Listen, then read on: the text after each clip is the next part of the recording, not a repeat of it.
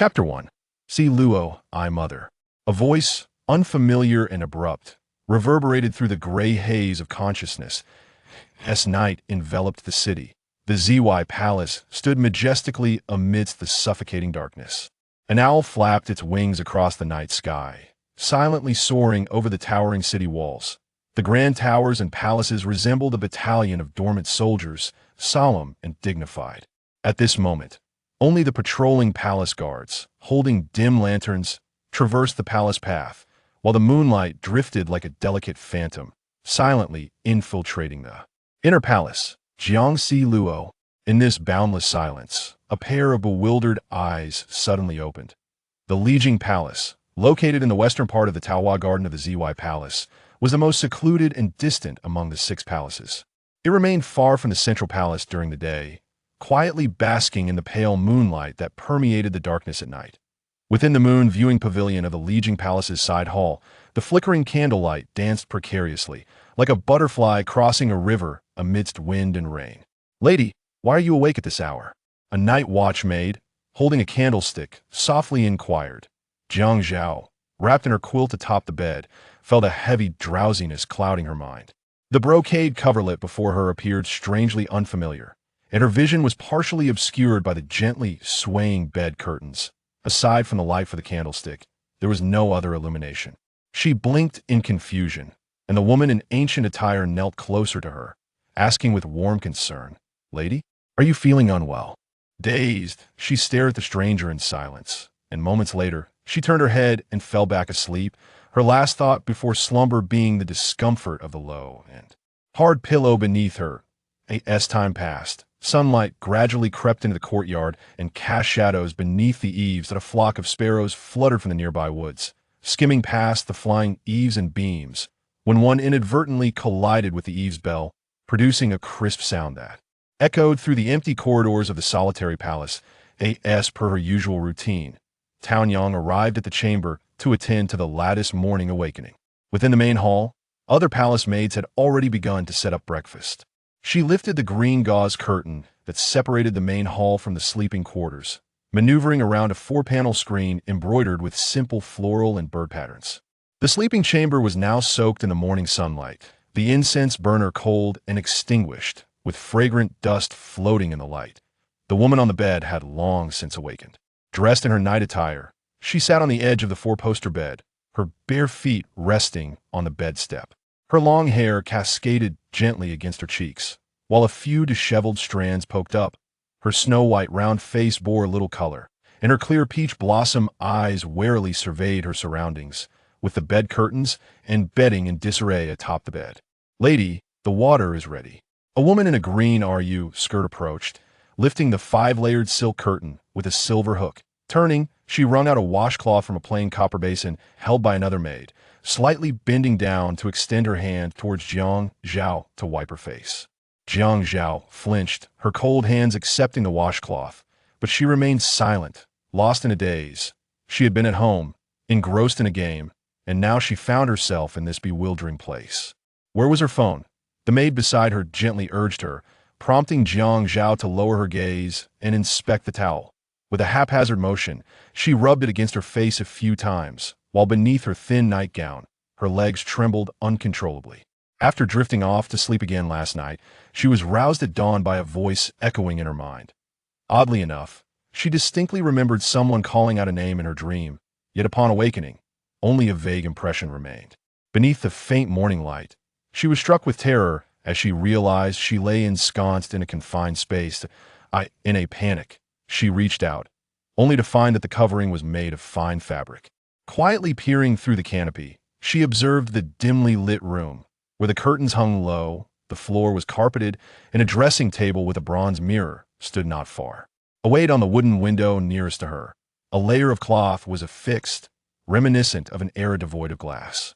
Straining to listen, she found herself enveloped in an eerie silence. She faintly recalled a woman being beside her the last time she awoke, yet now the room was devoid of company, save for her and the silent furnishings. As daylight gradually brightened, and her body grew increasingly cold, sounds of movement outside began to stir her numbed thoughts. Jiang Zhao, in a daze, bit her tongue sharply, pain coursing through her, and tears welled in her eyes. Surely not. In her reverie, the maid at her side attended to her passive ablutions. Jiang Zhao felt somewhat foolish. The maid, dressed in a blue gown, knelt upon the carpet before her, gazing up with caution as she softly inquired, "Esteemed one, do you feel unwell?" Internally, Jiang Zhao compelled herself to muster some spirit, though a sense of despondency lingered. Constantly referred to as esteemed one, she wondered who exactly she was.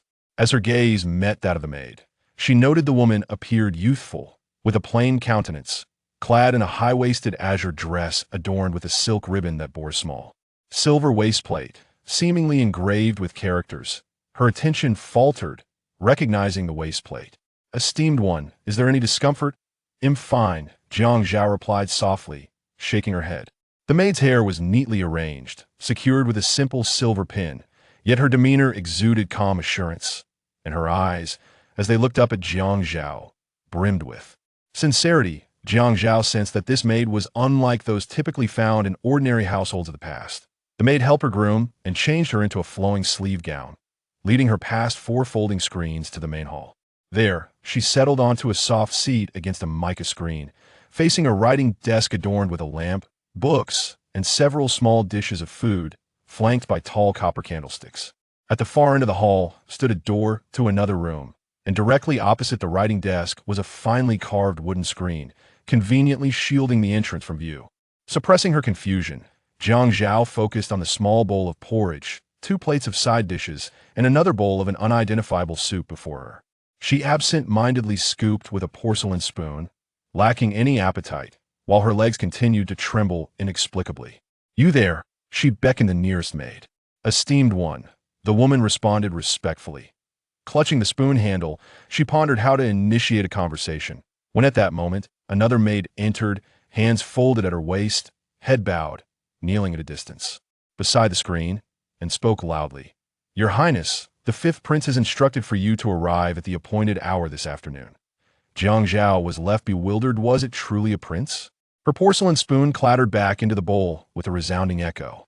Perhaps her astonished expression was too exaggerated, for the nearby maid in green noticed her prolonged silence and inquired, "What troubles you, your ladyship?" "Visiting the Empress on the 1st and 15th days is a duty bestowed upon the princes by His Majesty. Has the 5th Prince ever shown indifference to this?" The maid, attempting to console her, presumed Jiang Zhao was merely shocked by the arrival of the 5th Prince, as if traversing through time itself were not enough. She found herself a consort at such a tender age, and now she bore a son. Had she truly become a mother without any discomfort? With a sudden surge of determination, the woman rose from her soft seat, her demeanor fierce as she turned toward the gap between the cloud-patterned screen and the pale wall, scrutinizing it closely before bending down to search along the corner of the wall. There had to be a clue. If this were a prank, there must be wires, outlets, or some other telltale sign. She reached the end of the wall, but discovered nothing. As she stood up, her gaze fell upon the 2 tall candlesticks. In 2 swift strides, she moved forward to examine them, eager to ascertain if they were connected to any power source. Curious about their craftsmanship, surely she could discern the era they belonged to, as modern inferior products were unmistakable to "Oh my, your ladyship, what are you doing? Be careful not to injure yourself," one maid exclaimed. As she lifted the candlestick off the ground, its weight proved cumbersome, demanding considerable effort from both hands. Before she could catch her breath, the maids pulled her back. One dragged the candlestick away, while the other wrapped her arms around Jiang Zhao's upper body, preventing her from advancing further. "What has come over you today? Why attempt to lift the candlestick yourself? Is there something you have lost? We can assist you in searching for it." The palace attendants assumed Jiang Zhao was scouring the corner for something.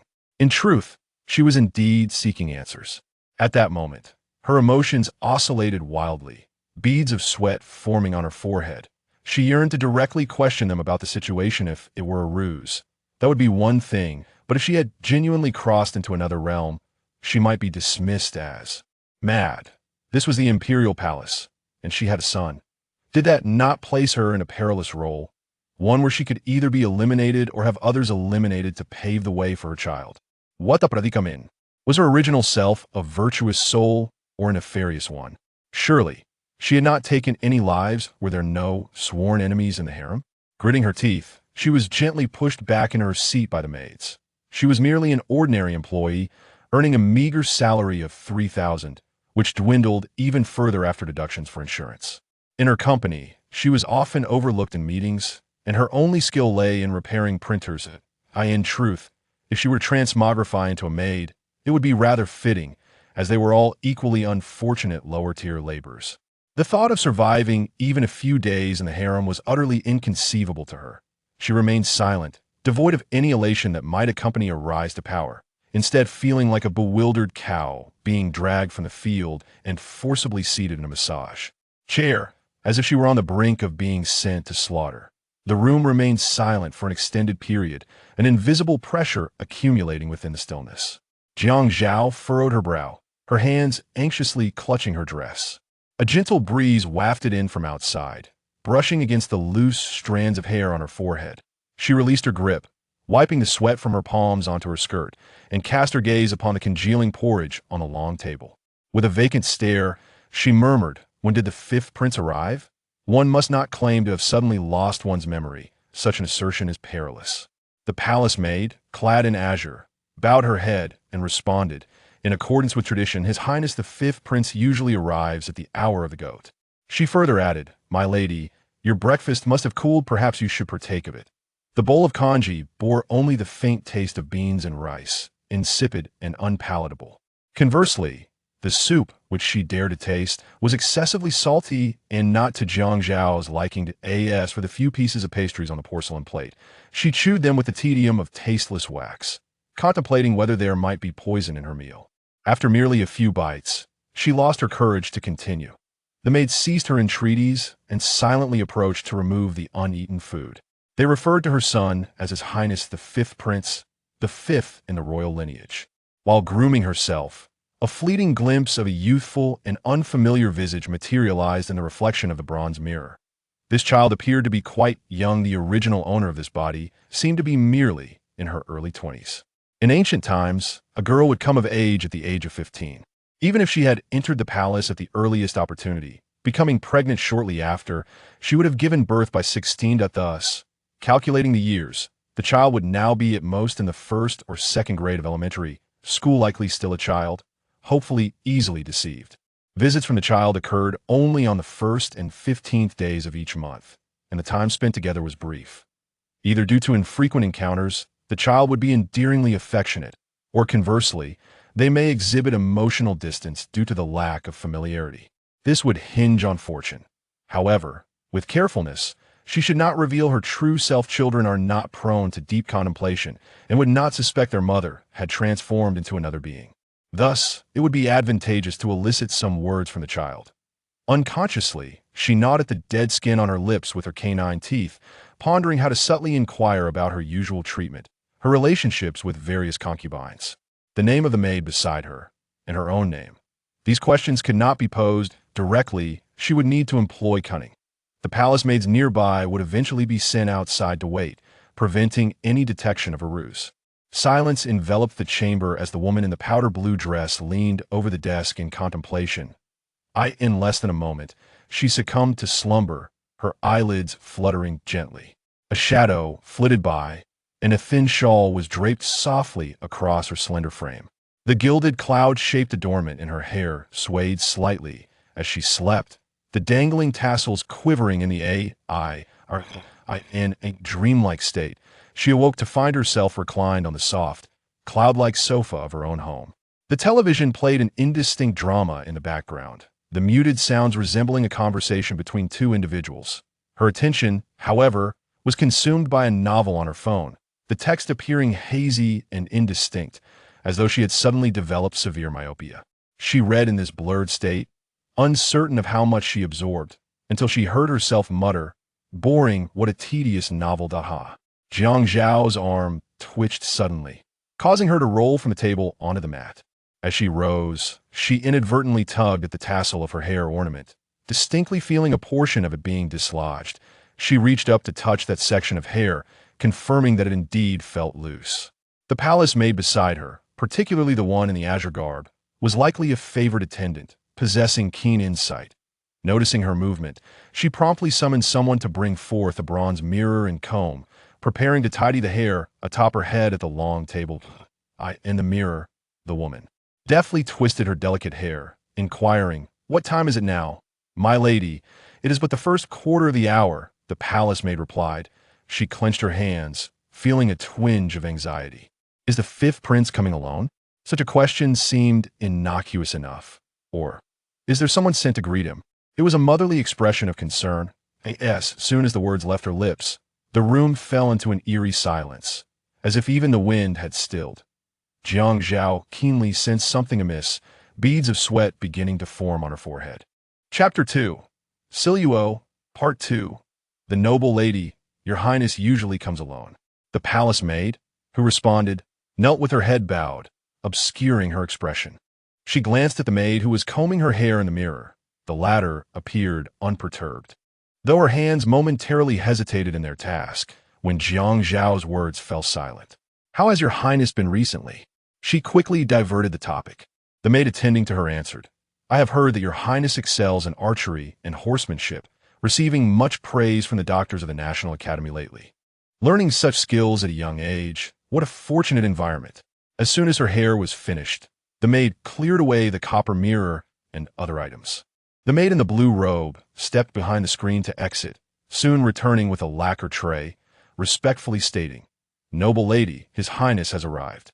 After her words, she placed the delicacies on the seat to Jiang Zhao's right and knelt at a small table slightly farther away, beginning to prepare tea with various utensils.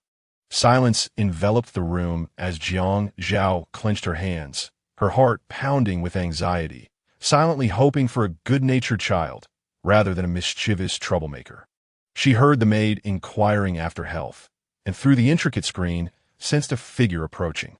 "I pay my respects to the fifth prince." In a breath's pause, the figure obscured the carved screen, not pausing as he swiftly turned and walked past it. With another breath, a pair of boots stepped forth from behind the screen, their dark azure, cloud-patterned fabric shimmering as he moved. A jade pendant shaped like a chelan hung at his thigh, and a leather belt encircled his waist. The garment featuring narrow sleeves and a round collar, revealing a long and fair neck. Looking up, she beheld a youthful face, imbued with a hint of boyish charm. With sharp brows and bright eyes, the contours of his visage distinctly defined, his physique well-proportioned. As the young man drew nearer, his expression sharpened with clarity, his stature tall and bearing regal, exuding a subtle air of authority.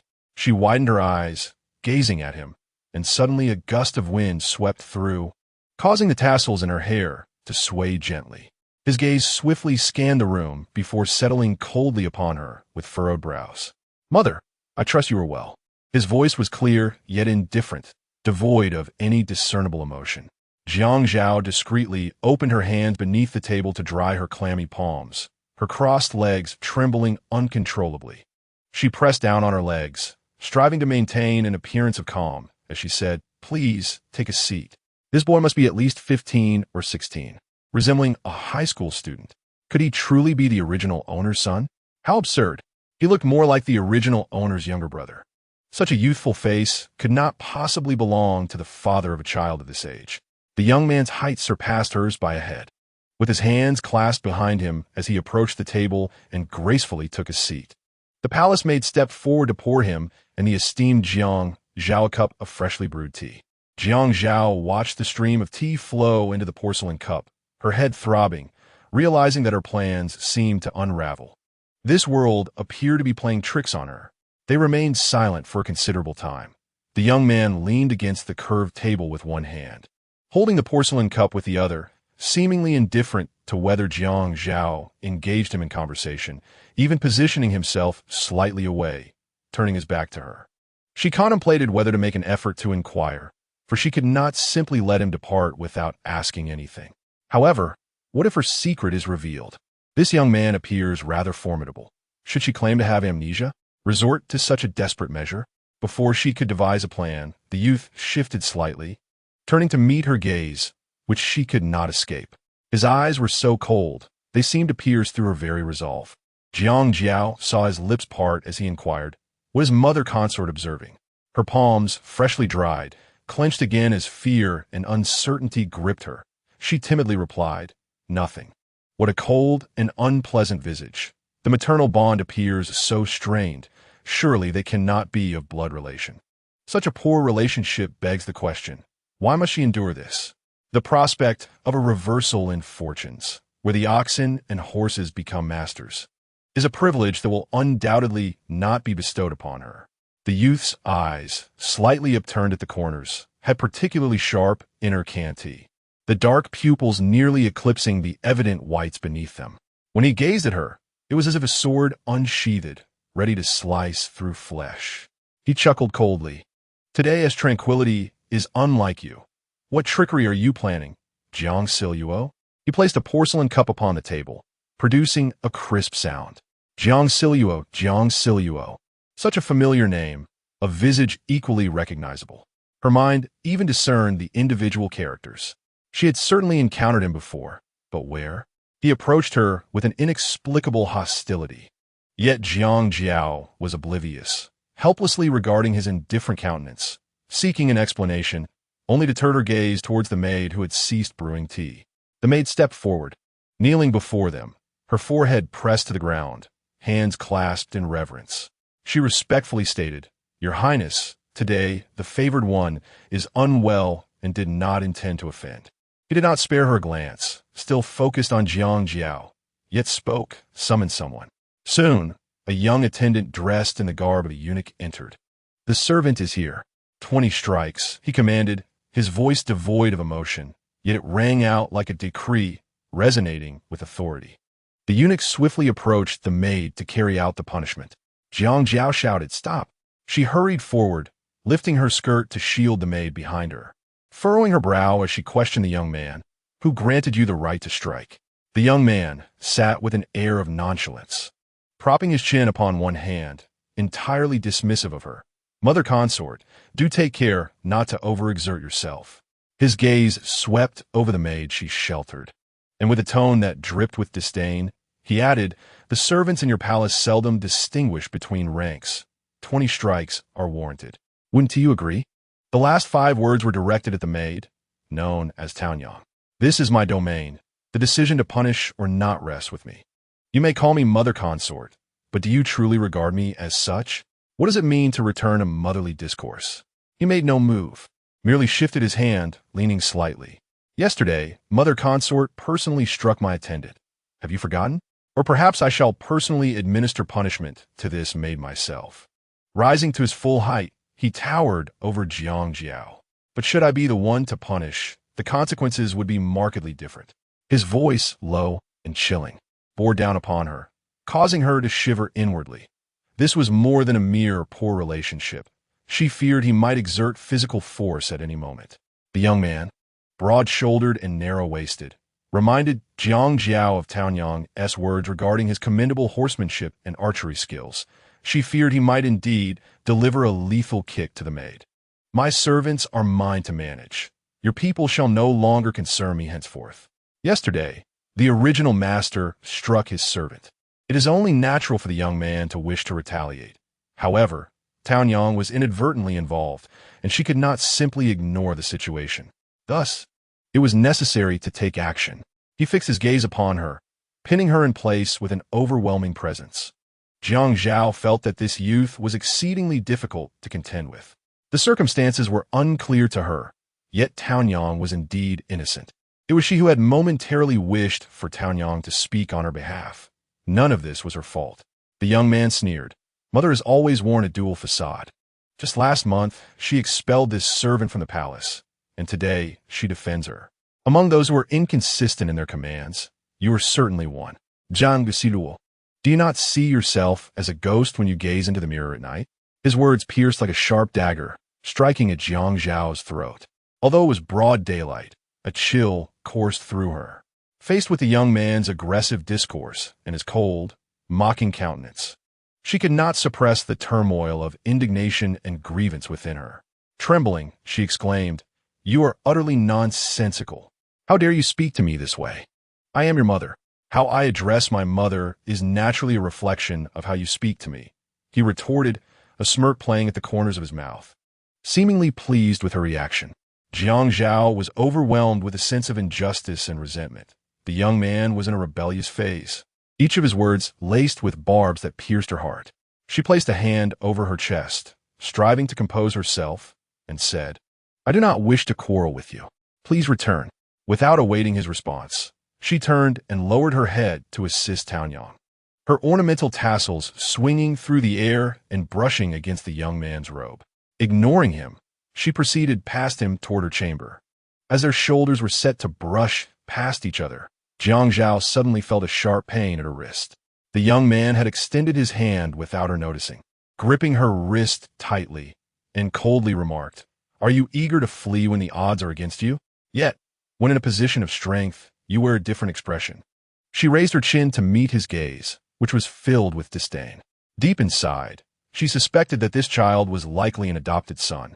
However, she understood that in the palace, maternal favor was often determined by the merit of one's offspring. Was having a son not preferable to being childless? Why then? Was their relationship so tenuous? "Release me," she commanded coldly. "No, you release me," he countered defiantly. "Let go," she insisted, her voice dropping in intensity as her brow furrowed. He remained silent, a taunting smile on his lips. Jiang Zhao, incensed, forcefully yanked her hand free from his grasp. In her fervor, she lost her balance and stumbled back, stepping on her own skirt, and with a thud, fell unceremoniously to the ground. For a moment, silence enveloped the surroundings. Only Taonyang reacted swiftly, carefully extending her arm to assist Jiang Zhao while discreetly adjusting the neckline of her garment that had slipped. Jiang Zhao, feeling a mix of anger and humiliation, did not even glance at the young man as she hurriedly retreated to her chamber, clutching the spot where she had fallen.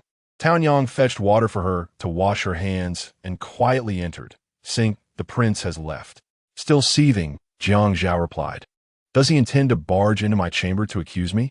Taonyang gently dabbed her palm with a damp cloth and softly said, "You have quarreled with the fifth prince for many years. Perhaps it is time to rest.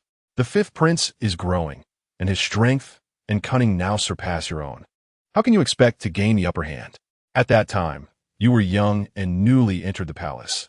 Entrusting His Highness to your care seemed rather ill-considered. Over the years, there have been quarrels and conflicts, yet both of you have matured. Why persist in behaving like children? You are now 22, in the common folk. You would already have children. His Highness is 16, and in 4 short years, he will undergo the coronation ceremony and be betrothed. This is no longer an age for childish disputes. He speaks to me with sharpness." Jiang Zhao expressed her dissatisfaction, comparing the youth to a wolf dog, ready to bare its teeth at the slightest provocation. "You must temper your temperament. How can this continue? The days ahead are long, and with His Highness present, he is, after all, your hope. Yet, you have seldom welcomed such counsel from me." She tucked away the soft cloth, adjusted Jiang Zhao's hairstyle, and gently arranged the long tassels of her hairpin, inquiring with concern, "How do you feel at this moment? Your complexion has been poor since this morning." Jiang Zhao shook her head, rubbing her brow wearily. "I will sit quietly for a while. You should also take some rest." Taonyang gently retreated with the water, closing the partition door. In the chamber, only Jiang Zhao remained, seated before the mirror. The reflection revealed a graceful woman, resting her cheek on one hand. The clear yellow surface of the mirror flowing like a river that has endured for millennia, merging 2 realms of body and soul. Jiang Luo, she savored the name between her lips, and amidst the chaotic jumble of words and images, a thread of coherence emerged, finally allowing her to recall something. A few days prior, she had stayed up late reading a novel where the male protagonist, the second son of the emperor, was gentle as jade and possessed a kind heart, enduring countless hardships. Ultimately, he vanquished the tyrant and ascended the throne. The female lead was a noblewoman, who married the male protagonist first and then fell in love, sharing joys and hardships. The antagonist, the tyrant Gao Yin, was a ruthless figure, having murdered brothers, foster mother, and biological father alike to seize the throne, recognizing no kin. It seemed the name of his slain foster mother was also Jiang Luo. This character was merely a peripheral figure in the narrative, her portrayal perhaps not even filling a chapter. Jiang Zhao recalled her slightly because she had dared to poison Gao Yin, only to meet her own demise in the process. At that moment, Jiang Zhao thought the woman too reckless, and her death led to her father's untimely passing. The book mentioned that prior to Jiang Luo's attempt on Gao Yin, their relationship had already soured. Gao Yin, raised by palace servants since the age of 5, had never faced defiance, cultivating an overbearing nature. Jiang Zhao, as a foster mother, appeared to be of a haughty and domineering disposition. As Tao Yang previously remarked, how could Jiang Luo, at just 16, understand how to interact with a 10-year-old child? The narrative further described their frequent quarrels, maintaining only a facade of harmony in front of outsiders. Gao Yin, sharp-tongued and strong-willed, and Jiang Luo, spoiled and arrogant, each refused to yield to the other. Ultimately, the details were scant. The book merely stated that Jiang Luo attempted to poison Gao Yin but was caught in the act, leading to Gao Yin forcefully making her drink the poison before he succumbed. At that time, the previous dynasty was embroiled in succession disputes, and Jiang Luo's father had risen to the position of grand historian. Upon receiving the shocking news of his daughter's poisoning, he was met with silence, and Jiang Luo's mother fell into a deep depression, ultimately passing away. After much effort to gather evidence implicating the emperor, he sought an audience in the Hall of Literature, yearning to seek justice for his daughter. However, justice was elusive. The emperor remained indifferent, and on that very day, the grand historian returned home to take his own life. The news of the emperor's role in the historian's demise spread through Luoyang like wildfire. Soon after, word emerged that the emperor was gravely ill, followed by the ascent of Gao Yin, who emerged victorious in the struggle for succession and began his tyrannical reign. Much of this narrative is revealed through the perspectives of the protagonists, with political machinations taking a back seat. Thus, the competition for the throne is merely sketched out, while the primary focus lies on the sweet and tender daily life of the main couple post-marriage. Jiang Zhao, while battling drowsiness, read on, neglecting many details. Had she known, she would have murmured to herself, pressing her forehead in contemplation. The strikingly handsome yet sharp-tongued youth who had mocked her earlier was most likely Gao Yin. That antagonist was the emperor's youngest son, ranked 5th, aligning with the way they addressed him as 5th prince. She had always known that a fleeting moment of glory could lead to a lifetime of servitude. Unfortunate and wretched was her fate, and now she felt doomed. Chapter 3. Forgiveness, Part 1. Since that day of discord, Jiang Luo had not seen Gao Yin again. At his age, the prince seemed occupied with his studies at the Imperial Academy or some other pursuits. The princes resided far from the palace in Jishanfang, making it exceedingly difficult for Jiang Luo to encounter him except on the 1st and 15th of each month. She struggled to recall the plot of the original story over the past 2 days. Yesterday, Tao Yang had mentioned that Gao Yin was 16. By that reckoning, the male protagonist of the original tale, the second Prince Gao Li, should now be 21. The emperor had not granted any fiefs to the princes without titles. Both the first prince, Prince Wu, and the second prince, Prince Jin, live in the royal residences built outside the palace. At this juncture, Gao Li seemed to have become engaged to Lu Ling Ai of the Lu family from Fanyang, though the wedding had not yet taken place. The gentle breeze carried unknown pale pink flower petals into the hall, filling the air with a warm and fragrant bouquet. She remembered that Gao Li's wedding occurred in spring. Now, the season resembled late summer or early autumn, with a coolness to the afternoon air, indicating that their wedding would likely occur next spring or the spring after. Why did she recall it so vividly? On Gao Li's wedding day, all of his siblings were present. The novel described 2 individuals with strikingly different appearances and temperaments. One was likened to an autumn deity, possessing exquisite grace. The other, likened to a snow-laden peak, exuding a cold and aloof majesty. The former referred to Gao Li, while the latter described Gao Yin, the 2 brothers 5 years apart, embodying the contrasting fates of the protagonist and antagonist. At that time, the rivalry among the brothers had yet to devolve into schemes and bloodshed. Prince Wu Gaozheng, the eldest son born of a concubine, was merely a year younger than Gao Li, Both were genteel and composed individuals. The emperor was in his prime, and there were no conflicts with their three younger brothers. From Gao Li's perspective, the true disruption of their harmonious existence came with the sudden death of the fourth prince. The imperial court and the harem were thrown into turmoil. The favored concubine collapsed in illness, and the emperor's fury erupted. As the investigation deepened without yielding any culprits, various speculations hovered ominously over Luoyang, fostering distrust and suspicion among the brothers, with schemes intertwining with their everyday lives. Jiang Zhao could not recall whether the original text provided any explanation for the fourth prince's demise, but she was uncertain if it indeed implicated the story's chief antagonist, her stepson, Gao Yin. Gao Yin's biological mother, Consort Ro, passed away when he was merely 5 years old. Their mother-son relationship was an unexpected occurrence during the favored period of Consort Su. The text reveals that the emperor, by chance, bestowed his affection upon Consort Ro, prompting the heavily pregnant consort Su to go into labor that very night, enduring a full day until she delivered the fourth prince, Gao Di. Perhaps the emperor regretted his role in causing consort Su's premature delivery, or felt that this event tarnished his reputation, leading him to entirely withdraw from the inner palace thereafter. Meanwhile, Consort Ro, while pregnant, gave birth to Gao Yin, yet neither mother nor son received any additional favor. The emperor remained indifferent to their plight, and there were even indications of a deliberate attempt to suppress and ignore Gao Yin. In his eyes, the fifth prince represented an irrefutable reminder of his betrayal of love.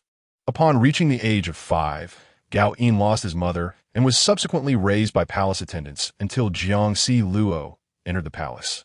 Unable to endure the constant counsel of the Empress Dowager and court officials, the emperor cast the 10-year-old Gao Yin into the care of the 16-year-old Jiang Zhao. From Jiang Zhao's perspective, Gao Yin lacked a formidable maternal family to support him and possessed no favor from the emperor. Thus, how could he possibly eliminate the fourth prince and escape unscathed? Yet, he was the story's principal antagonist, a figure who climbed to the throne from the shadows, whose very existence could not be underestimated. After much contemplation, she determined that her foremost priority was to mend the fractured relationship with Gao Yin over the past 6 years. She was no longer the Jiang Zhao from the original narrative, and she would not take the initiative to harm Gao Yin. However, she needed to strive to ensure that he harbored less animosity towards her, even if uncontrollable events were to transpire in the future. She wished to prevent Gao Yin from immediately forsaking her, believing that even coldness or neglect would be preferable to being a thorn in his side.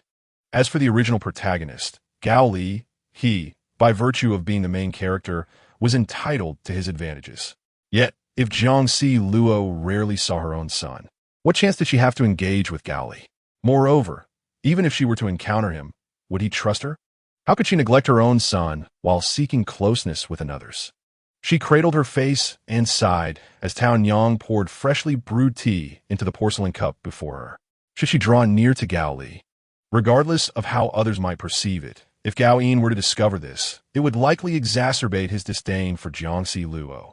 Fortunately, they were still in an era when the emperor favored his consort, and the women of the harem remained in a state of relative peace. She bit into a piece of pear served on a celadon-footed dish, tasting its sourness, far inferior to the fruits cultivated through modern agricultural techniques. Perhaps it was also due to Jiang Zhao's lowly status that she was unworthy of better fare. The narrative recounts that after decades of favoring Consort Su, the emperor suddenly took a liking to a maid, bestowing upon her the title of Baolin, leading to Consort Su's abrupt decline in favor. This surprised the women of the harem, as turmoil resurfaced within the inner court, allowing Gao Li's mother, Zhang Shun-yi, to occasionally speak well of her son. However, it did not mention whether Jiang Zhao gained favor thereafter. Based on her extensive readings of historical texts and dramas, she believed that nothing surpassed the value of a child, and she just so happened to possess one. Tao Yang was nearby, adding fragrance to the incense burner, a faint scent of wood wafting through the air.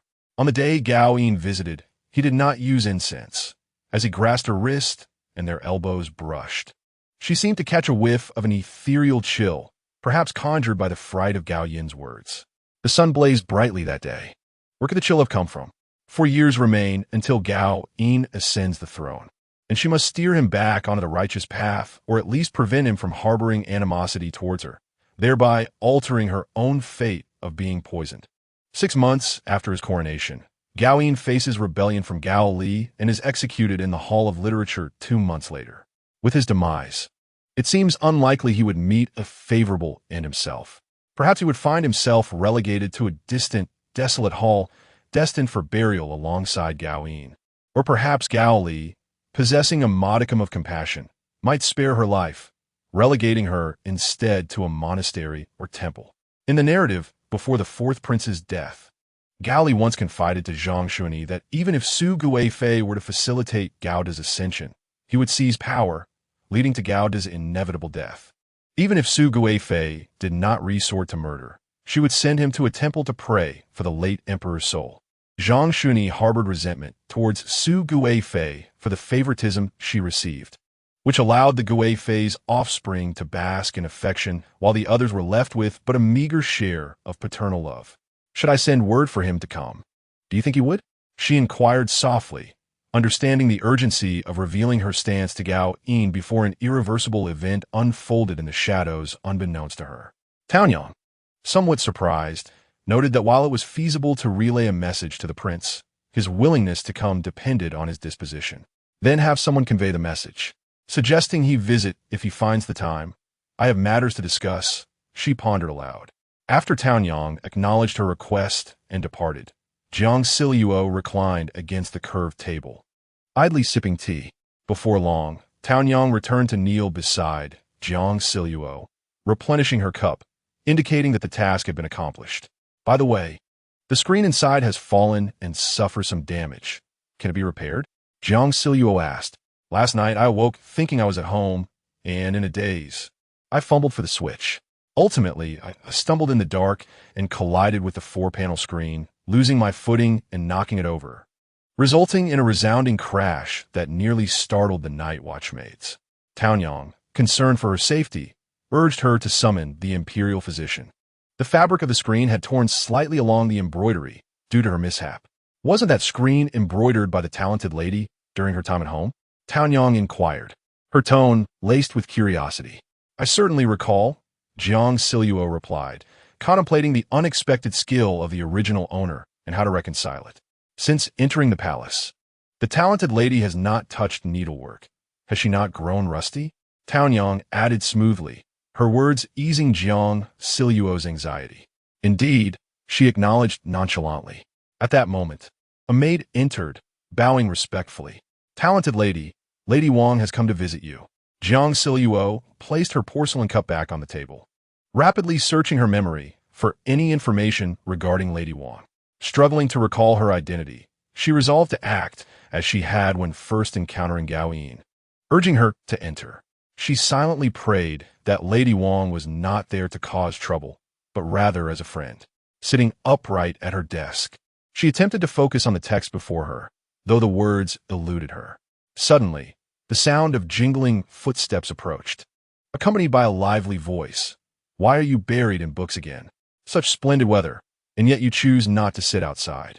Raising her eyes, she beheld a youthful beauty standing gracefully, adorned in a flowing azure robe embellished with floral patterns, complemented by a crimson high-waisted skirt.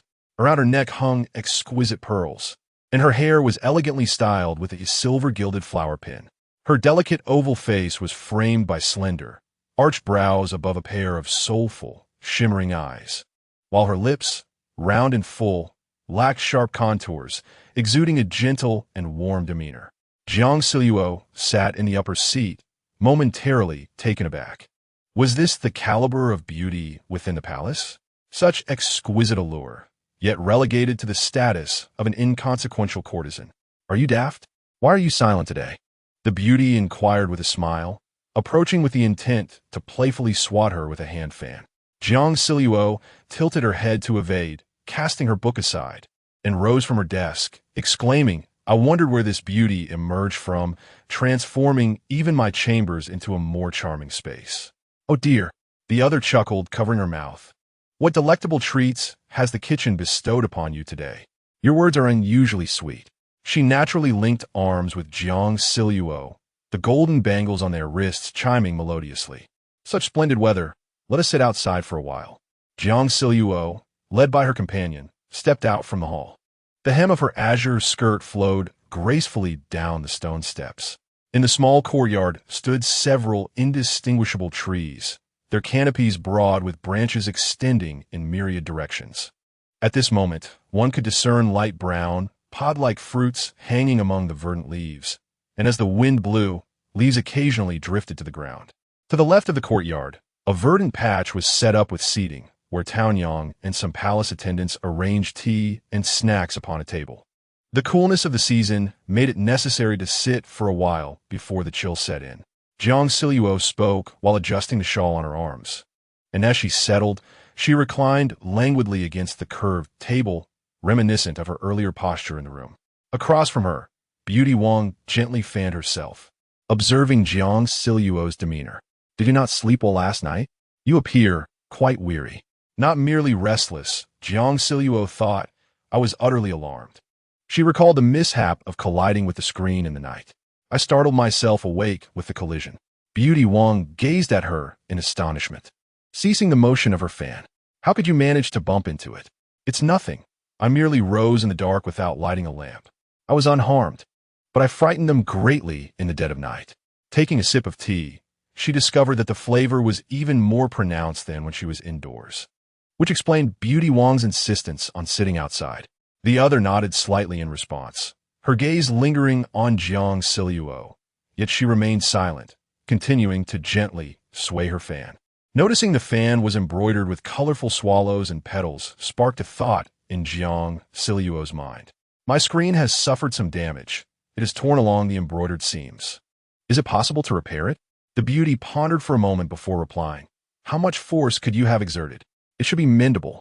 She continued, "I had once embroidered that at home. Alas, my skills have dulled. Fear not. When I visit next, I shall bring thread and needles, and with your guidance, I shall recall the craft." Her companion responded cheerfully. Jiang Zhao felt a twinge of anxiety.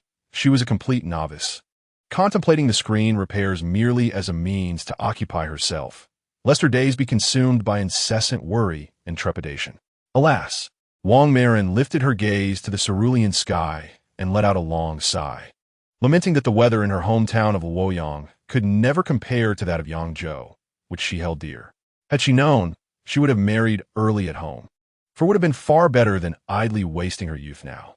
The favored consort's preferential treatment was indeed a blessing for her, yet a misfortune for the other denizens of the palace.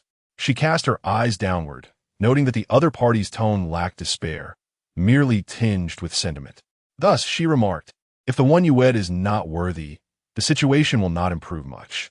To marry a man of sincere affection is undoubtedly desirable, yet such suitors are rare. You still have hope, which places you in a better position than us." The other responded, "Though the fifth prince does not capture His Majesty's attention, whom has the emperor truly cared for, save for the occasional glance at the fourth prince? Ultimately, it hinges on whether one is favored by their mother or their son. Where then is the hope? The consort's favor remains unwavering, and the emperor is in the prime of his life.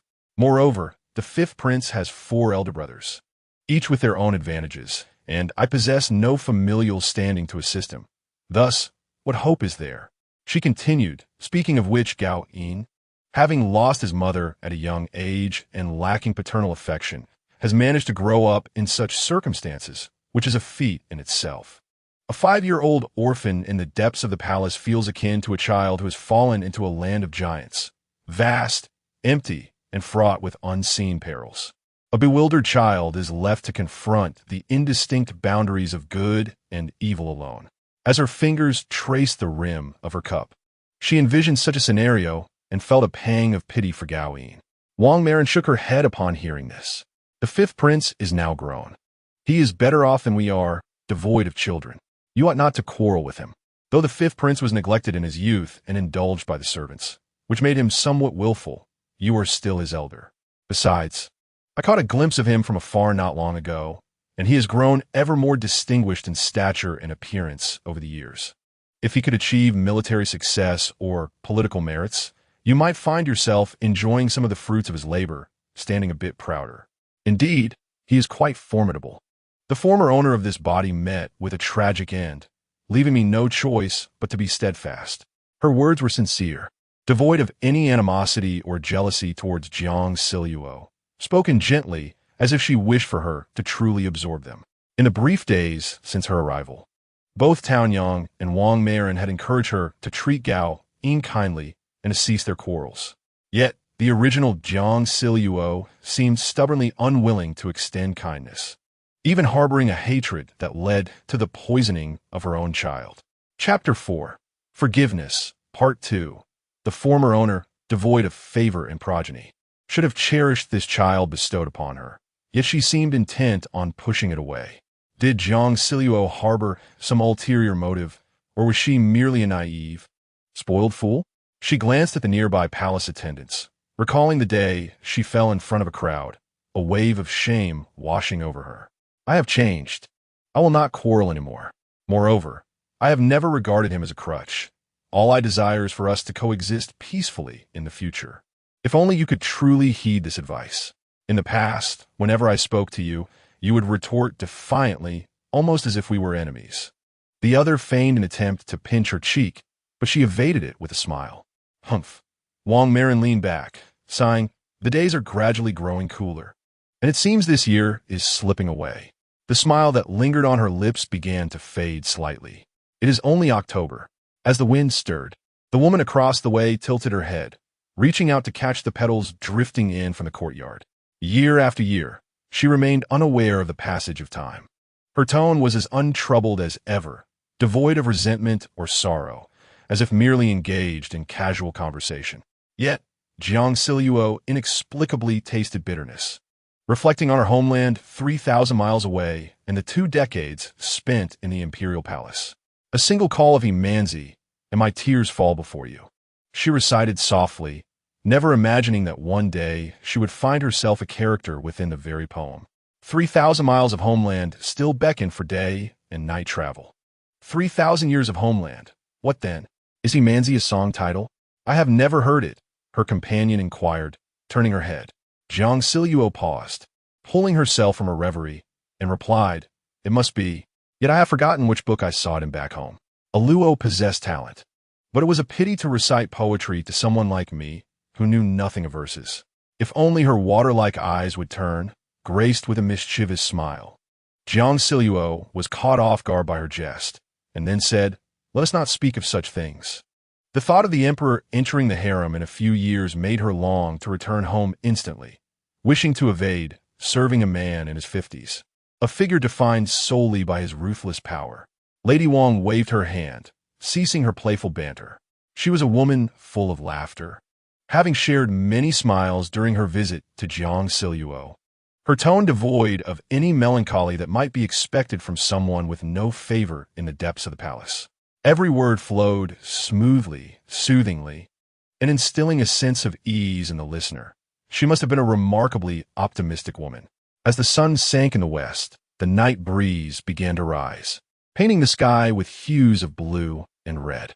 Lady Wang rose to bid farewell, accompanied by her attendants as they stepped out of the courtyard, leaving Jiang Zhao alone beneath the unfamiliar trees, gazing upward for a moment. Peach blossom, what kind of fruit is this? Talented one, it is the pod of the silk tree, came a voice from behind. So, it was the silk tree, she realized, her gaze shifting from the pod to the twilight sky, standing still as the last warm colors of sunset faded away. The cool night breeze brushed against Jiang Zhao, carrying the scent of decay and sorrow from the depths of the palace, reminiscent of rotting wood and the tears of an unknown vengeful spirit. That day, she dreamt once more the scene where Gao Yin came to visit her, but this time they quarreled face to face. It dawned on her that it was a dream, perhaps a remnant of the original Jiang Zhao's memories. Their argument escalated fiercely. Jiang Zhao hurled a vase at Gao Yin, who dodged it, but shards flew, leaving several bloodstains on his face. Blood from his brow trickled down to the corner of his eye, and when he glanced over, his features were sharp as a sword, radiating a murderous aura, almost as if he truly wished to kill Jiang Zhao. Yet he refrained, as a court attendant rushed in from outside to intervene, saying something before departing. The scene faded swiftly into a yellowed blur, transforming into monochrome. She awoke, startled. The surroundings were shrouded in darkness, with the faint sound of the night watchmaid's breaths barely audible. As she lifted the bed curtains, a sliver of moonlight seeped in, and she pressed her hand to her chest to steady her breath. Was that a scene from the original book? Jiang Zhao recalled her impulsive actions at the time, which indeed felt as if she wished to kill Gao Yin. She could not help but recall the few harsh words exchanged with Gao Yin a few days prior, when he had grasped her wrist. Had it been the former Jiang Zhao, that encounter might have escalated. Fortunately, she touched her wrist, grateful she had arrived just a moment earlier, before the rift had formed.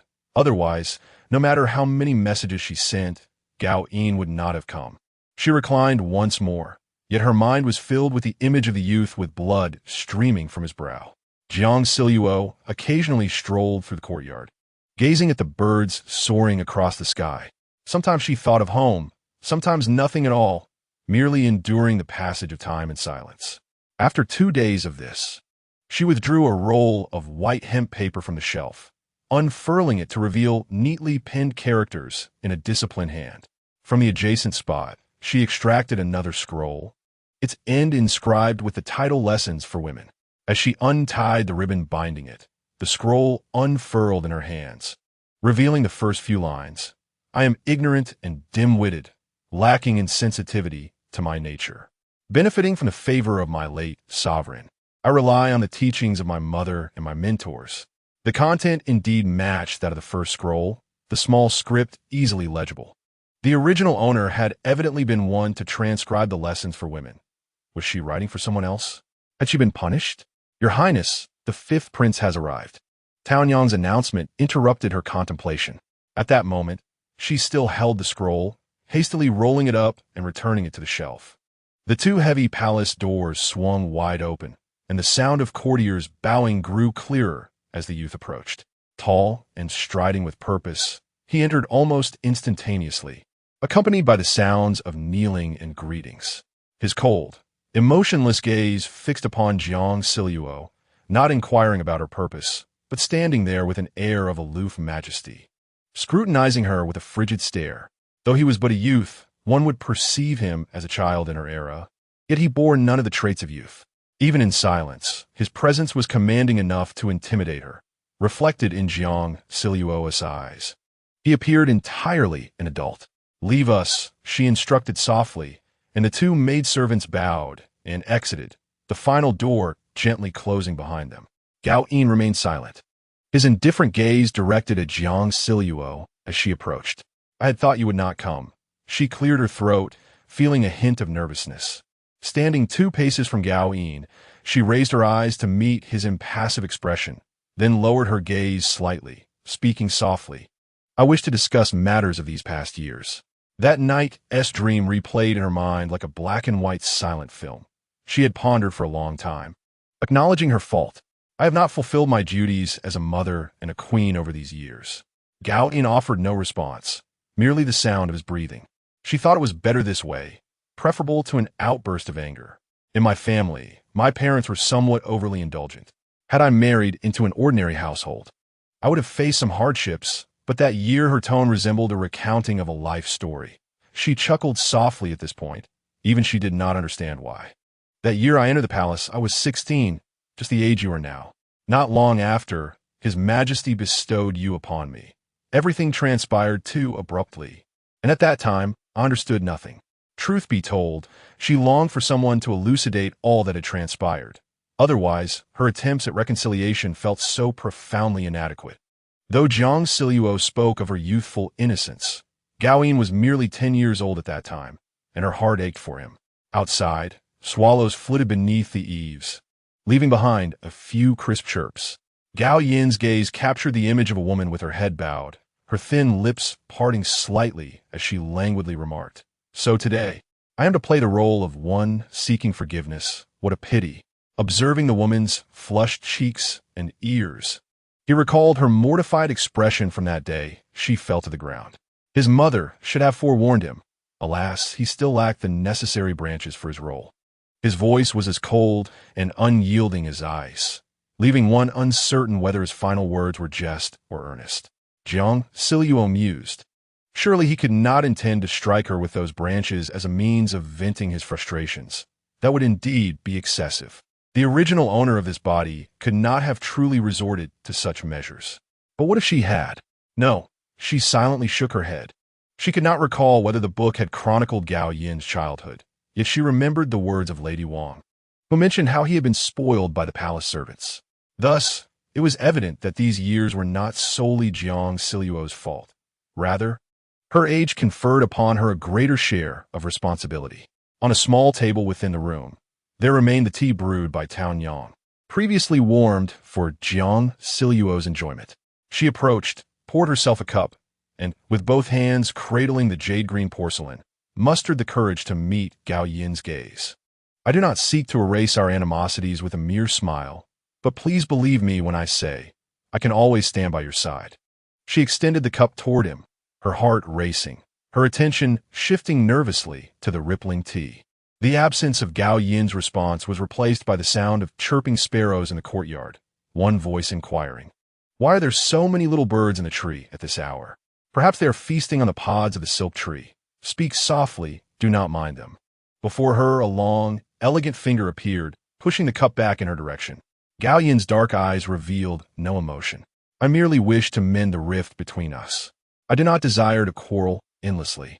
Moreover, should you ever require my assistance in the future, I will certainly aid you." She nudged the tea forward once more, silently contesting with the tip of his finger, careful not to exert too much force lest she provoke his ire. The youthful voice resounded once more. "Your Majesty decreed that the princes and princesses residing outside the palace must visit their mother at least twice a month. You understand why I am reluctant to come, yet compelled to do so?" The eyes behind the cup widened slightly, revealing confusion after contemplation. He was certain this was the first time he had clearly seen unmasked emotion in Jiang Zhao's eyes. "If I fail to appear, the emperor would be informed and would instantly punish me. Was it not thus a few years ago?" Mother had forgotten.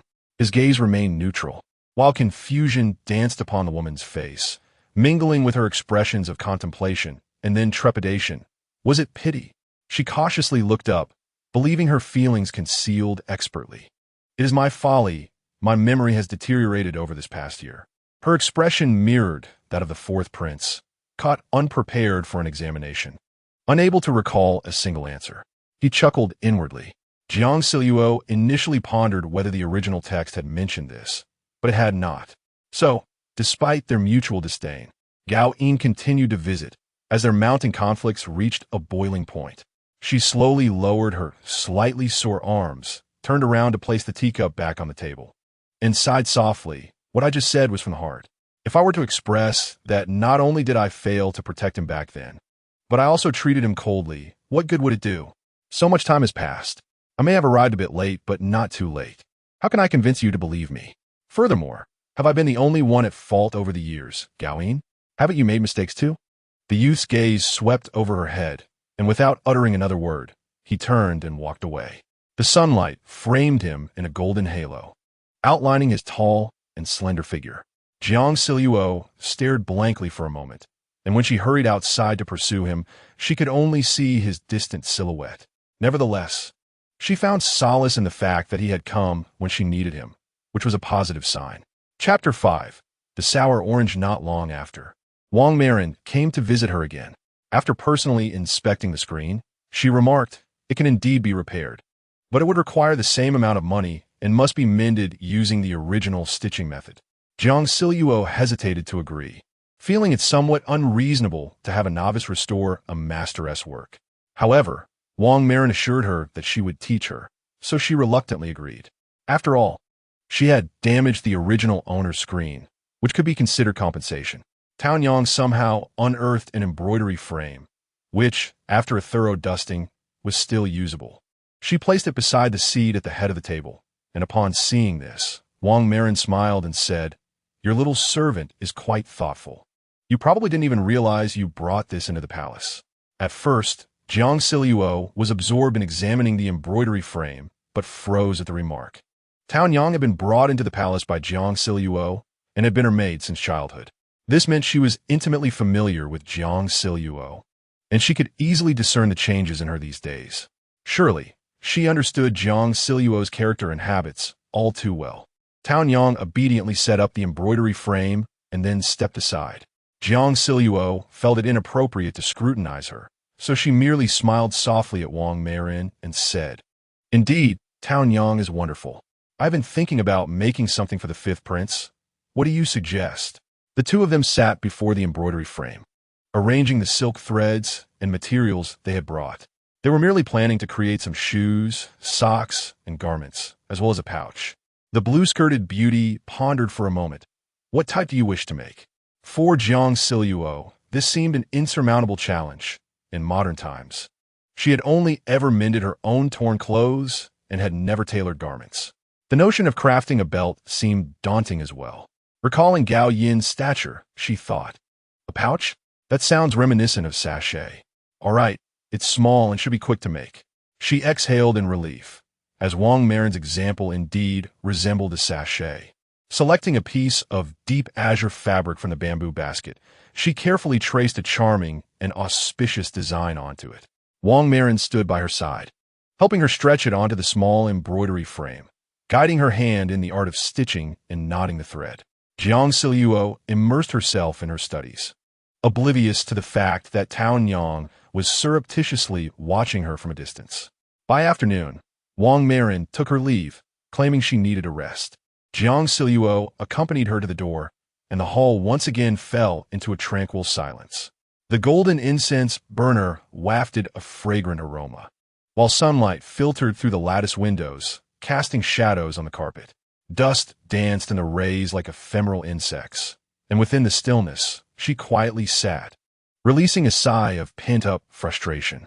Jiang Zhao patiently spent the entire afternoon crafting a counting sack, her neck aching from the strain. Tao Yang offered her a brief massage and inquired, "Does His Highness have any close attendants?" The maid hesitated to speak freely about the prince. The small hammer on her back paused momentarily. "It matters not. With the door closed, no one shall know, and I will not disclose it to him." Jiang Zhao was skeptical of her ignorance.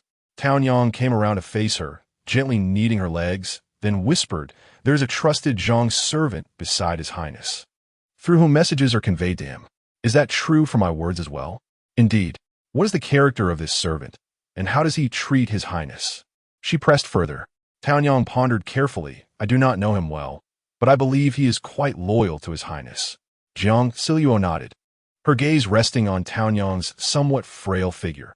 As Tao Yang had been brought into the palace by her, she was deemed trustworthy. "Very well, you may rest now. I will lie down for a while. There is no need for you to accompany me." Tao Yang complied and exited the chamber. Alone in her quarters, Jiang Zhao noticed several red lacquered boxes stacked in the corner. Curiosity piqued. She lifted the lids and found bundles of clothing within. After rummaging through them haphazardly, she suddenly felt an intuitive urge to probe the bottom of one box, where her fingers brushed against a neatly folded square of paper nestled within a roll of silk fabric. It was concealed in such an enigmatic manner, suggesting something ominous. Sitting on the floor, she unfolded it and read a few lines, furrowing her brow in disbelief. Fearing she might be imagining things, she slowly approached the window, utilizing the sunlight to scrutinize the paper. By the riverside green, thoughts stretch far away. Those distant thoughts are beyond reach, haunting dreams of the night. Startled, she pressed the paper against her chest. Jiang Zhao harbored affections for someone. The sunlight filtering through the grid window revealed the visage of a young girl in a bronze mirror, appearing and disappearing with the dust motes in the air. The sunlight wove through the room, casting her shadow onto the ground. The girl, clad in a lake blue skirt with a light yellow shawl, dashed from her sleeping quarters to the main hall, her hands pushing open the door to a room she had never visited. Her footsteps followed her own silhouette as she gently opened the door. Inside, the girl's ethereal form leaned over a small table, scribbling something, her indistinct face seemingly caught between tears and laughter. Approaching for a closer look, she recognized the note. Once finished, the girl held the note to her heart, her expression shifting from contemplation to sorrow, raising it toward the candle as if to burn it, yet seemingly reluctant to part with it. The girl gazed up toward the window, as if yearning to see outside. Jiang Zhao opened the window, revealing yet another evening's twilight, a refreshing breeze brushing her face, with an endless palace stretching beyond. Jiang Siluo's face contorted in anguish as she gazed into the distance, turning to exit the room, murmuring to herself that the wind blowing in from the window would dissipate into nothingness. A voice echoing her own suddenly resonated in her mind, declaring that this room would be sealed and forbidden from reopening. It was, in fact, her own command to seal it. Jiang Zhao had thought the room of little use. The space was similar in size to her sleeping quarters, with a small desk and a low bookshelf on the right upon entering. The desk was neatly arranged with writing implements, while the shelves held a few scattered volumes. At the far end of the room, opposite the writing desk, there lay a soft couch, perhaps intended for brief slumbers. Flanking the couch were several tall candle holders, and on the wall behind, faint sketches of murals adorned the surface. This place might very well be where Jiang Siluo spent most of her time. Jiang Siluo murmured this name repeatedly, beginning to struggle with her understanding of her own identity. During dinner, Tao Yang entered the hall to arrange the meal and noticed the widely open door on the right side. Jiang Siluo observed that she merely cast a fleeting glance, maintaining an impassive facade as she continued to set the table. She bit her chopsticks, contemplating whether to probe further and inquire if Jiang Siluo had any romantic interest back home. Propping her chin on one hand, she mused Tao Yang. "You say I entered the palace at 16? Why didn't my father hasten to arrange a marriage for me? Marrying anyone would be preferable to spending each day in this monotonous existence. Is there truly any distinction between this and living in mourning? You were young then, just as the fifth prince is now, reluctant to part from your elders, insisting on not marrying," Tao Yang reminisced, her gaze softening as she regarded Jiang Siluo. "The adults indulged you. But what you perhaps do not realize is that the lady seemed to have already taken a liking to a certain young man, hoping for you to gradually become acquainted. However, the sudden selection of a noble family for the imperial consort interrupted those plans. Fortunately, you have gained the favor of the empress and the dowager empress. Otherwise, you would have become an ordinary palace maid, toiling day in and day out. Palace maids at least have days off. Being a consort means I would never see my father or mother again." Initially, she sought to draw out a conversation, but, reflecting on her own circumstances, the melancholy seeped into her words. "Tao Yang, when you reach an appropriate age, you must leave the palace. Or perhaps one day you might meet His Majesty. I will plead with him to release you early. Why do you suddenly speak of such things?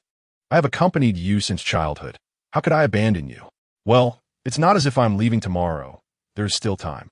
Jiang Siluo grasped her hand, which was clinging to her arm, recognizing the oppressive nature of their confinement, akin to a prison, a hell from which one could eventually lose sanity.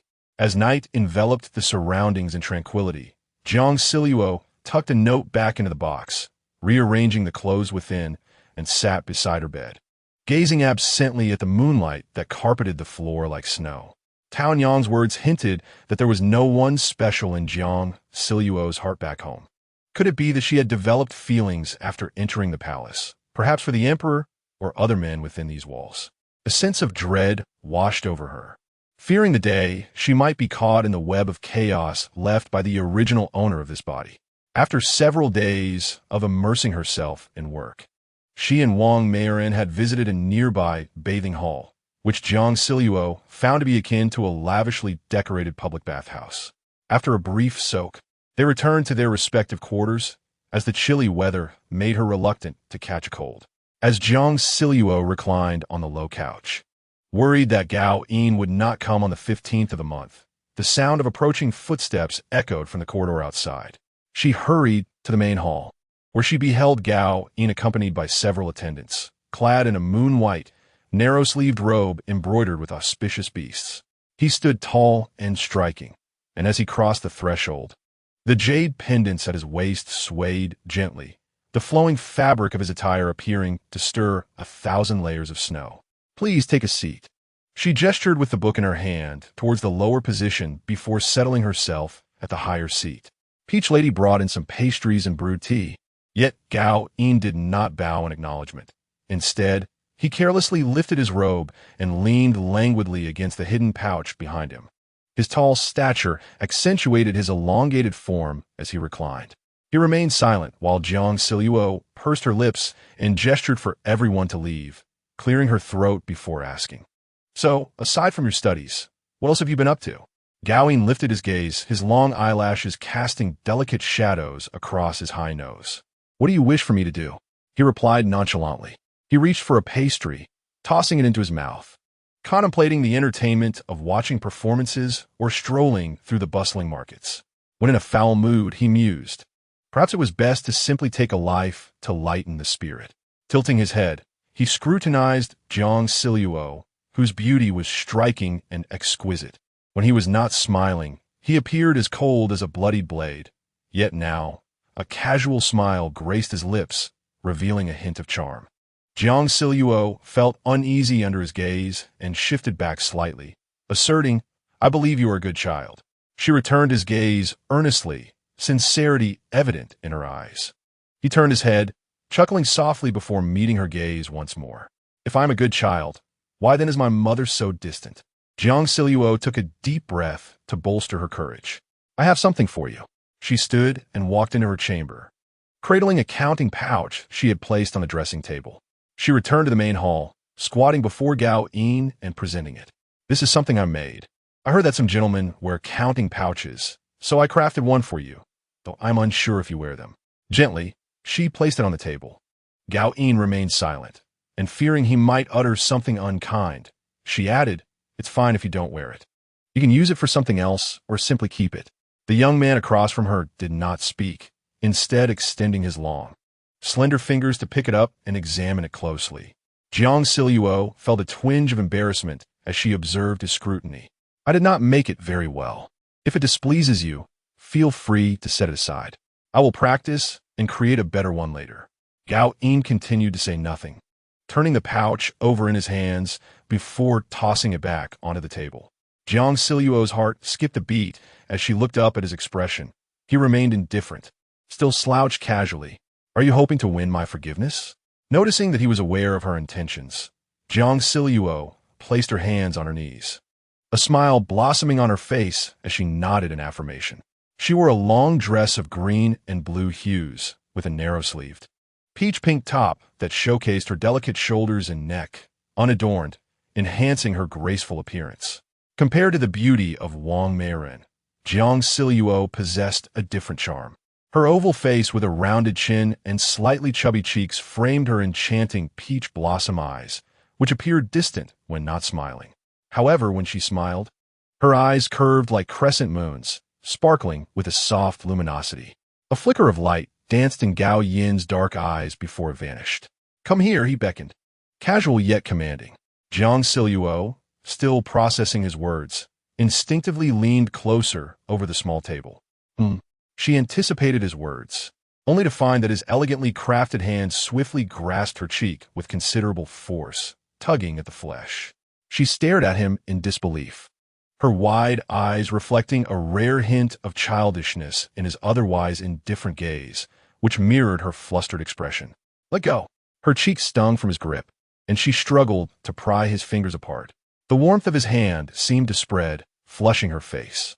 In a hurried retreat, she created a significant distance between them. "What are you doing, Gao Yin? How dare you?" Tears brimmed in her eyes from the pain. She reached for the calculating pouch on the table, but Gao Yin snatched it away first. "You cannot take back what you have given, Mother Empress. You still remember, I am your Mother Empress." Jiang Zhao seethed, nearly wishing to strike him. "Don't you want me to forgive you?" Gao Yin toyed with the pouch, his gaze drifting. She touched her face, deciding to endure the moment for peace, and inquired, "So, have you forgiven me?" Her voice was rigid. The youth neither looked at her nor replied, continuing to toss the pouch in his hand. Ignoring him, Jiang Zhao covered her face and returned to her quarters. Sitting in front of the vanity, she examined her left cheek in a mirror. Though her features were merely passable, the thought of this insufferable child disfiguring her was alarming. It appeared there were no marks. She turned her profile to check when suddenly Gao Yin's cold voice pierced the silence, startling her. "You're getting too close to the mirror." She glared at him, her frustration mounting, gripping the edge of the table. "What are you doing here? This is my chamber. Am I not your son? What is there to be concerned about?" He slipped to the bedside, nonchalantly patting the mattress, feigning an intention to sit down. Jiang Luo scrambled to her feet and rushed over, pushing him away from her waist. "You're not allowed to sit." Gao Yin turned and allowed her to push him toward the main hall, only to extend his hand toward her head once more. "What are you doing?" Jiang Luo attempted to evade his sudden approach, but his hand brushed against her hairpin, nearly dislodging it. "Mother Empress." A mysterious chuckle floated down from above. She instinctively reached for her hairpin, which was a simple updo secured by 2 silver pins. Accidentally brushing against Gao Yin's lingering hand, she shot him an annoyed glance and stepped back, forcefully re-sticking the pin into her hair. Gao Yin reclined back casually, peeling an orange. Jiang Luo returned to her seat, pulling a small porcelain dish filled with pear slices closer, hoping to quell her irritation. She bit into a slice, mirroring Gao Yin's slouched posture. When Taon Yang entered the hall, she was taken aback by the sight of the 2 seated peacefully, each enjoying their fruit in silence. "What's going on?" Jiang Luo inquired. Taon Yang regained her composure. "Your Highness, there is a temple servant requesting an audience." "I understand. Have him wait." Gao Yin placed the remaining half of the orange back into the dish, rose, and smoothed out his creased attire, glancing at the unresponsive Jiang Luo before departing without a word. "Humph." Jiang Luo wrinkled her nose and ignored him. Gao Yin's upright figure and broad shoulders exuded an air of distinction, reminiscent of the praises sung by the heavenly beauty of the court. She mused upon his military achievements, contemplating that if Gao Yin could forsake his obsession with the throne and content himself as a prince, he might indeed prove to be an excellent minister of state. Gao Li was gentle-natured. Perhaps he could accommodate this younger brother. She stealthily approached Gao Yin's seat, casting her gaze down at the half-orange on his plate, perplexed as to why he would not indulge in its sweetness. Turning her attention to the snack box, she said to Taon Yang, "Next time he visits, please bring more treats." Before Taon Yang could respond, she added, "May I learn to prepare some snacks in the imperial kitchen?" This secluded palace lacked a small kitchen, and Gao Yin appeared to have a penchant for sweet delicacies. After a moment's hesitation, Taon Yang replied, "By custom, you are permitted to do so, though it would be best to avoid the busy hours of the imperial kitchen." "Very well." She pinched the half-orange, breaking off a segment and taking a small bite. A grimace crossed her face. It was far too sour. Nothing like its outward appearance suggested. Chapter 6, Birthday, Part 1. As a month passed into late November, Jiang Luo could no longer endure her confinement and decided to take Taon Yang for a stroll. During her time in the palace, she had not ventured outside the courtyard, having seen no one apart from the few within the hall and the beautiful Wang. Days drifted by like a frog, slowly boiling in water. The only breath of fresh air came when Gao Yin paid a visit. Yet, more often than not, they sat in silence. Occasionally, Jiang Luo would mend the screen while Gao Yin casually read a book, departing after an hour and a half at most. As the weather grew increasingly cold, the foliage fell, and she donned a narrow-sleeved cloak over her skirt for warmth. Outside, the waterway was strewn with fallen leaves, and a few palace attendants swept the path, bowing their heads to step aside as she passed. Quietly, Jiang Luo whispered to Taon Yang behind her, "Let us stroll through our usual courtyard." Taon Yang guided her through the corridor and moon gate into a secluded, nameless garden. Flanking the entrance were trees and flowers, most of which had shed their leaves as winter approached, save for the evergreens. The path was made of crushed bluestone slabs, wide enough for 3 to walk side by side. Within the garden, dense thickets hinted that in the lush spring and summer, only 2 could pass through. Inhaling the fresh, untainted air, she felt Taon Yang brush aside the outstretched branches. After a short distance, the tightly packed trees opened up to reveal several greenish rockeries accompanied by the gentle sound of flowing water. As she rounded the rocks, she discovered that the stream coursed from east to west, a tributary from an unknown source within the palace. An apricot-red arched bridge spanned the water, She leaned over the railing, peering down at the stream, which was cluttered with weeds and dead leaves, obscuring her view of any fish beneath. The banks of a stream were lined with various trees, their leaves carpeting the ground. Jiang Zhao could not identify the species as she stepped off the bridge into a patch of low flowers. At this moment, Tao Yang remarked, "What a pity it is now winter. The peonies bloom beautifully at this time, drawing many visitors here." So was peonies. She reached out to touch the bare branches. Continuing along the path led them into a dense bamboo grove, which served as the route to the Taohua Garden, part of the royal gardens in the northern precincts of ZY Palace. They turned and walked down another path, where at the end of the garden, concealed between the artificial mountain and the woods, stood a square pavilion with eaves that curled upwards. Its roof was adorned with glazed tiles, harmoniously blending with the surrounding bamboo grove. Within the pavilion, two men were faintly visible, one standing and the other seated. Jiang Zhao, quietly observing from the side path, contemplated slipping away unnoticed. However, upon a second glance, she felt a sense of familiarity and peered through the bamboo leaves once more, realizing that it was indeed Gao Yin and the attendant beside him. It was a rare occasion to see Gao Yin outside of the designated days of the month. Inside the pavilion, there was a circular railing with a seating ledge. Gao Yin sat casually there, adorned with a cap, the soft ties of which fell naturally at the back of his head. He wore a dark blue brocade, round-collared robe, one leg crossed over the other, revealing black leather boots. The young attendant had his hands clasped in front of him, wearing a simple gray robe and a black gauze cap, seemingly listening attentively to instructions. As Jiang Zhao approached the pavilion, Gao Yin tilted his head to glance past the attendant, his gaze piercing like a cold arrow aimed at the newcomer. She feigned ignorance, instructing Tao Yang to wait outside while she lifted her skirts and walked forward. The attendant turned and bowed. "Greetings, esteemed lady." "And who might you be?" she inquired. The attendant replied, "I am Zhang Cheng, at your service." "Look up," she commanded. She scrutinized the young man before her. He appeared youthful, with a pale complexion, slender eyes, and a broad forehead. Upon raising his head, his eyes fell, evading the gaze of nobility. Was this the visage of a treacherous minister? She had never encountered a traitor before. Has the empress taken a liking to Zhang Cheng? The young man spoke languidly. Jiang Zhao waved her hand, bidding Zhang Cheng to withdraw, and seated herself at a distance from Gao Yin. "Do not speak thoughtlessly," she admonished. "What of it? His Majesty, aside from the Empress, pays no heed to anyone in the harem. If the Empress were to take a fancy to someone, her son would willingly present him." The cold voice uttered blasphemous words. "Are you attempting to bring about my demise?" Jiang Zhao shot him a glance. "On such a frigid day, what brings you here? I thought you seldom enter the palace." Gao Yin plucked a leaf from a nearby bamboo stalk, responding nonchalantly, "Just taking a stroll." "And the Empress?" "Coincidentally, she too is out for a walk." She glanced at Zhang Cheng standing outside the pavilion, shifted slightly closer to Gao Yin, and whispered, "That Zhang Cheng has been with you since childhood, correct? What led him to serve as an internal eunuch?" He continued to tug at the bamboo leaf, his expression unchanged. "What does the Empress wish to know about this?" "His family committed an offense, resulting in a castration decree from His Majesty." Jiang Zhao intertwined her fingers anxiously.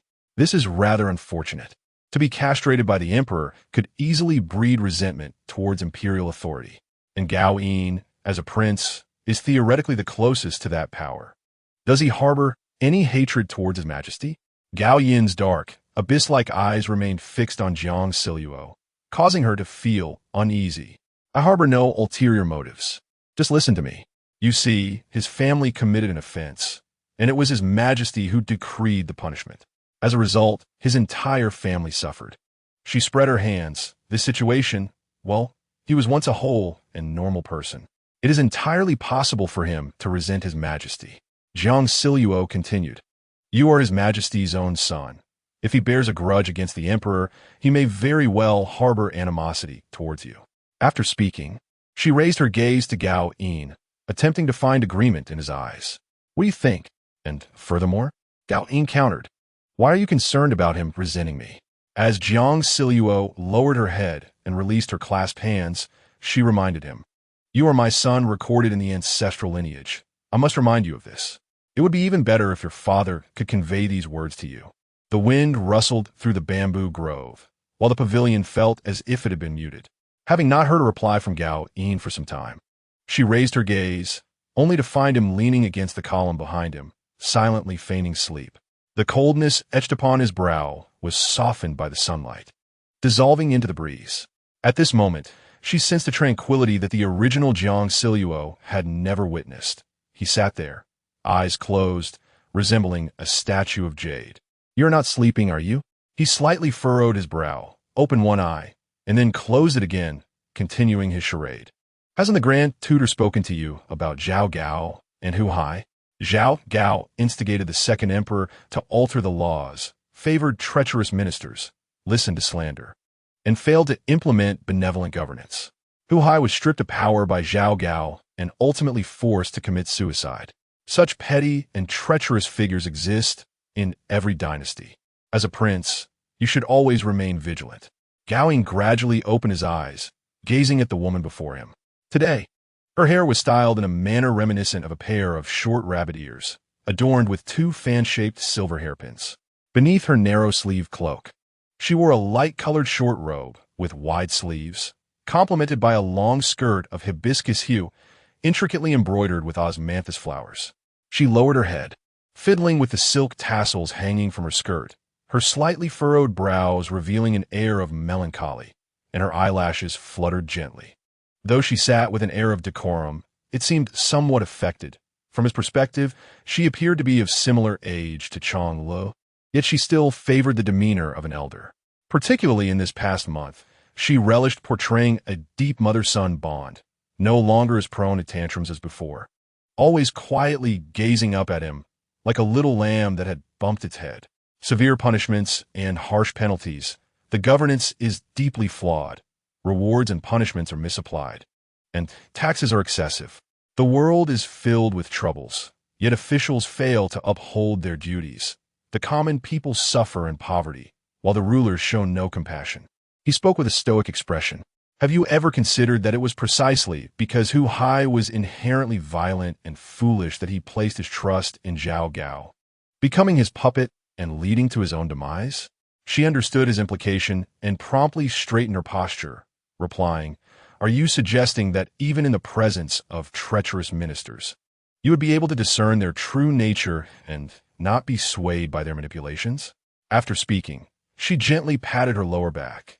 The pavilion's railings were sharp, and leaning against them for too long had become uncomfortable. He replied slowly, "I exist as a prince because of my subjects.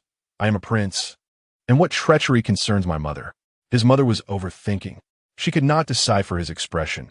It remained that same indifferent visage, and now he appeared unnaturally composed, as if he were regarding a child speaking nonsensically, which stirred a sense of frustration within her.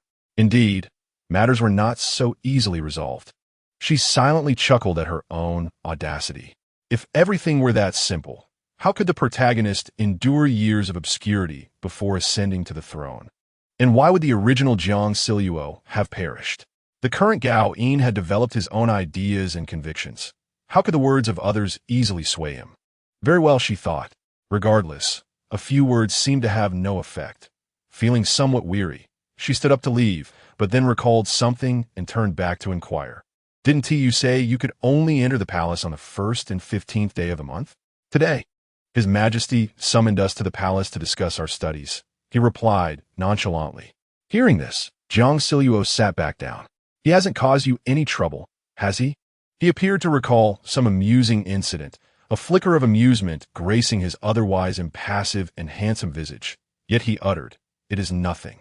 Merely an episode where the third prince failed to answer the emperor's inquiries, and the fourth prince interceded on his behalf. Only for the third prince to disregard the fourth's goodwill, departing the hall of literary observations with an expression of humiliation." Though Jiang Zhao perceived that faint smile, his reluctance to speak rendered her powerless. At this moment, he did not embody the tyrant described in the original text. Instead, he exuded an exceptional presence, calm, dignified, and intellectually astute, with a keen eye for discerning others. Occasionally, he would engage in light-hearted banter, yet all his actions were enveloped in a veneer of detachment and composure. Standing there like an untainted celestial being, the narrative depicted Gao Yin, upon ascending the throne, as a ruler who exterminated all dissenters, employing eunuchs and treacherous ministers, plunging the court and the realm into disarray. Apart from indulging in wine and merriment during court sessions, he seldom retained clarity of mind, resorting to ruthless massacres whenever displeased with those in the palace. He showed no regard for Jiang Zhao, nor for the memory of her father, who had taken his own life, seemingly exploiting the ensuing public uproar for his own ends. To him, the throne appeared as a mere toy, something to be destroyed once its novelty wore off. Why was it so? Since her arrival in this place, she had posed that question to herself countless times, arriving at what she thought were answers only to have them overturned. All clues entangled like a tangled mess, leaving her without direction. She sought to preserve her own safety while being unable to sever ties with Gao Yin. If she could not alter his fate, she could not alter her own. As the moon reached its zenith, she found herself gazing at it, pondering whether her transmigration into this narrative held any significance and why she had been cast into such a realm. Jiang Zhao wandered in a daze for several days until Wang Marin arrived, bearing an assortment of trinkets. "Look," she said, presenting a pendant woven from colorful threads and small beads. Jiang Zhao forced herself to inquire, "What is this?" "It's a net. Didn't you make these at home?" Wang Marin replied. Jiang Zhao, uncertain, replied, "I don't think so." Wang Marin produced numerous small boxes filled with colorful beads and silk threads from a wooden case. "Come, I will teach you. Stitching screens all day is quite monotonous." Jiang Zhao numbly accepted, contemplating that weaving also seemed tedious. The world without the internet felt unbearably dull. Wang Marin's slender fingers moved swiftly as she spoke. "You can make one to hold a jade pendant. It would look lovely hanging at your waist." What an optimistic and spirited woman she was, Jiang Zhao thought, playing with the colorful beads. Having been there for nearly 2 months, one could easily lose their sanity. Yet Wang Marin, having endured 6 years, still radiated vitality. A remarkable woman, possessing an innate resilience. Jiang Zhao silently admired her. Within the hall, no palace attendants lingered. Tao Yang and Wang Marin's maidservants stood at a distance, near the threshold. Rising, Jiang Zhao approached the silver warming stove, placing a few pieces of coal within, gently stirring until the dim flames flickered upon the glowing embers. What difference did it make whether one adorned themselves or not? The woman behind her interjected, "Trust me, the emperor's favor will not endure indefinitely. I have pondered this for years. Where there is one, there is often another. The favored consort is already in her 30s. She continued. Jiang Zhao interjected, "Is it true that as beauty fades, affection wanes?" Turning, she observed Wang Marin engrossed in weaving, the words seemingly slipping from her lips. She turned back to the charcoal fire, chuckling to herself and shaking her head.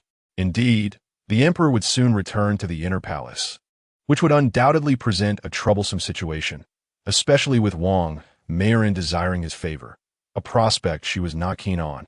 "Come sit down. Why are you just squatting by the brazier, lost in thought?" Wang Marin called her over. As Jiang Zhao took a seat, she said, "The 5th prince's birthday is approaching. You mentioned wanting to mend relationships. How do you plan to do that?" "Huh?" Jiang Zhao was puzzled. "Is it Gao Yin's birthday? How did I celebrate in previous years?" "Haha, I can't even remember." She regretted not having asked Gao Yin about it when he visited earlier this month. She felt like thumping her head in frustration. Chapter 7, Birthday, Part 2. Wang Marin paused her actions and placed the back of her hand on Jiang Zhao's forehead, perplexed. "What has been troubling you lately? You've forgotten everything. In previous years, the Shanggong Bureau would send some gifts as per custom, and you never made much of a fuss about it. The other princes' birthdays have always been celebrated with their mothers calling them to the palace. What is typically done for a birthday?" Jiang Zhao wondered. She had nothing here. What could she possibly give Gao Yin? Her eyes fluttered gently as she reminisced. Not long ago, at the 4th prince's birthday, they held a banquet at the Guifei's Chengxiang Hall, where the emperor also attended and generously bestowed gifts. What does that have to do with me? Jiang Zhao gazed at her in silence. Why not make him a pair of leather sashes? The princes don't wear jade sashes every day.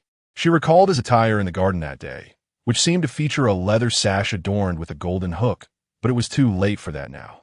Wang Marin counted the days. The fifth prince's birthday was on the 20th of the 12th month, and it appeared she was running out of time. On the 20th of the 12th month, Jiang Zhao casually picked up a blank roll of paper from the desk, took a pen, and began to jot down notes. I'll start working on it. I'll give it to him when it's ready. After writing a few characters, she rolled it up and placed it back. Time swiftly passed to the 15th, and the weather had turned quite cold. To stay warm, Jiang Zhao had moved her daily activities to another small chamber, except for sleeping. She propped her head on her hand, feeling a tumult of emotions as she observed Gao Yin sitting on the opposite low couch, now clad in a moon-white robe. She noticed he hadn't worn the counting pouch she had gifted him, suggesting it was of no use to him. He was deeply focused on peeling an orange, presenting a striking and sharp profile from her viewpoint. Occasionally, the charcoal fire in the room would emit a wisp of smoke of rather poor quality. Taonyang opened one of the windows slightly and gently fanned the smoke away with a round fan. Jiang Zhao watched her busying herself, feeling lethargic and lost in thought. Finally, she hesitated before asking, "Your birthday is approaching. Is there anything you desire?" Gao Yin's gaze shifted from the orange to her face as he studied her expression. "Do I simply receive whatever my mother wishes to give?" His words left Jiang Zhao in a difficult position, fearing he might ask for something extreme. Yet recalling their recent amicable interactions, she felt it wouldn't be that drastic. After pondering for a moment, she replied, "I may not possess wealth comparable to yours, but if there is anything you fancy, feel free to take it. I have little use for it myself, and even if I had something else, it might not be worthy. I must not neglect your birthday gift, though I am uncertain of your preferences. At present, I am crafting a delicate ribbon, and once it is completed, I shall present it to you. However, I fear I may not finish it in time for your birthday." The youth across from her gazed intently into the depths of her tranquil eyes, fixated on her soft, pink lips that recently had a penchant for eloquence, as if they were eager to offer their heart to him. He gently tapped his knee with his index and middle fingers, and after she spoke, she habitually bit her lower lip with her upper teeth, resembling someone savoring a juicy fruit, yet she quickly released it. Her lips now bore a more vibrant hue, comparable to the blooming mimosa flowers in the courtyard. As he observed her slightly anxious expression, he remarked, "Currently, I have none. Let be a debt owed by the Empress."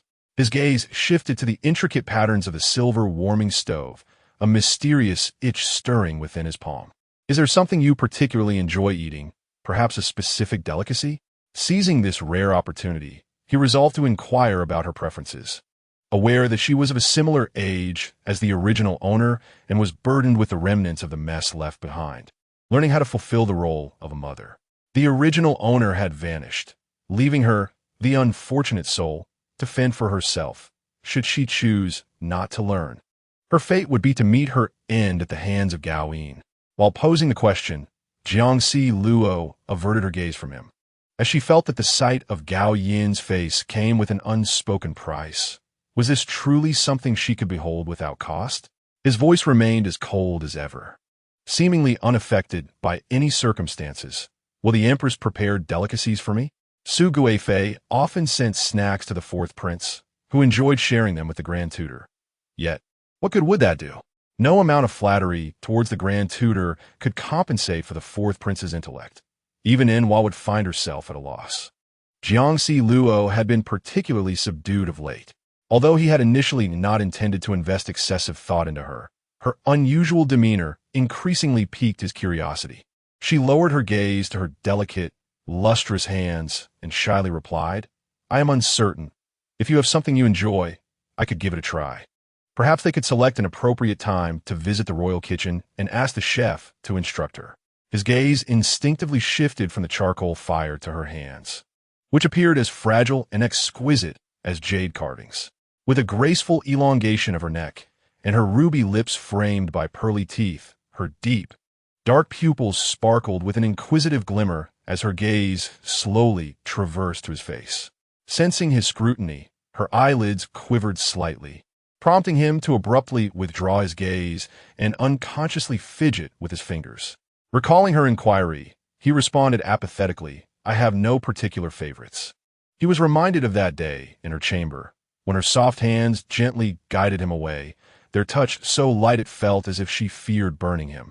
Lacking in strength yet tender, he interrupted his reverie with a deep exhale, glancing sidelong at Jiang Zhao, who appeared lost in thought, before rising to take his leave. "Very well."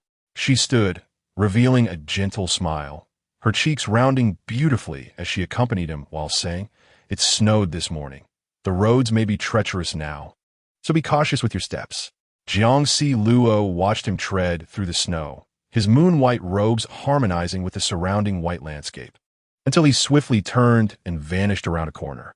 The winter afternoon bore a chill in the air, devoid of sunlight, with heavy gray clouds looming overhead. The wind was not fierce but bitingly cold, occasionally lifting fine snowflakes to dance in the air. She stood beneath the eaves, inhaling deeply the frigid air laden with snow, her face losing warmth and turning icy. Behind her, Taonyang urged her to return, fearing for her health. The surroundings were a vast expanse of white, enveloped in profound silence, as though she were the only soul standing in the wind.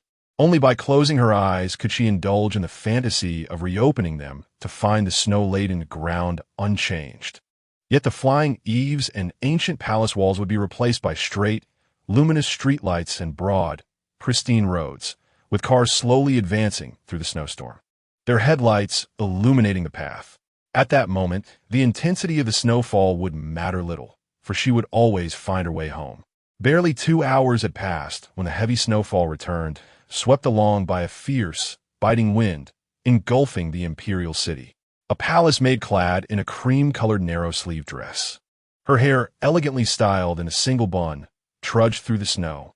Finally reaching the secluded Lijiang Palace, she sighed inwardly, with her hands tucked tightly within her sleeves. She sought warmth as snowflakes gently settled on her eyelashes, only to be melted away by her warm breath. She sniffled, her nose reddened from the cold, and continued towards the small courtyard of the moon-gazing pavilion in the annex of Lijiang Palace. In this swirling tempest of snow, she caught sight of a figure standing under the eaves, initially mistaking it for another palace maid and paying no further heed. As she stepped onto the snow, it crunched beneath her feet, and she entered the courtyard, only to find the figure standing motionless, unresponsive. Filled with curiosity, she approached, brushing away the droplets from her eyelashes, and then realized that the figure was a beautiful woman clad in palace attire, her eyes gently closed. The beauty was striking, her skin as translucent and pale as jade, yet lacking in color. The snow upon her hair and cheeks lent her an ethereal quality, as if she were veiled in a delicate gossamer. Snowflakes adorned her form, even resting on her eyelashes. She wore a pale lotus-colored narrow-sleeve coat over a moon-white dress, her hair styled in a heart-shaped bun adorned with intricately designed silver hairpins. Standing gracefully beneath the eaves, her eyes softly shut, silent as if she had materialized from the swirling snow. In a daze, the maid found herself beneath the eaves, feeling an unspoken reverence towards the beauty before her. Hesitating, unsure of how to address her, she was suddenly startled by a soft sound from within the hall. A maid in blue emerged hurriedly, holding a fur cloak, and upon encountering the still figure under the eaves, she expressed surprise and inquired, "Which palace do you belong to?" As she draped the cloak around the exquisite woman, sculpted from ice and snow. The maid replied, "Sister, I am from Jishan Palace, sent by the Empress Dowager to convey a message to Jiang Zhao." As her words faded, the seemingly statue-like beauty appeared to awaken, a gentle voice emerging. "A message from the Empress Dowager? Please invite her inside, Taonyang." She discreetly lifted her gaze, and Jiang Zhao gathered her garments around her, the snowflakes falling away from her eyelashes, leaving only a trace of moisture that made her eyes appear even more tender and glistening, as if holding back tears, evoking a sense of compassion in those who beheld her. Jiang Zhao smiled softly, noting the unfamiliar maid's gaze upon her, and mused that perhaps it was the first time the girl had encountered someone mad enough to revel in the falling snow. Lifting her legs to enter the hall, Taonyang stood by her side, brushing off the snow that clung to her garments. She deftly removed her outer robe, settling onto the low couch in the small chamber. Clad only in her delicate skirt, a palace maid placed a warming stove at her feet, while the messenger maid, youthful in appearance, bore a face flushed from the cold, having braved the elements for an unknown duration. "Taonyang, fetch a cushion and pour a cup of tea," she instructed. The young maid bowed respectfully, kneeling carefully on the soft mat before her, and accepted the tea from Taonyang, lowering her head with reverence as she said, "Thank you, Chiron." Noticing the maid's discomfort, she refrained from urging her to drink, instead feeling pity for her plight in the snow. "May I inquire what message the Empress Dowager conveyed?" she asked. Upon seeing the maid's cold hands, Taonyang pressed a hand warmer into her palm, recalling how she had previously encouraged the maid to enter the room without receiving a reply, likely believing her unable to serve. The young maid set the teacup upon the ground beside her and replied with a respectful bow. "The Empress Dowager requests the ladies of the palace to gather at the Jishan Palace tomorrow afternoon." "What is the purpose of our gathering?" Jiang Zhao inquired. "I understand," the maid responded, preparing to depart.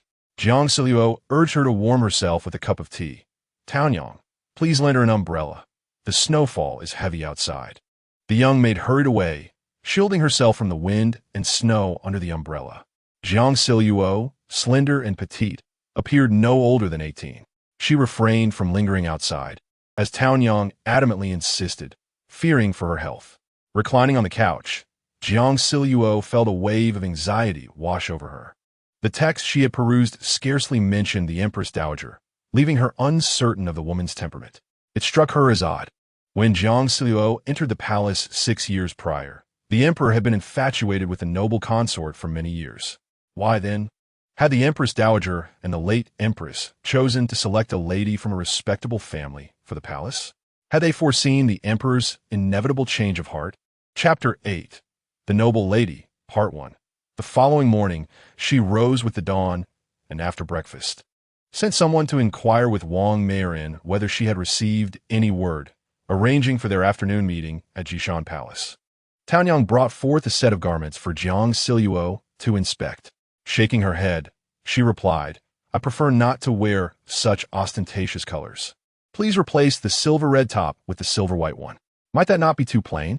"The Empress Dowager may favor the more vibrant and ornate ladies," Taonyang suggested.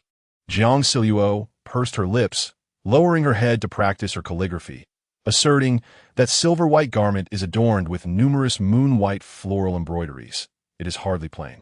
Besides, what does it matter if the Empress Dowager has her preferences? I would rather avoid drawing undue attention. The noble consort will be present as well. I do not wish to flaunt in front of her. Should the Empress Dowager summon the emperor, that would spell disaster. The original owner had likely encountered them several times. It was best not to leave a vivid and lasting impression on the Empress Dowager. The more she pondered, the more her nerves frayed, and she cast aside her brush. Gazing at her imitation of the original owner's handwriting, so insipid and feeble, stirring further irritation within her. Just past midday, sunlight pierced through the dense clouds, resembling a golden blade suspended in the heavens.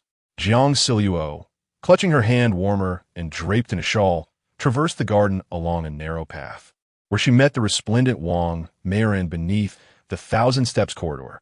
A palace attendant led the way.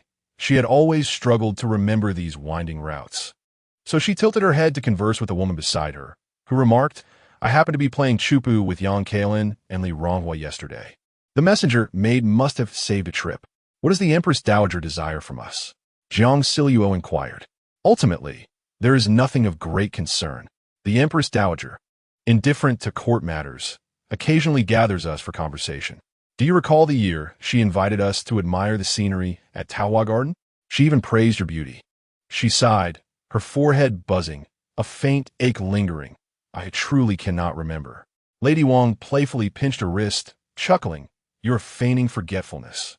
It is rare for the Empress Dowager to compliment someone, yet she likened your appearance to that of a fairy from a painting. Alas, isn't it unfortunate?" Jiang Zhao reflexively inquired, her heart filled with unease, as if foreseeing the Empress Dowager promoting her own beauty to the emperor. Yet, regrettably, His Majesty only favors the imperial concubine. How fortunate that is. She couldn't be more pleased. As they conversed, they traversed a considerable distance, passing through several vermilion gates and palace corridors, finally arriving at a magnificent hall with a grand roof. Upon entering, an attendant guided them through the vast halls of Jishan Palace, where sturdy columns and massive brackets adorned the architecture, intricate carvings and vibrant paintings visible upon closer inspection. The attendant led them into the palace, navigating past windows where exquisite celestial and cloud designs were carved. Inside, a colossal ivory screen stood, and the marble floor echoed with each step. They walked through layers of brocade curtains and gilded canopies, inhaling the fragrant sandalwood. Before them unfolded a spacious room, flanked by tiered golden candle holders, walls embellished with painted murals, and in the center, for screens symbolizing fortune and longevity, accompanied by low couches and an enamel table adorned with incense burners and lamps. The opulence of the interior was overwhelming. Jiang Zhao mused that, by comparison, her own dwelling seemed but a dilapidated hut. Your servant pays respects to the Empress Dowager. She and Lady Wang knelt before the lavishly adorned matriarch. Rise, please, and take a seat. You both have arrived early. The delicacies from the kitchen are yet to be served, the Empress Dowager said cheerfully, her ornate hairpin resembling a celestial palace, captivating to behold. Jiang Zhao was guided by a palace made to the third seat on the right and heard Lady Wang, seizing the opportunity, respond playfully, "It has been quite a while since we last saw the Empress Dowager. I often wondered when you would invite us for a visit. This year I spent extra days at Xingshan Temple, and with the recent unfavorable weather, I had not been feeling well. Yesterday, I felt much improved and hastily sought your company for a chat. I dare say the Empress Dowager appears even more youthful than last year," Lady Wang remarked, to which Jiang Zhao smiled in agreement. The Empress Dowager turned her gaze upon Jiang Zhao, observing her for a moment before commenting, "You are dressed rather simply today. One might fear losing you in the snow." She tilted her head, admiring the floral silver hairpiece adorning Jiang Zhao's hair. "That piece is quite lovely. You young ladies still have the advantage of youth, while I, an old woman, adorn myself with flowers and gold, despite my efforts to beautify myself." This was directed at Jiang Zhao herself, who, unable to navigate such complexities, softened her tone and replied obediently, "Your words are wise, Empress Dowager. I adore this hairpiece, which I chose to complement my attire." As she spoke, she looked up to see the elderly lady in her resplendent attire, her head adorned with a golden hairpin, gazing at her with a tender smile, nodding gently in approval. Jiang Zhao felt somewhat puzzled. The Empress Dowager appeared to take a great liking to the original owner's demeanor. At that moment, newcomers arrived. Leading the way was a woman clad in an elegant gown of pale yellow brocade, her countenance serene. Following her were two others, one in a long dress of pine green paired with a crimson top, tall and graceful, and another in a rosy red gown adorned with an apricot-hued shawl, her face alight with laughter. Upon seeing them, Wang Marin rose, and Jiang Zhao promptly followed suit, mimicking her greeting. "I pay my respects to the noble consort, the virtuous consort, and the gracious consort." The noble consort gestured for them to be seated, saying, "You need only pay your respects to the Empress Dowager. We are all equals here." The Empress Dowager conversed with each of the three women in turn. Then two more entered. Noticing the stillness from Wang Marin, Jiang Zhao deduced that it was Yang Kalin and Li Ronghua, though their attire was not ostentatious. It was tasteful and harmonious. They bowed to the Empress Dowager, greeted everyone present, and took their seats. The palace attendants began serving refreshments, and the finely ground tea was brewed to perfection. Each lady's personal maid fetched the tea with golden spoons, allowing the steam to rise gently from the cups. The Empress Dowager inquired, "Ah, where is Shuni?" Just then, a stunningly beautiful woman hurried into the hall, instantly outshining all the other exquisite ladies present. "I apologize for my tardiness, Your Majesty," she said, bowing deeply. As she moved, the butterfly hairpin in her ornate hairstyle quivered as if ready to take flight. "Not to worry. Please take a seat," the Empress Dowager replied, her demeanor tranquil. Zhang Shuni then added, "Today, The crown prince unexpectedly entered the palace to discuss marriage matters with me, which is why I was delayed. The Empress Dowager's eyes, though showing signs of age, sparkled with delight at the mention of her second son's matrimonial prospects, revealing a multitude of wrinkles. "It is high time we arranged a match for him," she exclaimed. "Zheng is already a year older and has children of his own." After much hesitation, "Which young lady has captured his interest this time?" Zhang Shuni responded, "Your Majesty. It is the eldest daughter of the Lu family from Fanyang, Lu Ling Ai." Jiang Zhao momentarily paused in her tea drinking, lowering her gaze to conceal her contemplative expression. It seemed the engagement had not yet been formally established, making it unlikely for a marriage to occur this spring. The process of matchmaking in ancient times was intricate, particularly for princes. It would likely be postponed until the following spring. "Oh, the daughter of Lu Li, excellent. Their children are well educated." The Empress Dowager nodded in satisfaction. "Is she still in Fanyang?" "Indeed," Zhang Shuni confirmed. "Lear has entered the palace to discuss matters with His Majesty and has come to seek my opinion. If Your Majesty approves, I shall send someone to inform him shortly. What could there be to disapprove? A reputable family is all that matters. When Miss Lu arrives in Luoyang, bring her here to pay me a visit." "Yes, Your Majesty." The Lu family from Fanyang was a prestigious lineage, and being the eldest daughter only added to their appeal. The Empress Dowager was positively radiant, engaging in lively conversation with Zhang Shuni about the Lu family. Jiang Zhao took a bite of a delicate pink and white pastry. It was fragrant and soft, reminiscent of glutinous rice cakes. She wondered how complicated it would be to make some to gift to Gaoyin. The conversation flowed from the crown prince's marriage to the news of the Wu princess's impending second child, and then to Gao Ji and Gao Di. The Empress Dowager advised the Shushi consort and Su Guifei to make plans early, for a good wife would not linger. They also touched upon Princess Chong Lu and Princess Deji. Jiang Zhao took a sip of tea to soothe her throat and pondered that it was time for Gaoyin. As expected, she inquired with a smile, "How has the young master, Xiao Lao Wu, been faring these days?" "He continues his studies as usual, Your Majesty," came the reply, "but he should not focus solely on his studies. Recently, the group visited to pay their respects, and I urged them to find suitable brides and settle down soon. Although Xiao Lao Wu is the youngest, he possesses an unusual maturity and has his own thoughts. At 16, he is no longer a child. After all, the eldest prince was already betrothed at that age." Reflecting on this, she chuckled softly and remarked, "Indeed, Your Majesty, he will soon turn 17, and is wise to consider his future. I shall inquire about it in due course. Oh dear, my age is catching up with me. I can hardly recall the specifics. When exactly is Xiao Lao Wu's birthday?" The Empress Dowager straightened up to ask, "Your Majesty, it is on the 20th day of the 12th lunar month." Suddenly, she remembered the presence of the imperial concubine. But in the midst of responding to the Empress Dowager's inquiries, she could not spare a thought for the concubine's feelings. After all these years, with concubine Rogan, even if she had the energy, it was the emperor she would need to hold accountable, not Gaoyin.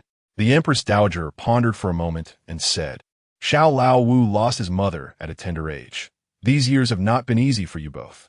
As one grows older, one often forgets important matters. Poor Xiao Lao Wu." Inger, a maid kneeling at the steps, shifted closer. "Your Majesty, I am here.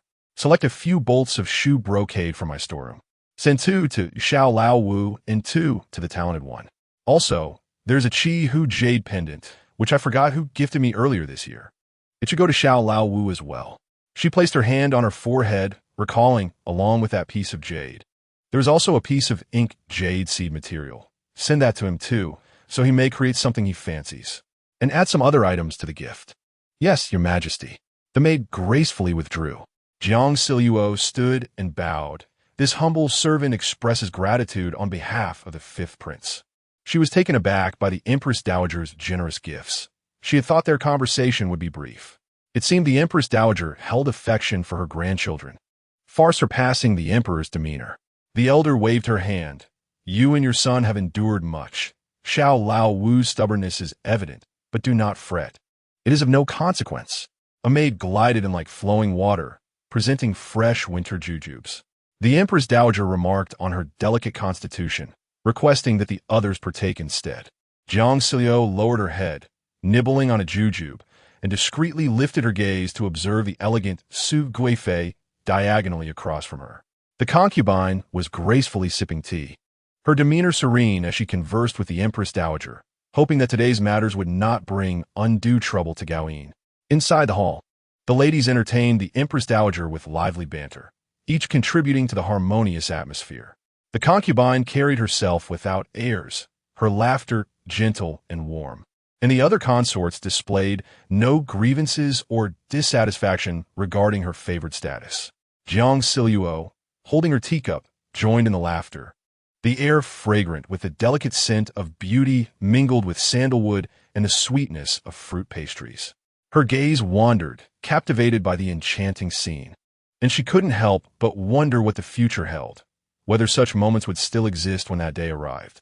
After 2 lively hours and an evening meal with the Empress Dowager, she gradually made her way back with Wang Meiren, Yang Kairen, and Li Ronghua, while the other 4 high-ranking consorts took a different route to the palace. Yang Kairen and Li Ronghua spoke fondly of the delectable pastries within the Empress Dowager's palace, with Yang Kairen expressing her fondness for jujubes, albeit with a hint of reluctance to indulge excessively. Turning to the 2 companions behind her, their youthful faces radiated with bright smiles. Wang Meiren chimed in, declaring her enjoyment of all the delightful offerings in the Empress Dowager's chambers. The night proved to be gentler than she had anticipated. After bidding farewell to Wang Meiren, she trailed behind a lit lantern carried by a palace attendant, the small garden rustling in the night breeze, casting eerie shadows that danced upon the ground. The oppressive clouds of day had dispersed, revealing a deep azure sky adorned with twinkling stars and the luminous moon. She pondered whether, in her original timeline, she might have gazed upwards to find the same celestial bodies, though she dismissed such notions as improbable. This was a realm of literature, she reminded herself, existing beyond the confines of conventional history. No matter how often she looked skyward, it was likely not her moon she beheld. Chapter 9. The Noble Lady, Part 2. On the 20th day of the 12th lunar month, the birthday of Gaoyin, she had previously ventured to the kitchen to learn the art of pastry making. The kitchen buzzed with activity, a whirlwind of chefs preparing an array of dishes, fruits, and meats flowing in like a swift river. The staff were so engrossed in their tasks that they barely noticed her lingering at the entrance, her hesitation prompting her to depart without causing disruption. With the new year approaching, the palace was abuzz with preparations. Rarely did she see the hurried figures of palace maids and eunuchs in this secluded area. On the eve of the new year, the palace was in a frenzy, with the emperor, empress dowager, and princes participating in ancestral rites at the ancestral temple early in the morning. Upon returning to the palace, they engaged in the ceremonial expulsion of evil spirits in the courtyard of Qianyang Hall, an event that she, as a mere Jiang Zhao, was not permitted to attend. Instead, she relished the leisurely opportunity to inscribe Peach with charms in the hall. After attending the ritual, Gaoyin stopped by to see Jiang Zhao. Mentioning the birthday gift from the Empress Dowager, Jiang Zhao replied, "I merely made a passing mention. I did not expect such generosity from her."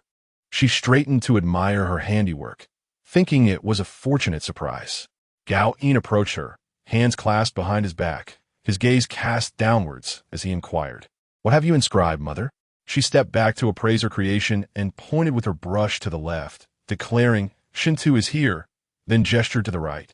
"Yulei guards the gate." These inscriptions were absent in the original narrative of her life, which had been rather tragic. She intended to affix the charm outside to ward off malevolent spirits. For the Empress Dowager, the meaning of these words seemed somewhat challenging. He turned away, sipping his tea, the delicate porcelain cup appearing even more exquisite in his grasp. Jiang Zhao, dismissive of his jibes, replied, "I believe it could serve as a peach charm." She gestured towards the 2 peach wood charms on the table, requesting someone to hang them at the entrance, to expel evil, and perhaps the emperor as well. Yet, she pondered, having traversed through the narrative, was she not also a form of evil? Regardless, she mused that if only she could return home. Her spirits lifted as she regarded the peach wood boards, which now bore her hopes. Turning back, she noticed the platter of pastries on Gao Yin's table had been emptied.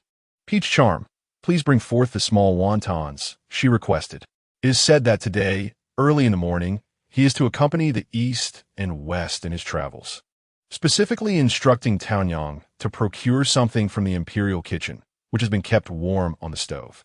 At 17, when one is still growing, how can one expect someone to be busy so early without providing a meal? Taonyang brought in a lacquer tray, personally testing the temperature of the bowl with her fingertip before placing it on the small table before Gao Yin, as if feeding him. She squatted down, beaming with anticipation as she looked at the young man, and said, "Please eat." The twinkle of joy sparkled in her peach blossom eyes. The youth did not refuse. He delicately grasped the porcelain spoon with his long fingers, eating the wontons with an air of elegance and refinement. His sharp sword-like brows contrasted with his long eyelashes that fluttered gently, casting shadows as light cascaded down his high bridge of nose. His thin lips glistened with broth, exuding a lustrous sheen. Such a serene and humble demeanor was rarely witnessed in him. Jiang Zhao averted her gaze, her hands gently touching her face as she silently stood and turned away.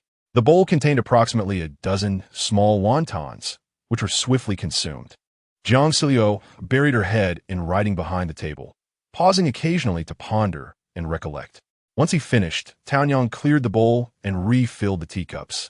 The youth rinsed his mouth with the vessel brought by the palace maid, sipped his tea, and gazed at the woman above him, whose expression had now settled into tranquility. Today, she appeared more joyful than usual. This evening is New Year's Eve, and the Empress Dowager has graciously allowed the princes to enter the palace to celebrate the new year together. Traditionally, it is the emperor who should accompany the Empress Dowager, along with the empress and their legitimate children. However, the Empress Dowager, feeling fatigued, retreated to the Jishan Palace to rest, leaving the emperor wishing to spend time with his favored concubine's family. Thus, the Empress Dowager permitted the princes to remain in their mother's palace for the New Year's vigil, with even the married Prince Wu's family coming to accompany concubine Da. The Empress Dowager truly is a benevolent matriarch, though the emperor is somewhat biased. After the vigil tonight, they will collectively visit the Empress Dowager to offer New Year greetings tomorrow morning, after which Gao Yin will attend the New Year's court assembly. He has brought his ceremonial robes into the palace, and he will spend the night in a small chamber, which is warm and should not be too uncomfortable for him. Jiang Zhao mentally reviewed the arrangements for today and tomorrow, completing her final note, meticulously rolling up the scroll and tying it securely before placing it back in its designated spot. Upon lifting her head, she discovered Gao Yin gazing at her with an inscrutable expression. Their interactions, after 2 months of effort on Jiang Zhao's part, had loosened considerably. She tilted her head in confusion and asked, "What is it?" Was he unaccustomed to spending too much time with her? His thin lips pressed together, his gaze traversing her face twice before he spoke. "It has been a long time since I have seen Mother so happy." Naturally, one should be joyful during the new year. It brings a promise of happiness for the year to come.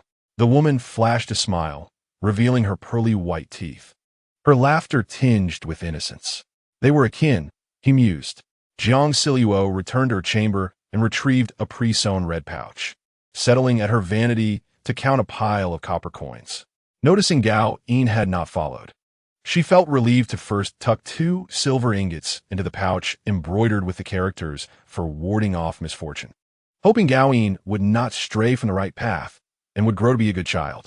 The remaining copper coins were divided into several portions, placed into other unmarked pouches, prepared to be distributed to the palace maids later that night. Never could she have imagined that one day she would find herself in the role of distributing New Year's gifts and organizing the New Year's vigil. Sighing, she fiddled with the pouch, feeling a twinge of homesickness. After dinner in the evening, Jiang Zhao instructed her subordinates to retire for the night, dismissing them from her immediate presence. Zhang Cheng accompanied Gao Yin into the palace, and she requested Taonyang to prepare a space for Zhang Cheng to rest. The candles in the main hall were all lit, casting a warm golden glow on the walls. The ZY palace was vast. No matter how many entered, it felt as if water flowed into the vast ocean. Despite the palace maids bustling about for a considerable time and the princes entering the palace, the night remained as tranquil as usual, perhaps even more so. She sat behind her desk, lost in thought while holding a hidden pouch. Gao Yin was engrossed in a book of unknown content, claiming to keep vigil for New Year's Eve, yet the atmosphere felt as cold as a morning vigil. The progress on the delicate threadwork was barely past halfway. Jiang Zhao resumed her needlework, but after a while, the strain on her eyes made her vision blur. She could not afford to develop myopia, so she rubbed her eyes and noticed Gao Yin leaning on the hidden pouch, still perusing his scroll, his head slightly raised, resembling an immortal studying celestial secrets. Recalling the Empress Dowager's words of caution and the marital prospects of the princes, she pondered Gao Yin's uniqueness, something beyond her control. The two of them were bound to a perilous path, one that led to inevitable demise. Just days before their impending nuptials, the Empress Dowager inquired if he had a favored maiden. Yet, the youth remained unmoved, his posture unchanged, not even blinking. Observing this, Jiang Zhao felt a twinge of anxiety and attempted to clarify, "I have no intention of meddling in your affairs. It is merely that the Empress Dowager has mentioned you." And I thought it worth noting. He appeared to disregard her words entirely. Nervously, she lowered her gaze and sighed, intertwining her fingers, resolving to accept the title of the most humble mother consort within the palace. It was no wonder that many spoke of the challenges of being a stepmother. Such a role was indeed fraught with difficulty, and she would never dare to broach the subject again, lest their hard-won peace be shattered. "Do not be upset. I shall refrain from mentioning it again," she whispered softly. The youth, having finished reading a line, replied coolly, "Mother consort, you are overthinking." She resolved never to overthink again. As time passed, the palace grew even quieter. She rested her head on the desk, dozing intermittently. Eventually, she was roused by the solemn tolling of bells resonating from all directions, their deep timbre shattering her drowsiness. Startled, she sat upright, realizing it was midnight, the dawn of a new year. Gao Yin, having concluded his reading, stood by the window, conversing with Zhang Zhao, the candlelight casting a warm hue around him. Jiang Zhao retrieved a prepared pouch from her chamber. Upon noticing her, Gao Yin turned slightly, his gaze sweeping over the contents she cradled.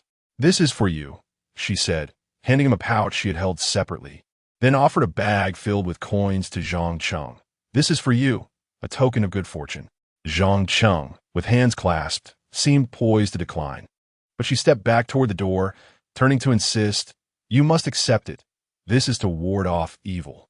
Outside the hall, Tao Yang stood beneath the eaves, gazing at the items she had extended, bewildered. "Esteemed consort, what is this?" "New Year's money," she replied, gesturing to the other several bags in her hands. "Please distribute these to others. There is no need to thank me." Tao Yang obeyed and departed. In the courtyard, remnants of freshly melted snow lingered. She lifted her skirt, standing amidst the stillness, inhaling the air. In previous years, this time was filled with the scent of firecrackers and fireworks. Midnight on New Year's Eve should be the most jubilant moment, with brilliant fireworks illuminating the sky and the incessant sounds of firecrackers ringing in the air. She strained to listen, but the silence was overwhelming. Looking up at the darkened sky, a longing to return home enveloped her. Zhang Zhao held the copper coin that Jiang Qiren had entrusted to him. It felt heavy and warm in his hand. "How have Wei's two sons fared since the moon turned?" The cold, distant voice of the master echoed above. "Your Highness, the eldest and the legitimate son have divided their factions within the court, their power now evenly matched. The emperor may be contemplating a military expedition to reclaim Bailiang." The master paused, waiting a few breaths before his gaze fell upon the young woman standing in the courtyard, her face tilted upwards, seemingly entranced by something in the sky. Jiang Qiren remained oblivious to the cold, clutching her skirt as she stood there lost in thought. "What do you think of her now?" the youth inquired. After a moment of contemplation, Zhang Zhao replied, "Your Highness, Jiang Qiren's temperament and demeanor are markedly different from before." A faint smile graced the youth's lips, echoing the sentiment of their previous conversation. Just then, Jiang Qiren's maid hurried in with an outer garment to drape over her shoulders, redirecting their discourse back to Bailiang. The prince's voice, cool yet imbued with youthful vigor, was both calming and invigorating as he stated, "If he launches an attack on Bailiang, I must seek an opportunity to accompany him." Zhang Cheng understood the implication. The emperor favored the noble consort, thus leaning towards the fourth prince. If the prince wished to gain the emperor's favor for a title and establishment, the timing remained uncertain. He needed military achievements to secure rewards to truly wield power. Otherwise, the noble consort's efforts might soon see the crown prince's position bestowed upon the fourth prince. Beiliang had maintained its autonomy for over 30 years, situated in the northwest. Should the emperor mobilize his troops, the prince's voluntary request would likely be denied. A suitable opportunity was essential. Meanwhile, in the courtyard, Jiang Zhao asked Taonyang, "Do you long for home?" After a prolonged silence, the maid replied, "Since childhood, I have accompanied the tyrant in Jiang Manor. Wherever she is, that is my home." But Jiang Zhao choked back tears, stating, "Yet I wish to return home." The weight of grievances and sorrow surged within her, and in the quiet courtyard, her heart wept. "I do not know how to go home." The figures inside watched her silhouette, their hands behind them lightly grasping a golden thread embroidered with symbols of warding off misfortune. The little sparrow, confined within the high walls, chirped desperately in despair. Chapter 10. New Year's Day. As the New Year's vigil commenced, Jiang Zhao quietly wept in the courtyard until the wind dried her tears before returning to her chamber. The main hall was deserted, and Gao Yin had retreated to his small quarters for rest at some point. Their hopes of sitting together harmoniously to welcome the new year until dawn were ultimately dashed. Even the thought felt strange. Rising early to pay respects to the Empress Dowager, Gao Yin returned to Jishan Feng, while she sat before her embroidery frame, admiring the two small flowers she had stitched over the past days. Outside, footsteps approached. Taonyang entered, accompanied by a young eunuch who held a lacquered box. Bowing as he announced, "I pay my respects to the tyrant. I am here on the command of the fifth prince to deliver this to you." She was somewhat taken aback and instructed Taonyang to bring it over, cradling the somewhat heavy object in her hands. She did not open it but placed it on her lap, inquiring, "Why the sudden gift? Did the fifth prince say anything?" The young eunuch, with downcast eyes, replied. In response to the esteemed lady, His Highness did not elaborate. "If the esteemed lady has no further instructions, this servant shall take my leave." "Very well, thank you." She smiled. After the eunuch paid his respects and exited the chamber, she reached out to caress the ornate design on the lacquered box, delicately unfastening the clasp. Inside, she discovered a smaller, exquisite box fashioned from pure gold. "Wow, it's as long as my two hands combined. Is it solid gold?" Jiang Zhao was momentarily dazzled by the golden sheen, realizing why it felt so weighty. She couldn't help but smile as she traced the gems embedded in its surface, pondering the immense value of such a treasure. Even without the favor of the court, Gao Yin possessed considerable wealth. Indeed, the Frylius camel is still larger than a horse. "I suppose this is a festive gift from His Highness to the esteemed lady," Taonyang remarked with a chuckle, upon discovering the locks on either side of the golden box. She deftly unlatched them. Inside lay a layer of satin, upon which rested two exquisite pieces of jewelry. One was a golden hairpin shaped like a flourishing tree, its branches adorned with an abundance of shimmering golden leaves that sparkled under the slightest movement. The other was a golden hairpin, its head embellished with a floral design crafted from red and white agate, charmingly delightful. "These pieces are not too extravagant, are they?" She called for Taonyang to take a closer look. Upon seeing them, Taonyang's heart skipped a beat as she instantly recognized their origin. 2 years prior, during the esteemed lady's birthday, a quarrel with the fifth prince had led to these very pieces being crafted by the most fashionable artisans at the behest of the adults outside the palace. Carefully smuggled back in. In a fit of anger, the esteemed lady had hurled the box containing the jewelry to the ground, causing both pieces to shatter. The woman had wept on the spot, blaming the youth for the mishap. She had personally stored the broken jewelry in the treasury, yet here they were, unexpectedly returned to her by His Highness. In that moment, she understood that, even for the sake of her life, she should say nothing more, and simply smiled, saying no. And besides, His Highness understands these matters. If he has sent them, they must certainly be suitable for wearing. You are being overly cautious. To her astonishment, Gao Yin had gifted her something. Her efforts over the past 3 months had finally borne fruit. Elated, Jiang Zhao cradled the box as she hurried back to her quarters. Kneeling before her vanity, removing the silver hairpin from her hair, she affixed the golden hairpin in its place. As she swayed, the tiny leaves of the hairpin glimmered like ripples on a lake, exuding an air of exquisite grandeur that elevated her presence. However, it was perhaps a tad ostentatious.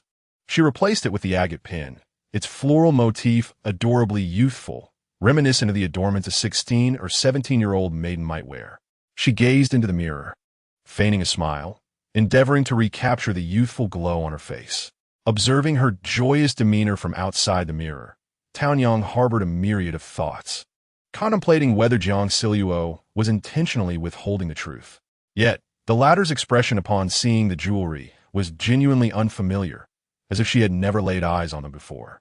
Why had His Highness taken the items away only to return them to the esteemed lady?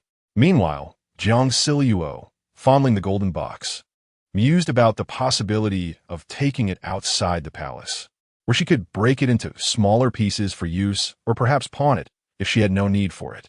That evening, the palace banquet for the new year commenced, with all the consorts adorned in their ceremonial attire.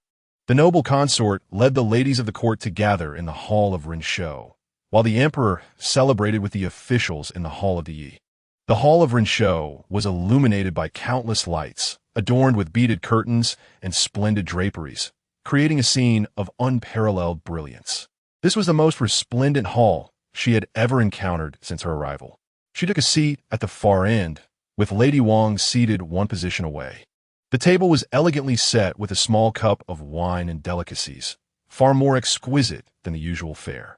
At the main seat, the noble consort donned a cerulean robe embellished with multicolored patterns, crowned with a golden tiara. Her eyebrows were slender like willow leaves, and beneath them were a pair of bright, round, almond-shaped eyes, delicately adorned with rouge at the corners. Her round face and thin lips bore a tranquil expression. Having seen her once in the Empress Dowager's palace, today she appeared in full makeup, yet she did not possess the breathtaking beauty that she had imagined. Compared to Lady Zhang, she lacked allure, and compared to concubine Da, she fell short in majesty, yet she exuded a gentle serenity. In the original text, Su Guifei is scarcely depicted. Her years of favored status are merely a fleeting mention. The narrative primarily dwells on her despair and anguish following the sudden demise of the fourth prince, after which she languished in illness and soon passed away. Deprived of love and the child, the vital pillars of her existence, her realm swiftly crumbled. Seated in quietude, her gaze fixated somewhere below the steps. Her countenance bore no semblance of someone who had long occupied a position of power, resembling an ordinary woman of a deep household. It was difficult to believe she was a woman accustomed to the intrigues of the harem. On this auspicious new year, let's all partake in this wine. Su Guifei raised her cup and proclaimed. Jiang Zhao imitated those around her, lifting a half-filled cup of Tusu wine towards the noble consort, expressing her gratitude. She followed suit, tilting her head back to drink, a blend of sour, sweet, and bitter flavors spreading across her palate, with a slightly salty aftertaste lingering as she swallowed. The medicinal essence filling her mouth. She reached for a small petal-shaped delicacy from the nearest celadon dish, glancing around to see others sipping tea or nibbling on snacks, and felt reassured enough to lower her head and pop it into her mouth. The delicate outer skin was thin, and the filling appeared to be meat. She took another bite, discovering a light brown meat filling with a savory flavor. To her delight, there was indeed something delectable here, lifting her spirits slightly. Taonyang, she softly called to the maid beside her. Upon hearing her name, Taonyang promptly moved closer. What is this? It tastes wonderful. Suddenly, a chorus of greetings echoed from outside the hall, prompting Taonyang to bow her head and return to her original position. Jiang Zhao quickly realized and, along with everyone else, knelt on the ground to welcome the emperor, proclaiming, "We pay our respects to your majesty." The hall resounded with calls. While she kept her head lowered, her lips slightly parted, attempting to blend in without making a sound. "Rise," came a voice like thunder, imbued with the essence of authority. "Thank you, your majesty," the crowd responded in unison. As Jiang Zhao stood, she caught a glimpse of the emperor's back, clad in a dark crimson, ceremonial robe, flanked by 5 young men adorned in purple robes and jade belts. The leading figure, King Wu, possessed a gaunt and pallid visage. Behind him stood a young man of similar height, likely the original protagonist, the second Prince Gao Li, who was tall and elegant, his demeanor refined, with gentle laughter gracing his brows. Following him was a portly figure, the third Prince Gao Ji, whose jade belt hung loosely beneath his belly, the robe he wore appearing cumbersome. Next in line was the youthful Gao De, son of concubine Su, with a broad face and thin lips reminiscent of his mother, exuding vitality. Finally, there was Gao Yin, who bore an aloof and indifferent expression. Though he was but a year younger than Gao De, his demeanor was far from youthful. As he leisurely trailed behind, at the head of the assembly, the concubine rose to take her place at the side seat. By tradition, as the concubine, she lacked the privilege to sit alongside the emperor. However, once seated, the emperor grasped her hand and guided her to sit beside him, simultaneously beckoning the fourth prince to step forward, while gesturing to the remaining 4 sons, instructing them to greet their mother. From a distance, the emperor commanded an overwhelming presence. Adorned with a towering crown and a scarlet robe intricately embroidered with dragon motifs, exuding a vivid and solemn aura, his countenance stern. The aura of imperial power veiled any mediocrity in his appearance. The fourth prince ascended the steps, kneeling beside the concubine, the 3 of them engaging in cheerful conversation. Jiang Zhao found herself too preoccupied to steal glances, for after the emperor's decree, the 4 princes dispersed to find their respective mothers. Suddenly, Gao Yin turned with a cold demeanor and approached her directly, his stature commanding attention despite being the youngest, yet possessing the most austere temperament. Jiang Zhao could not help but feel the collective gaze of those around her drawn towards this encounter. With a sigh in her heart, she lamented her predicament. Lowering her head, she feigned interest in the dishes before her, when unexpectedly, the atmosphere shifted as Gao Yin seated himself beside her. "How has the concubine been of late?" he inquired in a subdued tone. As Jiang Zhao lifted her gaze, she noticed no one was watching anymore, and a sense of relief washed over her. "Quite well," she replied. "And you?" A fleeting recollection of an automated English dialogue beginning with crossed her mind. Gao Yin leaned to peer at the pastries on her plate. What was the concubine examining just now? "Nothing much, just something I had not seen before," Jiang Zhao admitted, feeling slightly embarrassed yet truthful. Gao Yin fell silent once more, and she chose to ignore him, reaching for a golden brown fried cake from the white glazed plate. It was soft and held shrimp within. After consuming a piece, she remembered Gao Yin and set down her chopsticks, gently asking, "Have you had your meal?" He glanced at her with indifference. "I have. The emperor and the concubine are returning to the palace." "You may do as you please," echoed the emperor's voice from afar. The assembly knelt in unison to pay their respects. As Jiang Zhao turned to observe during his speech, she finally discerned the emperor's true features: a narrow face, square jaw, and piercing eyes. After decades of reigning, the supreme authority was ingrained in his very essence, and even as he led the concubine out of the hall, they did not resemble an ordinary couple. She contemplated offering a plate of peach blossom-shaped sweets to Gao Yin for him to try, but before she could speak, her vision darkened as Wang Marin approached her table, holding a wine cup, her complexion flushed like flowers in spring. She first bowed to Gao Yin, saying, "Greetings, fifth prince." "Fair lady," came Gao Yin's measured reply. Continuing, Wang Marin knelt gracefully before Jiang Zhao's table, pouring wine from the golden jug before her, and said, "On this auspicious occasion, I wish my dear sister joy and health." She raised her cup towards Gao Yin, proclaiming, "The fifth prince is destined to be an extraordinary talent." Gao Yin merely nodded slightly, expressing his gratitude to the beauty.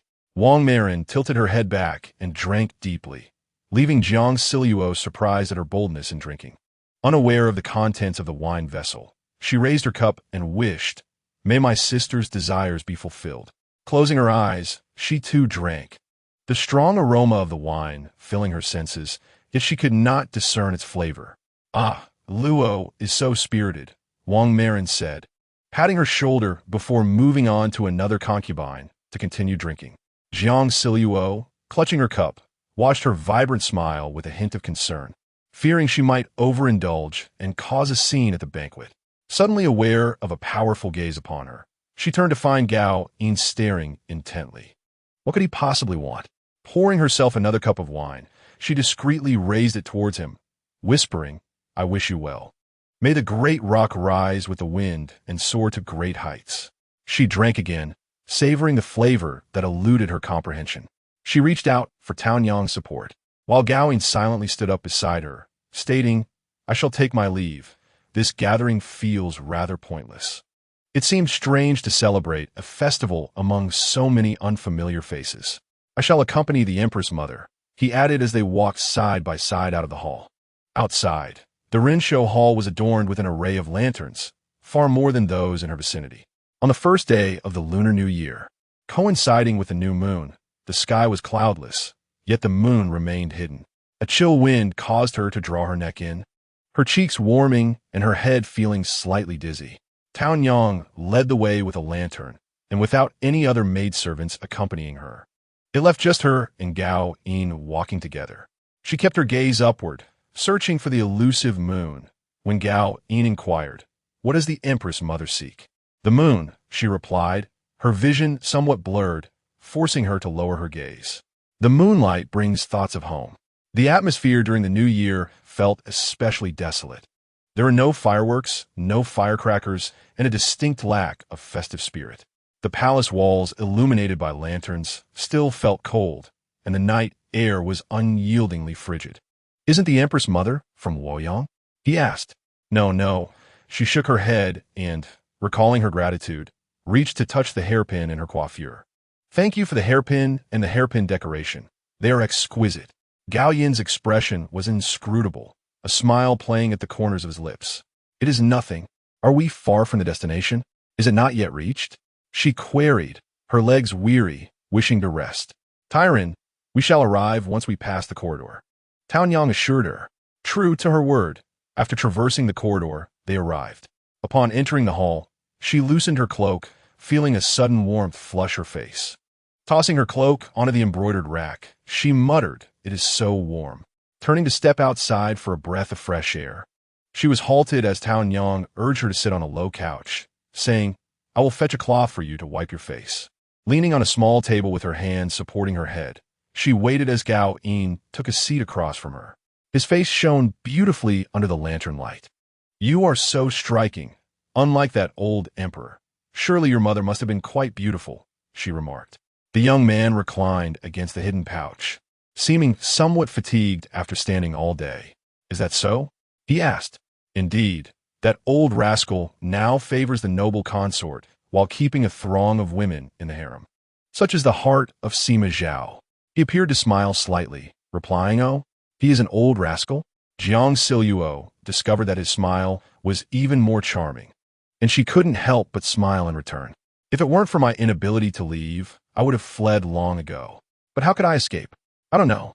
I dare not venture far, as I do not know anyone here. Perhaps I could disguise myself as a little attendant and sneak out." He chuckled softly, asking where a little attendant would go after leaving the palace. Would they return home? Tao Yang gently wiped her face with a handkerchief, and Jiang Zhao pouted. "But it's hot, Tao Yang. The more you wipe, the hotter it gets. You must have drunk and caught a chill. Just wipe your face, drink the hangover soup, and sleep it off," Tao Yang said, not allowing her to evade the task, wiping her face before moving on to her hands. "Thank you for the hairpin and the step shake," she said to Gao Yin. "You have already expressed your gratitude," he replied. "Oh, have I?" She tilted her head in thought, her mind a muddled mess. The Empress had yet to share tales of her homeland. Just as she opened her mouth, she saw Tao Yang approaching with a porcelain bowl, dark and murky. Turning away in reluctance, she asked, "What is this?" "It's the hangover soup, my lady. You will feel better after drinking it," Tao Yang replied, offering a spoonful to her lips. Jiang Zhao obediently took a couple of sips, grimacing at the taste. "Why is everything so unpleasant here?" She stood up, tugging at her collar as she made her way back to her chamber, loosening her dress along the way. "You mustn't let her drink anymore," came Gao Yin's voice from outside, prompting her to resist, pulling at her sash as she turned to the outer room. "How can you speak to your mother like that?" "Oh dear, my lady," Tao Yang obstructed her exit, She was halted before the screen, catching a glimpse of Gao Yin leaving, backlit, and for a fleeting moment, the purple royal robe reminded her of the moon. Chapter 11. Blood and Tears the following day. Jiang Zhao woke languidly, having slept until the sun was high in the sky. The midday light filtered through the bed curtains, leaving her feeling soft and utterly drained. After tidying herself, she sat in the outer room sipping tea, her mind replaying a jumble of nonsensical words from the previous night, thoughts of homesickness and other trivialities. Just 2 small cups of wine had left her in a stupor, and she couldn't help but lament, this body of Jiang Zhao is far too fragile. She rested her head in her hands, hoping that Gao Yin had not taken her drunken ramblings seriously, wishing he would not be overly suspicious. Yet, she felt that this crafty son would inevitably harbor doubts. What would she do if he inquired about her drunken words from the night before? Just then, a flurry of hurried footsteps and shouts echoed from the corridor, a commotion rarely heard in the depths of the palace, laden with an urgency akin to a death knell. Jiang Zhao was perplexed when an individual suddenly rushed in, kneeling before her with such speed that Taonyang barely had time to intervene. Upon raising her head, Jiang Zhao instantly recognized the maid responsible for daily cleaning duties outside the palace. Setting her teacup aside, she asked, "What is it?" The girl knelt fully, her voice breathless. "My lady, I just heard that last night, a prince caused a disturbance outside the palace on the eve of the new year. This morning, he was reported to His Majesty, who has punished the prince with 50 strokes, and he is currently being punished at Witching Gate." 50 strokes? The gravity of this information slowly sank in. 50 strokes. What a severe punishment. To receive such a sentence would be tantamount to a death sentence. The palace attendants murmured that the prince could not endure 50 strokes. However, the empress had taken the 2 princesses to Xingshan Temple, and upon hearing this, the maid hurried back to inform my lady. Upon hearing that the decree was issued by the emperor, despair surged within her, causing her to grip the cup tightly. Just yesterday, everything had been harmonious. How could it have turned so dire over a trivial matter? What crime had been committed? Was it truly confirmed that he was responsible? The servants were oblivious to the inner workings of the palace, only aware that the emperor had been infuriated and had immediately sought to impose punishment. She approached, extending her icy hand to grasp the arm of the other, demanding to know the truth of the situation. Tremors coursed through her body as she reassured herself that everything would be fine. Gao Yin was capable of ruling as emperor. The maidservants were equally ignorant. Earlier that morning, she had encountered someone from the palace, who relayed that an official had entered the palace to seek an audience with the emperor at dawn. Shortly thereafter, inquiries were made regarding the prince's departure from the palace the previous night, leading to the summoning of the 5th prince. In mere moments, the emperor had erupted in fury, sentencing the 5th prince to receive 50 lashes. The young maid, her face contorted in distress, murmured that she had heard rumors of a prince allegedly committing the heinous act of abducting a commoner.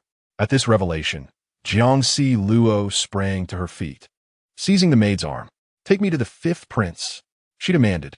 Taonyang, standing beside her, interjected, "My lady, the emperor is in a furious rage. To go now would surely implicate you.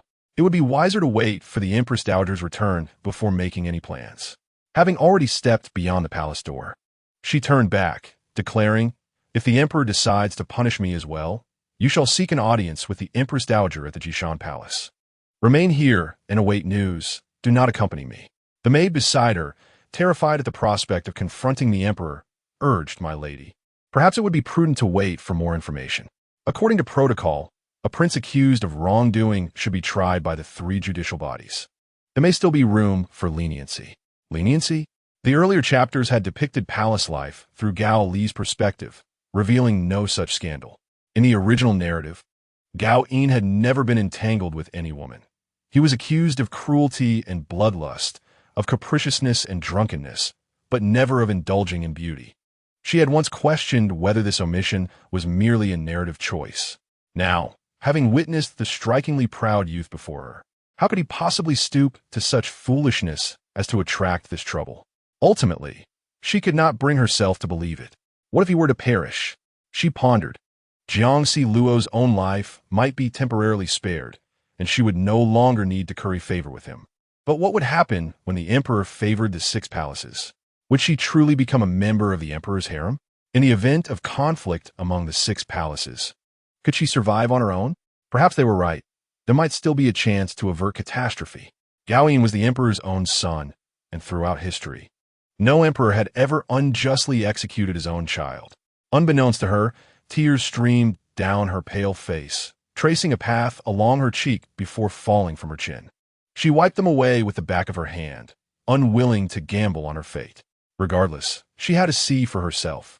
The biting winter wind filled her sleeves as they traversed numerous palace gates and long corridors, until the sound of a piercing cry reached her ears.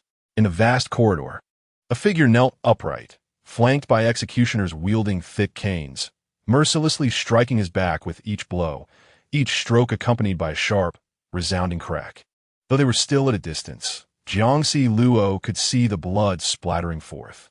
As the wind swirled beneath her feet, she instinctively lifted her skirt and rushed forward, exclaiming, "No more strikes." The executioner hesitated for a moment, glancing at her. Yet the next blow landed forcefully across the slender back of the boy. He closed his eyes tightly, his fists clenched and hanging limply at his sides, his body swaying precariously. She had no time to examine him closely. In a panic, she knelt and extended her arms to shield his back, her hands soon becoming wet with blood. The crimson robe he wore had become darkened, stained by the crimson flow. Haiyin's voice emerged, choked with emotion. The boy's body trembled involuntarily from the pain, chilled as if he had just been unearthed from the snow, his complexion pale and ghostly, his lips tinged with blue, his brows furrowed in distress, teetering between life and death. A fierce ache gripped her heart, emotions swirling around her with no outlet, her vision consumed entirely by his blood. The executioner, wary of her embrace around Haiyin's back, refrained from delivering further blows. She wrapped her arms around him, resting her head against his chest, yearning to hear the rhythm of his heartbeat. Yet his feeble voice broke through. "Go back. This does not concern you." Tears seeped into the fabric of his garment, and she trembled fiercely. "No, you cannot die."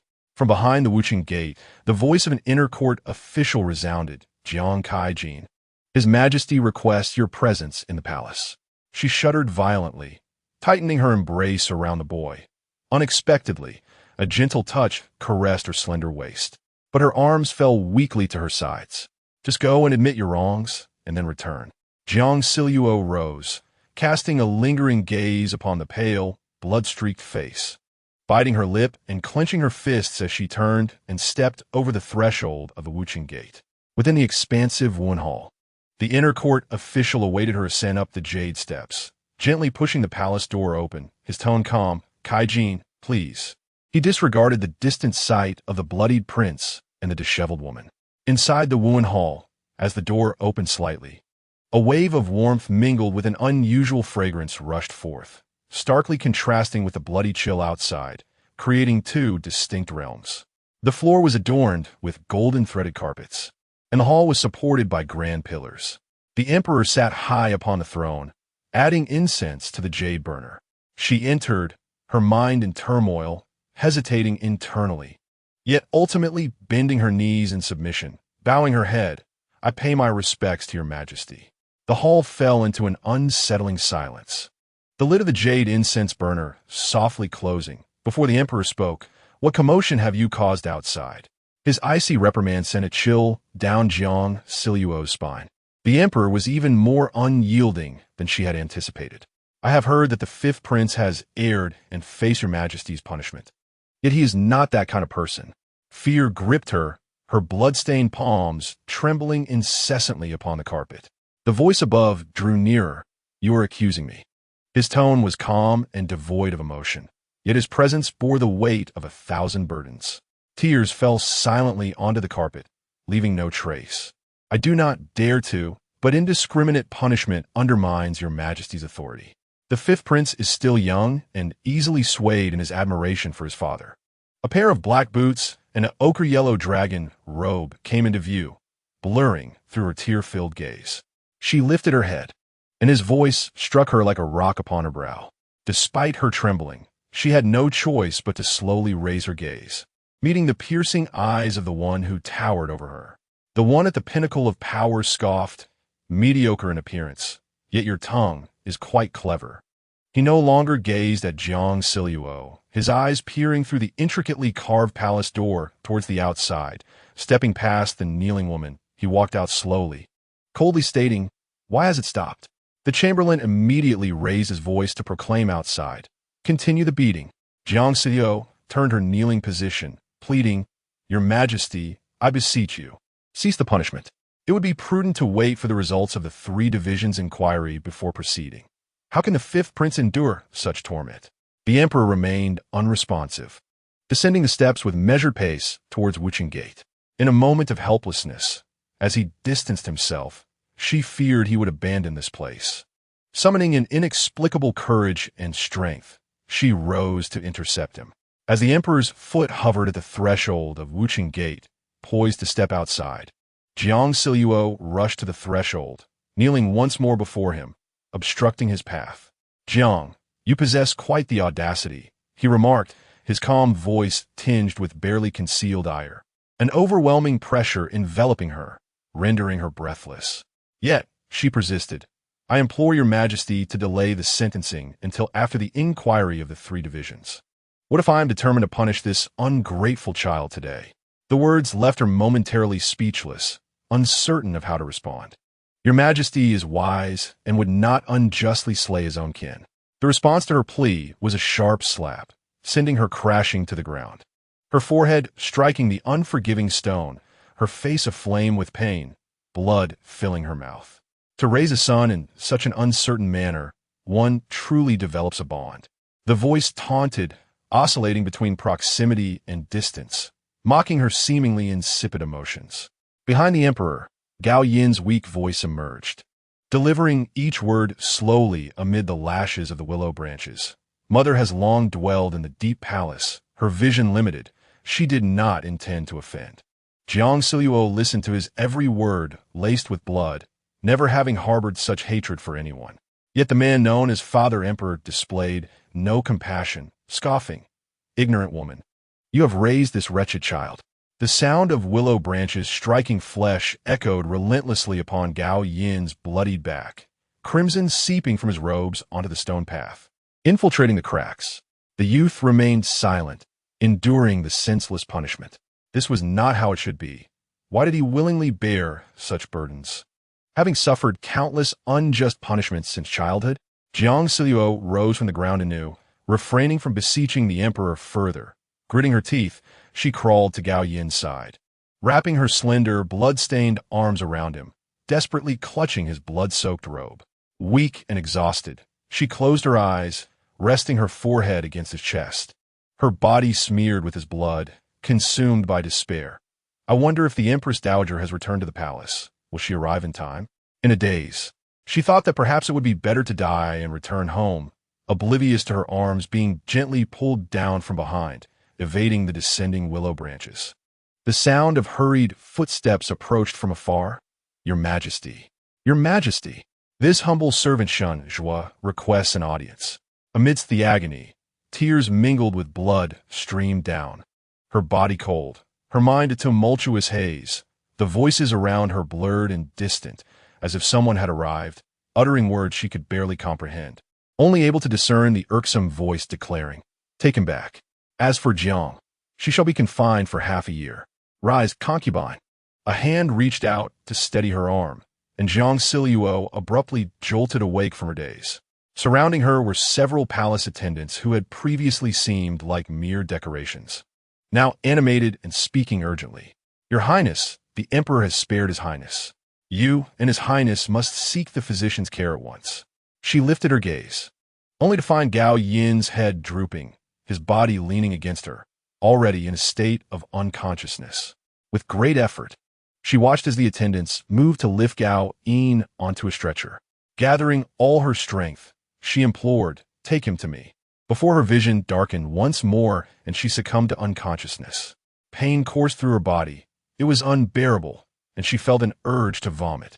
Jiang Zhao, feeling wretched, opened her eyes to see the familiar pale canopy of her bed. Suppressing the nausea in her stomach, she propped herself up, and, as she sat up, a tightness enveloped her head. A gentle touch confirmed her suspicion of a head injury. The blood on her hands and the stained garments had been cleaned, and she now wore a fresh nightgown. Slowly descending from the bed, she noticed a palace maid kneeling outside her chamber. "Your Highness, you have awakened." The maid gestured for her to lean on her as they made their way toward a small anteroom. The lattice door was ajar, and as they approached, a strong scent of medicine and blood wafted through the air. Gawain lay quietly on a soft couch, dressed in white undergarments, asleep. She knelt on the carpet, silently observing his still pale visage, uncertain of the condition of his back injuries. She longed to lift the quilt to take a look, but hesitated, feeling it would be too forward. As memories of her fainting spell flooded back, she could not help but bow her head and shed silent tears. He lay with his head tilted against the pillow, his previously closed eyes now fixed intently upon her. Jiang Zhao lowered her gaze, discreetly wiping her tears. Just then, the lattice door was pushed open again. Tao Yang entered, carrying medicine, followed closely by Zhang Cheng, who also held a bowl of medicine. "Your Highness, His Highness, it is time for your medicine." Tao Yang assisted Jiang Zhao to sit at a small table on the opposite side of the room, tidying the papers and ink, and placing the medicine bowl down. "You may drink gently with your left hand. The physician has advised that your forehead injury will heal with care, but there may be internal bruising and stagnation, along with emotional distress and liver qi stagnation. Please rest and do not worry or become agitated." Her tone was earnest and caring. As she ladled out the steaming medicine, Jiang Zhao recalled her misfortunes and remarked with a hint of irony, "I certainly will rest. After all, was I not confined for half a year? What day is it today?" She inquired. "Your Highness, it is now the afternoon of the 3rd day of the month," came the response. "More than a day of sleep." Slowly, she finished the medicine, when footsteps sounded from outside, far livelier than usual. A palace attendant escorted a man in a green official robe into the room, a medicine box slung over his shoulder. Presumably the imperial physician. Indeed, he entered and first bowed to Jiang Zhao and Gawain, then addressed Gawain, who lay on the couch. "I am Do Yao from the Imperial Pharmacy. I have come today to change the dressings for your Highness and the esteemed lady. The injuries on your Highness's back and the lady's forehead require daily dressing changes. I shall return at this time, each day henceforth." Gawain acknowledged him with a sound but remained still, and a hush fell over the room. Tao Yang glanced at Jiang Zhao, who turned her gaze to the waiting physician, reaching out to grasp Tao Yang's hand for support as she rose to her feet and moved toward the door. The lattice door closed slowly behind her, and she asked, "How severe are his injuries? Are they serious?" Tao Yang guided her to sit on a soft cushion. "You awaken and do not first inquire about your own injuries. I was startled when I found you not in bed. The maid said you were preoccupied with His Highness as soon as you regained consciousness." She let out a deep sigh, assuring herself that she was fine and that there was nothing of great concern. However, Gawain had lost a considerable amount of blood. The imperial physician remarked that the injuries on His Highness's back would require 2 months of care. They were merely bruises and whip marks. Fortunately, his bones were intact, so there was no serious issue. A throbbing pain lingered at her temples as she leaned against the small table, feeling utterly drained of strength. Another sigh escaped her lips. At least both of them were safe. She wished to forget the harrowing and humiliating memories of yesterday. Just then, the imperial physician completed dressing Gao Yin's wounds and was about to tend to her own injuries. Recalling the Empress Dowager's words, that the 5th prince had lost his mother at a young age and that their mother-son relationship had been fraught with hardship, tears streamed down her closed eyelids. A mixture of fear and pain. The bandage on her head was removed, revealing a mixture of blood and ointment. The young physician took out a jar of brown salve and diligently applied it to her forehead. "Will this leave a scar?" she inquired. "As long as you maintain a light diet and avoid the wound and water, it should not," Do Yao responded cautiously. After rewrapping her head with fresh bandages, the physician bowed and took his leave. The chamber regained its cold and desolate atmosphere, yet the eastern room now housed a living soul. "Is it warm in there? Bring in another heater. I don't want him to catch a chill," she instructed Tao Yang. "Yes, rest assured, my lady," came the reply. Shortly after, Zhang Cheng emerged from the room, bowing to Jiang Zhao as he took his leave. "My lady, I take my leave." It seemed Gao Yin had assigned him some task. She held an orange and nodded slightly. "Go ahead." In truth, she yearned to inquire where Zhang Cheng had been while Gao Yin was being beaten, but such a question felt beyond her right to ask, and she doubted she would receive an honest answer. After sleeping for more than a day, she found herself wide awake. Initially intending to pass the time by embroidering, she soon found the effort exacerbated her headache, making her feel nauseous. Her hands trembled uncontrollably as she attempted to use the silver needle, and after several failed attempts, she stood up, cursing under her breath.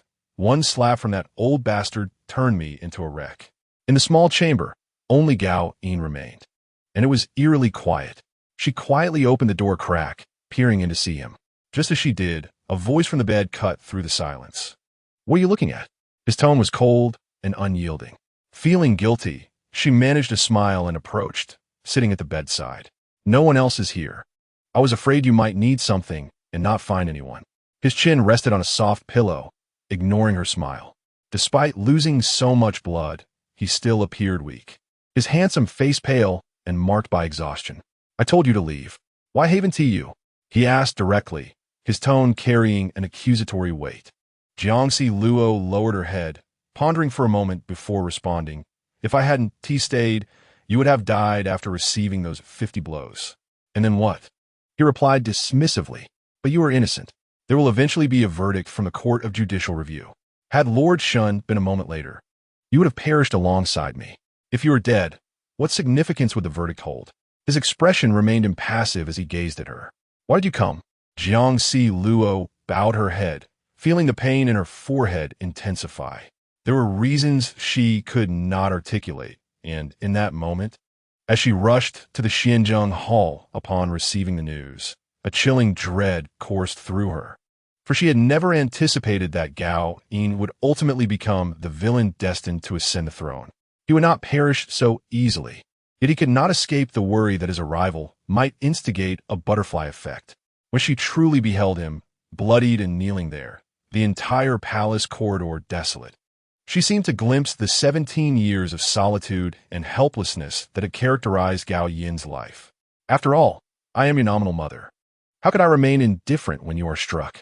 Furthermore, if you were unjustly executed today, what hope would I have for a pleasant life?" As she spoke, a profound sense of grievance welled up within her, tears cascading uncontrollably. Gao Yin must survive. He was the thread that tethered her to freedom. Should that thread snap, her hope would vanish entirely. She could neither perish by poison nor serve the emperor. The young man lying on the couch noticed her turn away. His voice tinged with emotion as he remarked, "He values his reputation. He would not kill me so easily. 50 strikes would not suffice. Even if you do not intervene today, nor does the minister justice, he would call a halt when I am near death. Are you suggesting that my involvement is futile, that I endured a slap in vain?" Anger and grievance surged within her, and thoughts of the emperor filled her with bitterness. The youth paused. "It was not in vain. I only received 30 strikes this time, fewer than I anticipated." Jiang Zhao discerned the retreat in his words and seized the opportunity, lifting her chin to gaze at him. "You have yet to express your gratitude. You awoke and immediately reprimanded me." The air grew still, until Gao Yin spoke with a softened tone. "Thank you." Then, reverting to his usual demeanor, he advised her, "Mother, do not worry excessively." During dinner, Jiang Zhao sat in the hall while Gao Yin lay in his chamber, eating. Taonyang, having overheard their quarrel and weeping, knelt nearby, her face etched with concern. "I am fine. Do not fret over me," she reassured her. Sighing, Taonyang remained silent, lowering her head to cool the bowl of mung bean porridge. That night, Taonyang assisted her in lying down, reminding her that she had been on night watch outside lately and urged her to call for her if anything arose. Yet, she fell into a deep, dreamless slumber. Chapter 12. Confinement. In the first month of the new year, 2 continuous snowfalls transformed the world into a monotonous expanse of white. Gao Yin began to be able to sit up from his couch, and the once desolate little palace now had visitors. Occasionally, unfamiliar eunuchs would arrive, but most often it was Zhang Cheng. Jiang Zhao watched as the newcomers entered the hall, first bowing to her, then proceeding to the small side chamber. And upon their exit, bowing once more in dismissal, she felt as though she sat at the main hall like a guardian deity, and thus chose to retreat to her quarters whenever she heard announcements of visitors. In the afternoon, when Jiang Zhao departed, Jiang Zhao was under the eaves, playfully rolling snowballs. Dressed in a dark green round-collared robe, Gao Yin emerged slowly from the side chamber, his nearly black attire accentuating his snow-like complexion. His injuries had not fully healed. His back remained stiff, and he moved slowly to sit down. A palace maid attempted to assist him, but was gently refused. Jiang Zhao was astonished at how quickly he could rise. According to the imperial physician, he should remain bedridden for at least a month. "Should you not be resting?" she inquired. Gao Yin, maintaining an air of composure with his back straight, rested one hand on the curved table and held a cup of tea with the other. "Why?" Feigning ignorance, she replied, "Your back is still injured. What if it were to open again? It matters not. You have struck your head, yet you still run about aimlessly each day. Surely it cannot be the same. She did not bleed so profusely. It seems futile to even speak of it. Moreover, what does it mean to run about aimlessly? I truly wish to throw the snowball I hold into his collar." She discarded the snowball and stepped inside the house. "After so many days, has the verdict from the tribunal you mentioned arrived?" Jiang Zhao has recently experienced a palpable sense of powerlessness. Surely there should be some clarification by now. Yet no one has taken the initiative to inform her, nor has any news reached Wangyue Pavilion. When the incident occurred, it was known throughout the palace and the court, yet in the aftermath, it vanished like snow upon the lake, leaving no trace. To her surprise, Gao Yin has been occupied with numerous matters, as those who frequent him have been diligently working on his behalf. The sunlight cast a golden glow upon his face, which should have felt warm, yet his demeanor remained cold and inscrutable as ever. Just days prior, the third prince was punished with 6 months of confinement. She questioned, pointing to herself for confirmation. "Like me?" The youth, with a hint of mockery, replied, "Yes, just like mother." "What trouble has the third prince caused?" The boy's face remained shrouded in ambiguity beneath the sunlight.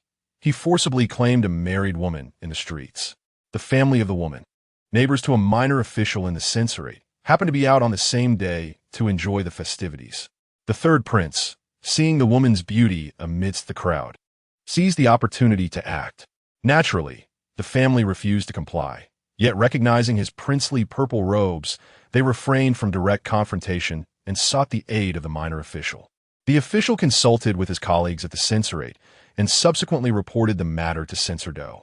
He took an orange, peeling it in his hands. The censor had gone early to knock at the gate of heaven. When the emperor inquired, he learned that both the third prince and I had been out around that time. I had merely left a moment later than the third prince, and thus I was condemned. A careless smile flickered across his face. "And what happened afterward? Did the woman return home? In an age that espouses the virtue of chastity, could she truly escape unscathed after being assaulted in the street?" His dark eyes briefly traversed her face. "The woman died." From his indifferent 5 words, she perceived the crushing weight of feudal laws trampling upon human flesh. A life snuffed out in exchange for nothing more than a light sentence of 6 months' confinement. She merely pleaded for the falsely accused Gao Yin before the emperor, receiving the same meager punishment. The warm stove beside Gao Yin was opened, and a piece of orange peel was cast inside, sizzling and releasing a faint citrus fragrance. He continued, "The censor will not let him off easily. Recently, he has been quite troubled. The third prince's mother, Consort Shu, is his cousin, and the Duke of Wei is his maternal family, with pressure coming from both sides. This year will be a difficult one for him. A mother's lineage serves as a powerful support for her child, and she began to understand why the emperor had entrusted Gao Yin to her care. Jiang Zhao's father was merely a 6th-ranking official at the censorate, lacking a formidable family background and being young. Placing Gao Yin in her charge allowed the emperor to demonstrate concern for his son while permitting him the freedom to flourish or falter. The Gao Yin of the original text grew like wild grass, silently and tenaciously, yet undeniably headed towards self-destruction.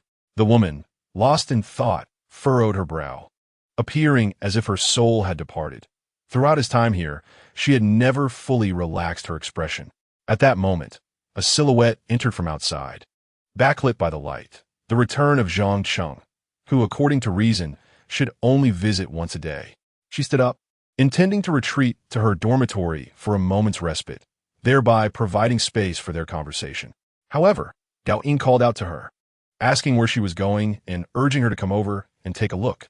Turning back, she noticed Gao Yin gesturing with his chin towards Jiang Zhao, who was cradling a bundle in his arms.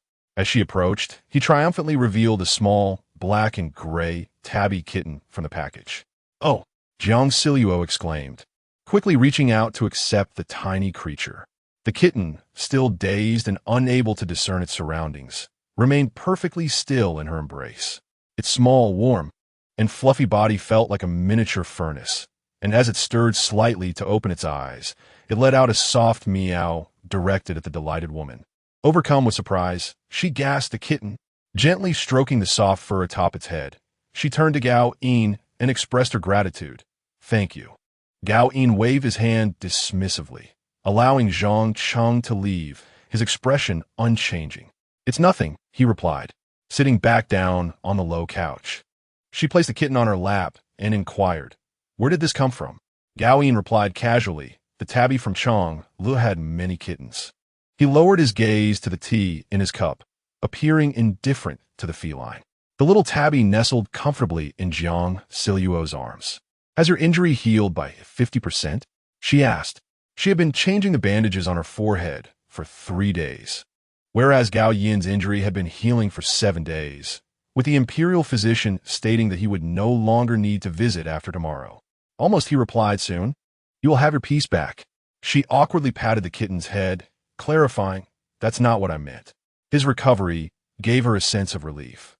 Yet it felt too swift. Youth certainly possessed a remarkable resilience. Had she endured such a beating herself, she would likely have succumbed before it ended. "Fortunately, the final outcome is fair to you," he remarked. "Oh," he raised an eyebrow. "Though for me, Gao Ji and that woman, the punishment and outcome are hardly just. Yet, you are not unjustly condemned to death by the emperor, which is a blessing," she sighed softly. The pain, humiliation, and loathsome oppression felt as if they were merely yesterday. Lying in bed at night, she often fantasized about waking up to find herself home. Yet the son of the feudal dynasty rose again the next day, and she remained ensnared in a desolate situation with no escape. Changing Jiang Zhao's fate inevitably entwined with Gao Yin's. The bond formed by the titles of mother and son in their lineage felt too tight, making her believe that one's fortune could not be shared by another. Should Gao Yin encounter misfortune, she would find herself mired in an inextricable quagmire. Jiang Zhao was merely a powerless concubine in a cold palace, left to ponder what she could possibly do. That night, after completing her cleansing rituals, she sat before the mirror brushing her hair, while Tao Yang knelt on the carpet, adding new coals to the brazier. According to Jiang Zhao's share, the winter coals were sufficient, albeit of mediocre quality, sometimes emitting a faint smoke. "Tao Yang, no need to add more. I feel it's rather warm in here, and there seems to be smoke again." She turned slightly, setting down a comb. Jiang Zhao perched on the edge of the bed, observing as Tao Yang brought her medicine. Slowly, she climbed onto the bed, dipping her legs into the cup, accepting the bowl of medicine and swallowing it down while suppressing her nausea, then rinsing her mouth. In the dim light of the candle, she faintly saw the flame flicker and extinguish, plunging the surroundings into darkness. In the stillness of the night, Gao Yin was roused by the hurried footsteps and hushed voices echoing through the air. The flame of the tall candlestick by his bedside flickered, not yet extinguished. He propped himself up on his arm and slowly sat up, peering through the window drapery to glimpse the flickering candlelight and the silhouettes of people moving about in the hall. Quickly, Go summoned the attending physician from the imperial pharmacy. "You, fetch some water." A voice belonging to Tao Yang was deliberately subdued. He donned his outer robe and pushed open the door, leaning against the frame to inquire of the bustling figures outside. "What is the matter?" Upon his appearance, the busy individuals momentarily froze. A palace maid carried a basin of water toward Jiang Zhao's chamber, while another emerged from it. They immediately knelt and pleaded for forgiveness. "We beseech your grace for pardon." Furrowing his brow slightly, he observed as a corner of the chamber's curtain was lifted, revealing Tao Yang, who bowed her head and said, "Your Highness, I seek your forgiveness for inadvertently disturbing your rest. A court lady has suddenly fallen ill, and we are calling for the physician." Gawain stepped over the threshold and strolled slowly into the hall, his voice calm. "What ails her?" "She suffers from a high fever and is currently in a deep slumber," came the reply. "Her condition arose abruptly, disrupting your Highness's repose."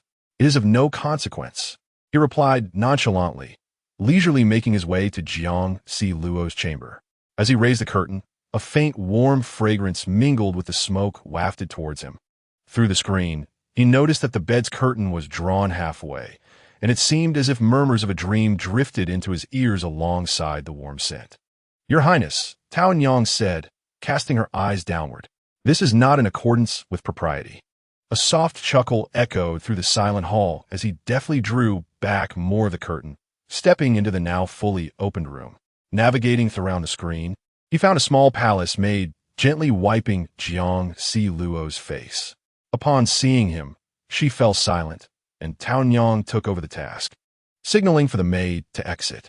Gawain sat gracefully at the edge of the bed, unfazed by the fact that he was perched on a portion of the patient's quilt. The curtain was entirely drawn back, and, under the dim light, Jiang Zhao's brow was furrowed, her cheeks flushed as if burning. Her head sank into the pillows, shifting slightly, and with each movement, the sound of her labored breathing became increasingly pronounced. Tao Yang knelt beside her, using a damp cloth to wipe her face. Yet after only a few strokes, Jiang Zhao let out a soft whimper, instinctively recoiling. "It hurts," she murmured, her voice faint and hoarse, which tugged at Tao Yang's heartstrings. "Where does it hurt?" she inquired, bending low beside the pillow, reluctant to miss a word. "My face hurts," Jiang Zhao said through clenched brows before succumbing to tears, her eyes tightly shut. Yet tears streamed from the corners, soaking her temples. Tao Yang wiped her own tears in silence, resuming her task of drying Jiang Zhao's. The atmosphere, seemingly frozen at that moment, filled only with her subdued cries. "The court lady suffers," she murmured to herself. Gawain watched her, frail and tear-streaked, her utterances of pain rendering her even more pitiful in her illness, her expression one he had never witnessed before. That incident had initially been unrelated to her. He had thought that even if it reached her ears, Jiang Zhao would not intervene. A mere weighing of pros and cons would reveal such a truth. Yet, she had come rushing in like a frightened child. The inner palace existed like a vast cold chamber, the peony room left unoccupied, while the Empress Dowager insisted that the concubine and the virtuous consort share governance over the matters of the harem, maintaining a delicate balance, thus preserving the established rules and hierarchies. However, in recent months, she had increasingly appeared more emaciated, her frail arms cradling his back, trembling in fear of the emperor, yet still daring to argue. Even after receiving a slap, she would crawl over to shield him, making it hard to believe this was the self-centered Jiang Zhao, who only loved herself. The imperial physician arrived. A voice called from outside, followed by a palace maid guiding the on-duty physician into the room. Gawain stepped back to the window, observing the physician examining Jiang Zhao's pulse, and he inadvertently noticed the timid figure of a servant hiding in the corner. He remained motionless, listening to the physician's diagnosis, which conveyed that her spirit had been strained. Although medicine had been prescribed previously, its effects were negligible. Tonight's fever breaking was a positive sign. With care, she would soon recover. Since the passing of his mother, he had not attended to anyone's sickbed. He felt little interest in keeping vigil over Jiang Zhao this evening, instead returning to the bedside, casting a languid gaze upon Tao Yang, and remarked, "The physician previously mentioned her emotional turmoil and stagnation of liver qi.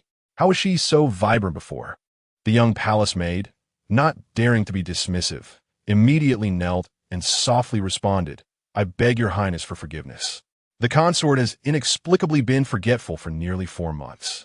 At times, she speaks in a manner incomprehensible to others.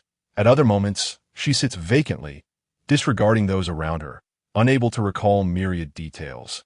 including why the physician was not summoned sooner. The consort forbade it, and I perceived her trepidation and unease, not daring to pressure her. "I implore your highness for mercy." She bowed deeply, her body prostrated on the floor. "Forgiveness? Whose transgressions do I pardon?" The room was left with just the two of them and the slumbering patient. Silence enveloped them, punctuated only by Jiang Zhao's breathing and the night wind tapping against the window. "The consort has previously offended your highness. I beseech your highness for clemency."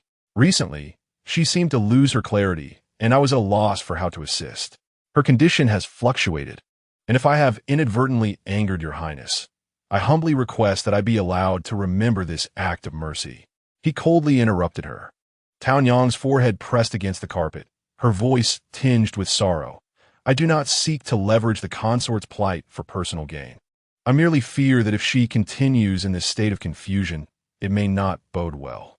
As a palace maid, she busied herself with Jiang Zhao's various needs, inevitably interacting with other palace women and hearing tales of those who had withered away in the depths of the palace, some physically, others mentally. The air was still for a moment before Gao Yin's steady voice broke the silence. "How much has she forgotten?" "She has forgotten everything from her past life, including matters concerning your highness, even her preferences and embroidery skills. Ever since that day in October when the consort awoke, she has lost all recollection." It was approximately from that day onward that Jiang Zhao's demeanor towards Gao Yin had entirely transformed. She became gentle yet timid. The former Jiang Zhao had never feared the fifth prince. That day, she had suddenly expressed a desire to mend their relationship, cautiously inquiring about the fifth prince. Fully aware of her own stubborn and unyielding nature. "I want to go home." Her sobbing in a dream interrupted their conversation. Taonyang glanced anxiously at the figure on the bed, while Gao Yin immediately discerned whom she was referring to. On the bookshelf of a small chamber lay a scroll filled with haphazard characters, unmistakably the work of a novice practicing calligraphy. Coincidentally, he had discovered another scroll, identical in content, penned in exquisite small script by Jiang Zhao, who had previously transcribed the Lotus Sutra. It was as if the memory had been wiped clean, and although he was aware of this lapse, he remained unperturbed, seeking ways to conceal it from everyone. Stepping out of his quarters, the lingering aroma of incense wafted into the hall, where the imperial physician from the pharmacy was diligently seated at a small desk, awaiting the moment when the noble would recover from the fever. Gao Yin raised his hand to dismiss the physician's greeting, standing close to the candlestick. The flickering light cast a shadow across one side of his handsome face, his sharp gaze difficult to decipher, and his thin lips parted gently as he spoke. "I have a matter I wish to consult you about, esteemed sir." The young physician, feeling overwhelmed by the honor, dared not lift his gaze, bowing his head to respond. "Your highness's inquiry is most humbling." He recalled a passage from the Huangdi Neijing, which states that the brain is the sea of marrow, one of the extraordinary organs. The head is the abode of wisdom. Thus, it is evident that the mysteries abound. I once read of a man in a text who, after a night of rest, awoke with no recollection of anything, his temperament drastically altered. Might you possess any insights on this matter? The candle flickered gently. He slightly tilted his head, the sharpness of his gaze suddenly illuminated by the light, revealing an undercurrent of unspoken thoughts hidden beneath the surface. He lowered his eyes and smiled. Chapter 13. Remembrance. The sky was overcast, and a fierce wind swept snowflakes into the city of Luoyang, blanketing the ZY Palace and the secluded corners of the imperial harem. The eaves, corbel brackets, palace paths, corridors, and stone steps were all layered with snow. Jiang Zhao's high fever gradually subsided amidst this heavy snowfall. Upon awakening, she felt languid, the curtains drawn back, sunlight streaming in streaks across the floor, while Taonyang knelt on the carpet, waiting.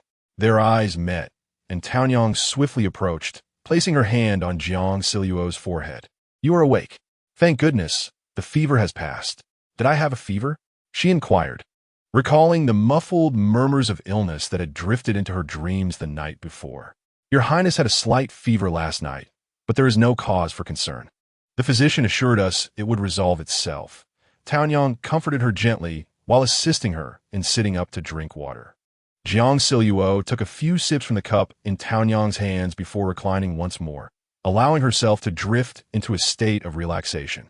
After a moment, she seemed to recall something forgotten and asked about Gaoyin. "Where is the fifth prince? Did the physician disturb him last night?" "The fifth prince visited you last night," Taonyang replied as she turned to fetch water to cleanse Jiang Zhao's face. Observing Taonyang's retreating figure, Jiang Zhao felt an odd sense of disquiet, unable to articulate why. Had she spoken strangely in her fevered state? Surely not. She had never been articulate in dreams, and fever should not affect her so.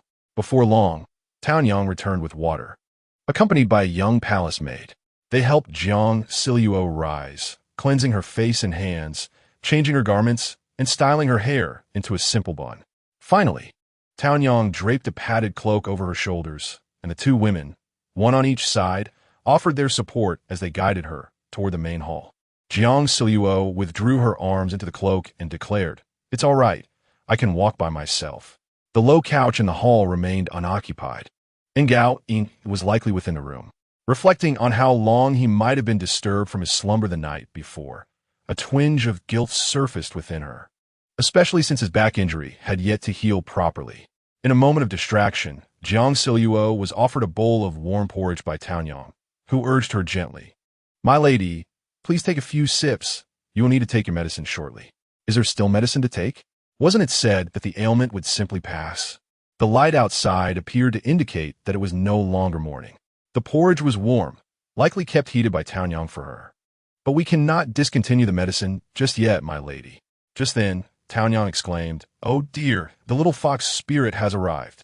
She took the shivering kitten from a nearby maid and carefully handed it to Jiang Zhao, who noticed it had nearly scalded itself by the warm stove. "What a pitiful creature," she murmured, cradling the trembling fur ball in her arms. Realizing it might be cold, she suggested, "Perhaps it is chilled. Go fetch me some cloth." "No, wait."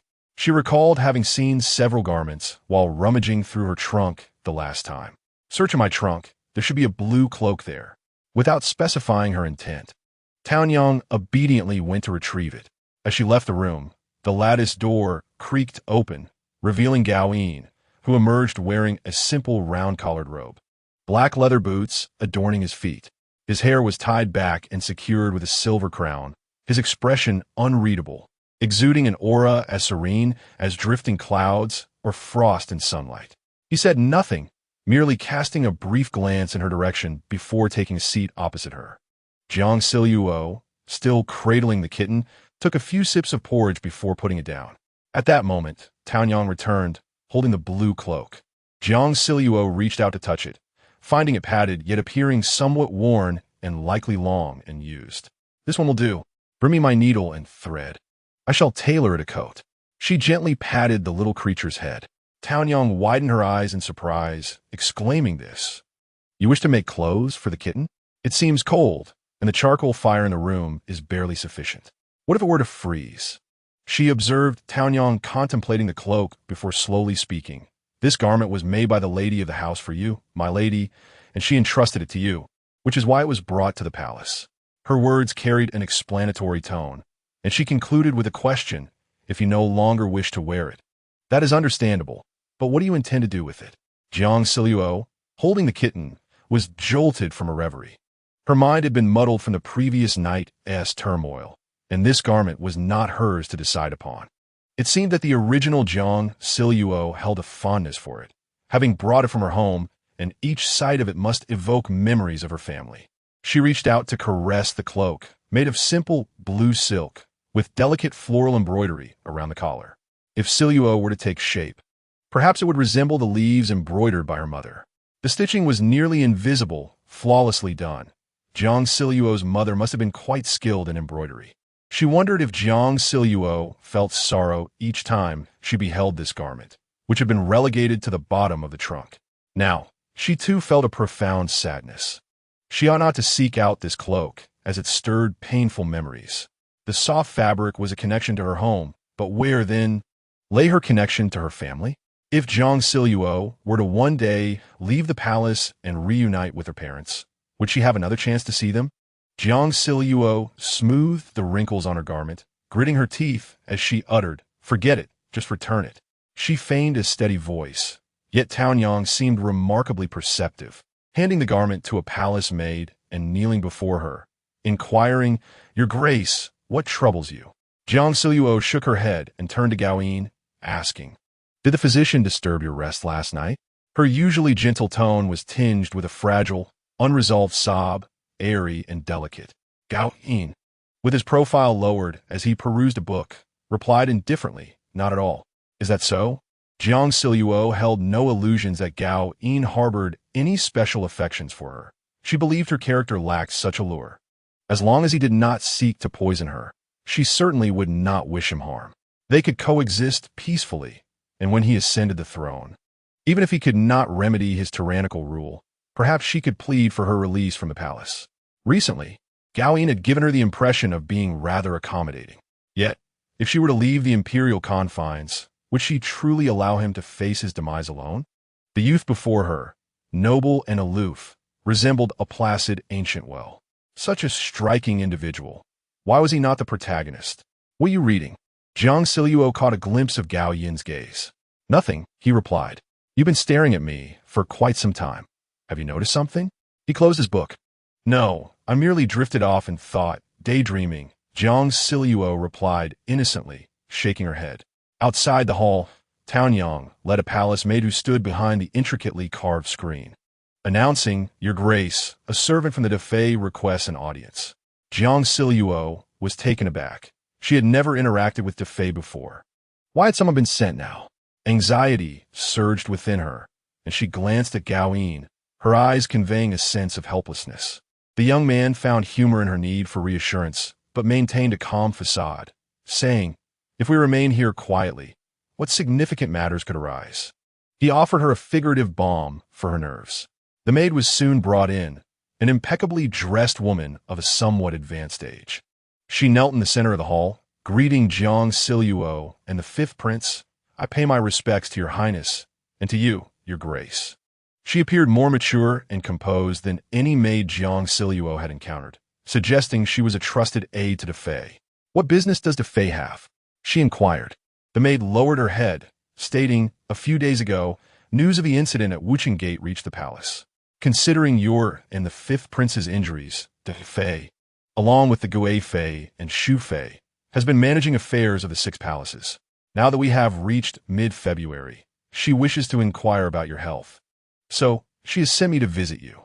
"That is most kind. I thank Defei," Jiang Zhao replied, while Gaoyin remained unresponsive. "That is wonderful. However, the noble ladies have expressed another concern.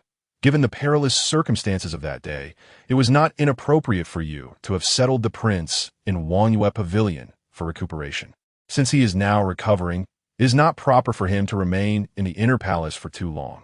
The three noble ladies wish to discuss arrangements for you and the prince to leave, lest his majesty inquire and impose punishment." A subtle suggestion that Gaoyin should relocate was apparent. Jiang Zhao's expression turned cold, the gentle light on her face dimming. "I understand. Please convey my gratitude to the three noble ladies. If I have caused any offense, I ask for forgiveness from your grace and the prince.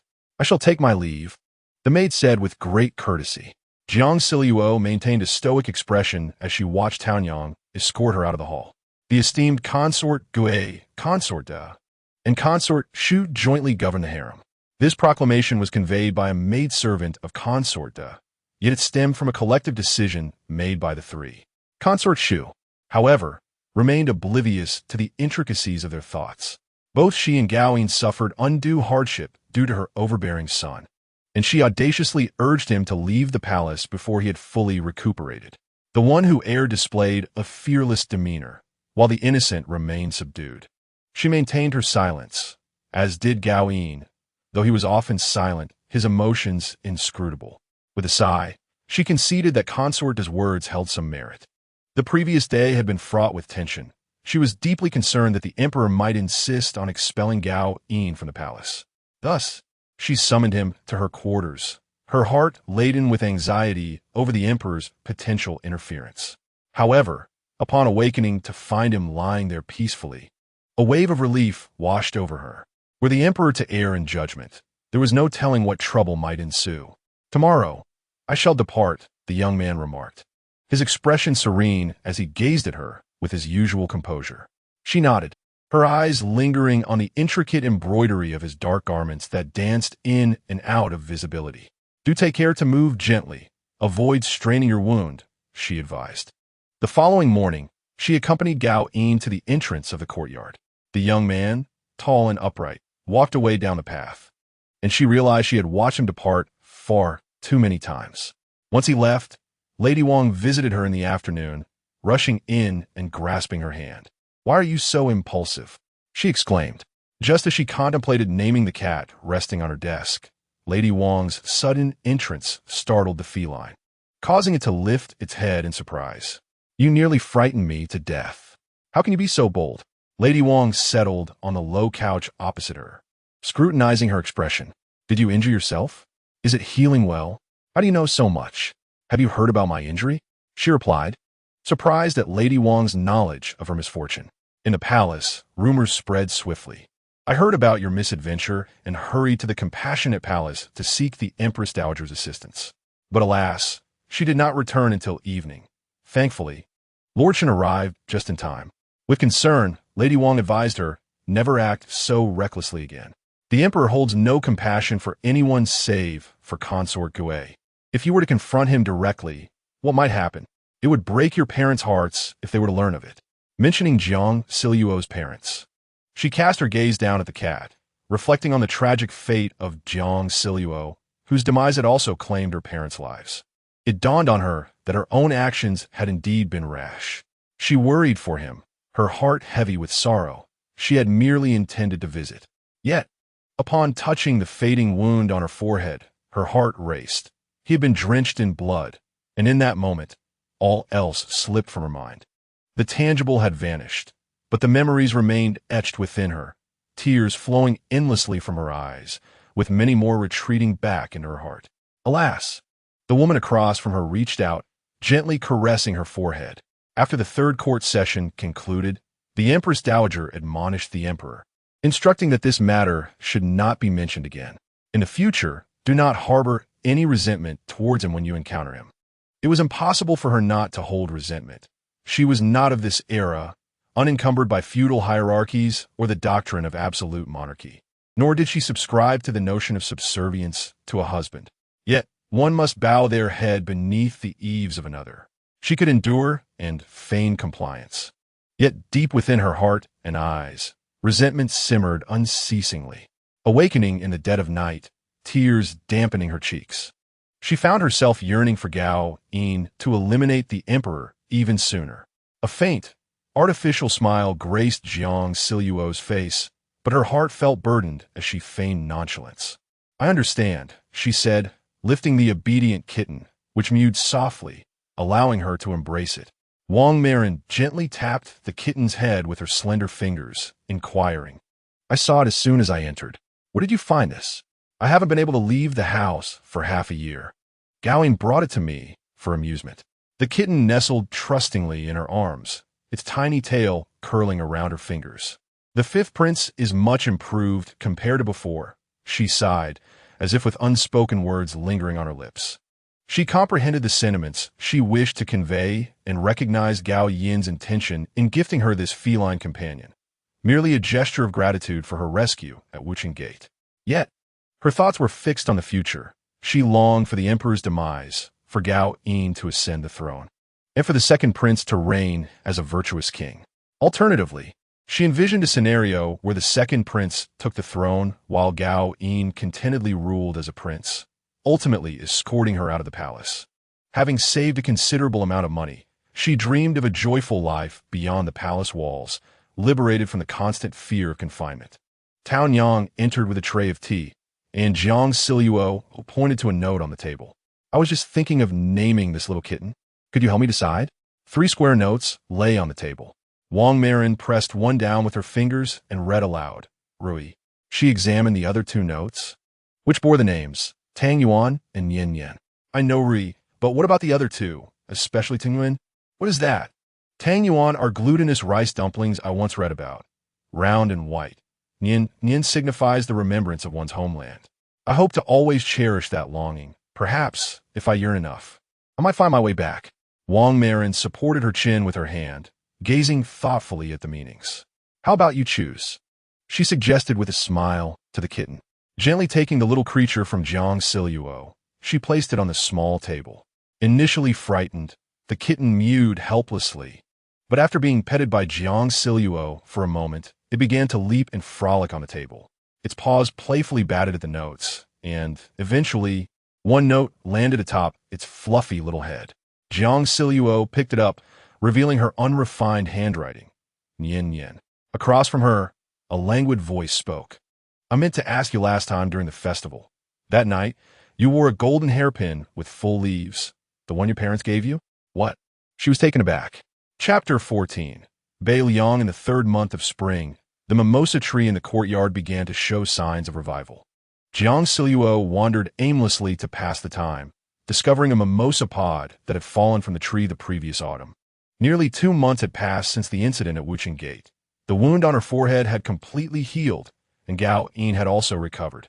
She gazed up at the chubby little sparrows chirping on the branches. The peach talisman at the entrance appeared fresh, and aside from her inability to leave the house, everything felt as if it had never transpired. The palace remained as tranquil as ever, devoid of any news from the previous dynasty. Tao Yang entered carrying a 3-tiered wooden food box, and, seeing her standing in the courtyard, hesitated before speaking. Tyrant, news has arrived from the previous dynasty. The 5th prince is preparing to lead troops against Bei Liang. The sparrow perched upon the branch suddenly took flight toward the heavens. She glanced back, perplexed, and inquired, 5th prince? Today, the emperor decreed that the ministerly Darren be appointed as the grand marshal, and the 5th prince as the commander of the march, set to embark for northern Liang in 10 days. The northern Liang campaign, however, contradicts the narrative outlined in Gao Yin's original work, which clearly states that the grand marshal was Wu Wang, while another individual held the position of commander of the march. Northern Liang, established 40 years prior by the Duke of Wei, is situated in the northwest. The original text mentions that Emperor Gao Li has long desired to reclaim that territory, yet he has never managed to reach consensus or find an opportune moment. The northern Liang conflict bears no relation whatsoever to Gao Yin. A cloud obscured the sunlight, casting a gray shadow upon her, sending a chill through her being. The storyline had veered off course. This marked the beginning of its divergence from the original narrative. Tao Yang stepped forward, noticing the sudden pallor of her face, and spoke in a soothing tone. Your Highness, the court is still advocating on your behalf. The emperor has lifted your house arrest. Her words carried a gravity, for the matter began and ended with Gao Yin, which, in her view, seemed to be the most satisfactory resolution. Jiang Zhao found herself ensnared in her own terrifying imaginings, her sole advantage being her foresight of the plot. Now, with this significant deviation, her singular advantage had vanished, ushering in the possibility of events uncharted by the original text. Did this imply that her fate with Gao Yin might have already been altered?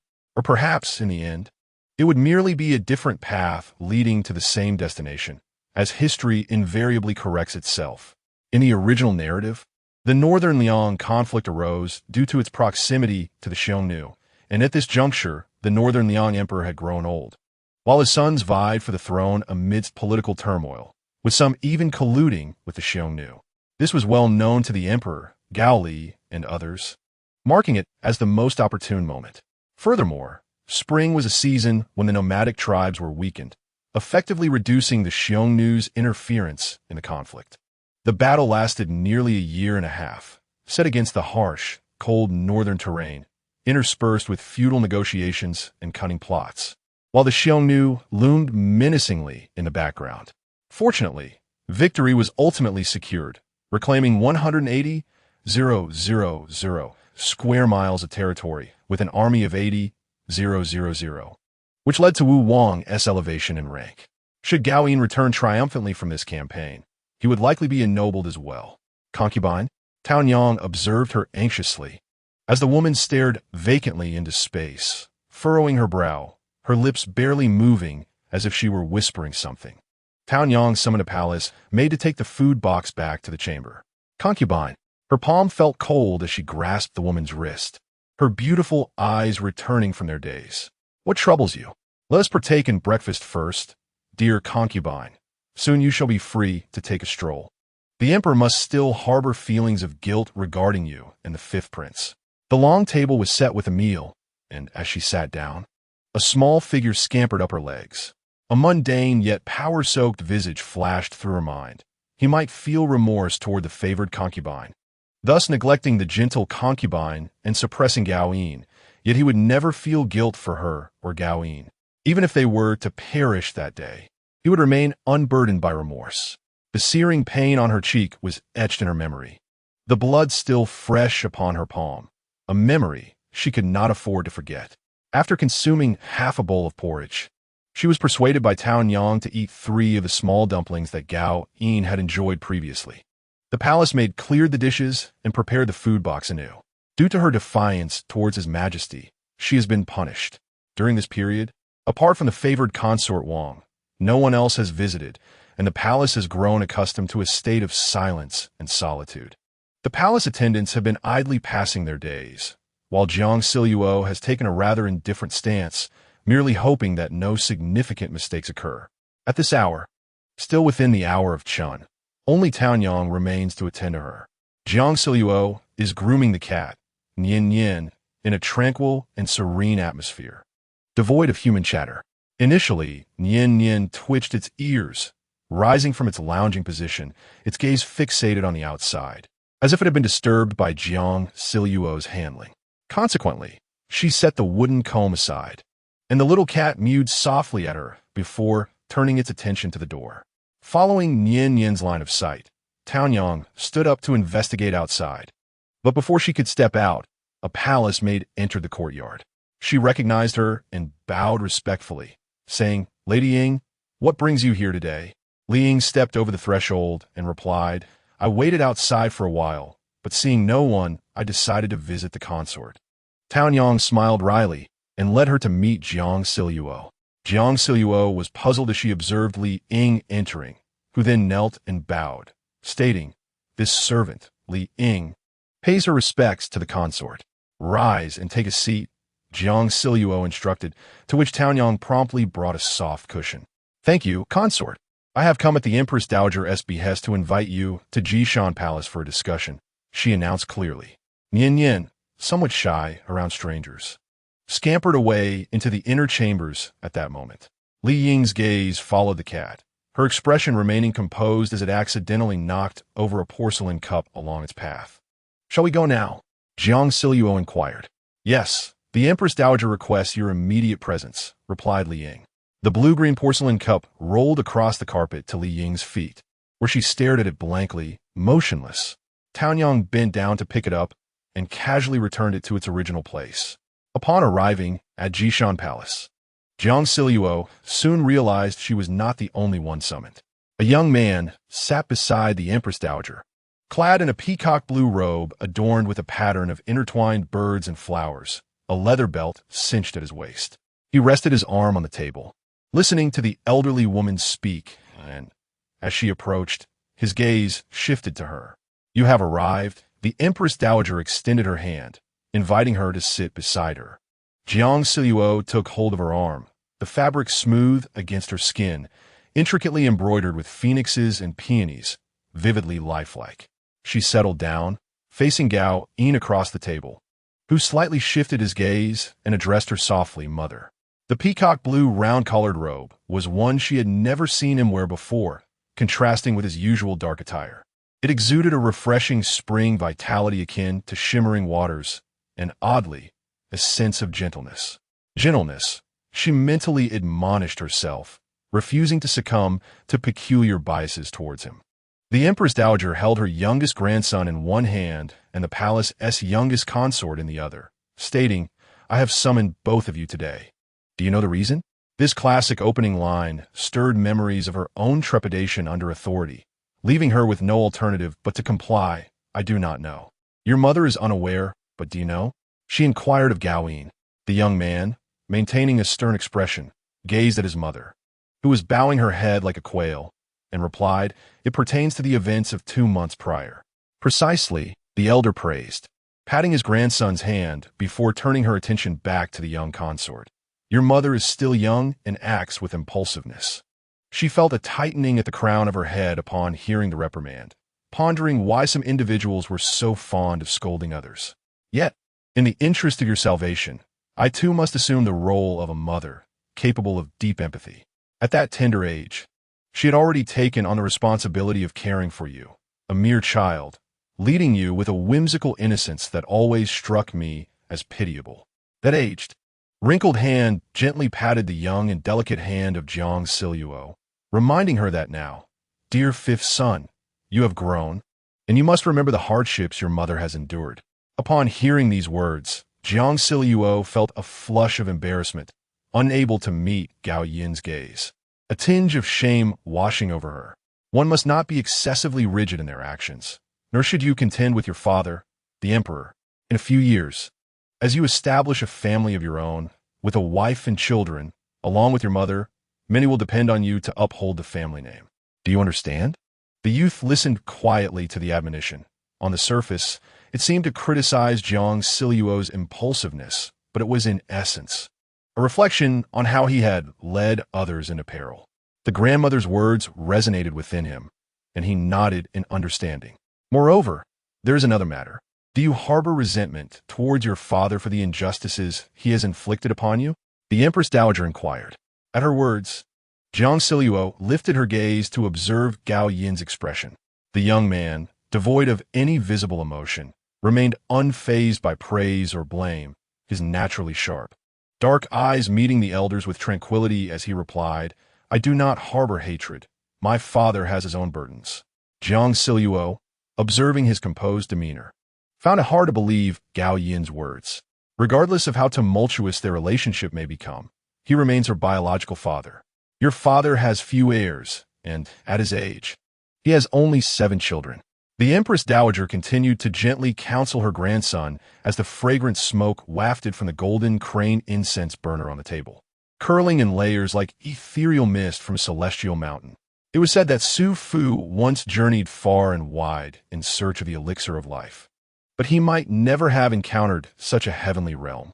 In his elder years, he had forgotten the posturing that often accompanied the father-son dynamic.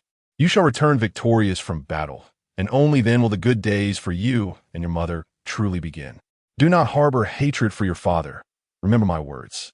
She grasped the young man's hand tightly, her grip youthful and strong, yet her bones unyielding, resolute against bending. "I understand," he replied, the corners of his lips curling into the faintest smile, comforting the Empress Dowager. As Jiang Zhao and Gao Yin emerged from the Jishan Palace, they walked along the corridor outside the Taohua Gardens, Ningbi Pavilion. The gentle spring breeze brushed over the emerald lake, causing ripples to dance across the water surface, where koi fish swam gracefully beneath, weaving through the aquatic plants. "Thank you for granting me my freedom," she said, her back turned to Gao Yin, peering into the water and admiring the fish. Having been confined for so long, she felt a pang of envy at the sight of creatures freely moving about. The figure behind her remarked, "This matter arose because of me. You were to join the military campaign against Baelyam. I never anticipated that His Majesty would permit you to do so." The warm breeze tousled her loose strands of hair, and the ribbons on her flowing gown fluttered in the air, mingling with a subtle yet fragrant aroma. His palm tingled as the wind delivered one of those ribbons into his grasp, and with a deft motion of his long fingers, he curled it up obediently. With a slight blink of his dark eyes and a subtle movement of his throat, he began to explain, "I was not informed about that matter." He did not wish to acknowledge his mistake. "Allowing me the chance to accompany the troops brings this matter to a conclusion." She remained unaware, her delicate back exposed to him, the silk ribbon clutched tightly in her hand. Jiang Zhao gazed into the lake, lost in thought. Had the situation unfolded in this manner because of her? However, the root cause was not her, but the third prince. This part had not been detailed in the original text. Had she overlooked something once again? It is incorrect. The reason lies in the fact that on that fateful night, Gao Yin escorted her back to the Wanhua Pavilion, causing a delay in their departure from the palace, which ultimately led to the emperor's unjust accusations against her. It is her presence that altered the course of events, triggering a butterfly effect. In the original narrative, he did not accompany her, and Gao Yin left the palace on schedule, thus avoiding any false accusations and naturally refraining from participating in the War of Bailiang. The two remained silent for a considerable time, the corridor enveloped in stillness. Jiang Zhao pressed her cheek against the cool column, seeking solace from the languor of spring. The willows by the lakeside began to sprout new buds, casting a soft green hue from afar, reminiscent of the 10-mile-long pavilion where farewells were exchanged with willow branches. That is acceptable. How long must you be away? She inquired. Bailiang lies far to the northwest. It may take 6 months or even a year. Gao Yin's estimated duration was significantly shorter than that in the original tale. Observing her delicate neck as she bowed slightly, revealing a swath of brilliant white, he remarked, "Such a long time. Please take care of yourself." Her voice, gentle and barely audible, floated away on the spring breeze. She leaned down to observe the circular ripples forming on the lake's surface, glistening like unfolding gold leaf in the sunlight. Crouching to scrutinize closely, she exclaimed in surprise, "Are there dragonflies already?" The youth, glancing over her slender form, appeared disinterested as he replied, "It is too early. They will not survive." As Jiang Zhao turned to respond, her heel inadvertently caught her skirt, causing her to lose her balance and tilt backward. In that moment of impending embarrassment, as she braced for impact with the hard ground, a warm embrace enveloped her, and a strong arm firmly encircled her waist. The youth stepped forward, catching her in his arms, his fair face glowing with vitality. The fine hairs at his temples, his elongated brows, the furrow of his brow, his startled gaze, the exquisite bridge of his nose, and his softly colored lips all captured her attention. In this moment, she appeared more fragile than usual, easily enveloped by a single arm.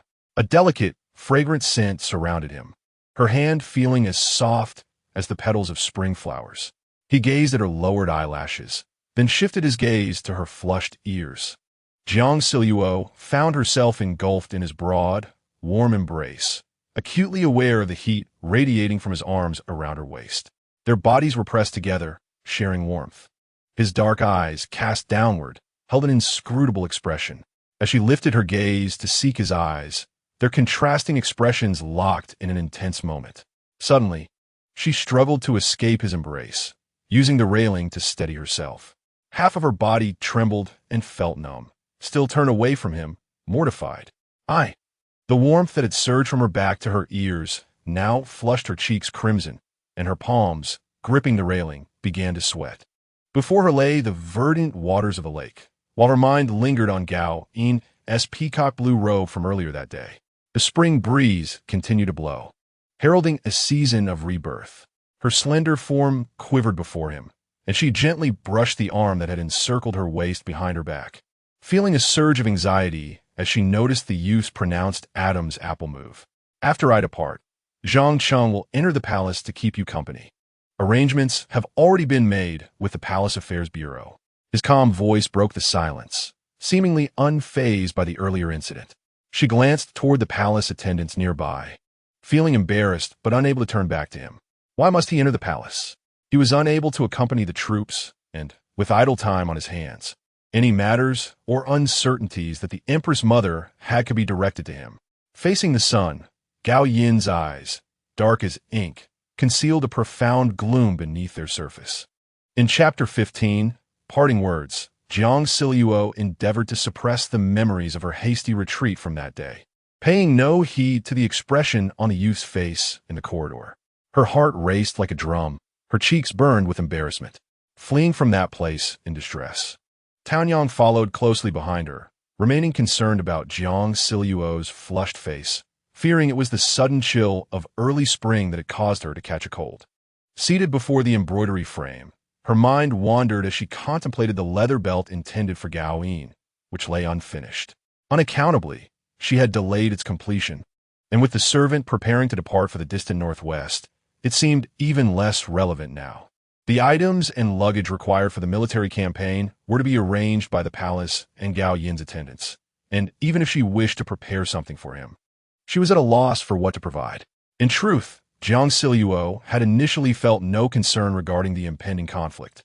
The original narrative of the Northern Liang battle was one of assured victory, merely an interlude in the unfolding romance, devoid of any significant repercussions on the subsequent plot. Yet, unease lingered within her, for Gao Yin's deployment to Northern Liang represented a considerable deviation from the storyline, potentially leading to unforeseen events. She pondered that, while her worries for Gao Yin's safety were minimal, she could not allow the young man to perceive her as indifferent or unconcerned. Their relationship had softened considerably over the past 5 months, and she must not falter on such a crucial matter. The emperor, adhering to the principles of filial piety established by his forefather, emphasized this virtue throughout the realm. After reaching the age of 10, princes were required to reside in the prince's mansion at the accumulation of virtue, and on the 1st and 15th days of each month. They must enter the palace to pay respects to their mother, thereby showcasing the legacy of filial devotion. As the Empress Dowager, the emperor's biological mother, she enjoyed numerous privileges since his ascension to the throne. She could freely leave the palace to worship at the Xingshan Temple, and although she typically refrained from intervening in palace matters, should she choose to, her decisions were beyond reproach, her status and authority unquestionable. The Empress Dowager frequently visited Xingshan Temple, and thus, a day later, she arrived at the resplendent Jishan Palace to seek an audience with her. With earnestness, she expressed her desire to personally request a talisman for Gao Yin's safety. Kneeling before the ground, her forehead resting on her hands, she felt a stark contrast to the mindset she held when kneeling before the emperor. The Empress Dowager instructed a lady-in-waiting to assist her to her feet, tenderly taking her hand and gazing deeply into her eyes, saying, "Good child, your heart is in the right place. Although you are not his biological mother, you have cared for the 5th prince for 6 years and are, in a sense, a mother to him. However, as Xingshan Temple is located within the city and in a crowded area, it may not be suitable for you to visit." As she spoke softly, she gently patted Jiang Zhao's hand. Even with the Empress Dowager's authority, she could not command a consort to leave the palace. It was indeed a gilded cage. Jiang Zhao obediently nodded and recalled her own handwriting as the Empress Dowager suggested she copy scriptures. Fortunately, the Empress Dowager did not request to see her work upon completion. Upon exiting Jishan Palace, Lady Li Ying, a lady-in-waiting by the Empress Dowager's side, guided her to Qinghui Hall. The Grand Hall is nestled deep within a bamboo grove, where the shadows of the bamboo dance upon the stone-paved path. Inside, only 2 elderly eunuchs stand guard, while the central altar showcases 3 revered Buddhas, adorned with incense and ritual implements. In the eastern chamber of this hall, there are various items for copying scriptures, and the Empress Dowager has kindly instructed you not to linger too long.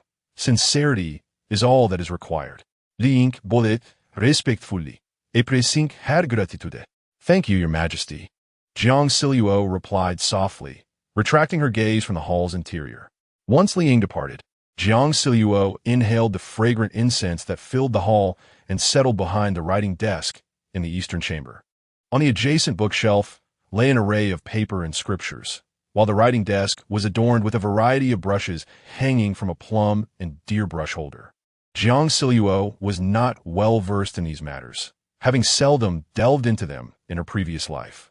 She merely reached for a brush that was of moderate softness and size.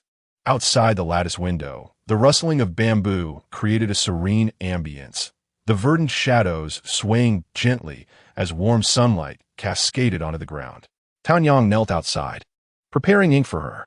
Although Jiang Zhao initially wished to decline her company, she was indeed unable to grind the ink herself, which would inevitably reveal her handwriting. With a sense of trepidation, she began to copy the scriptures, striving for uniformity in the size of her characters. The more anxious she became, the tighter her grip on the brush, and soon she felt dizzy and lightheaded after only a few strokes. "Your Highness, if you are weary, it will be wise to take a short rest," Tan Yang urged. Jiang Zhao stretched her shoulders and neck, remarking, "It has been a long time since I last wrote. It seems I have grown unaccustomed to it, but it matters not." Tan Yang, with her eyes lowered as she ground the ink, reminded her, Did not the Empress Dowager also advise you not to overexert yourself? Sincerity is what counts. You have never shown such diligence regarding the fifth prince's matters. He will surely appreciate your efforts. She was well aware that this was her intention. The crude lines of scripture on the rough yellow paper mirrored her humble fate.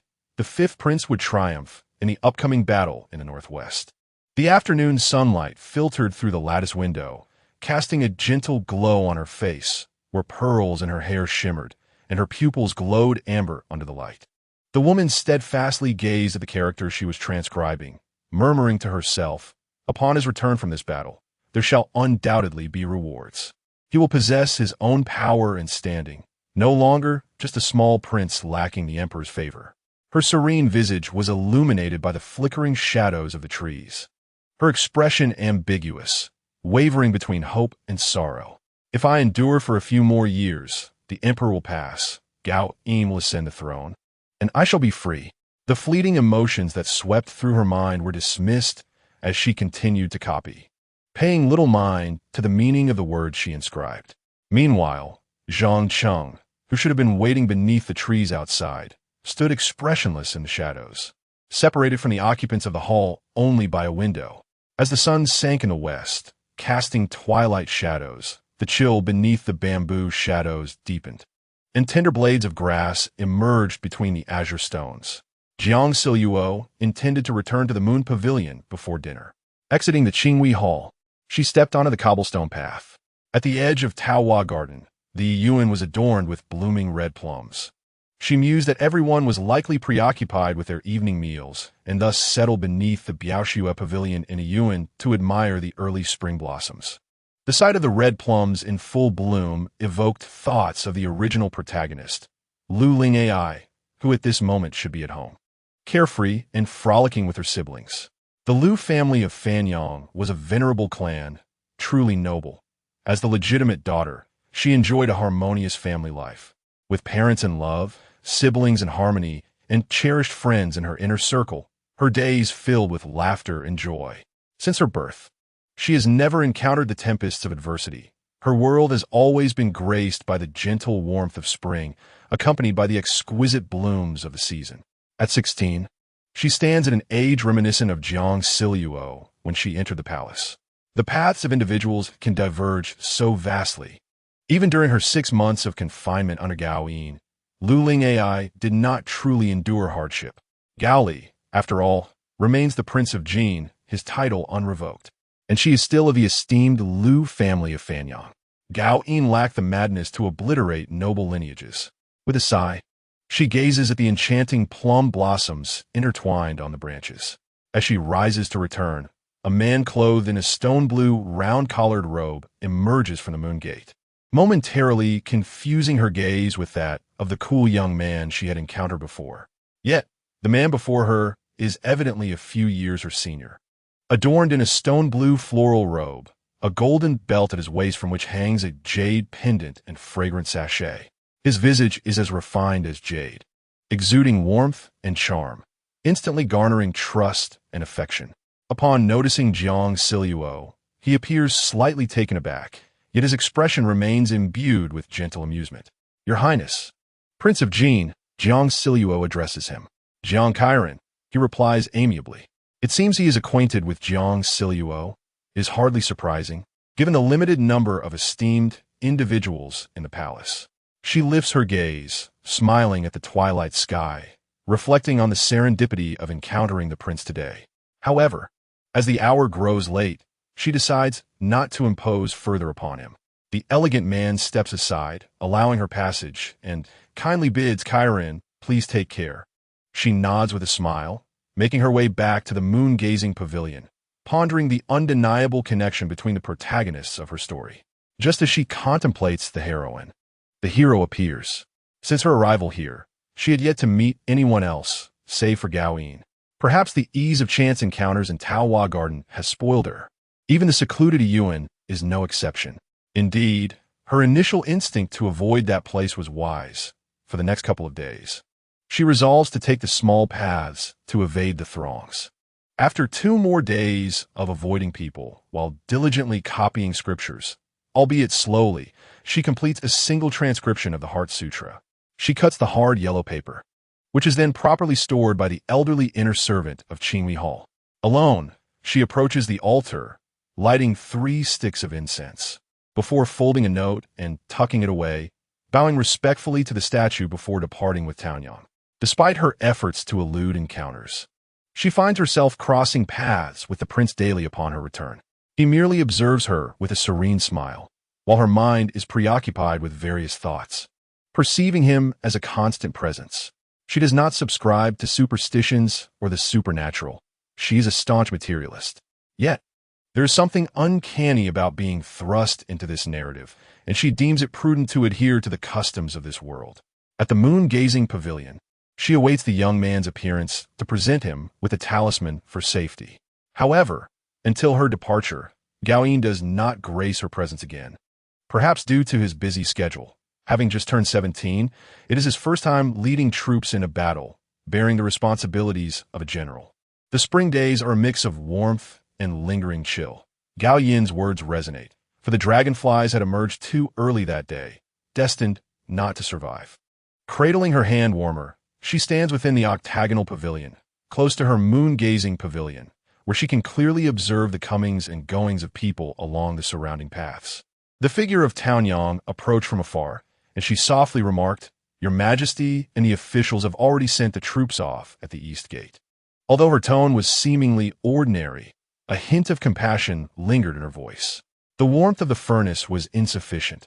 Her hands were icy, and a peculiar tightness gripped her heart, an inexplicable emotion rising to choke her chest. Have they truly departed?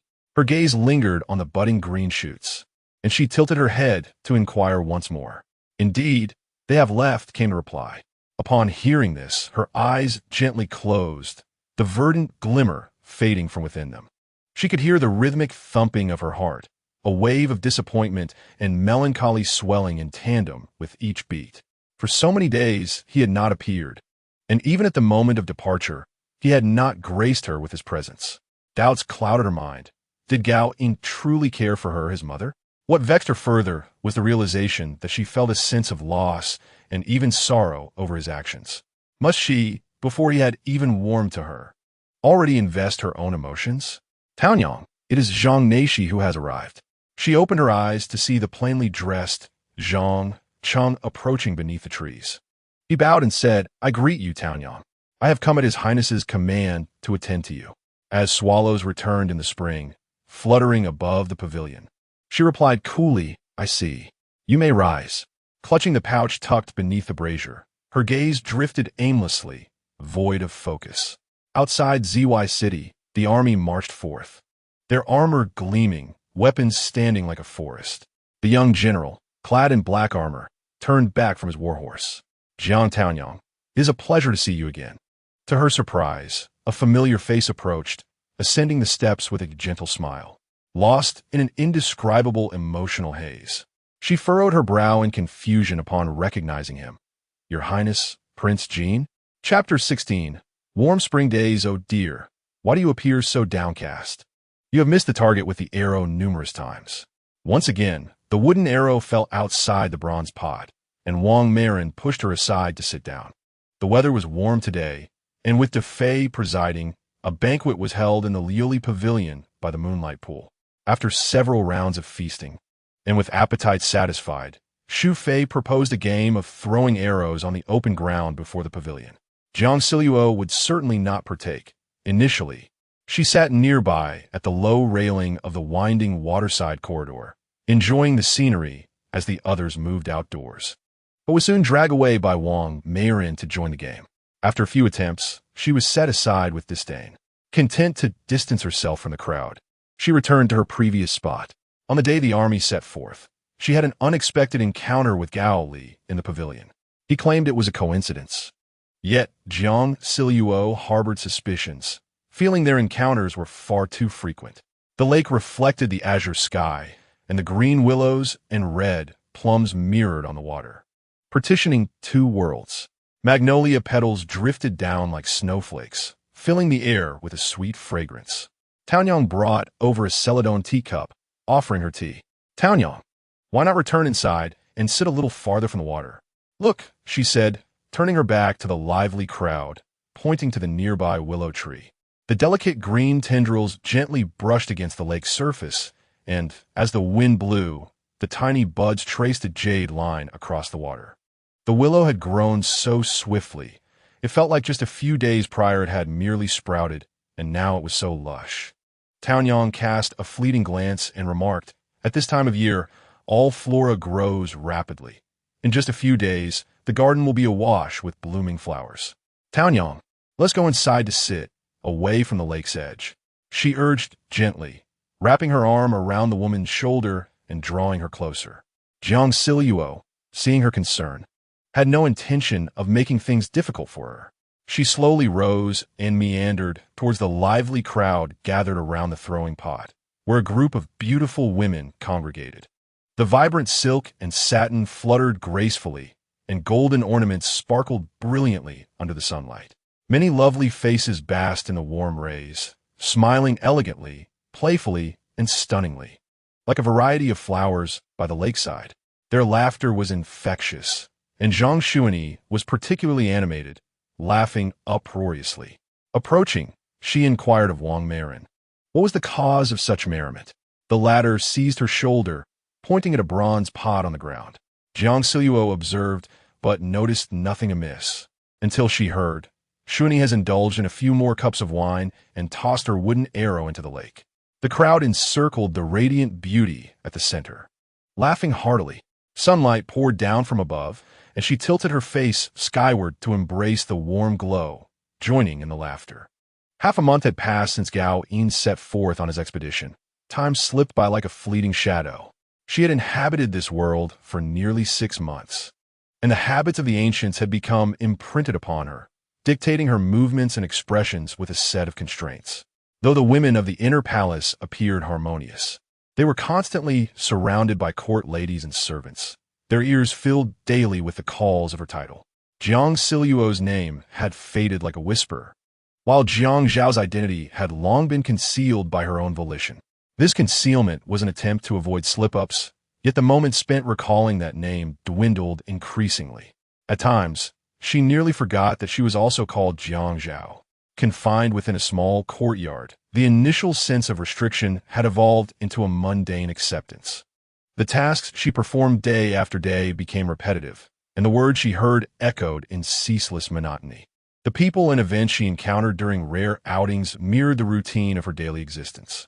As the repetition continued, she began to acclimate, occasionally even feeling a sense of panic and aversion towards the unexpected, an underlying fear of straying from the original plot of her life, of lacking the ability to navigate these unforeseen circumstances, of the distant road to her homeland, and of growing old and dying within the palace's confines. Amidst this antiquated existence, she sought traces of her time-traveling journey, but found nothing. The life around her was akin to a rusted mold, shaping her into a form suitable for embedding within it. When that day arrived, she would fit seamlessly into this mold, unable to extricate herself. "Huh? His Majesty has arrived." Those 2 words jolted Jiang Zhao from her reverie. Following the gazes of the surrounding beauties, she turned to see a figure clad in an ochre dragon robe, accompanied by palace attendants, approaching along the winding corridor that extended over the lake. The brilliance of his attire was striking under the sunlight. "We pay our respects to your Majesty." As the crowd recognized the presence, they all knelt in homage. She too sank to her knees, feeling the chill of the ground seep into her bones through her knees. A visceral aversion and fear towards this emperor compelled her to want to flee this place. By the time she realized it, she had risen along with the others at the sound of the emperor's voice, uttering the words, "Your Majesty." The emperor did not depart, but rather stepped a few paces further into the crowd, remarking blandly, "It is quite rare to see so many gathered today." Consort Su was absent due to Princess Daiji's illness, and Consort had been granted special permission to leave the palace to attend the birthday celebration of the Wu Wang's eldest son. The highest-ranking present was the mother of the 3rd prince, Consort Shu, who hailed from the Wei Guogong family. Gao Yin had once mentioned that she was the emperor's cousin. The noble consort clasped her hands before her abdomen, her brows and eyes adorned with a gentle smile, the dimples on her cheeks imparting an air of youthful innocence. She stepped closer to the emperor's side and spoke softly, "Your Majesty, the weather is splendid today. I, along with Xuanyi, propose that we indulge our sisters in the enjoyment of spring." Her voice was as sweet and melodious as her presence, akin to the lilting song of a golden oriole, drawing one into a delightful reverie in an instant. Clearly, the emperor was no ordinary man. His middle-aged visage betrayed no emotion, his gaze sweeping over the assembly.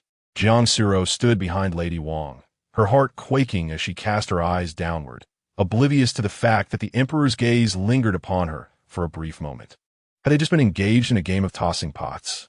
He noticed the empty patterned bronze pot nearby.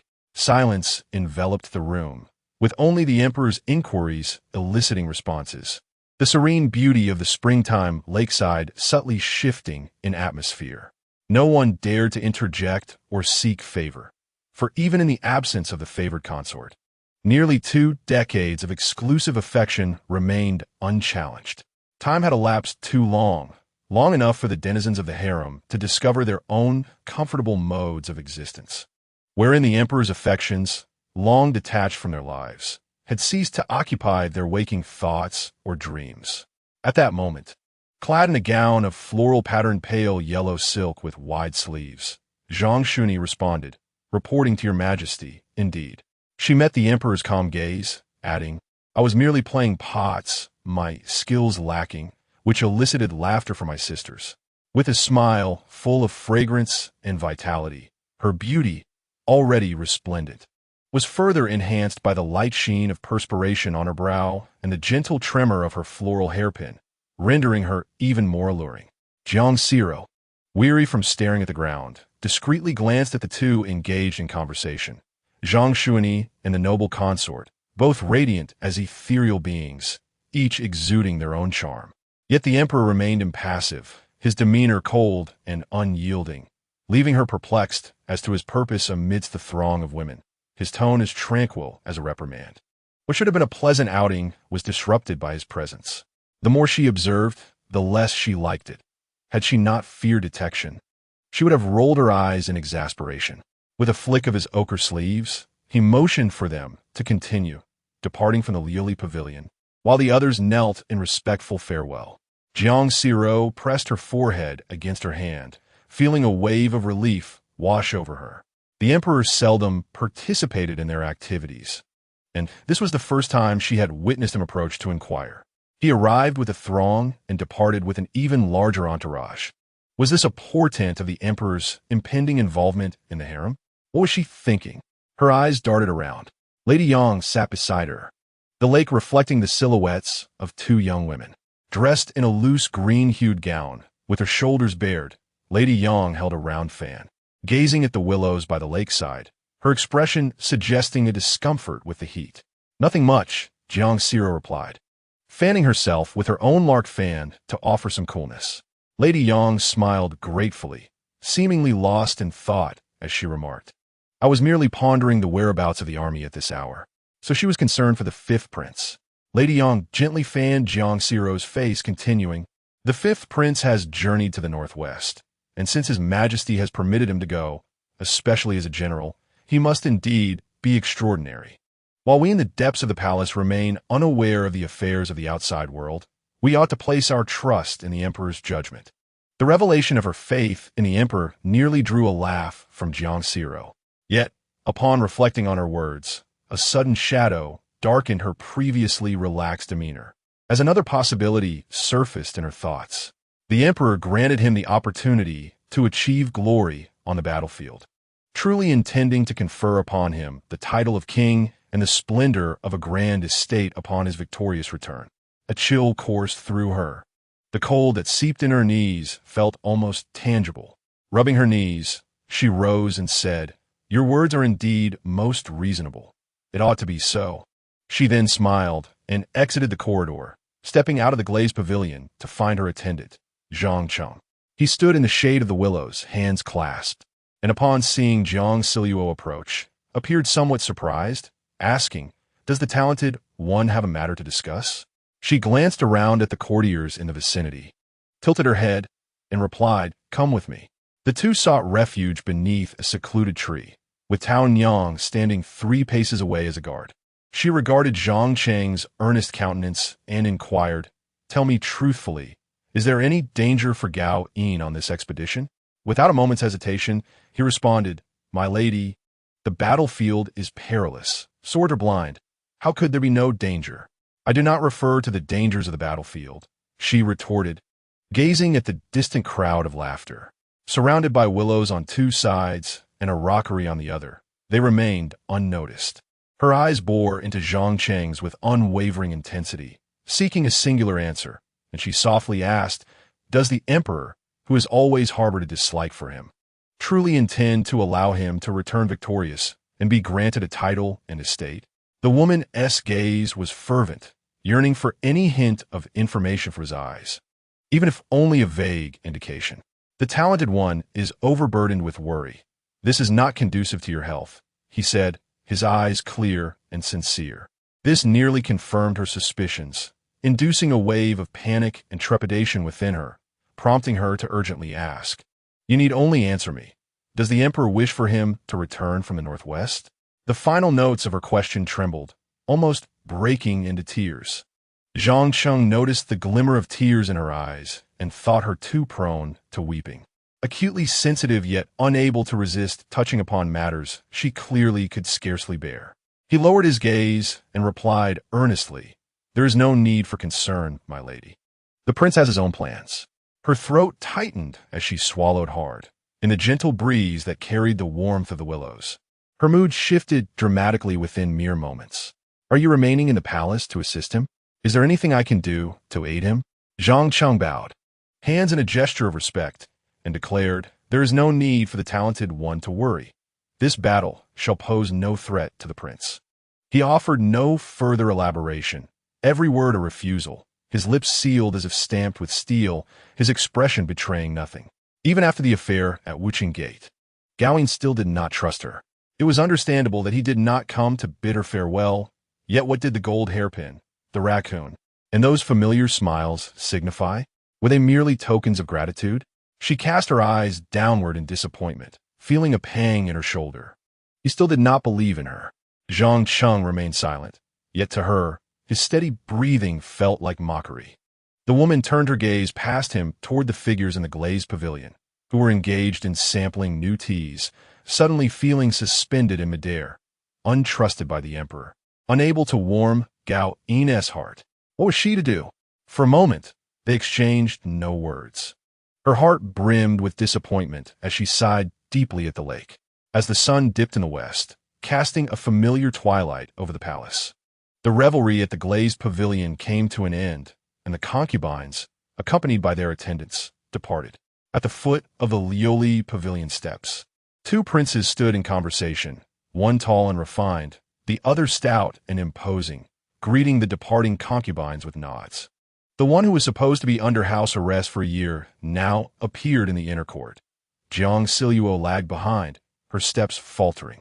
As the 2 princes approached their mother, they did not take their leave. The Shui consort exchanged a few words with Gao Ji, then turned her gaze toward Jiang Zhao, who remained a loss. Slowly, she descended the steps, her expression cold and distant. Since Jiang Zhao's arrival, she had been transformed from a spoiled and domineering figure into one who treated everyone with courtesy, exuding warmth and humility. She mulled over the names Shu Hui and Gao Ji, feeling provoked in their presence. With Gowing absent from the capital, she felt unjustly bullied despite her lack of power. Her soft, delicate features froze as she approached Gao Ji and Shu Hui. Gao Li and Zhang Shuni stood nearby, their intentions unclear. Jiang Zhao's countenance was gentle and radiant, her enchanting peach blossom eyes typically exuding a serene detachment when not smiling.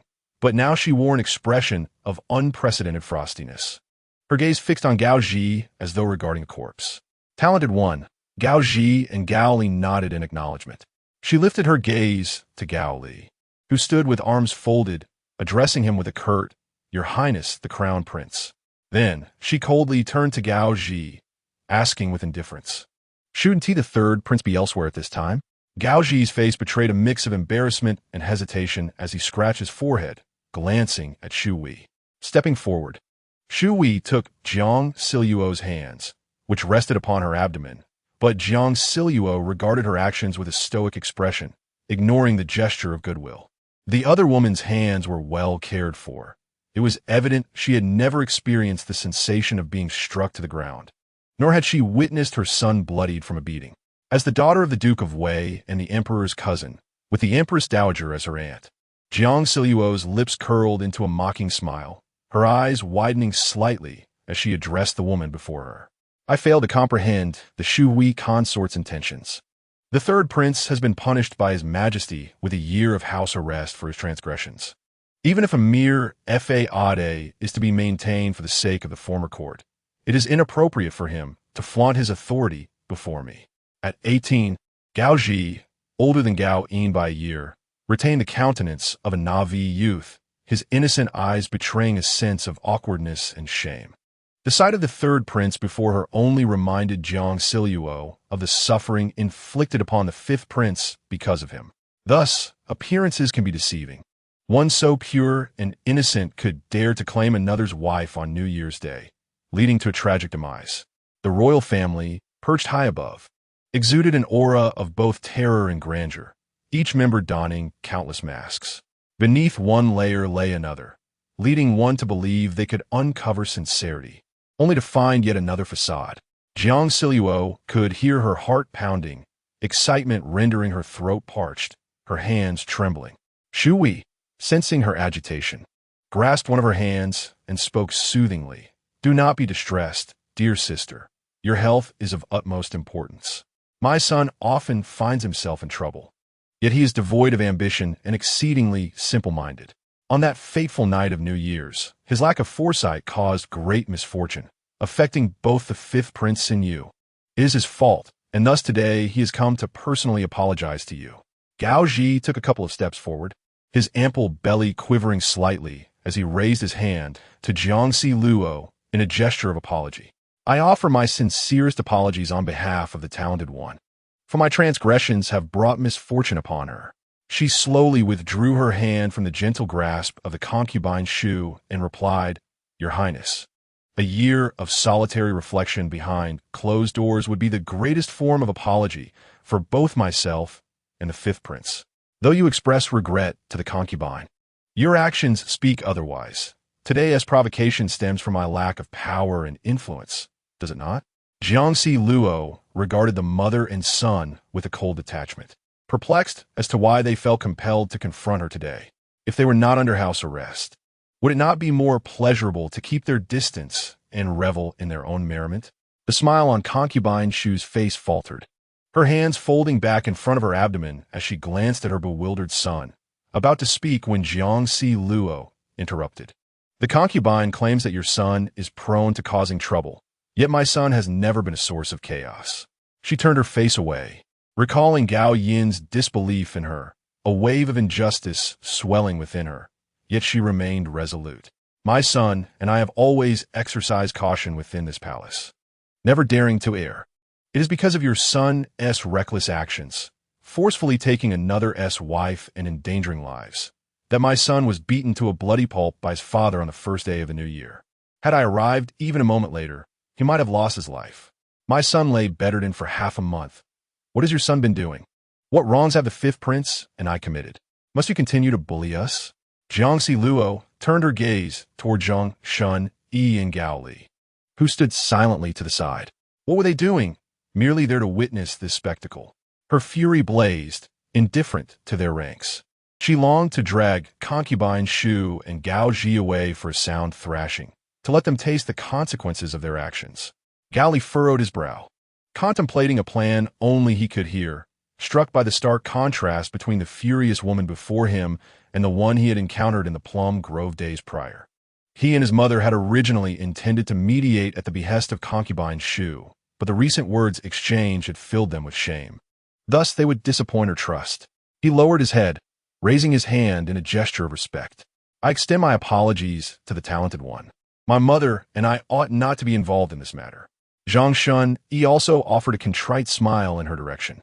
I do not comprehend why the third prince, even if not under house arrest, could not simply avoid me, allowing for peaceful coexistence.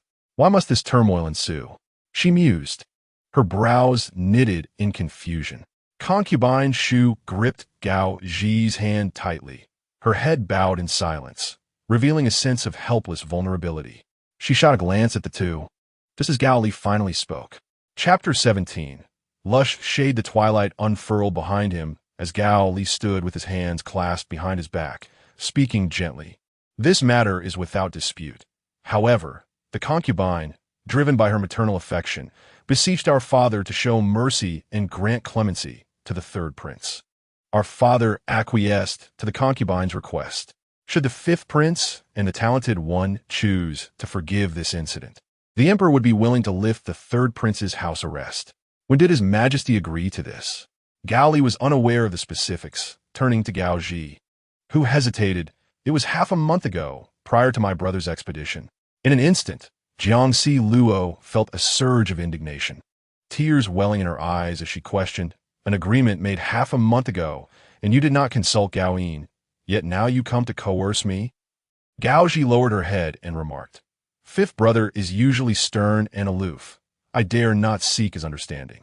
She pressed her hand to her chest and coldly continued, Does that make me the one with a gentle disposition? Adhering to the rules only leads to being forced into such a plight. I may hail from humble beginnings and lack the illustrious lineage of the revered consort, yet I fear nothing. Now that the fifth brother has gone to battle, the sky darkens with the fading warmth of dusk.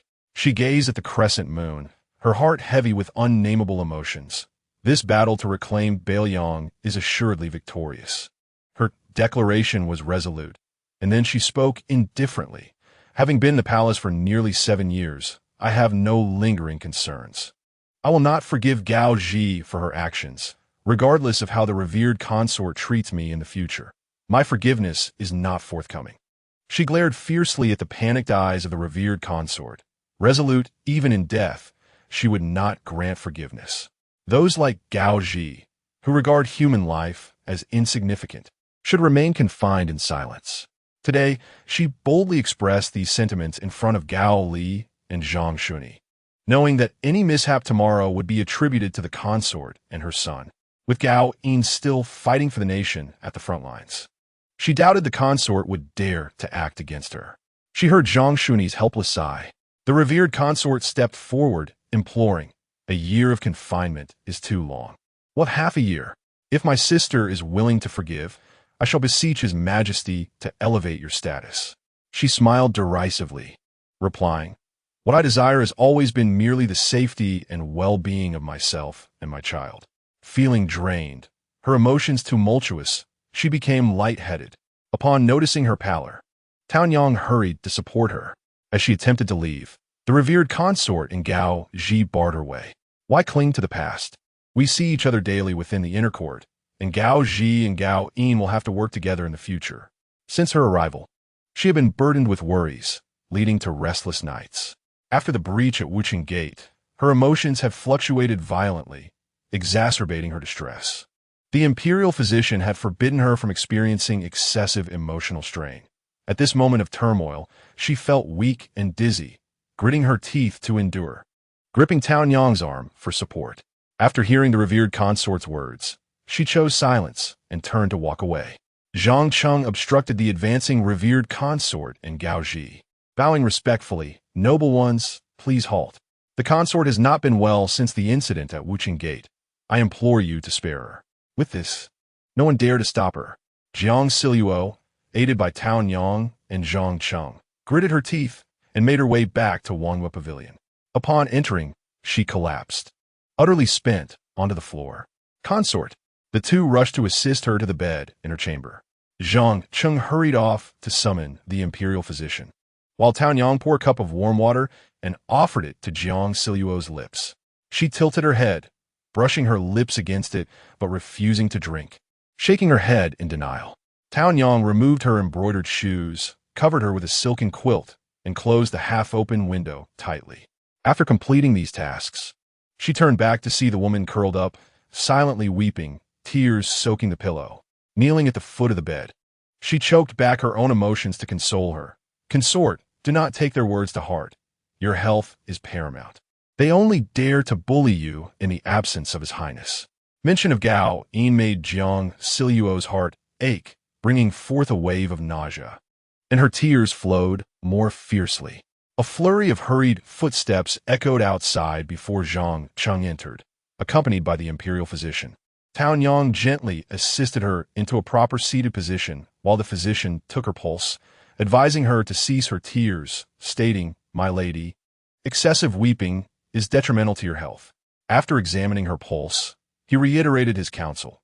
She must take care of herself, avoid emotional turmoil, and refrain from sorrowful lamentation. Prescribing medicine, he left her uncertain of the long-term benefits of enduring such treatments year after year. Tao Yang escorted the physician out, and she placed a hand on her chest to calm her tumultuous emotions. The chaotic events and feelings of the night coiled in her mind like a tangled ball of yarn. In a hushed voice, she inquired of Zhang Cheng, who stood nearby. "Is he aware of His Majesty's consent regarding the noble consort?" Zhang Cheng replied, "I do not know. His Majesty has never mentioned it." She closed her eyes as a solitary tear cascaded down, landing on her hand like the gentle drizzle of a southern rain.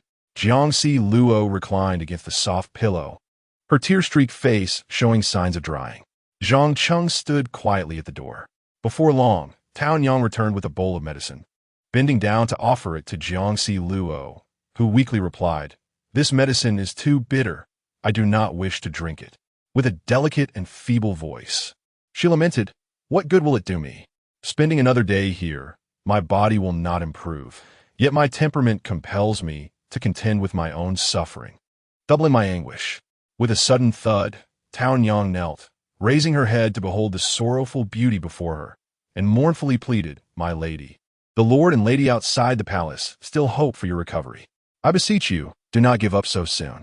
Holding the warm bowl of medicine, Jiang Zhao gazed down at Tao Yang's tear-filled eyes, tears spilling down her fair cheeks, contemplating, "What if I simply died? Perhaps I could return then." Yet another voice within her echoed, "What if I do not die? What if I die and cannot return?" Inside, the mistress and maid sat weeping, while Zhang Cheng, preoccupied with the task entrusted to him by the prince, summoned the courage to fetch a plate of candied fruits. He awkwardly presented it before the silently weeping woman, abruptly interrupting the sorrowful exchange. "If the medicine is bitter, my lady may take it with these sweets," he clumsily suggested, pushing the white porcelain plate forward, his heart heavy with concern. The prince had instructed him to look after the noble lady. Having only recently begun attending to Jiang Zhao since the prince's departure from the capital, Zhang Cheng had previously met her only a few times. Since his arrival at the palace, Jiang Zhao had remained silent, rarely speaking unless visited or when leaving her quarters. She often lost herself in thought, even while embroidering or playing with her pet. Tao Yang appeared accustomed to her demeanor. Today, while enjoying the spring at the Lioli Pavilion, everyone reveled in joy. Yet she remained detached, offering only superficial smiles that did not reach her eyes. Her delicate peach blossom eyes contained a profound sadness amidst their calm. Zhang Cheng stood outside the pavilion, occasionally moving closer to check on her safety. He observed her perched on the low railing of the corridor, sometimes gazing up at the sky, other times peering down at the swimming fish, and at moments lost in thought, staring at the willows by the lakeside. Concerned that she might fall into the water, he approached cautiously, hearing Tao Yang's futile attempts to persuade her. When she finally heeded the advice, she obediently stepped away from the railing. However, upon the arrival of His Majesty, a new wave of emotions washed over her, fear and trepidation. After questioning him, she expressed her disappointment and sorrow, revealing her fragile yet resilient emotions. Later, upon encountering the noble consort and the third prince, a tumultuous blend of sadness and fury surged within her. In the span of an hour, her feelings oscillated dramatically, and as she leaned against the soft pillow, she felt as though she could shatter with a mere breath of wind. After he spoke, a flicker of bewilderment crossed the woman's face. She shook her head with a bitter smile, saying, "There is no need for you to lie to console me." She drank the medicine in one gulp, then casually popped the candied fruit into her mouth. You need not force yourself. I doubt you've done such things beside him. It is late now. You all may leave. Again, she wore that same fragile yet tenacious expression. He stepped out of the palace, glanced at the moonlit sky, and returned to his chamber. In the northwestern region, the yellow sands stretched endlessly, and the wild winds howled like knives, with not a soul in sight for 100 miles. The camp was illuminated by countless lanterns, the night sky resembling a conflagration ignited by sparks. The brightest light led him to a central tent where a resplendent armor of auspicious beasts hung on a rack, and the couch was neat and unoccupied. Seeking the most brilliant illumination, a tall and robust youth stood before the desk, scrutinizing the intelligence report under the lamp. After reading through the letter, he raised his hand to incinerate it before retrieving another. As he touched the next letter, sealed within a bamboo tube, he recognized the characters on the seal as his own, indicating it was correspondence from the capital. Drawing the lamp closer, his sharp brows furrowed as he read, the tranquility of his features contorting with intensity. Having been steeped in the bloodshed of the battlefield, the primal urge for violence within him awakened within a mere month. Even the gentlest touch of the letter seemed imbued with a menacing aura. The weeping of the consort and the myriad affairs of the harem unfolded before him, a covert murderous intent brewing in his dark eyes. His long fingers lightly tapped the desk as he read her somewhat arrogant assertion that she was unafraid of the noble consort's malice. His brow arched slightly, a smirk gracing his lips, reminiscent of her former self. Yet, he knew she could not be provoked. Once stirred, she would say anything without restraint. He scanned the signature at the end of the letter, noting it had been sent 7 days prior, traveling from Luoyang to Jiang Zhao, changing carrier pigeons at every post station to ensure swift delivery, with the dispatch rider collecting it daily from Jiang Zhao to the military camp. 7 days was indeed the optimal speed. He delicately pinched the 2 characters on the thin paper between his thumb and forefinger, poised to burn them in the flame, but then withdrew his hand, folding it neatly and tucking it into his lapel before gracefully unfolding the next letter. Jiang Zhao dreamt a vivid dream. In her slumber, she styled her hair in twin loops and donned a water-green skirt, standing in the palace with several young maidens. The Empress Dowager sat at the head, accompanied by a woman clad in crimson palace attire. The hall was enveloped in mist, and she heard the Empress Dowager beckon her forward. With her head bowed, she ascended the steps with trepidation, catching a nearly imperceptible giggle from the woman in palace garb. The Dowager gently lifted her chin, slowly stating, "Indeed, you possess a semblance of gentleness and grace. Let her be conferred the title of talent." The woman beside her whispered softly. The familiar pale tint fell into her view as she sat up, gently pressing her throbbing temples. In the dream, the Dowager's gaze upon her felt as if she were looking through her to another being. Is this truly the scene from when Jiang Zhao entered the palace years ago? That enchanting lady in court attire must be the former empress. Even as her time dwindles, she still insists on selecting a few individuals to fill the harem and navigate the intricacies of life. Taonyang enters to assist with washing and changing, and as she gazes into the mirror, she questions, "Were my father and mother happy when I was chosen to enter the palace?"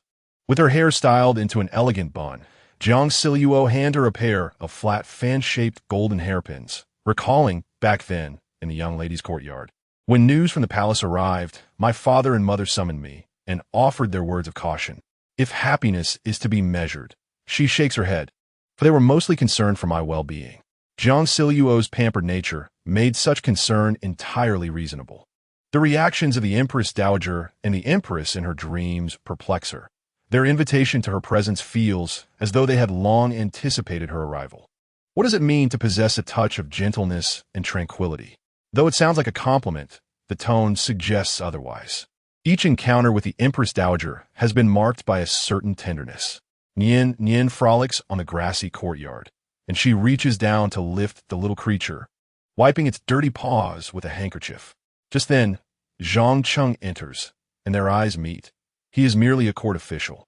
She understands that his presence is merely a pretext, and she does not inquire about his early morning activities, responding lightly with a hum as she hands the handkerchief to Taonyang and carries the cat back indoors.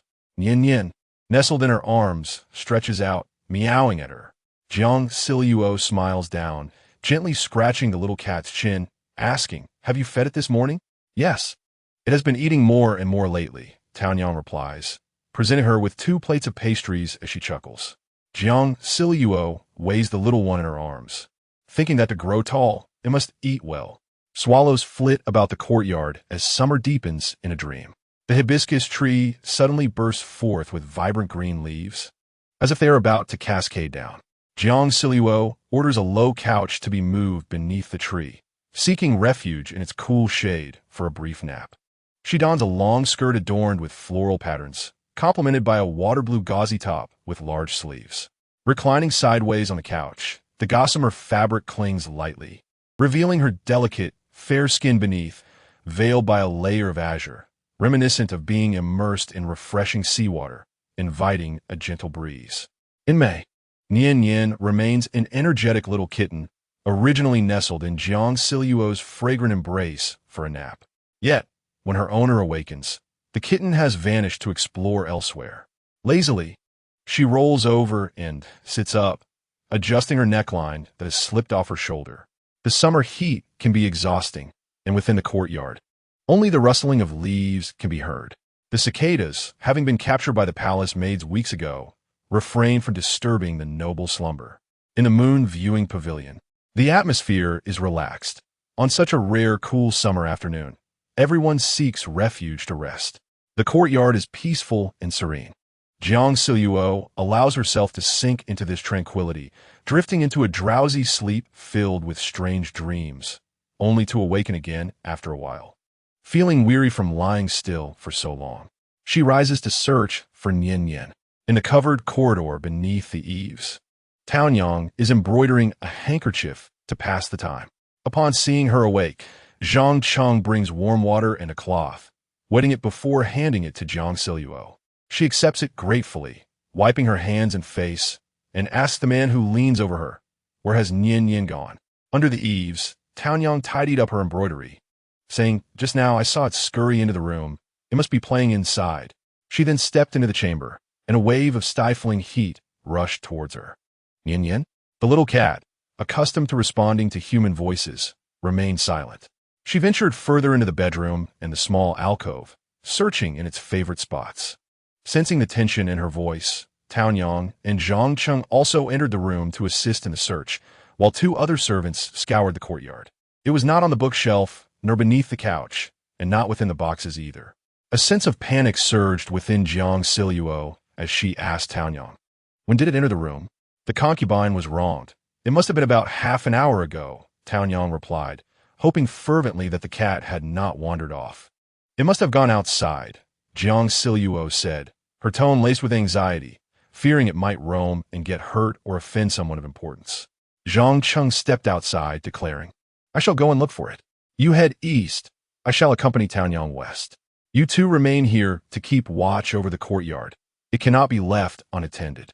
With that, she lifted her skirt and hurried out of the courtyard, the pale yellow ribbon in her hair dancing with the eastern breeze, catching the eyes of those present.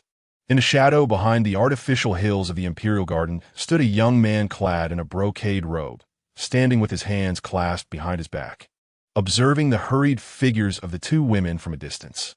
"You have observed so many times. Surely you believe me now." A subtle smile played upon the young man's lips, and he murmured to himself, "You were right. She is indeed changed."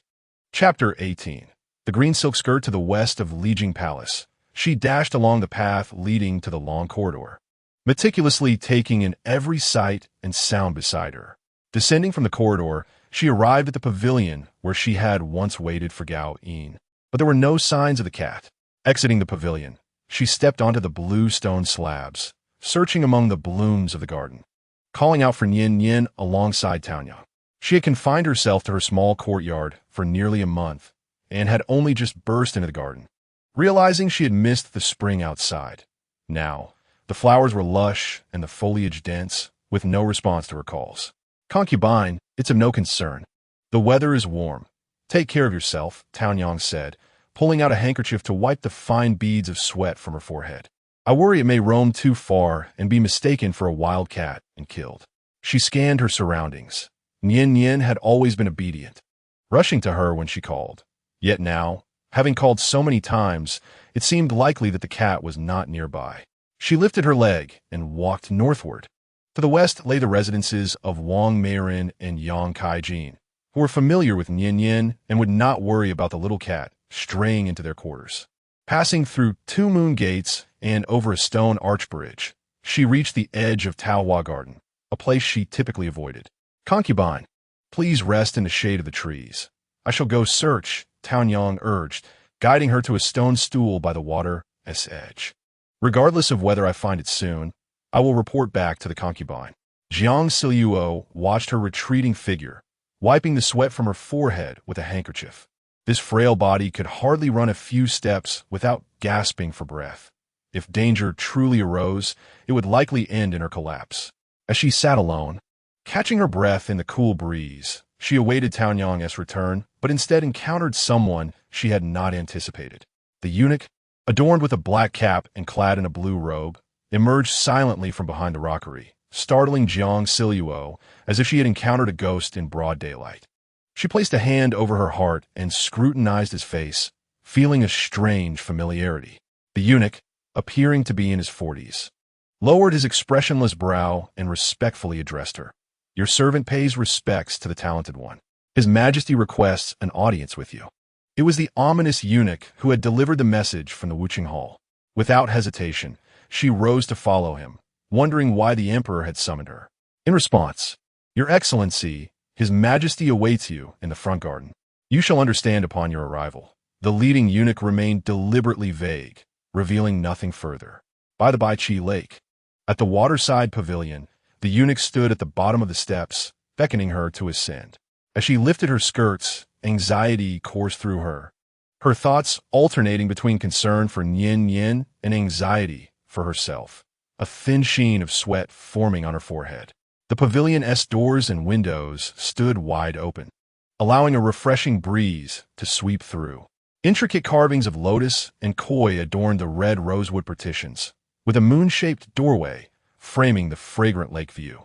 Within this enchanting scene, the emperor, clad in a deep purple robe, was engrossed in reviewing documents on a desk.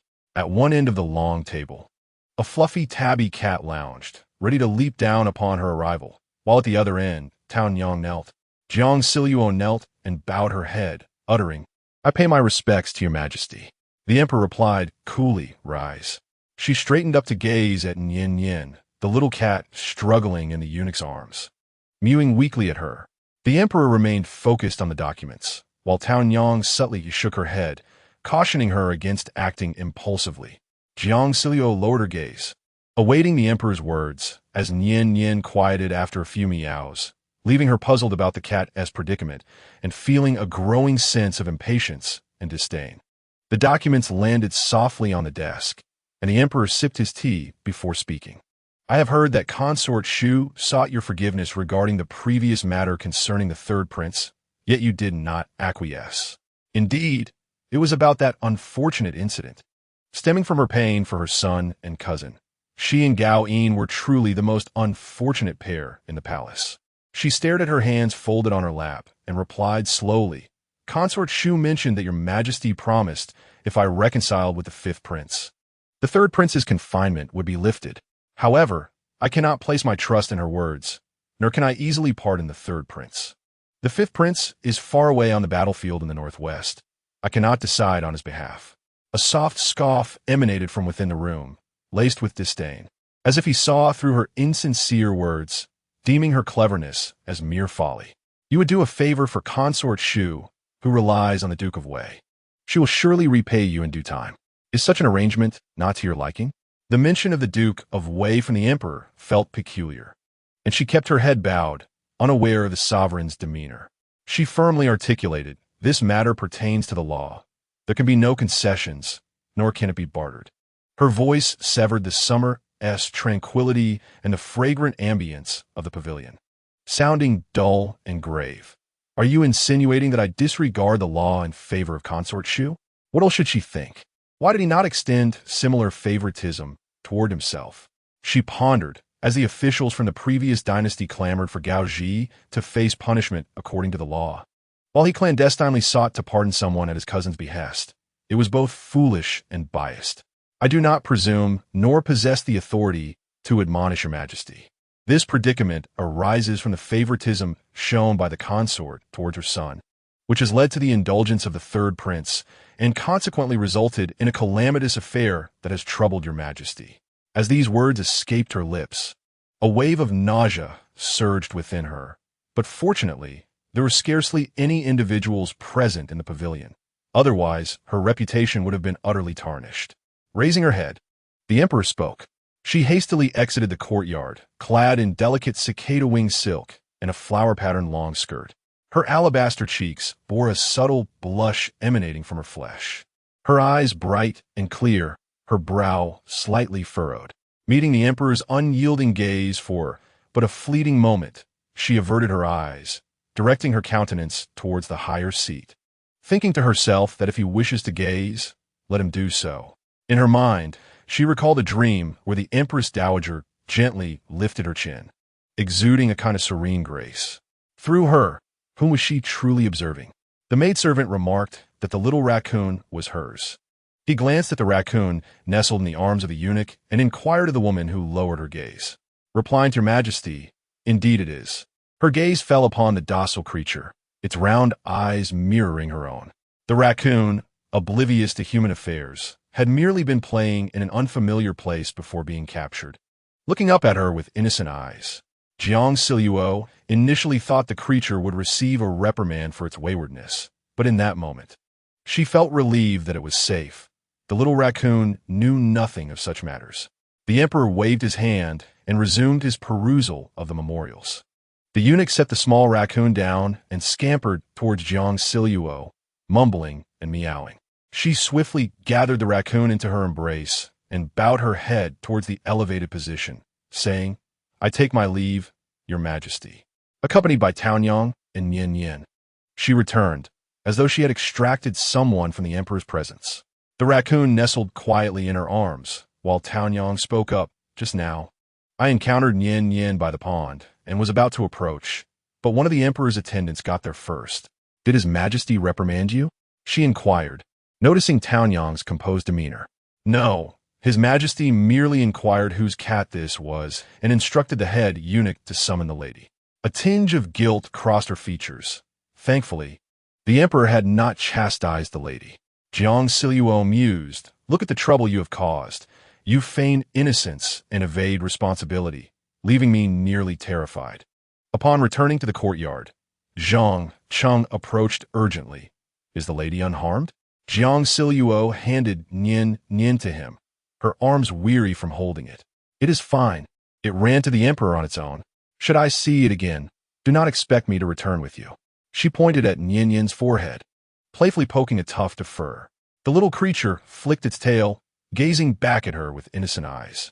Zhang Cheng, cradling the raccoon, followed behind her. Did His Majesty trouble the lady? She settled onto a soft cushion and drank the tea in one gulp. It was merely a few inquiries. Yet, an unsettling instinct told her that something was amiss. Calculating the vague passage of time, she surmised that the emperor's favor towards that maid might soon come to fruition. His unexpected visit to the Lioli pavilion earlier that day, followed by his brief interaction with her amidst reviewing memorials, merely for a few words and a cat, was uncharacteristic of his usual methods, which would typically conclude with him handing the cat to Taonyang. As for her, a person punished with 6 months of confinement for offending him, he would likely harbor no interest in seeing her. She beckoned Zhang Cheng over, who approached with a bewildered expression. Do you know what the noble consort is doing at this moment? He was taken aback, contemplating before responding. I am unaware of the meaning behind your words, esteemed one. He lifted his gaze to her, hoping for clarification. Jiang Zhao pressed her lips together. Never mind. I assumed you would know. These recent occurrences may indicate that the emperor's affections are gradually shifting away from the concubine. She should now limit her appearances before him. Even if avoidance is impossible, she must leave no impression. She raised her teacup to her lips, but then hesitated and inquired, not long ago, when you entered the palace, Was it the prince who arranged it through the Imperial Household Bureau? If I wish to establish a presence in the Medicine Bureau or the sleeping quarters in the future, could you assist me? Zhang Cheng's expression shifted from relaxed to serious. What does the esteemed one wish to accomplish? The palace attendants ignited incense in the burners of various chambers to repel mosquitoes, and the fragrance brought a refreshing sensation to her senses. She straightened her posture, gazing at Zhang Cheng as she softly replied, I must devise a plan for myself. Should the emperor one day cease to favor? The other party remained silent, his eyes searching hers for the authenticity of her words. Why would you say such things? She chuckled, twirling a strand of cat fur in her fingers throughout history. There have been few emperors who remained steadfast in their affections. 20 years of devotion can shatter like glass, akin to an ephemeral illusion. A son could lose his life due to a brother's quest for the throne, and the once resplendent glory comes at a price in the concubine's life. The woman laughed with a hint of disdain, showing neither respect nor affection for the emperor. It can be accomplished. Such endeavors require the esteemed one to feign illness and remain indoors. Yet there is always the risk of being discovered, a crime against the emperor. She continued his thought. If exposed, there would be a risk of execution for all involved. Her eyes held no fear, only determination. Zhang Cheng realized that this woman was resolute in unexpected ways. Having conveyed his thoughts, he retrieved a slender bamboo tube approximately 1 inch in length from his pouch. The tube's top could be opened, for which he drew a rolled-up note. The note was sealed with a black stamp adorned with a beastly pattern, which he gently placed before Jiang Zhao. She looked up at his solemn expression, then down at the note, asking, What is this? Zhang Cheng gestured for her to proceed, then rose and stepped outside the hall. The summer night breeze swayed the drapery, and the incense wafted into thin trails, its cool scent keeping her alert. She unrolled the note, and before she could read it, a small dried flower fell out, a 5-petaled pink blossom with serrated edges, its heart tinged with a rosy hue. Perhaps it was a flower from the northwest. She pinched it between her fingers, feeling as if it carried the grit of sand from a tempest, yet it seemed like a mere illusion. Unfolding the note, she read the sharp script of a young hand. The northwest is remote and cold. Spring has yet to arrive. Finding this flower, I send my wishes for spring. The note was dated 10 days prior. A flower found by chance in the northwest was sent to Luoyang as a springtime greeting, yet Luoyang had already entered summer. This brief missive was so small that she sought an empty box to store it on her vanity, chuckling at her own actions, as if he might send her many more. Gao Yin's thoughts were elusive. He did not come to bid farewell. Yet he went to great lengths to send a letter 2 months later, leaving her uncertain of his true intentions. Jiang Zhao returned the empty bamboo tube to Zhang Cheng, who was admiring the moon in the courtyard. He accepted it, surprised, and observed her empty hands, asking, Do you not have a letter for the prince? She wore a look of perplexity. Am I also to write? At this moment, sending a letter from Luoyang to the northwest would require considerable effort, wouldn't it? Fortunately, His Highness already had a letter destined for the northwest. She nodded in understanding. She grasped the need to stay informed about the court's affairs. However, would he truly read my words? Did Gao Yin care so much about her, his mother? He had departed without a word before the expedition, almost vanishing without a trace. And now he was to correspond with her. Was that truly necessary?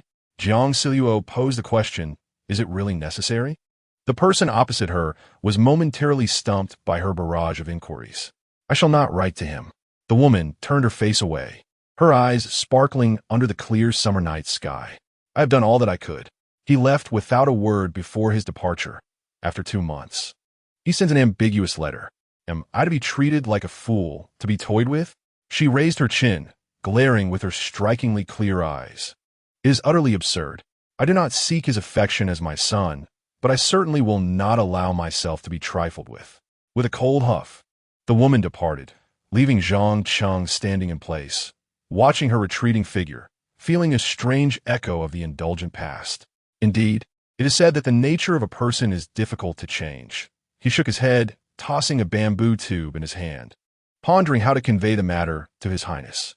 Inside the room, Jiang Zhao sat on the carpet, cradling a box, and took out the small note once more. Through the ink-stained gaps, she envisioned the young man, head bowed, pen in hand, illuminated by candlelight. The flickering flame would accentuate the sharpness of his features, the keen depth of his eyes. His profile, from the brow ridge to the bridge of his nose, strikingly handsome, with a beautifully curved jawline as graceful as rolling hills. She shook her head, returning the box to its place. When Gao Yin resided here, he would occasionally read in the main hall while she embroidered and read, often losing herself in reverie as she gazed at his face in the lamplight, discovering the subtle art of admiring beauty under such illumination. She lightly tapped her forehead with a clenched fist, reminding herself not to be beguiled by her son's appearance. He was cold-hearted and unfeeling, and she must not harbor any lofty expectations of him. Chapter 19.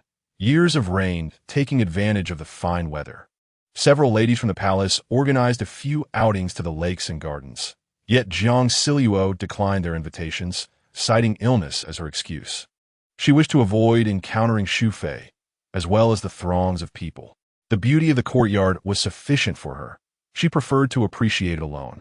She ventured out of Wangyue Pavilion even less frequently, as a few individuals nestled together in a small courtyard, quietly passing the days, living in their own secluded world. For Jiang Zhao, it was merely a time of waiting. Would Gao Yin return first, or would His Majesty enter the inner palace first? Should it be the former, matters involving the emperor would be easier to resolve, allowing her to remain uninvolved. If the latter occurred, it might require more effort. A needle, as fine as a cow's hair, pierced through the silk adorned with rain-drenched lotus flowers. Nian Nian slept soundly on the table. The silken threads knotted and trimmed short, and a delicate silk handkerchief was completed. Her embroidery skills flourished during this idle time, and she gently placed the rain-drenched lotus on Nian Nian's rising belly.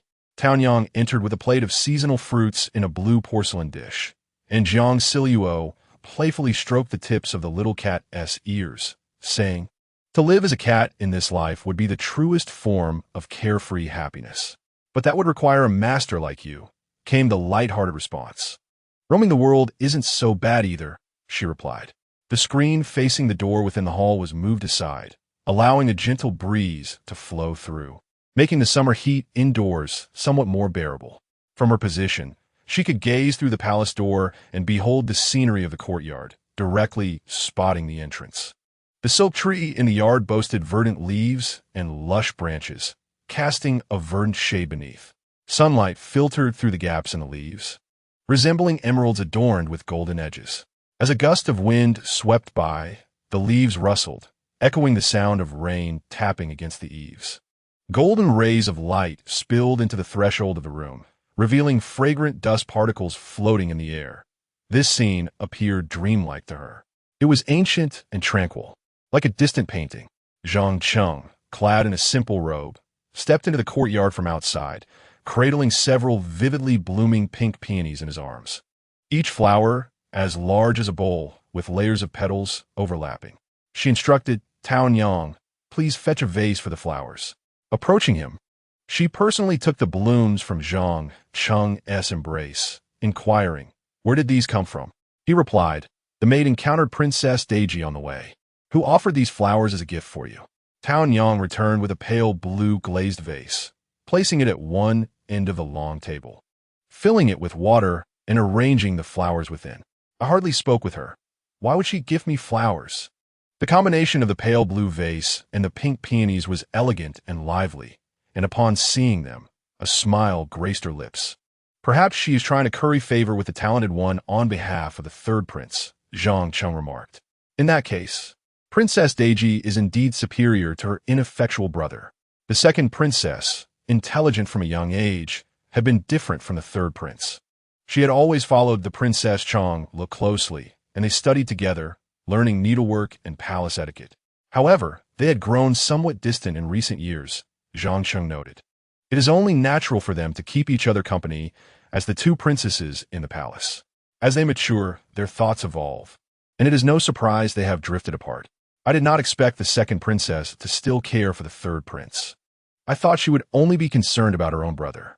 Princess Chong Lu was approaching 20, an age at which remaining unmarried was uncommon in that era. especially since her mother had passed away early. Likely, only the Empress Dowager could make decisions for her. The original text did not elaborate on the fates of the two princesses, but she recalled that Gao Yin had previously mentioned one of them. Perhaps his relationship with the two princesses was amicable, yet such bonds could be shattered amidst the ensuing turmoil over the throne. With tranquil eyes and a serene visage, she led a reclusive life, her entire demeanor exuding an air of calm detachment from worldly strife. Observing her, Zhang Cheng naturally remembered the prince's instructions but felt uncertain about how to proceed. He produced a bamboo tube and handed it to the woman, who was gazing at the flowers. When Jiang Zhao accepted it, she looked up at him with a questioning expression. Zhang Cheng explained the prince, in his leisure, feared that the talented one might find the depths of the palace dull. With delicate, arched brows, she raised an eyebrow. Does he worry I might be bored? Taking the bamboo tube, she was curious to see what was penned inside. As the sun approached the summer solstice, the heat of the capital was undoubtedly intense. At that moment, snow fell outside, reminiscent of deep winter. The note began by commenting on the current weather, and this time, the writing was more extensive than before, densely packed and small. As she settled down slowly, the latter part expressed that during the first trip to the northwest, the harsh cold had been underestimated, and her hands had suffered from the biting wind and snow. The night was filled with howling winds and crashing snow, creating a poetic ambience as she drifted into slumber. The note between her fingers seemed to carry the chill of winter. She inquired, "Who packed His Highness's luggage?" Zhang Cheng replied, "It was packed by His Highness himself." As has always been the case since childhood, there remained a hint of youthful spirit, despite his usual demeanor of cold composure. He wrote in his letter that his hands had been cut and hurt by the biting wind and frost. Softening, he said, "I have a few jars of face cream, made from medicinal herbs without fragrance. If you happen to send something over there, please let me know, and I shall include this." Naturally, one would not wish to cause a great fuss over a mere jar of cream, wasting manpower and resources. The servant replied, "I shall remember this." She lowered her head to cut paper, took up her brush, while Zhang Cheng diligently ground the ink beside her, his gaze fixed upon the inkstone. Jiang Zhao stole a few glances at him, controlling her brush with careful precision as she composed a reply. The four corners formed a universe, each day a common occurrence. The northwest endured bitter cold, yet the vastness of the world remained. The setting sun over the long river, the bright moon above Tian Shan, were indeed splendid sights. The journey was fraught with dangers, yet one must guard oneself. Writing in small characters with a brush, there is no need to mind the spacing as one did with a pen. Simply cramming the words together sufficed. She gently rolled the letter, and Zhang Cheng, having produced a thumb-sized square seal from somewhere, pressed it into black ink and stamped it on the seal, leaving an imprint of a beastly design. "What pattern is this?" she asked, observing Zhang Cheng as he secured the note. "It is the pattern of a Tao Tai. This is His Highness's private seal, unknown to outsiders." His words seemed to imply a sense of camaraderie, yet Jiang Zhao did not respond, merely nodding as she poked at the disheveled Nian, who was now awake, signaling it was time for a meal. The previously sprawled cat suddenly flipped over, standing on the desk, its eyes wide and round. Glancing at Jiang Zhao before looking back at the small table where it usually fed, only to find an empty bowl of water. Doubtful, the cat scampered over to paw at the water bowl, casting a puzzled look toward Jiang Zhao. "I shall fetch some food," Zhang Cheng promptly offered, displaying keen insight.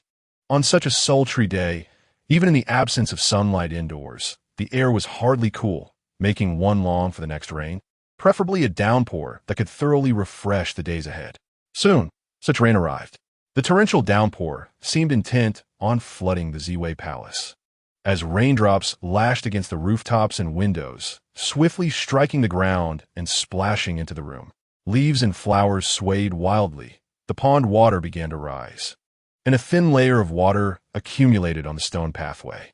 The sky darkened, heavy with clouds, as if pressing down from above. The oppressive heat that had been bothersome faded away, replaced by a brisk wind and rain, filling the air with the refreshing scent of wet grass, earth, and foliage. The surroundings were tranquil, and even deeper silence than usual that Jiang Zhao found delightful, with only the sound of the pouring rain, enveloping her in a cocoon of safety.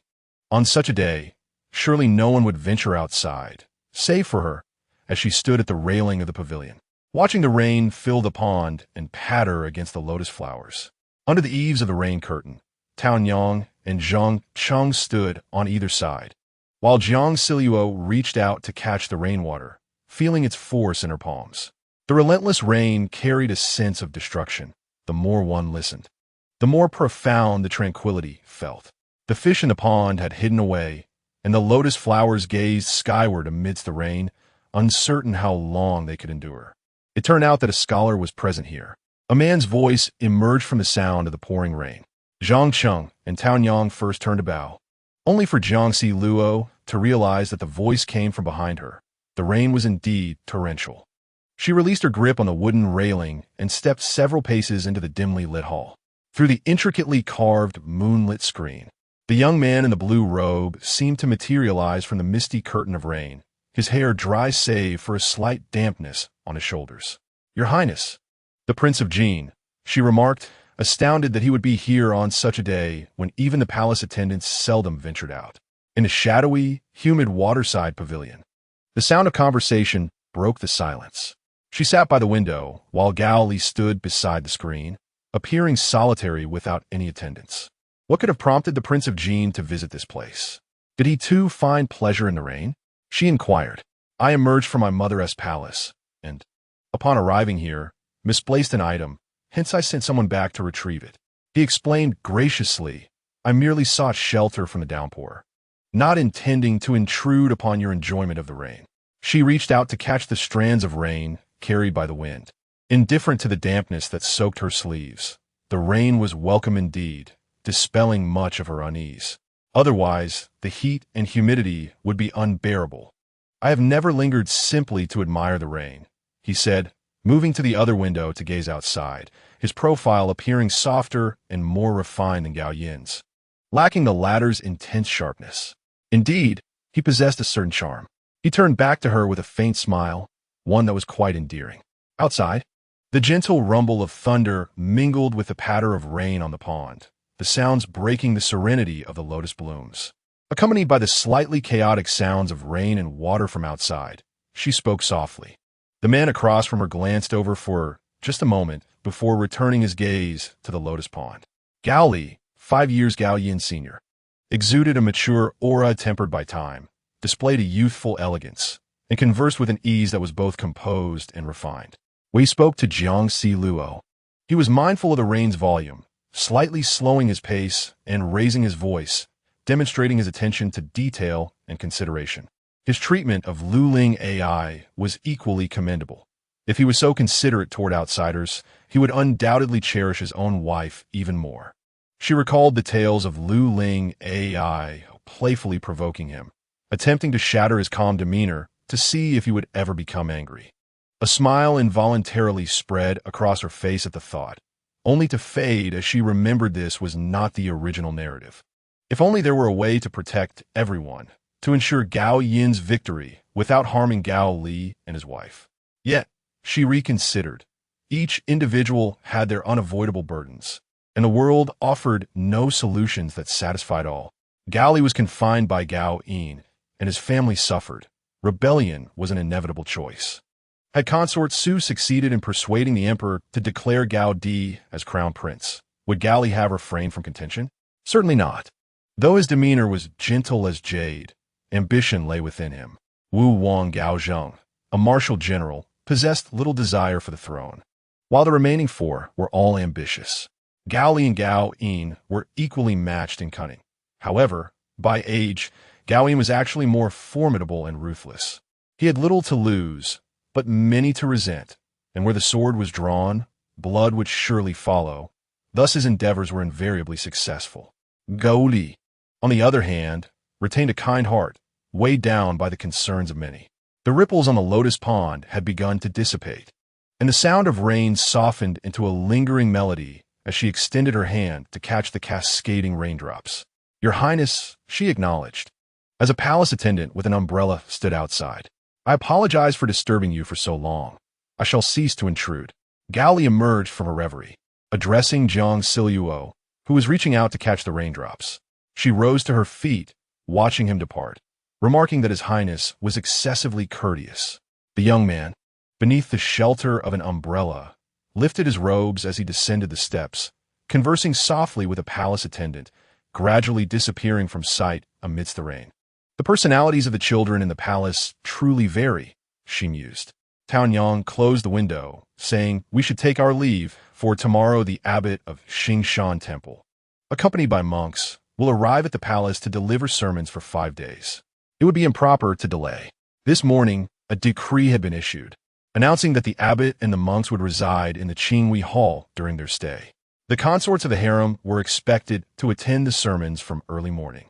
Sitting for half a day, the Empress Dowager, devout in her Buddhist practices, and the emperor, who maintained a certain proximity to the faith, would lead those under them to partake in this experience, whether they wished to or not. They would listen to half a day's teachings in the morning, partake in a vegetarian meal at noon, and then have the afternoon free, an almost monastic existence. The emperor's peculiarities amused her. For decades, he had shunned the harem, yet maintained a retinue of women. Each year, in late May, he summoned a master to propagate Buddhist teachings within the palace. Was he unwittingly financing the cultivation of secular disciples for the Buddhist community? Why not transform the harem into a nunnery directly? He feigned a profound and steadfast demeanor, while deep down, he had long harbored thoughts of infidelity. Approaching 50, his facade was finally cracking, revealing his hypocritical nature. The more she pondered, the more agitated she became. She lifted her skirts, splashing through the rain as if treading on the face of that insufferable emperor. "Careful not to wet your shoes and catch a chill," Tao Yang cautioned, holding the umbrella beside her. She preferred to hold her own umbrella, while Zhang Cheng took it upon himself to shield Jiang Zhao, believing Tao Yang's arms would tire if raised too long, and Zhang's height rendered the task less laborious. Zhang Cheng, closer to her, remained silent, merely adjusting the umbrella to protect her from the rain as she continued forward. Is it truly impossible to feign illness and avoid attending? What if something unforeseen occurs over these 5 days? I might unwittingly alter the course of events, she expressed anxiously. The imperial physician from Medicine Bureau will come to take your pulse and present a prescription to the concubine as a report of illness. There's no way to pretend. Tao Yang replied. Moreover, the Empress Dowager has been devoted to her Buddhist practices for years. Should you not attend, she may take offense. Why does the Empress Dowager treat me with such familiarity? Jiang Zhao pondered, troubled by the implications of the Dowager's gaze and words in her dreams. The Empress Dowager is benevolent. Although she does not meddle in the affairs of the harem, she is protective of the consorts and the princes and princesses. Since your arrival in the palace, she has praised your beauty, perhaps finding you to her liking, Tao Yang explained. The connection between her appearance and the Dowager's dreamlike words resonated within her. Among the many beautiful individuals in the palace, why am I deemed to her liking? She questioned again. A few years ago, during a lakeside excursion, you wore a moon-white and jade-colored skirt. That day, a lady's gauzy shawl was caught by the wind, nearly blinding you as it accidentally draped over your head. The Empress Dowager, upon seeing you, remarked that you possessed the visage of Guanyin. It was a serendipitous alignment with her preferences, Tao Yang recounted. As they made their way back to Wanhua Pavilion, Jiang Zhao bent down to embrace the eagerly approaching Yin Yin, inquiring of Zhang Cheng, who was preparing tea. Why did the Empress Dowager not take fifth prince under her care after the passing of concubine Ro? Zhang Cheng listened and stood up, while Tao Yang took over the task of brewing tea.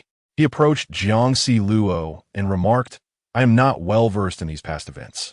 When the gentle consort passed away, the fifth prince was merely 5 years old, and I was 15.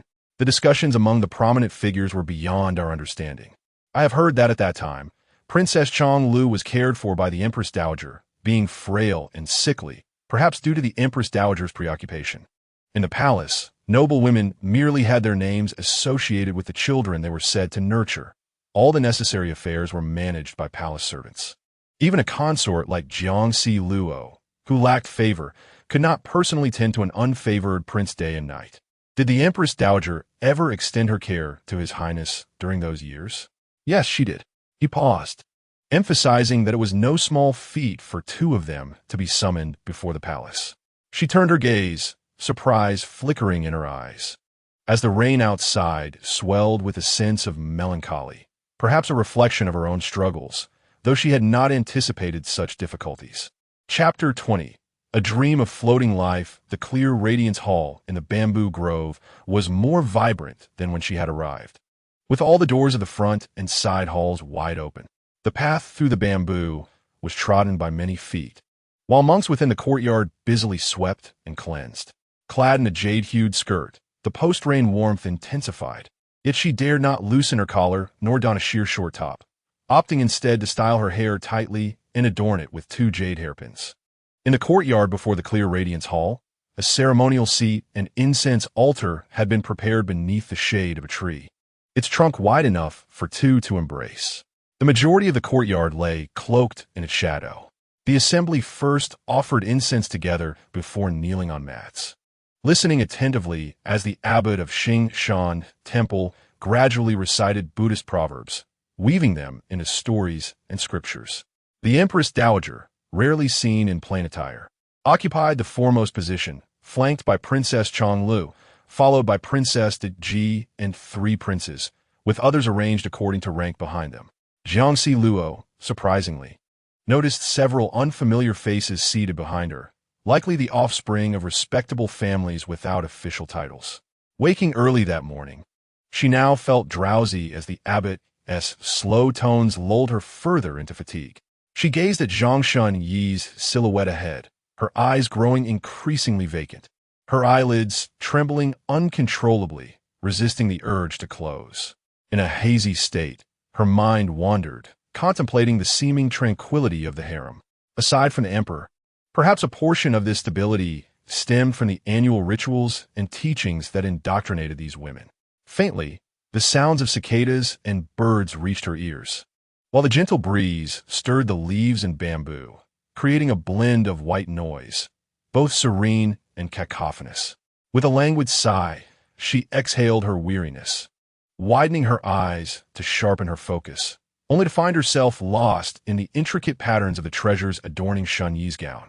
After an arduous wait, the teachings concluded, leaving her legs numb.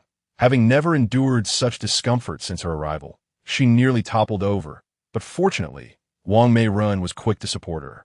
The assembly expressed their gratitude to the abbot and dispersed, yet the Empress Dowager remained. Jiang Zhao paid no heed to those around her, instead hastily exiting alongside Wang Meirun. My legs feel no longer my own, she grimaced with each step, her expression twisting with discomfort, a peculiar sensation akin to an electric shock. Wang Meirun assisted her, discreetly shifting to support her better. Speaking of which, wasn't our first conversation about the teachings? Jiang Zhao masked her humility behind a pained smile. Indeed. At that moment, your legs must have gone numb too. Everyone else stood up and walked away. Yet you remained seated, your expression resembling that of someone on the verge of tears. It was evident that you had never faced any punishment at home. Indeed, you had not. She pounded her thigh, questioning whether you had ever been punished at home. Wang Meirun, quite candidly, confessed that she had once been caught by her father while attempting to climb over the wall and had knelt in front of the ancestral hall. She waved her fan dismissively, declaring it a common occurrence, of no consequence. The Empress Dowager had inquired about your condition, and I distinctly remember your pitiable expression as you claimed your legs were numb. Oh, how my heart ached for you at that moment. Not to mention the Empress Dowager's concern. Jiang Zhao chuckled dryly, scratching her face. What have you been doing, hidden away in the courtyard for so long? Ever since the 5th prince departed for the northwest, you have been living in seclusion. She smiled and replied, the less I go out, the fewer troubles I encounter. I'm not fond of constant social interactions. They wear me out. Was it that incident with the Shu Fei and the 3rd prince that upset you? The Shu Fei has her own intentions. This matter primarily does not concern the two of us, yet I also prefer not to engage with others frequently. She waved her fan to shoo away a bee, and as she returned from Qinghui Hall, passing through Taohua Garden, she marveled at the vibrant blooms, where bees and butterflies flourished. She recalled the peonies presented by Princess Deji that day. She had not noticed where Princess Deji had gone. After parting ways with Wang Meiren, she returned to Wangle Pavilion and inquired about Taonyang. Taonyang replied, Princess Deji must have returned with the Gui Fei. Is that so? I had hoped to thank her for the peonies if I could see her again. She accepted a cup of tea from Zhang Cheng, and suddenly a warm, furry ball rushed toward her, climbing up her leg. Oh dear, it's quite hot, she exclaimed, rejecting the cat, which had grown up and seemed to understand human speech, mewing softly and pawing at her thigh. Her heart softened again. She took a sip of tea, set down the cup, and cradled the cat in her arms. The furry creature nestled trustingly against her, nuzzling into her shoulder, purring contentedly. She chuckled, pulling her neck in, but soon a hollow sensation in her stomach reminded her of her hunger. She couldn't help but recall the meal from that morning. Early on, she had seen Taonyang carrying a food box and asked, what vegetarian dishes do we have today? It was customary to have some vegetarian food first, followed by kneeling and meditating for an hour and a half. By the end of 5 days, one would surely lose weight. Taonyang brought out a deep bowl shaped like a lotus petal, filled with plain noodles in a clear, golden broth topped with fresh bamboo shoots and tofu. The second layer of the food box contained a plate of mung bean cakes and a bowl of bamboo fungus and lotus seed soup, along with chopsticks for today's breakfast. She sighed inwardly. The flavors were indeed better than the salty broth and various bean porridge she had consumed before, though perhaps her palate had been altered. Indeed, at that moment, her hunger struck her. Oh, Taonyang, I am hungry, she lamented, leaning back against the soft cushion while cradling the cat, feeling as though she had grown thin from hunger. I shall fetch some snacks, Taonyang promptly replied. Jiang Zhao closed her eyes, as if she could smell the aroma of instant noodles, longing for the comforting scent of the noodles she had cooked in her little pot at home, bubbling with blissful fragrance. Imagining an egg and slices of ham, her mouth watered, and she yearned for 2 packets of those golden, fragrant crab stick noodles. Upon opening her eyes, she was met with emptiness. There was nothing to be found. With a languid lick of her lips, she felt a wave of ennui wash over her. Ever since her arrival in this place, she had only tasted the exquisite dishes during grand feasts. Otherwise, delectable meals were not meant for her. Could she ever ascend to the status of Empress Dowager now that Gao Yin had assumed the throne? Was it possible to request the imperial kitchen to experiment with instant noodles? She longed for the crispy delights of Kaifeng cuisine. Yet, dwelling on such thoughts only stirred a tempest of anger and sorrow within her. Zhang Cheng, is there a place in the palace for observing celestial phenomena? Are you referring to the Grand Astrologer Chao? One of his duties indeed involves astronomical observations. Forcing herself to momentarily dismiss her hunger, she sat up and inquired, where's the Grand Astrologer Chao located? In the imperial city within the secretariat, Zhang Cheng replied, then promptly asked, do you wish to visit the Grand Astrologer? Jiang Zhao pondered for a moment, a hint of melancholy in her tone. Am I permitted to leave the palace? Zhang Cheng slowly shook his head, his gaze calm as he replied, without an imperial edict, one cannot exit. Seeking the emperor's approval was futile. He would never grant it. She had already relinquished that pathway. Should she wait until Gao Yin solidified his power to contemplate her options? Even if she were to reach the Grand Astrologer, would she obtain the answers she sought? In novels of yore, besides celestial observation, whom else might one consult? Her gaze slowly unfocused, when suddenly a thought struck her like a flash of inspiration. Perhaps one could find answers in a temple. She needed to seize the opportunity to meet the abbot of Xingshan Temple. The following day, after the sermon concluded, Jiang Zhao politely declined Lady Wang's invitation and took a different path, pausing by a small trail for a while. After contemplating, she returned to the Qinghui Hall. The courtyard was deserted, and upon entering the main hall, she offered her respects to the 3 Buddhist statues. Noticing no one around, she ventured into a side hall where she found the abbot of Xingshan Temple, Master Xuandu, seated at a desk, organizing scrolls. She slightly bent her knees and bowed her head in greeting.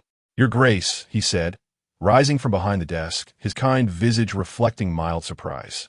She scanned the hall's windows and softly said, I have a matter of confusion that I wish to discuss with the abbot. Master Xuandu invited her to sit opposite him, rolling the prayer beads between his fingers and kindly encouraged, please speak. The atmosphere was profoundly tranquil, so much so that she felt as if the walls had ears. Yet, glancing around, all she could perceive were the shadows of trees and the chirping of birds. Lowering her gaze in contemplation, she finally spoke. I once dreamt of living in an entirely different world, one that starkly contrasts this place.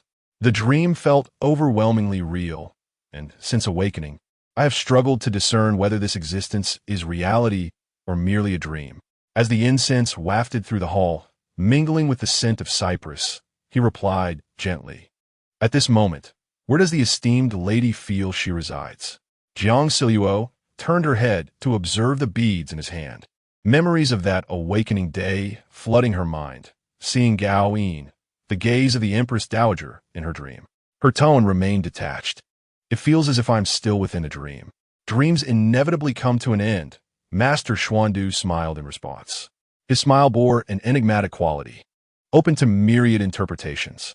"Indeed, I yearn to awaken, yet find myself unable. You seek my guidance on how to awaken from this dream." "Yes," she affirmed with resolute nodding.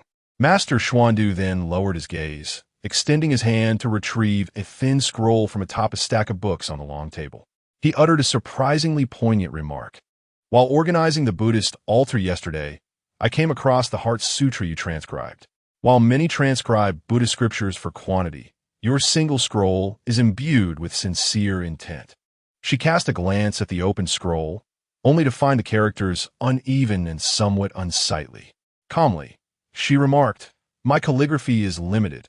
I have only transcribed one scroll, intended for my son, hoping for a favorable outcome in this battle.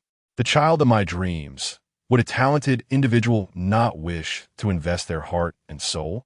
Nurture beneath my knee, even for a single day in the realm of dreams." She should close her eyes. A peculiar sting arose in her crystalline gaze, while Xuandu remained silent, as time flowed in quietude.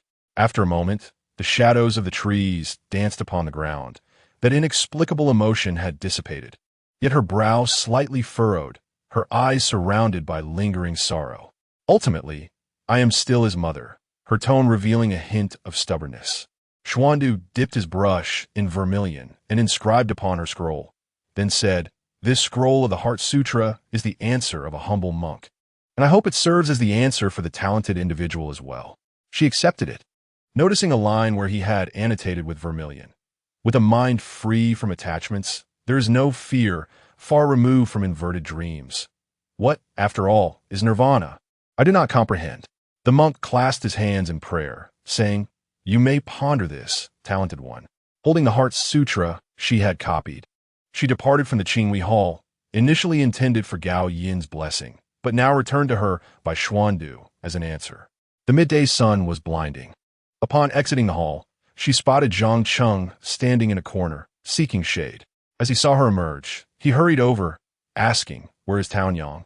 Taking the fan from her hand to shield her from the sun, he walked beside her, stating, "Taonyang has gone to prepare some snacks for the talented one." She clutched the Heart Sutra tightly, showing no intention of handing it to him. Zhang Cheng's gaze lingered on it for a moment before he subtly averted his eyes. Jiang Zhao was uncertain about what she was truly anticipating, lamenting that she had hoped Xuandu would greet her with the words, "The talented one has finally arrived." Following that, a mysterious smile would grace his lips as he vaguely explained the circumstances, as one might find in a novel. Why did her situation diverge from such a narrative? There was no system, no golden finger, no enlightened monk to aid in unraveling the plot. All she received was a phrase about distancing oneself from inverted dreams. Did it imply that she was overthinking, perhaps bordering on madness? How foolish she was to believe that such a monk had transcended the mundane, only to discover he was a quintessential ancient individual. Yet it made sense. Who would lead one to the realm of the supernatural? She remained a concubine in the palace, dealing with complexities, preferring to trivialize major issues and resolve minor ones. Such is the wisdom of human affairs. Jiang Zhao concluded coolly in her heart, acknowledging her misfortune. As she walked under the glaring sun past the Wanyua Pavilion, Taonyang had already arranged several plates of snacks and tea, bringing a cloth and warm water to cleanse her face and hands. Having sweated profusely, Jiang Zhao changed into a light and cool skirt, comfortably leaning against a curved table, placing the scroll beside her as she savored a piece of mung bean cake. Now in June, how fared the battle in the northwest? Surely, Gao Yin would not engage in warfare for a year and a half.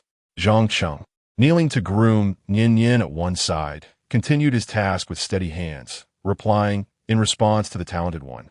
His Highness has successfully captured the Dunhuang prefecture of northern Liang. The northern Liang royal family has been forced to migrate north to Shanshan.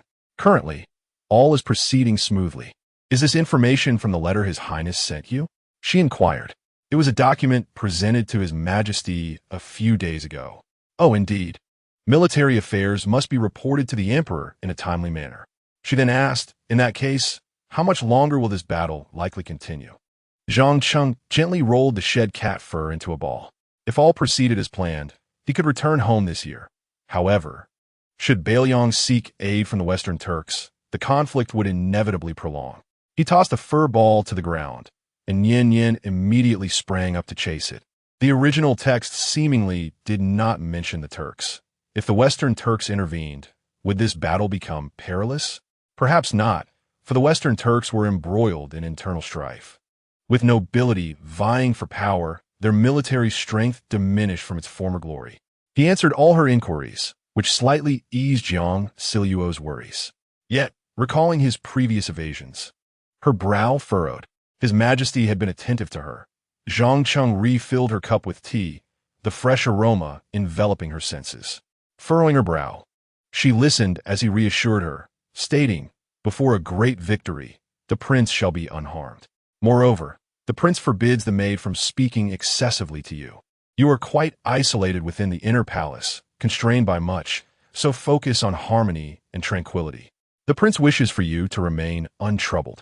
The sweetness of the mung bean cake lingered in her throat, each sip of tea rekindling that sweetness, returning it from her throat to her tongue.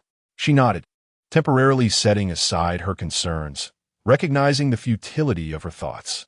After all, in past tales, antagonists like Gao Yin were often harbingers of calamity, seemingly unable to meet their end.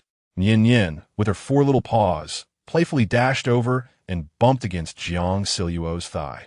She sighed, thinking it futile to dwell on her worries. She lifted the mischievous tabby cat onto her lap, gently stroking its fluffy head, pondering whose little head was so stubborn. The scrolls carelessly tossed aside on the desk began to silently observe and await developments. Chapter 21. The first kindness ends soon. The court's silk trees blossomed with pink fan-shaped flowers, swaying gently in the wind. Thunder rumbled in the distance, and after a torrential downpour, a deep autumn breeze swept in. Petals from the pink flowers blanketed the bluestone slab, while the once vibrant leaves began to wither into hues of yellow. After a few more rains, the entire landscape lost its verdant charm, and beneath the trees, palace maids began to sweep away the daily fallen leaves.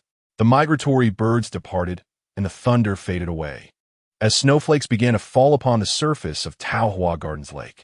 As anticipated, the Western Turks intervened in the Bailiang conflict, abruptly halting the correspondence from the northwest. The army had been pressing on Shanshan County, and victory for Bailiang seemed imminent. Yet, the Western Turks sent forth a force of 100,000 to bolster their position.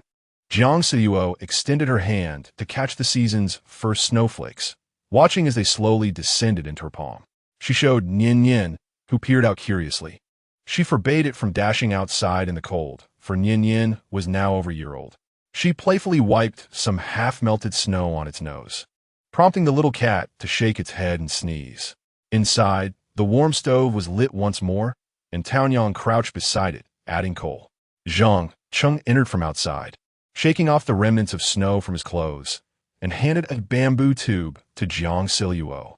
A steamed one, she said as she accepted it, slowly unwrapping the contents. The note contained only 8 characters. Wishing you a happy new year, drink moderately.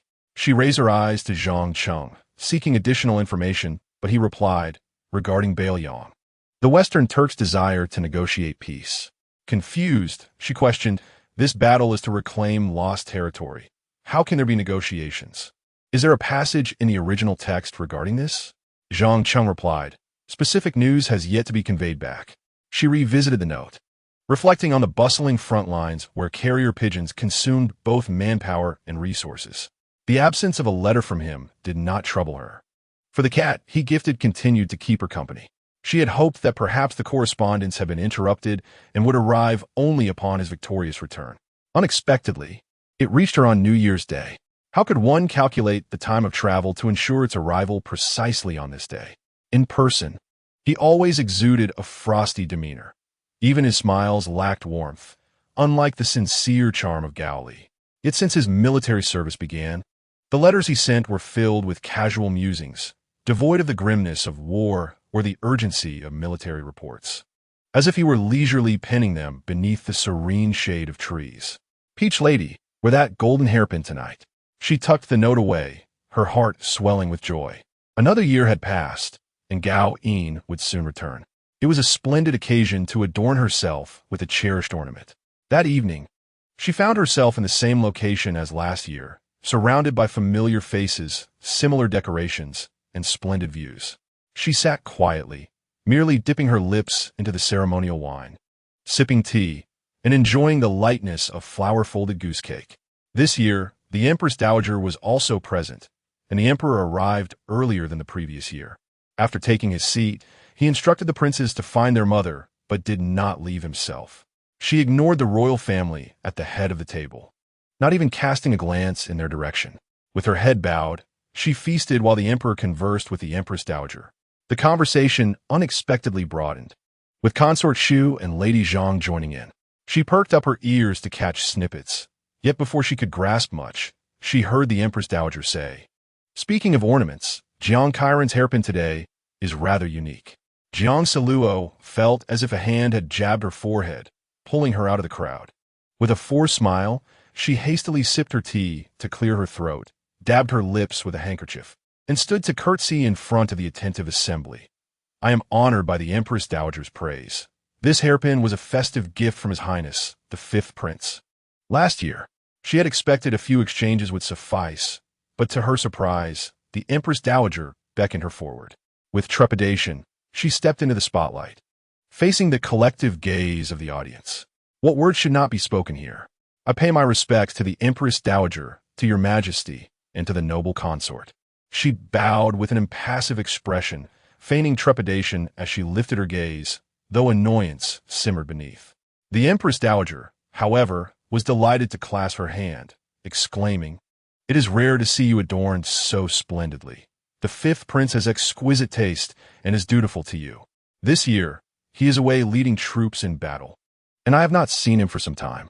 Feigning delight, she flattered, "His Highness's service in battle is indeed a blessing for your Majesty." The Empress Dowager remarked, "What a clever child you are." She smiled at the Emperor, seeking his affirmation. Seemingly oblivious to the incident from last year's Lunar New Year, when Jiang Zhao had contradicted her before the court. Lowering her eyes, she noted the Emperor's brief silence before he echoed his mother's sentiments. Indeed, his tone was flat, clearly dismissive. Jiang Zhao found amusement within, thinking how futile it all was, how cowardly of the Emperor to yield to the strong and bully the weak. On her way back from the imperial banquet, she felt a profound sense of unease. Later, the Empress Dowager, acknowledging her struggles, removed a gold bracelet adorned with entwined floral patterns from her wrist and allowed her to return to her seat. The weight of the bracelet pressed heavily against her heart, and as she walked back to the Wangyue Pavilion, she discreetly slipped it off and entrusted it to Taonyang for safekeeping. Something was amiss. Initially, the Dowager's affection for her stemmed from her pleasing appearance, yet in such a grand gathering. She had brazenly ushered her towards the Emperor and even gifted her a personal bracelet. The scene was reminiscent of a new bride, stirring her thoughts. Her intuition had proven correct after that day by the Lotus Pond. To preserve her own dignity, she could no longer appear frequently before the Emperor. The imperial harem consisted of only a few ladies of rank, and one could never be sure of the Emperor's intentions. Moreover, the Dowager's reactions to her in the Emperor's presence had been rather peculiar, exhibiting a certain tenderness and tranquility. It felt as if she were being compared to someone. But to whom? As the night deepened, the shadows cast by the trees appeared ghostly and eerie, while the two palace lanterns outside the Wangyue pavilion resembled guiding lights. She turned to grasp Taonyang's arm, saying, "Taonyang, something feels off." "What is it, my lady?" Taonyang sensed her tension and halted. Zhang Cheng, who was holding the lantern ahead, also paused to observe them. "The Empress Dowager has been quite strange tonight. Why did she specifically summon me forward, and why give me a bracelet?" She gazed into Taonyang's eyes, illuminated by the candlelight, seeking a trustworthy answer. In Taonyang's eyes, there was confusion and lack of understanding. "Perhaps the Empress Dowager has always favored you, especially considering your connection to His Highness." She released Taonyang with a sigh and stepped forward into the darkness, murmuring, "No. I feel that the Dowager intends to push me into the Emperor's sight. I can no longer linger before His Majesty." She knew that Jiang Zhao's beauty was not particularly striking among the harem beauties. Yet it was not surprising that she had garnered attention to be bestowed a title. "I do not comprehend your meaning," Taonyang replied, her expression tinged with disappointment. Without looking back, she crossed the courtyard and saw the dimly lit Wangyue pavilion, where Nian Yin was patiently squatting at the threshold waiting for her. "You will understand in due time," she said. Jiang Zhao believed that this understanding would take at least 2 or 3 months, but certainly not the day after the New Year. Last year's New Year's Day incident at Wuchengate had shocked both the court and the harem. This year marked the 24th year of the reign of the emperor, who had, at midnight, visited the palace maidens in the Anfu Hall, similarly shocking the realm. It was thought that the matter would soon be forgotten, but unexpectedly, this morning, the female officer from the division of brewing was conferred the title of Baolin and granted residence in a side hall of the Lijiang Palace, the Dangshan Pavilion. Taonyang's hands were gentle as she styled her hair, yet her expression was far from pleasant. Jiang Zhao chuckled lightly, dismissively commenting, "Look at your expression. It seems you could squeeze out bitter water." Even if she resided there, the vast expanse of the Lijiang Palace would keep them apart. While she comforted Taonyang with her words, a sense of fear gripped her heart, for this day had arrived so suddenly, catching her off guard. "She should have jumped into the lake last night." "Your ladyship," Zhang Cheng announced in the main hall as he set out the breakfast, casually picking up the small tabby cat that attempted to nibble on the pastries, allowing Nian Yin to playfully gnaw at his sleeve. Just as she settled down to sip her tea, she overheard Zhang Cheng remark, "The Guifei summoned the imperial physician this morning. It seems she has fallen ill. Just yesterday, she had been perfectly well, evidently affected by the emperor's recent actions." Both the Defei and the Shu Fei paid a visit to the Guifei. He remarked, "They must have matters to discuss," as the three of them jointly managed the affairs of the palace. Jiang Zhao, holding a pastry, looked up at him and asked, "Have you thought about how you will assist me, as you mentioned before?" She forced a smile at Zhang Cheng's honest face, thinking, "See, I told you so. I will handle it today and will bring the imperial physician to tend to the talented one shortly." After breakfast, Wang Marin arrived, entering with a smile and saying, "Look at what I told you." She feigned a light-hearted smile, pouring tea for her visitor. The fewer who are aware of the fabricated illness, the lesser the danger. Yet Wang Marin's unexpected arrival was surprising. Upon hearing the news early in the morning, the Guifei had fainted, and now the imperial physician had just departed. With Princess Deji and the fourth prince weeping nearby, truly pitiful.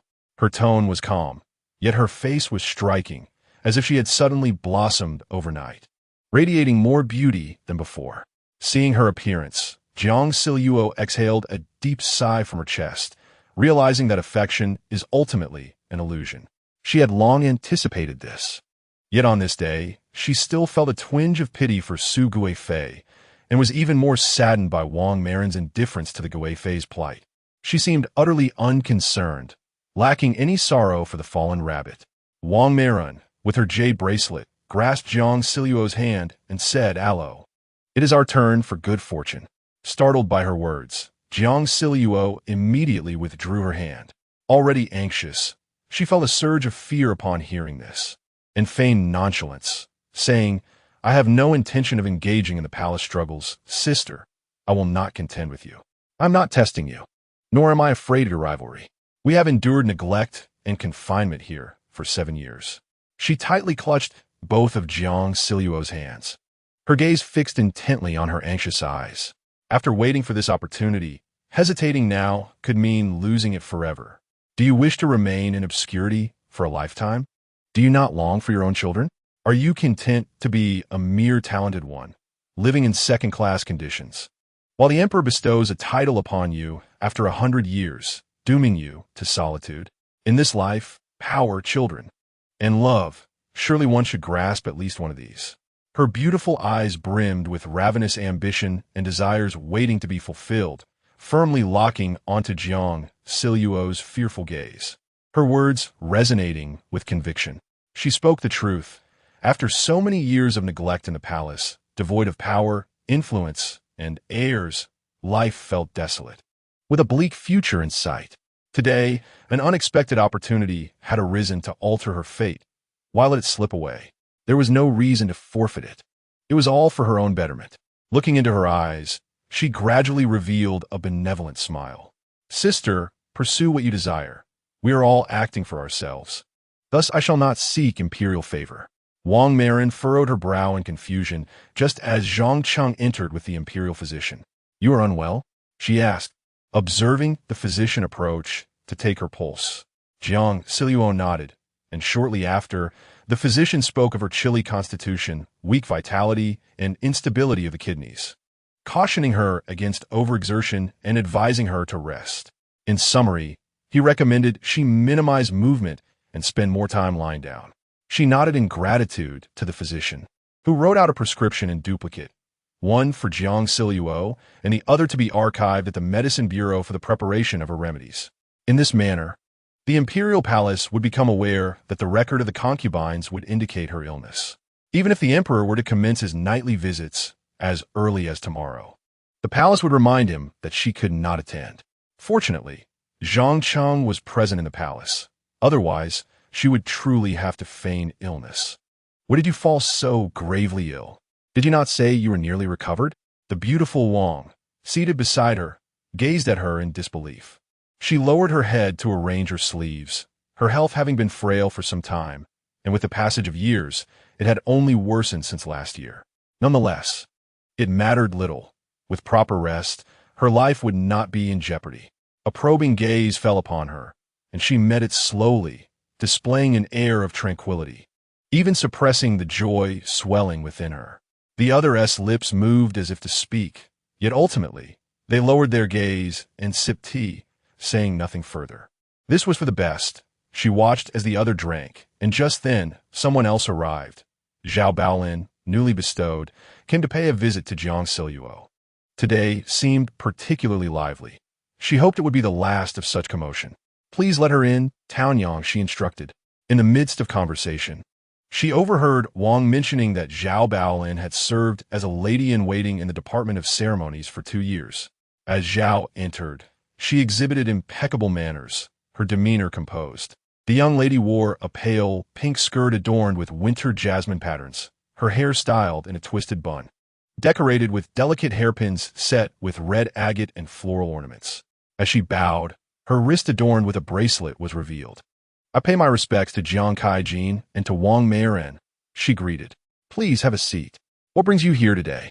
Jiang Zhao inquired, noting that Zhao appeared slightly younger than herself. Zhao smiled at Jiang Zhao, saying, I serve His Majesty in the evenings and reside in Lijing Palace alongside Sister Jiang. It is only fitting that I come to visit you first. Zhao, having previously worked in the Department of Ceremonies, displayed such grace. Wang praised her, and Zhao received the compliment without any false modesty, smiling in response. It was fortunate that Wang was present today, allowing for an exchange of pleasantries. I just saw the imperial physician leave. Does sister have an ailment? Zhao Baolin asked. Jiang Zhao, holding Yin, replied calmly, it is nothing serious, merely a chronic ailment. She brought it up herself, not shying away, allowing Zhao Baolin the opportunity to share the news. Upon hearing this, Zhao immediately rose to bow. I apologize for my oversight. I have troubled sister for too long and disturbed her rest. It is of no concern. Wang Marin is here as well, she reassured. Then I shall not impose further. Zhao said, bowing as she withdrew. Jiang Zhao signaled Taonyang to see her off. This young woman seemed quite promising. It was said that she had captured the emperor's attention at last night's banquet. her departure thus marking the beginning of something significant. Wang's voice continued to linger in her ears, remarking on how Zhao was younger than them, yet displayed a maturity far beyond their own at that age. After all, she had been a lady-in-waiting. I wonder how the favored consort will treat her in the future, she contemplated, thinking that perhaps the favored consort would not frequently appear anymore. Chapter 22. Jiang Zhao. Today, His Majesty visited the favored consort, but did not linger long before proceeding to the Empress Dowager's quarters. Taonyang busied herself with her embroidery, engaging in idle conversation. The long table was piled with fabric and cotton, while Jiang Zhao cut the cloth with scissors, Nian quietly observing her handiwork from the side, occasionally flicking her tail. It is said that some have already prepared to present a beauty to His Majesty, waiting outside the Huiyu Hall. Many have gone to the Empress Dowager's palace. Aside from you, everyone who ought to be there is gone. Jiang Zhao deftly threaded the needle, meticulously stitching the edges of the fabric she had cut, and mused aloud. Do you think this could be considered another form of exposure? The emperor might be indifferent, but the Empress Dowager would certainly remember her absence. Nian stretched her front paws to reach the fabric, only to be met with a warning glance from Jiang Zhao. Oh well, I am already unwell. Let them create a ruckus. I refuse to believe that so many eager souls would concern themselves with the Empress Dowager still thinking of me. The favored concubine had fallen ill for 2 days, and today was the first time the emperor chose to visit her. Such was the nature of their 2-decade bond. She set aside the half-stitched fabric and took a sip of tea. Taonyang poured her another cup, saying, I have heard that Princess Deji confronted the emperor in court and was reprimanded. She resisted and nearly faced his wrath. Fortunately, the fourth prince intervened just in time to plead on her behalf and took her away. She leaned against the cushion, preventing Nian from touching anything on the table. The 2 children had grown, now capable of standing up for their mother. It was a classic case of paternal infidelity, shattering the harmony of family life, with both children blaming their father. However, this father was the emperor, who could hardly endure disobedience from his children, let alone this tyrant. Thus, it was his tendency to resort to violence when challenged. Jiang Zhao declared, in the future, there is no need to consult me about any invitations. I shall decline them all, citing my need for rest due to illness. Taonyang voiced her concern. What if we offend someone? What if they speak ill of you before the emperor? Today marked the 3rd day of the Lunar New Year. A year ago, she and Gao Yin had sat in this very spot, reveling in a fleeting moment of leisure. I am not obstructing anyone's path. I am merely a sickly individual, hardly worth the trouble. She resumed her stitching, securing 3 sides of the fabric before stuffing it with fluffy cotton and sealing it shut. She crafted a small fish from azure silk, approximately 5 inches long, and proudly displayed it to Nian. This is for you. Now you have a toy. The tabby cat seized the toy with its mouth and began to pounce and kick it energetically. After a while, it seemed to accept the toy, dragging it around by the tip of its tail. Jiang Zhao watched in silence, knowing it would soon be ruined, and resolved to make another day. She approached the cat, rescuing the toy from its mouth, and began a game of toss and retrieve with Nian. The clever little tabby quickly grasped the game after Jiang Zhao tossed the toy, always ready to pounce as she raised her arm. They played within the hall, gradually moving farther apart. Jiang Zhao stood at the entrance, tossing the toy into the inner chamber, while the cat darted forward in a blur. Be careful. Don't hit your head, she cautioned, a light sheen of sweat forming on her forehead as she placed her hands on her hips. Suddenly, the door creaked open, startling her with the abrupt sound. She turned to see Zhang Cheng entering, exuding a chill. I have come to see the esteemed concubine, he remarked, surprised to find her so close to the door. Not at all, she replied, noticing his inclination to bow in apology. Nian had already returned with the toy, the cat's round eyes fixed on her. She cradled both the cat and the toy in her arms and returned to her seat, feeling slightly fatigued from standing. Zhang Cheng knelt before the long table and said, Esteemed concubine, His Highness has sent word in advance. The Northern Liang has achieved victory. His Highness led the army to repel 100,000 troops of the Western Turkic, advancing to Gaochang, and has taken the head of the King of Gaochang. The military dispatch will urgently reach His Majesty by tomorrow. This is indeed a moment of great joy. Gao Yin, at the tender age of 18, has surpassed expectations in fulfilling the emperor's directives regarding the northern Liang, having conquered the city of Gaochang and taken the head of the Gaochang king. She wished to smile, yet upon seeing Zhang Cheng's somewhat grave expression, her heart tightened. What is amiss? Is Gao Yin injured? He replied, Your Highness is unharmed. This battle has been a resounding victory, and His Majesty will reward the army handsomely, though that will occur only after our return to court. Your Highness has achieved great merit. Tomorrow, His Majesty is likely to first bestow honors upon your mother, concubine Ro, and then reward the other ladies, perhaps even summon you. The ladies must prepare in advance. Just as Wang Marin's words came true, Gao Yin earned military merit, and she too would bask in glory. Even if Jiang Zhao was merely a nominal guardian of Gao Yin, if the emperor were to see her, what if I feign illness? Should I be bestowed a rank above the 3rd grade, it would indeed be a significant matter. If His Majesty learns of this, he might request the imperial physician by his side to attend to you. He responded. The imperial physician at the emperor's side would likely reveal the truth. She began to feel anxious. She initially thought she could enjoy some peace for a while. This meant I cannot pretend to be unwell. If His Majesty summons me, I must either be on the mend or truly ill. However, perhaps His Majesty may not concern himself. I have only seen him a few times, and his affection for a new favorite does not imply he harbors any thoughts towards me. Zhang Cheng lowered his head and said, If His Majesty still includes you among the ranks of the nobility, then there is no need for concern.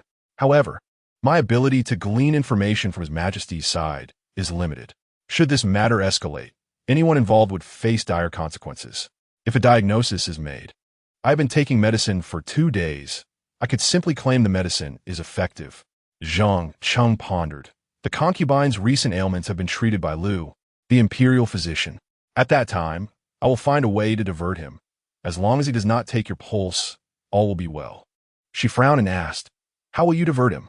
Is it dangerous? Zhang Cheng offered an earnest smile, saying, It is simply a matter of claiming a lack of medicinal herbs in the pharmacy, or that the concubine has suddenly fallen ill. I will tread carefully. Even if he senses something amiss, he will not trace it back to me. That night, she lay awake in her tent, praying that the emperor would not summon her, her heart racing throughout the night. The next day, after sleeping past the morning hour, she sluggishly rose to have breakfast, while the news of the northern Liang's victory had already spread throughout the palace. Early in the day, Wang Marin, Yang Kaijin, Li Ronghua, and Zhao Baolin all visited. She informed them that she was unwell and still in bed, prompting them to leave with promises to return another day. Taonyang reported on the morning's bustle. Having slept late, Jiang Zhao, bleary-eyed, stuffed pastries into her mouth, fortunate to have awakened late. Otherwise, with such a crowd, the cacophony of voices would have been overwhelming, and her heart was already uneasy. Nothing happened earlier? Not yet, Kaijin. That's good. She sighed and laid her head back down. In her drowsiness, she seemed to hear the palace gates open and someone speaking softly. She lost track of time, her arm becoming numb from the pressure. Kaijin, the imperial edict has arrived. She could not tell if it was Taonyang or Zhang Cheng's voice, faintly resonating in her ears. With a sluggish motion, she lifted her head, massaging her arm. Upon noticing her awakening, Zhang Cheng and Taonyang hurried over. Taonyang said, Kaijin, the officials from the Department of Ceremonial Affairs are waiting outside. She stared blankly at their faces and asked, They really came? Reaching out to steady the arm of Taonyang, she stood up, followed by Zhang Cheng and 2 palace attendants. In the courtyard of Wanhua Pavilion, 5 individuals knelt, while the female official from the Ministry of Rites held the imperial edict and proclaimed, By the grace of heaven and the will of the emperor, it is decreed. I observe that in the 6 palaces, those endowed with virtue and talent shall be elevated. The talented Jiang Zhao, of gentle disposition, possesses an exemplary demeanor and diligently fulfills her duties, garnering a reputation for her virtues. The Prince Gao Yin, valiant and adept in battle, has achieved triumphs on the battlefield, which greatly comforts my heart. Thus, in reverence to heaven's will and in accordance with public sentiment, I hereby promote Jiang Zhao to the rank of Jiu. Bestow upon her a certain amount of gold and silk, and grant her an increase in salary. May she continue to cultivate her virtuous conduct, assist in the imperial duties, and guide the prince, thereby bringing eternal glory to the royal family. So, is decreed. Thank you, your majesty. She rose to receive the edict, and the female official smiled and congratulated her before departing. The gold and silver bestowed by the emperor were to be stored by Taonyang. Jiang Luo unfurled the scroll, an embodiment of imperial authority, crafted from gray silk and a silver rod, with a glass bead dangling from the green silk tassel at the end. Her fingers glided slowly over the name of the Prince Gaoyin. There was no doubt he would grow stronger. He possessed the capability to ascend the throne. The original text had depicted him as cruel and bloodthirsty, but she reminded herself that those were merely events of the past. This time, he would not repeat the same mistakes, and she would strive to guide him toward the better path before she gained her freedom. Put it away, she instructed, handing the edict to Zhang Cheng. It seems we overthought this. I hold little weight in the emperor's eyes, which is indeed a good thing. A smile involuntarily graced her lips, the first genuine smile Zhang Cheng had seen since entering the palace. He had accompanied Jiang Luo for some time and had come to appreciate her amiable, gentle, and beautiful nature. The emperor truly lacked discernment. The vibrancy of Jiang Luo far surpassed that of Zhao Baolin next door. When will he return? Jiang Luo inquired.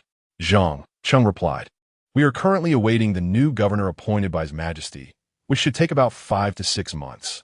Such a long wait. Has the emperor elevated Ruo Fei?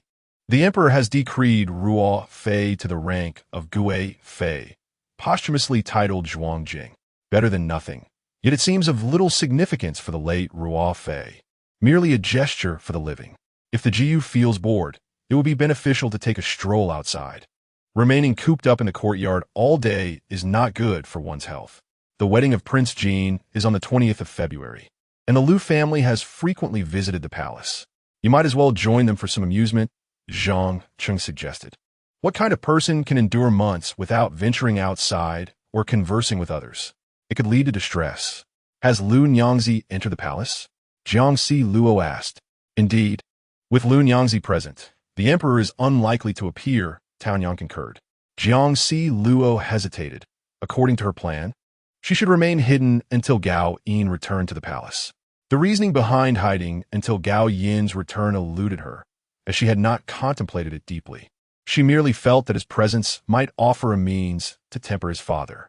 Days passed, and a formal invitation from Zhang Shuni arrived, announcing the visit of the Liu family to the palace. Zhang Shuni had invited several individuals to join in the revelry. Hearing that Prince Jean and other noble youths were out hunting, having brought back a deer for Zhang Shuni, it was likely they intended to roast venison. Taonyang shared this news with her, having hurriedly fetched a food box. Upon seeing the invitation in Jiang Luo's hand, she eagerly began to recount the tale, completely forgetting her earlier haste. Jiang Luo inquired, you appeared rather hurried just now. Is there something amiss outside? Taonyang, while preparing the meal, replied softly, it concerns Lady Wang. I just heard that someone close to His Majesty conveyed that Lady Wang will attend to him tonight, as it is now the hour for dinner. She must be inside the palace making preparations for her duties, which could be seen as her fulfilling her desires. She added in a way, she has achieved what she wished for. The emperor's life is likely to last no more than 2 or 3 years. Thus, Jiang Luo felt it inappropriate to urge Lady Wang to abandon her aspirations. No one is aware that the cubs, once scorned and belittled by the emperor, have now matured and may one day rise to sever their father's throat. It is not entirely reprehensible to seize a portion of his power before his demise. Lady Wang simply seeks to improve her own circumstances without falling in love with this aging man nearing 50. As these thoughts occupied her mind, a smile crept upon her lips. The original heroine, Lu Ling Ai, made her entrance alongside a platter of freshly sliced venison. The palace attendants brought the meat into the hall, and she followed closely, accompanied by laughter that resonated within. She had shed her padded cloak, revealing a silver-red skirt beneath. Her hair styled in a simple bun adorned with 2 mandarin duck hairpins and floral ornaments. Jiang Luo sat in the company of the Defei, Zhang Shuni, Lady Wang, Yang Kairen, and Zhao Baolin, gathered around a long table where a bronze stove burned with charcoal, upon which lay an iron grid for grilling the venison. Jiang Zhao was the first to notice her arrival, soon followed by a maid beside, Zhang Shuni, who announced her presence, prompting the others to turn their heads. The 16-year-old girl was vibrant and lively, her cheeks slightly flushed and her eyes twinkling with mirth. As she approached, she gracefully curtsied to the concubines present, displaying no trace of shyness. Truly, she was a picture of perfection. De Fei, seated nearby, reached out to grasp the delicate, pale hand of the young girl, exclaiming, "His Royal Highness, the Jean Prince, is indeed fortunate."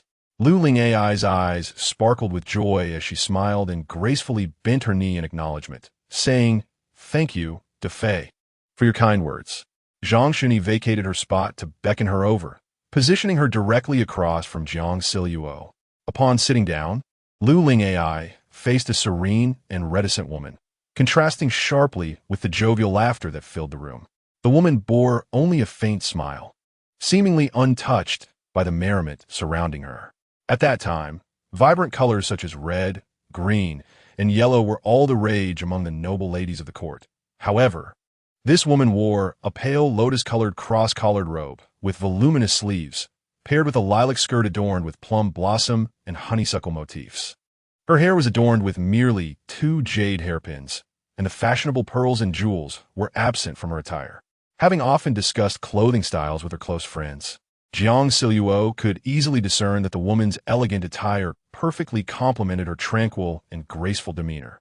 It had long been said that the 5th prince, Gao Yin, was exceptionally handsome, and rumors of his heroic exploits on the battlefield had recently elevated his mother's status to that of a Jiu. To her surprise, he appeared to be no older than a few years beyond herself. She recalled that just days ago, a close friend had asked her to inquire about Gao Yin's marital prospects. Thus, she sought an opportunity to question Gao Li, who had come to visit her outside the palace.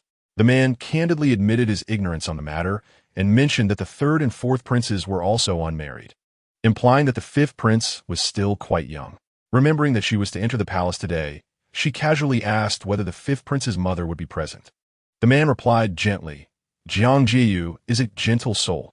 You might enjoy conversation with her." She looked up and asked, "But how would I recognize her?"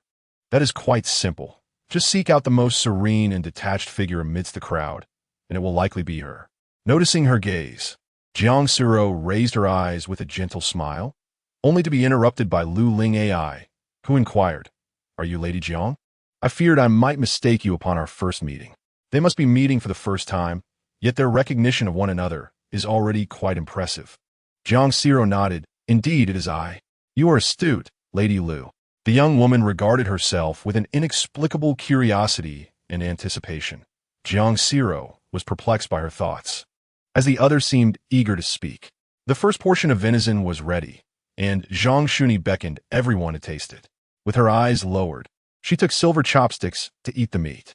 Zhang Shuni urged Lu Ling Ai beside her to partake, while De Fei praised the tenderness of the meat, prompting others to chime in and discuss the hunt.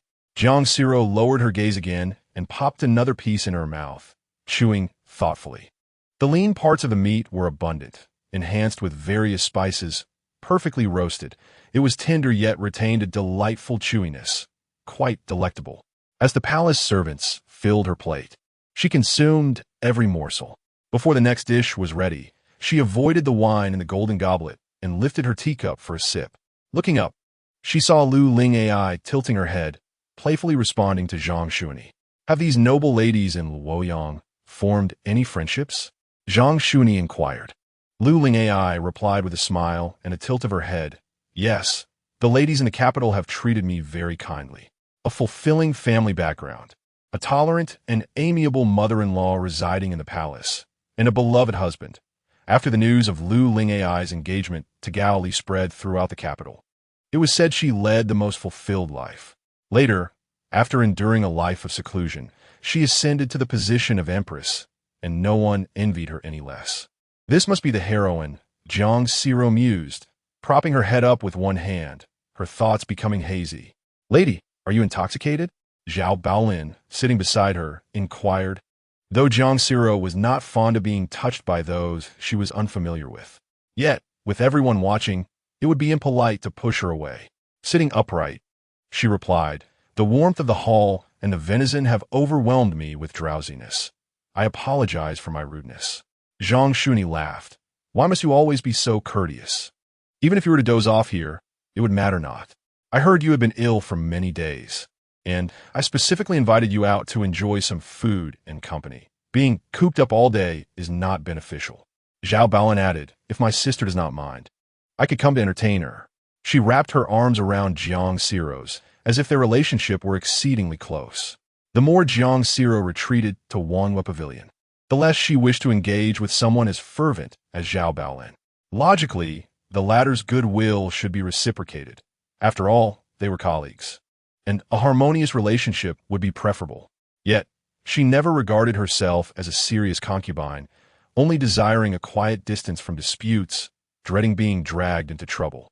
"Shuni calls me polite, while Sister Baolan is even more so. If you do not mind my solemnity, how could I possibly mind your exuberance?" she said with a smile. Her heart secretly worried that Baolan might truly seek her out for amusement.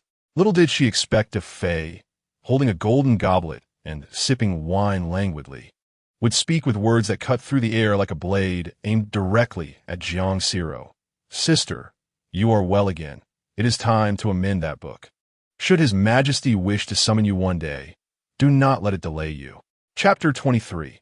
Lady Lu. The smile on Jiang Zhao's face abruptly froze, only to be quickly concealed as she raised her teacup.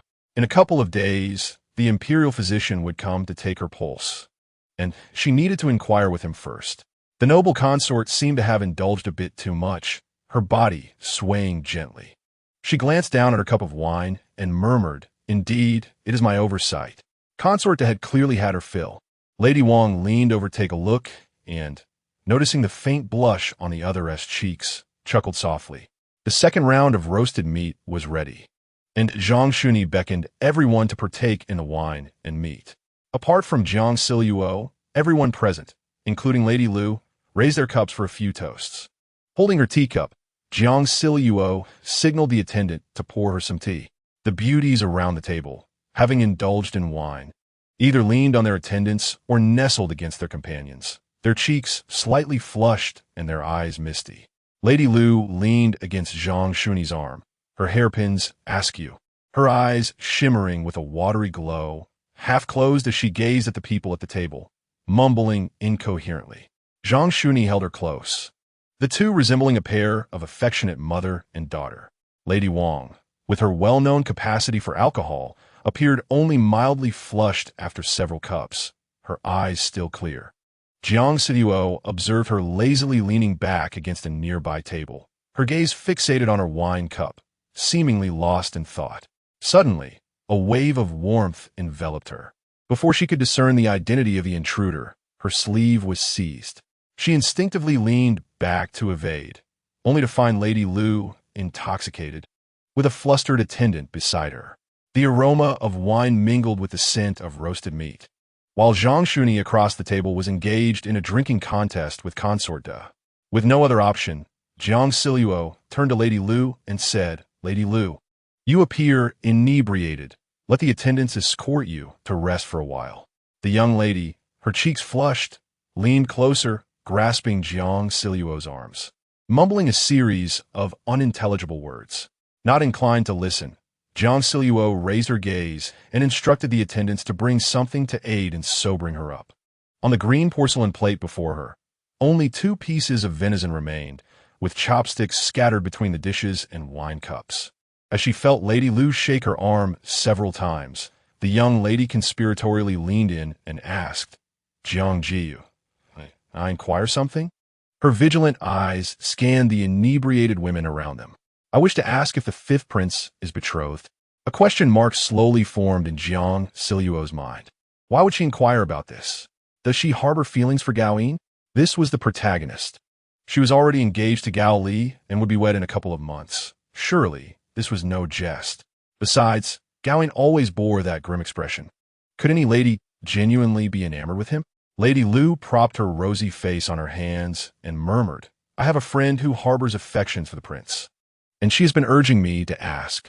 Today, I have finally encountered you, Jiu, so please tell me. If the prince has someone he cherishes, I shall return and counsel her. Jiang Zhao instinctively wished to avoid a serious conversation with a drunken person, massaging her temples and ignoring her. Yet, her arm was seized once more, Lady Lu shaking her about, causing her head to spin. At this point, it was evident that she had lost all discernment, calling out, "Sister, sister, do tell me, sister." "Oh dear, Lady Lu." Tao Yang could no longer contain herself and hurried over to gently pull Lady Lu away. "Lady, Jiu has just recovered from a serious illness. She cannot endure this." The palace attendants brought forth a bowl of yogurt for the young lady. Jiangxi Luo placing it before Lu Ling Ai, gently urging her to drink it before retiring, promising to share news upon her awakening. The girl complied, bowing her head obediently as she consumed the yogurt, and at last, tranquility enveloped the space. Jiangxi Luo exhaled a sigh of relief and instructed the attendants to assist her lady in tidying up the remnants of the gathering. Rising, she was draped in a cloak by Tao Yang and stepped out of the spring gathering hall, leaving behind those in need of sobering up. The brisk, chilly breeze dissipated the lingering warmth on her face, bringing clarity to her thoughts as she noticed a man approaching from afar. "Your Highness, the Jin Wang," she greeted, as Gali acknowledged her with a nod and a smile. He glanced towards the spring gathering hall behind Jiang Zhao, a hint of concern etched in his gentle features, stirring her heart. She spoke, "They have indulged in drink and are now within, enjoying yogurt and tea. Is your Highness here to seek Lun Yangzi?" The man wore a calm smile, neither denying nor feeling embarrassed, responding, "She is still young, accustomed to her freedom. Having drunk too much, she may cause a ruckus." Jiangxi Luo blinked, gazing into the distance at the copper bells beneath the eaves, suppressing her unexpressed feelings, and smiled quietly. "Your Highness has a beloved. Lun Yangzi is fortunate." She added, her expression still adorned with a faint smile, "Do not rely solely on beauty. Marriage is best with one who shares affection. In youth, let us cherish these moments. I preemptively wish for your Highness and Lun Yangzi to enjoy a lifetime of companionship and success." Surprise flickered in Gao Li's eyes, and he raised his hand in a gesture of gratitude. "Thank you, Jiu." He hesitated, while Jiangxi Luo waved her hand lightly, smiling, signaling him to refrain from further words as she walked away against the wind, with Tao Yang and Zhang Cheng accompanying her. Jiangxi Luo emerged from the spring gathering hall, catching sight of the intricately designed eaves of the Chengxiang Hall in the distance. She gathered her garments against the breeze. The palace retained a wintry demeanor, shrouded in somber grayness, yet her mind replayed the image of the girl as flushed face, reminiscent of a fledgling swallow, vibrant and full of life. Outside awaited her husband, expressing his affection in each tender word. A wave of envy surged within her. After passing through several grand halls of the inner court, the trio followed Jiangxi Luo's habitual route through the garden path, glancing back at the moon pavilion. The garden, secluded and deserted, prompted Tao Yang to remark, "As per protocol, your elevation to Jiu has reached the 3rd rank. You should not remain in the side hall of Li Jing Palace. I wonder why only your rank has been raised without a relocation." Jiangxi Luo mused on the reason. Surely it was because the emperor held no fondness for her. How long had it been since the incident at Wuqing Gate? She gestured for Tao Yang to remain silent, replying softly, "Do not dwell on such matters. These palace intrigues bear no relevance to us. We must focus on living quietly and safeguarding ourselves. The preferences of others are inconsequential." Tao Yang acquiesced softly, yes. At that moment, Zhang Cheng, who had been quietly trailing behind, leaned in and whispered, "Jiu." Sensing an ominous tone in his voice, she instinctively looked up, only to see a middle-aged man clad in a pale, round-collared robe adorned with a dragon motif approaching along the stone path, accompanied by a ghostly-looking eunuch. In an instant, her heart leapt in her throat. The narrow path could accommodate only two, with no room to evade. Bracing herself, she stepped forward and knelt, addressing him. "Your servant pays her respects to your majesty." "Rise," the emperor commanded, his gaze lingering upon her, searching for something elusive. Jiang Zhao lowered her head and replied, "Your Majesty, I have just come from Jichun Hall and was on my way to Wanhua Pavilion. Between the blue stones, only gravel filled the crevices. It was not yet the season for grass to sprout. The gaps between the bricks were half an inch wide, awaiting the arrival of spring when the grass would flourish as destined by humanity. I have heard from the palace of the noble matrons that you have been unwell. Are you feeling better now?" A cold wind whistled through the hollow of the rockery, lifting the edges of her garments. "In response to your Majesty, I am about 60 to 70% recovered. However, if I remain in this draft for much longer, I fear I shall truly fall ill." Following this acknowledgement, the emperor, accompanied by his attendants, strode past her. Jiang Zhao covered her chilled cheeks with her hands, turning back while silently lamenting the uncanny nature of their encounter. She inhaled the dry, frigid air of winter within the palace, a flavor both arid and bitter. Little Nian Nian, her small cat, patiently awaited her inside the palace doors. Jiang Zhao scooped it up, nuzzling her face against its furry head, and smiled upon hearing its gentle purring. That night, she sat on the edge of her bed, cradling the cat while Taonyang organized the hairpins and ornaments at the dressing table. Noticing Jiang Zhao's intention to sleep with the cat, she furrowed her brow and said, "Madam, shall I take Nian Nian away?" Jiang Zhao gently placed the cat on the inner side and replied, "No need, it will keep me company while I sleep." Nian Nian stretched lazily on the bedding before settling near the pillow, purring contentedly like a small engine, exuding an aura of comfort. Taonyang, unable to persuade her otherwise, quietly withdrew. As the night deepened, the curtains hung low, and the warmth from the stove permeated the air. Jiang Zhao nestled into the tent beside Nian Nian, who burrowed into her embrace, warm and fluffy, rising and falling with her breath. "How adorable," she mused. "If only I could be a little cat." In the original tale, Lu Ling AI, after celebrating the new year with her family in Fanyang, journeyed to the capital, Luoyang, at the end of the first lunar month to prepare for her marriage. She resided in the Lu family estate in the capital, where every other day, a female official from the palace of the noble matrons would instruct her in palace etiquette, reciting the lessons for women and explaining the wedding proceedings. During the remaining time, she would indulge in merriment and feasting with the noble women of the capital, unrestrained by the impending marriage. Gao Li, being 5 years her senior, was particularly lenient and indulgent towards her. Lu Ling AI delighted in revelry, often attending banquets. Yet she observed proper decorum, never causing disturbances. She recalled from the original narrative that jealousy had arisen due to her impending marriage to Gao Li. In a typical plot twist, a daughter of a third-rank official had once ridiculed Lu Ling AI during an outing. One evening, while the noble women frolicked on a boat upon the river, they gathered at the edge to release their wish lanterns. Traditionally, the ladies would write their wishes and hand them to attendants, who would then gently lower them into the water.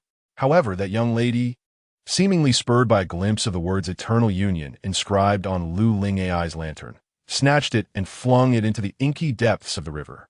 The original text describes a process that unfolds in mere seconds, leaving Lu Ling's beloved momentarily dumbfounded, for no one had ever so overtly displayed malice toward her.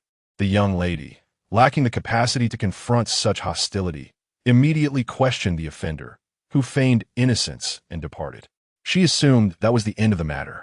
However, a few days later, during the twilight of an evening, a familiar acquaintance invited her for an outing, and the two returned to the riverbank once more. In the tender dusk, countless plum blossoms bloomed along the banks, and Gao Li awaited her in the plum grove, holding a lantern. When Lu Ling turned around, her friend had already left.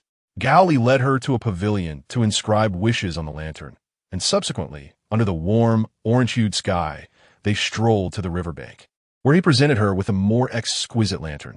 "Release it," he said, squatting down with a gentle, warm smile, his towering figure exuding no sense of oppression at that moment. "Should you ever encounter sorrow or misfortune, you may share it with me." At that time, Lu Ling and Gao Li had only met briefly. Though there was an unspoken affection, they knew little of each other. Lu Ling was apprehensive that he might not wish to hear the trivialities of a young woman's heart, and she hesitated, lowering her gaze. Feeling the unease of marrying far from home. I am more than willing to listen to your tales. At any moment, he astutely perceived her unease and reassuringly embraced it. As her trepidation was just beginning to take root, the 5 layers of sheer silk curtains allowed not a sliver of light to penetrate. And Jiang Zhao stared into the darkness, silent tears slipping from the corners of her eyes. I offer you a choice. A man clad in ochre robes loomed above her as she knelt, the interior resembling the moon viewing pavilion. The death of the 4th prince was inextricably linked to the 5th. He was far too clever. The man emitted a low, husky laugh, from which she discerned a sense of helpless anger, her knees trembling slightly. The voice that fell upon her instilled a chilling dread. I could find not a single clue connecting him to this matter. His schemes surpass even my own as a father. Do you comprehend? Then she heard her dream self respond. I do not understand matters of state. Yet, your majesty, does this not affirm that the 4th princess' death has nothing to do with the 5th? The eldest is preoccupied with trivialities, merely a brutish fellow. The 2nd, kind-hearted, would never commit fratricide. The 3rd, though willing, lacks the capability. Only the 5th possesses a cunning nature. Why not consider other treacherous ministers or rogues? Why does your majesty seek the culprit solely among these princes? The 5th and 4th princes have never been at odds. How could he wish to kill him? I beseech your majesty to see clearly. Enough. I did not come here to hear your defense of him. I grant you but one chance. A hand appeared before her, open, cradling a thumb-sized porcelain vial. As she instantly understood, cold sweat cascading down her body, her legs weakened with fear, shaking her head in trepidation. Eliminate that rebellious child. The authoritative voice enveloped her like a specter from all directions, causing her to collapse and crawl away, her lips trembling, unable to utter a word. The hand suddenly shifted, reappearing in her escape's direction. No, I beseech your majesty. Her tears flowed freely. Your majesty, I implore you, spare us. His tone abruptly transformed from terrifying authority to a soft whisper, as if confiding. Kill him, and I shall grant you the title of consort. The voice penetrated the gaps in her bones, sending chills through her body. Did you not yearn for a child of your own? No, I do not wish for that. She shook her head vehemently, yet she could not control the woman in her dreams. She longed to rise and reject the emperor, but the invisible restraints of the dream held her captive. Do not acquiesce. She desperately opened her mouth to scream, yet no sound escaped her lips. She could only watch in despair as the woman on the ground, equally filled with dread, reached out to touch the emperor's hand that held the poison. In that moment, it felt like an insidious pact. Chapter 24. The Great Deception. No. She jolted awake, her face colliding with the sprawled body of a tabby cat.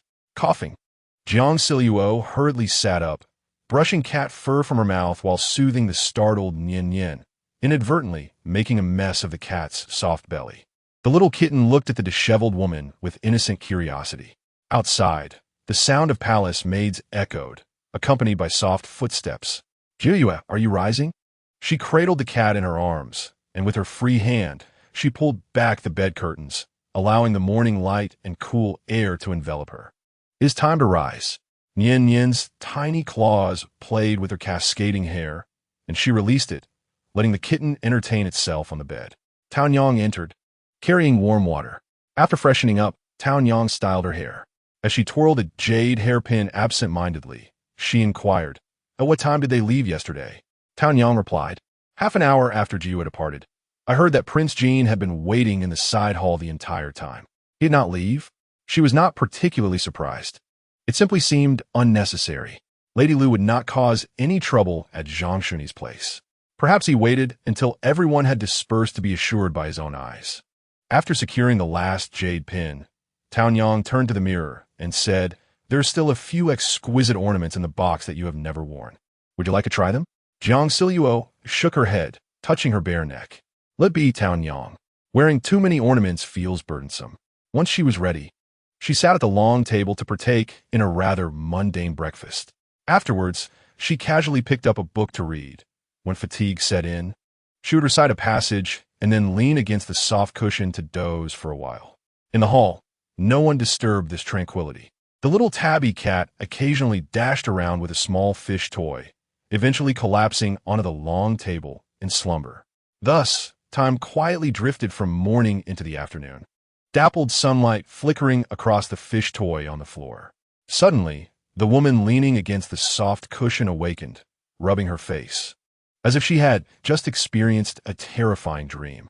Only Tao Nyang remained in the hall. She knelt on the ground, leaning against a pillar, appearing somewhat drowsy. The emperor had decreed her promotion. On the surface, she was elevated to the rank of a third-grade Jew. In truth, the accommodations and attendance that should accompany her rank had not been addressed. The actions of the noble consorts and favored ones were typically fair and meticulous, and the Bureau of Palace Affairs adhered strictly to regulations. Without explicit orders from above, such a significant error would not occur.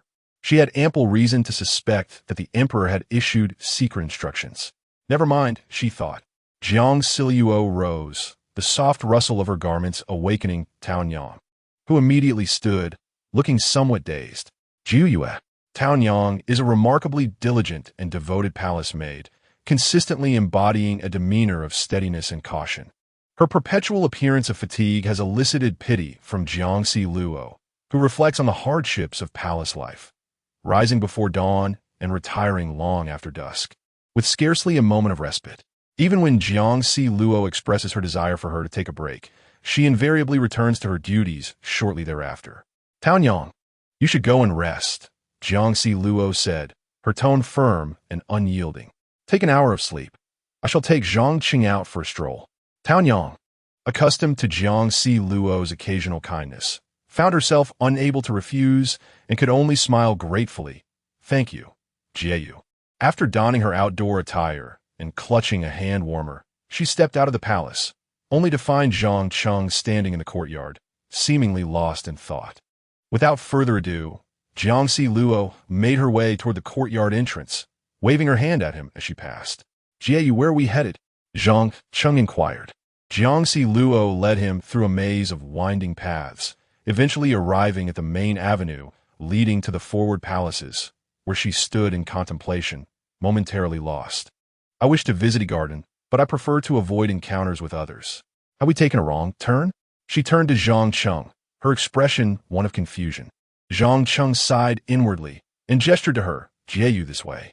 As they departed the palace pathway, the scenery they had just traversed reemerged before them.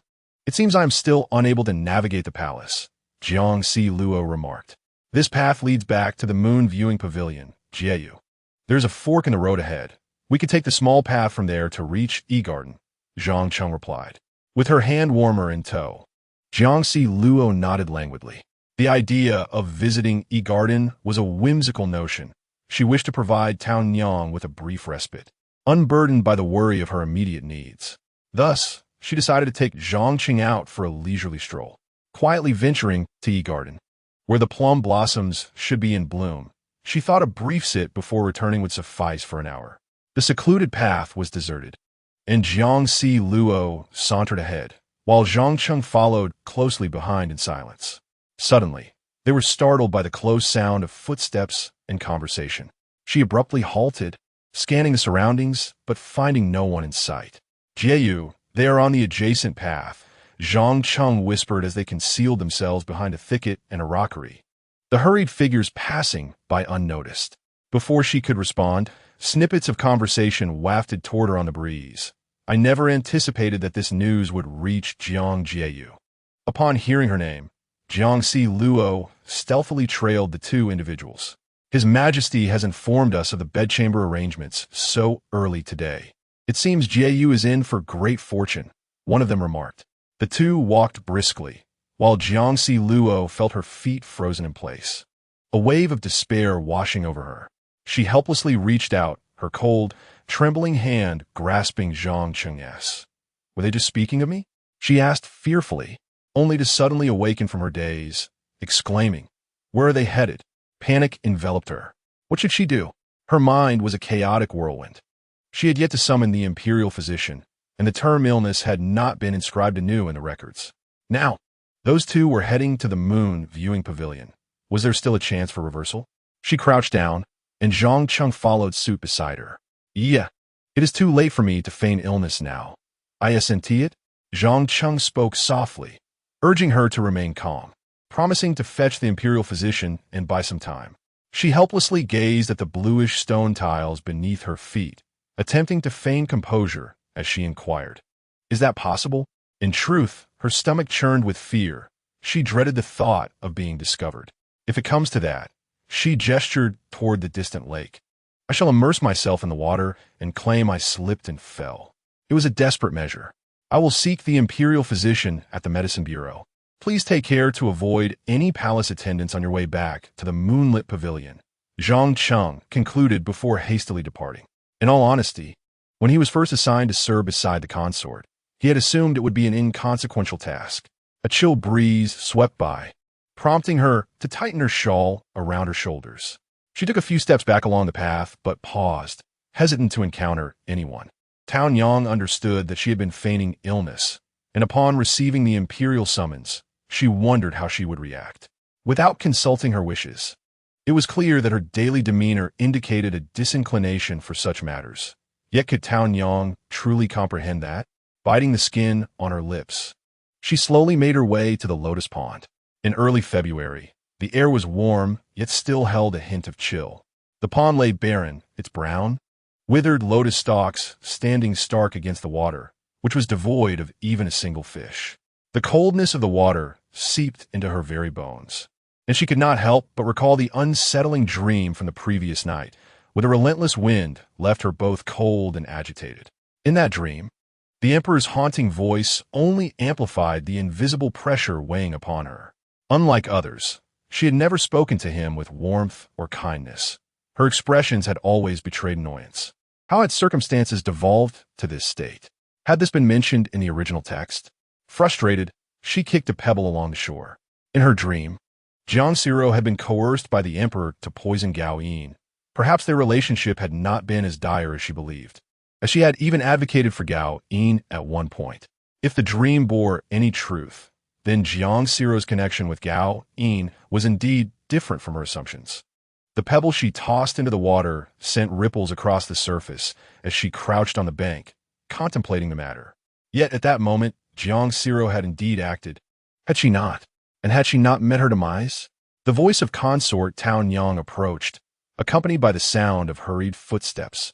"What brings you here?" she exclaimed upon finally locating Jiang Zhao by the pond's edge. Jiang Zhao looked up, surprised to see her. "A palace attendant from His Majesty's side came to summon you for the evening service. Unsure of how to proceed, I had no choice but to feign your illness." Fortunately, Zhang Cheng arrived with the imperial physician, who prescribed a remedy which I relayed to the sleeping quarters, indicating your inability to serve due to your ailment. She succinctly recounted the events. "It's all right, consort. Let's return. Once word reaches His Majesty, he will select another." She gently supported the pallid woman, whose hands, though resting on a warming stove, felt as cold as ice. As they made their way back, she endeavored to avoid encounters with others.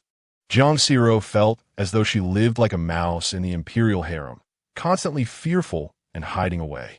Upon entering the moonlit pavilion, Zhang Cheng awaited them, exclaiming, "Consort, all matters have been arranged." The potential exposure of their scheme weighed heavily on her. It could lead to their collective ruin. "This should not be happening," she lamented, crouching with her head in her hands.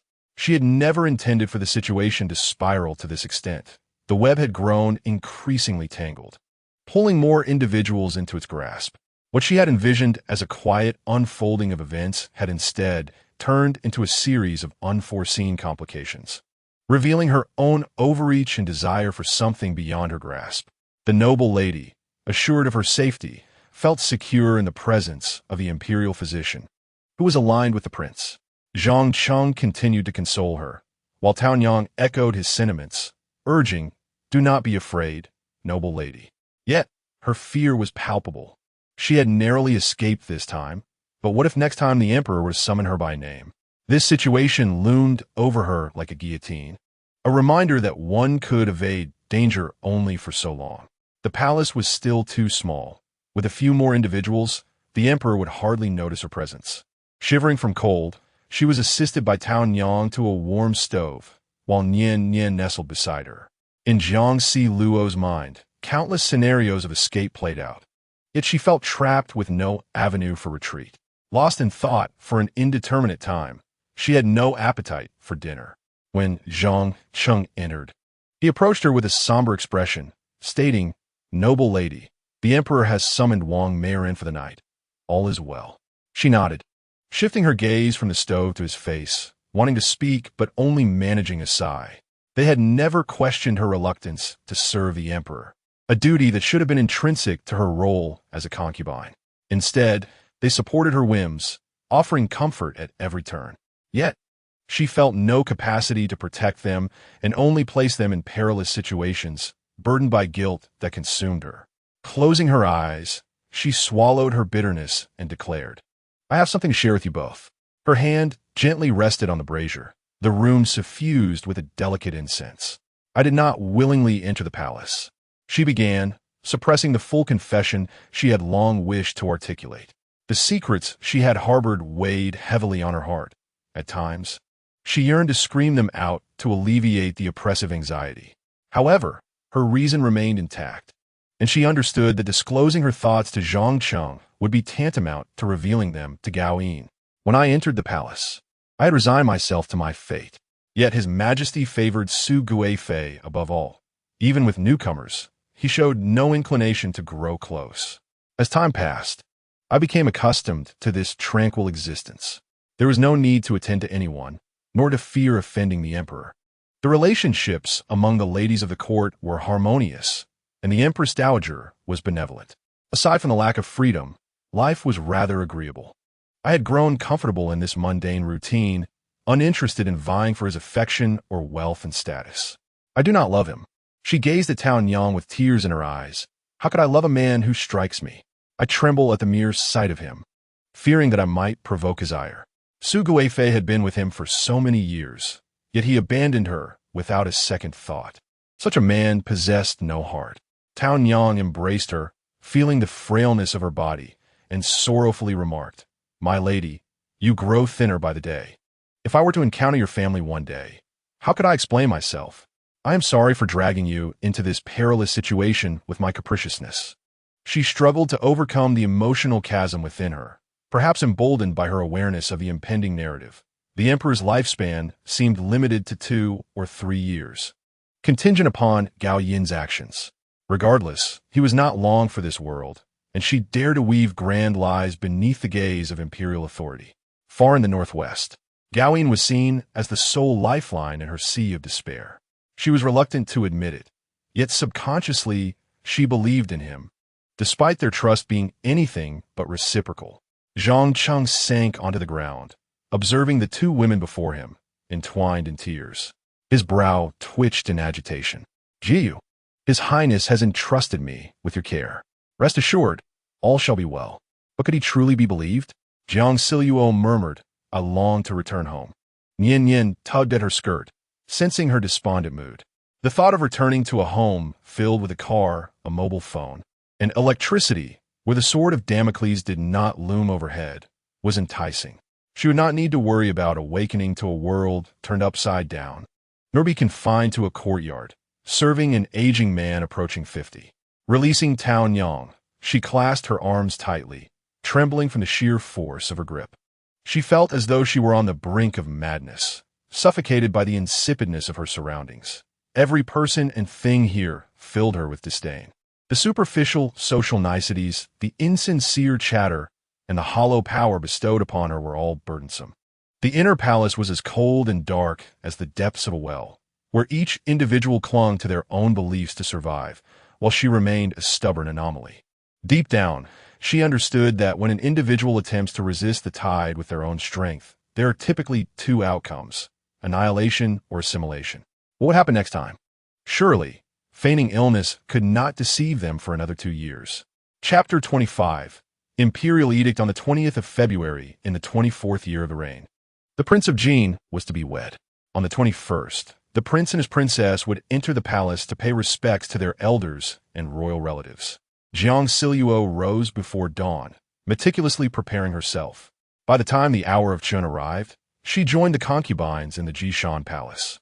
where the Empress Dowager was still in the midst of her grooming, leaving the others to wait in the front hall. At the hour of Chun, the prince and princess first paid their respects to the emperor and would later visit the Empress Dowager and the Empress Mother. They had been summoned by the Empress Dowager herself, who wished for their company to celebrate the occasion. Silently, she yawned and took a sip of tea, pondering what was so celebratory. The Empress Dowager had specifically called for her, claiming her health was poor and she should come to bask in the joy of the newlyweds. She felt compelled to feign a broken leg, though not too severely, lest the Empress Dowager send for the imperial physician herself if she lingered too long without appearing. How tiresome, how exhausting. She cast a glance out the window at the dreary sky, then withdrew her gaze in silence. Adjusting her posture, she felt an intense gaze upon her. When she looked up, her eyes met the calm, yet penetrating stare of the Defei. Jiang Zhao, she had been caught observing. Yet Defei greeted her openly, without a hint of guilt. Sister Defei. Jiang Zhao forced a cordial smile, but was ensnared once more by Defei's tranquil, yet meaningful eyes. What troubles you, sister? A wave of guilt washed over her. Her inquiry was met with silence. As Defei maintained her poised smile, adjusting her sleeves before turning to congratulate Zhang Xuanyi, who sat directly across from her, radiant with joy on his wedding day. What pretense is this? Jiang Zhao mused momentarily, pondering why everyone appeared so glum despite the early hour. The Empress Dowager slowly made her way to her seat, prompting all to rise and bow. Please sit. You've come early, and I, with age, move ever so slowly. She extended her hand, allowing her attendant, Li Ying, to assist her in sitting. The rings adorned with brilliant gemstones and the jade bangles on her wrist seemed more extravagant than usual.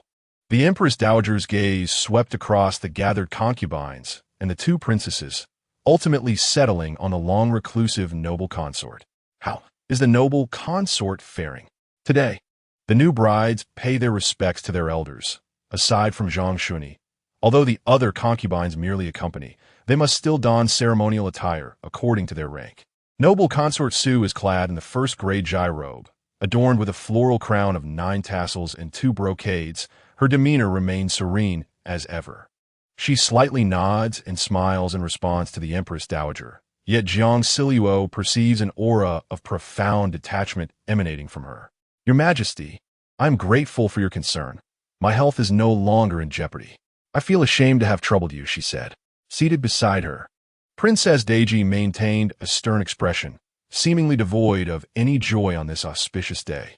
Indeed, there is no obstacle that cannot be overcome.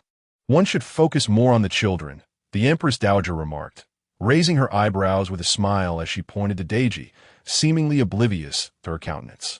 My Deji is of marrying age, and the 4th should soon find a match as well. There are numerous matters that require attention, so do not be negligent. The noble consort glanced at her daughter, who wore an impassive expression, and replied, What you say is true. The elderly lady above appeared satisfied, while a palace maid brought in a fresh pot of tea. She turned her attention to Jiang Zhao, who was distracted in her 3rd-grade Jai attire, and called out, Jiang Zhao, are you well? So many people in the palace are falling ill. It is truly worrisome. As she pondered when the Gao couple would arrive, she was summoned by the Empress Dowager. Rising with practiced grace, she smiled, Thank you, Your Majesty. I am already quite well. The elder waved her hand. Your health is of utmost importance. Serving the emperor in the palace necessitates taking care of oneself. Do you understand? Jiang Zhao nodded in agreement, aware that the Empress Dowager likely knew of her recent illness while attending to the emperor. The unspoken sentiment was clear. They were there to serve the emperor, and good health was essential to that duty. Why is it that the longer one interacts with others, the more their true nature is revealed? Previously, the Empress Dowager had seemed like a kind old woman, yet today, her frequent reminders due to illness felt akin to scolding, much like her dim-witted superior. Even if she were indeed feigning concern, who could predict the nature of illness? She lifted her gaze to see the Empress Dowager sip her tea. Has Chang Lun not yet chosen a suitor? The conversation shifted once more to the matter of Princess Chang Li's marriage. As the sole child of the late Empress Yuan Zhao, she had been raised under the Empress Dowager's watchful eye. Sitting gracefully, she was lovely in appearance. Yet upon hearing the Empress Dowager's words, her expression lacked the cheerfulness of the earlier exchanges.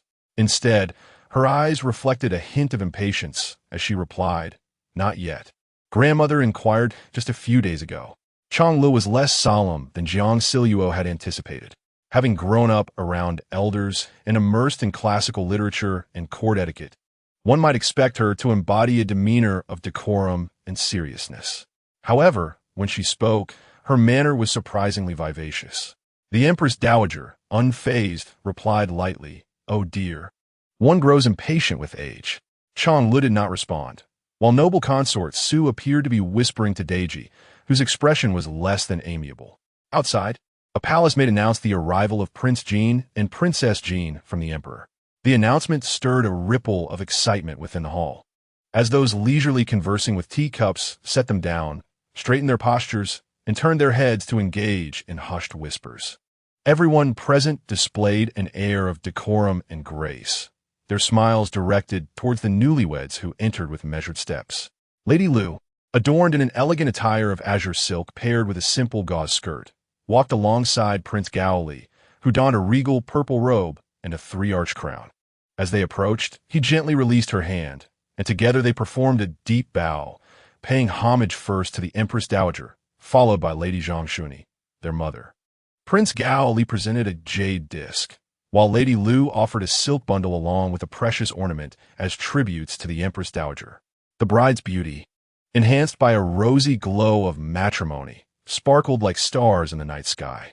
The Empress Dowager beckoned her forward, removing a golden pomegranate bracelet from her wrist and placing it tenderly in the bride's soft palm, her eyes twinkling with warmth. "A few years ago, I gifted one to my eldest daughter-in-law. Today, on your union with my second son, I bestow one upon you as well." Pomegranates symbolize abundant offspring and blessings. In silence, Jiang Zhao shook her head inwardly, bemused by the old lady's eagerness to prompt childbearing on the very first day of marriage. Lady Lu, with a sweet smile and a hint of bashfulness, responded, "Thank you, grandmother." Below, Jiang Zhao's expression suddenly froze. Recalling a similar scene that had unfolded not long ago during the new year, when the Empress Dowager had also gifted her a bracelet. The term grandmother resonated deeply with the Empress Dowager, who instructed Liang to pass her prepared list of gifts. Gaoli graciously accepted it, expressing his gratitude. Jiang Zhao noted that Gaoli now bore an aura of married contentment, his demeanor more relaxed and composed, with a joyful glimmer in his eyes that contrasted starkly with their previous encounters. It was as if happiness radiated from him, making his joy palpable. "Now, go greet your mother," Zhang Shuni said, her eyes glistening with tears as she looked upon her son and daughter-in-law, presenting the gift list. "If Gaoli causes you any distress, do not hesitate to come to the palace for my assistance." With a smile brightened by joy, Gaoli glanced down at Lady Lu, who shyly lowered her gaze, murmuring, "Thank you, mother. I find the prince to be wonderful." Jiang Zhao witnessed for the first time a manifestation of the phrase, joy lighting up one's brow. The scene before her, Zhang Shuni and her family, embodied this sentiment perfectly. As they exchanged a few words, it was time for the accompanying concubines to present their gifts to the newlyweds. Jiang Zhao had prepared a jewel crafted by the court ladies, having sought approval from the imperial consort 2 months prior. Accepting the ornate box handed to her by Tao Yang, she rose and nodded to Lady Lu, who exuded grace and poise. The contrast between her dignified demeanor and the playful, tipsy young woman she had seen before brought a smile to Jiang Zhao's face. Opening the box revealed a gold comb encrusted with gemstones, intricately carved with entwined lotus blossoms on its back. As the protagonist of the original narrative, it was prudent to cultivate a favorable rapport with them. She declared, "May Prince Jean and Princess Jean enjoy a harmonious and blissful union." Lady Lu cast her eyes down upon the golden comb, her expression one of genuine surprise and delight, typical of a noble woman accustomed to fine jewelry. "Thank you, Jiayu," she exclaimed joyfully. On this morning, the newlywed couple busied themselves with receiving gifts, while the attending eunuchs busily exchanged offerings behind them. Jiang Zhao lingered for a moment longer, apprehensive that the emperor might arrive, and thus informed the Empress Dowager of her intent to return and take her medicine, needing to complete the final doses as instructed by the imperial physician. Only then did the Empress Dowager permit her departure. Upon returning to the moon-gazing pavilion, she immediately shed her ceremonial attire and floral crown, relieving her numbed and aching shoulders and neck. Taonyang approached to massage her shoulders as she sat cross-legged, cradling her hidden pouch, watching Yin Yin dart about the hall, chasing the flickering shadows cast by the trees. "What fragrance is this?" Jiang Zhao inquired, noticing a distinct difference from before. Taonyang accepted the teacup presented by Zhang Cheng and replied, "It is a blend of sandalwood, mugwort, and lingling incense. A few days ago, the palace of esteemed women sent over some incense for the consort, and I rolled these 3 into pellets to burn slowly in the incense burner." She shifted her gaze to the plain copper burner on the ground, noting that this incense was indeed somewhat different from the previous one. "If the consort does not favor it, I can replace it," Taonyang asked. Jiang Zhao shook her head. "Let be, this fragrance is subtle." The following morning, while she played with Yin Yin in the hall, they engaged in a playful chase when she faintly heard voices from outside. With keen intuition, she halted her movements and peered out the window, just as Taonyang entered with an unfamiliar eunuch. "Greetings, consort. I have been commanded by His Majesty to request your presence at the Huiyu Hall." The summons struck Jiang Zhao like a thunderclap, rendering her mind blank. After she responded, the eunuch awaited outside the hall. Taonyang swiftly rearranged her disheveled hair, asking, "Consort, shall we change your attire?" The copper mirror reflected her anxious visage, and she abruptly regained her composure. No need. The sky outside was a pristine blue. Perhaps she should have accepted from the beginning that one cannot merely desire without considering the consequences. Ultimately, this body did not belong to her. Was it not akin to attending work? She subtly shook her head, realizing that such a notion was untenable. She could not afford to diminish her significance. The emperor was no ordinary leader to be easily trifled with. No directives were issued. Only anxiety accompanied her along the way. She pondered a strategy, but found no solid ground to stand on. The young eunuch leading the way, upon being queried by Taonyang about the emperor's summons, merely shook his head in ignorance, his expression lacking intelligence. Alternatively, perhaps he was not a regular eunuch in the emperor's service, and his youth implied that this was not a grave matter. Yet, given her brief encounters with the emperor, what could there possibly be to discuss? Was it possible that this was a deliberate ploy to lower her guard, a ruse to expose her feigned illness? "Did His Majesty summon only me?" she inquired, hoping for a definitive answer. The young eunuch turned back, replying to the consort, "I have only been tasked to summon you." Zhang Cheng had conveniently been absent from the moon-gazing pavilion, and as she followed the eunuch to the Huiyu Hall, she could only acknowledge that she had perhaps placed excessive trust and reliance on Zhang Cheng during this time. Or perhaps it was on Gao Yin. This trust and reliance not only assisted her in obtaining what she desired, but also deepened Gao Yin's affection and confidence in her. Zhang Cheng had maintained correspondence with Gao Yin, relaying news from the capital, though how much he would divulge regarding her circumstances remained uncertain. She was not so self-deceived as to believe that Zhang Cheng reported to her out of affection. However, if one were to inquire into the affairs of the inner palace, she was indeed part of that intricate web. Contemplating this, she perceived Zhang Cheng as a sentinel beside her, spending approximately 6 or 7 parts of the day, excluding the hours of slumber, in her company. The alleviations of her worries, which were genuinely offered by Gao Yin, intertwined with the trust and reliance she bestowed upon him in a cyclical manner. When she sought clemency at Wuqing Gate, she fancied she had garnered at least half of his trust. Yet, in the 23 years since the decree, she had not seen him for over half a month, departing without a word, leading her to believe that her efforts had been in vain. Trapped in the solitude of the palace, he wrote to her from afar, while she grew weary of evading his affections. His capricious actions, fueled by his authority, were both bewildering and concerning, rather than diminishing. The distance only heightened his attentiveness to her. Should such matters come to light, none involved would escape grave repercussions. What perplexed her further was that as a prince, he should ideally wish for his mother to be favored.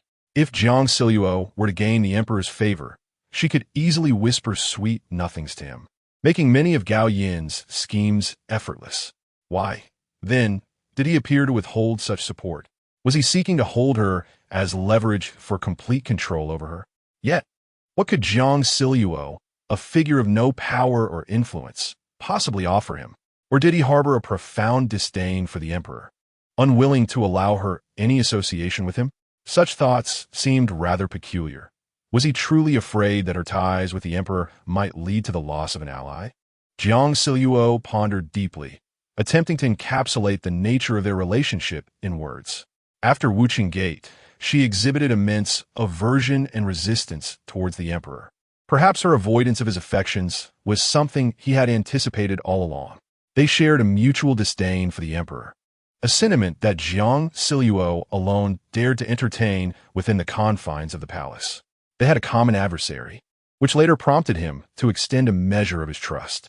As she approached the Heiyou Hall, with its grand eaves and majestic roof looming ahead, she still could not decipher the true intentions behind Gao Yin's apparent kindness. Yet, in her heart, she yearned for such benevolence, albeit wary of the venom that might lurk within his seemingly altruistic gestures. As she hesitated, drawing near, she feared being deceived. The apex of feudal imperial power awaited her, and she knew this visit would bear no favorable outcomes. As she ascended the pristine white marble steps leading to the Heiyou Hall, her anxiety began to dissipate, only to be interrupted by a voice echoing in her mind. "And what of you? Is your goodwill towards him not also fraught with ulterior motives?" The ominous presence of the inner court eunuch awaited her approach. "Esteemed lady, please proceed. His Majesty is eagerly anticipating your arrival." His affections towards her, she pondered. What did he seek in return? Chapter 26. Heiyou Hall. The peacock blue hem of her skirt brushed against the threshold of the Heiyou Hall as she knelt and bowed before the emperor seated behind the grand imperial table at the hall center, greeting him with reverence. "Your Majesty, I pay my respects. Rise and come forward." Heiyou Hall served as both the emperor's residence and a venue for informal matters of state, exuding an atmosphere of ostentatious luxury. The grand imperial table was flanked by an enormous screen depicting mountains and rivers, its height and breadth dominating the entire wall, imposing and awe-inspiring. Gazing upon it for too long felt akin to teetering on the edge of an endless abyss, as if the vastness of a landscape could ensnare every onlooker. The emperor, clad in a tea-colored dragon-patterned robe, raised his gaze towards her, his expression tranquil yet authoritative. Jiang Zhao's hands trembled within the voluminous sleeves of her garment as she stepped forward, inching closer to this epicenter of power. Before the emperor, the imperial table was adorned not only with an array of exquisite writing implements, but also with several neatly arranged scrolls. He suddenly spoke, "Thank you, Your Majesty." The emperor's series of unexpected actions had left her mind in disarray. Jiang Zhao, alert, knelt respectfully to one side of the table, maintaining a cautious distance of 3 paces from the emperor. The palace doors were closed, and within the grand hall, resplendent with gold and jade, only the two of them remained, prompting her to swallow a nervous lump in her throat. The ordinary yet unremarkable face before her turned from the scrolls to gaze at her, inquiring, "The Empress Dowager wishes to select a consort for the 3rd prince in the coming days. It would not be amiss to arrange for the 4th prince as well, as he is but a year younger." His unexpected preamble regarding the matter caught her off guard. The 5th prince is far in the northwest. The Empress Dowager believes it would be prudent to finalize arrangements as soon as possible. As his foster mother, you should scrutinize the candidates and retain any suitable ones for his return, from which he may choose. Tightening her clenched hands, she replied, "Your Majesty, where do I have to assess potential brides for the princes? If I were to presume such authority over Gao Yin's affairs, would not the king of hell himself strike me down upon his return from the battlefield?" She suspected the emperor sought to entrap her. Unperturbed by her words, the emperor exhibited a disquietingly calm demeanor, his behavior remarkably uncharacteristic. Drawing closer, he lowered his gaze to unroll a portrait and extended his left hand toward her. With no alternative and daunted by the moment, Jiang Zhao reluctantly acquiesced, releasing her tightly clasped hands and discreetly wiping the cold sweat from her palms on her gown. As she gingerly placed her hand upon the emperor's aging one, striving to suppress any expression of revulsion. At the moment their hands met, he lifted his gaze to her anxious face and remarked, "Your hands are so cold. Are you afraid of me?" Upon finishing his sentence, he enveloped her delicate, chilled hand within his own. The old man's hand felt warm, yet she was too preoccupied to notice, her mind racing to formulate a response. She lowered her head slightly and replied, "Your Majesty's grandeur is overwhelming. I dare not." As she uttered these words, her body trembled uncontrollably, and she could only strive to keep her ensnared hand steady, suppressing any sign of fear that might provoke the emperor's ire. Suddenly, she found herself yanked forward, her entire body drawn from the table to the emperor's side. The one exerting the force remained seated, as if performing a trivial task. With her head bowed, she noted the diminishing distance between them, her gown brushing against the emperor's tea-colored robes. Her throat felt parched, and she swallowed hard, silently wishing for someone to enter and rescue her from this predicament. "Look," the emperor said, gesturing to the unfurled scroll, his grip on her left hand unyielding. His actions bore a resemblance to an old cucumber hastily placed in a coffin, attempting to engage in youthful courtship. She understood that was not his intention. Perhaps this was merely his way of interacting with other consorts, yet left Jiang Zhao feeling profoundly unsettled. With a slight tremor, she glanced at the scroll, which detailed the young woman's lineage and beauty in elegant calligraphy, followed by an intricately painted half-portrait. Despite having read the text, not a single word registered in her mind. As the portrait vividly depicted the young lady's features, a round face, delicate brows, and downcast eyes, her expression gentle and smiling. Amidst the interstices of observing the painting, she articulated the carefully woven words in her mind. "Your Majesty, this selection pertains to the third and fourth princes, while the fifth prince is still quite young. If I were to choose first, it may not align with propriety. He is not so young. The fifth prince has already reached 18 and may attend court to deliberate on state affairs. The third and fourth princes have been entrusted to their mother. And as for the fifth prince, whose mother has passed away, it is indeed fitting for you to make the decision." The emperor repeatedly declined, and the warmth of the hand she held felt akin to a searing hot potato, which she longed to release. Yet she loathed herself for lacking the courage to do so. His actions today were nothing short of astonishing. She presumed he harbored disdain for her. "What do you think of this woman?" the emperor inquired. She could hardly focus, thus unable to render an assessment. She had merely glanced at the initial familial background of the young lady, the daughter of the Minister of Rights, and presumed she would make a suitable wife. However, before she could voice her thoughts, intending to excuse herself by citing her prolonged residence in the secluded palace, the emperor interjected, then let her remain. With that, he began to roll up the painting. Upon noticing this, Jiang Zhao promptly said, "Allow me." Seizing the opportunity, she withdrew her hand and gathered the painting, placing it on the corner of the imperial desk. Just as she finished stowing it away, the emperor unfurled another piece, prompting her to decide on its fate. As if genuinely idle, merely engaged in the discussion regarding Gao Yin's marriage. If he truly cared for this son, Jiang Zhao would have believed it. However, Gao Yin had lost his mother at a tender age, suffered from his father's contempt, and even had the affections of his grandmother, the Empress Dowager, obstructed. Throughout the 18 years of Gao Yin's life, all tribulations stemmed from his father, who bore the ignominy of attempting to eliminate his own son. Would he truly invest time in selecting a wife for Gao Yin? Could it be that his relations with the concubine had alleviated his animosity towards Gao Yin? This notion was swiftly dismissed. In light of the original narrative and the dreamlike scenarios intertwining with the present moment, it was evident that when the emperor coerced Jiang Zhao to poison Gao Yin, it was not during the concubine's favored period.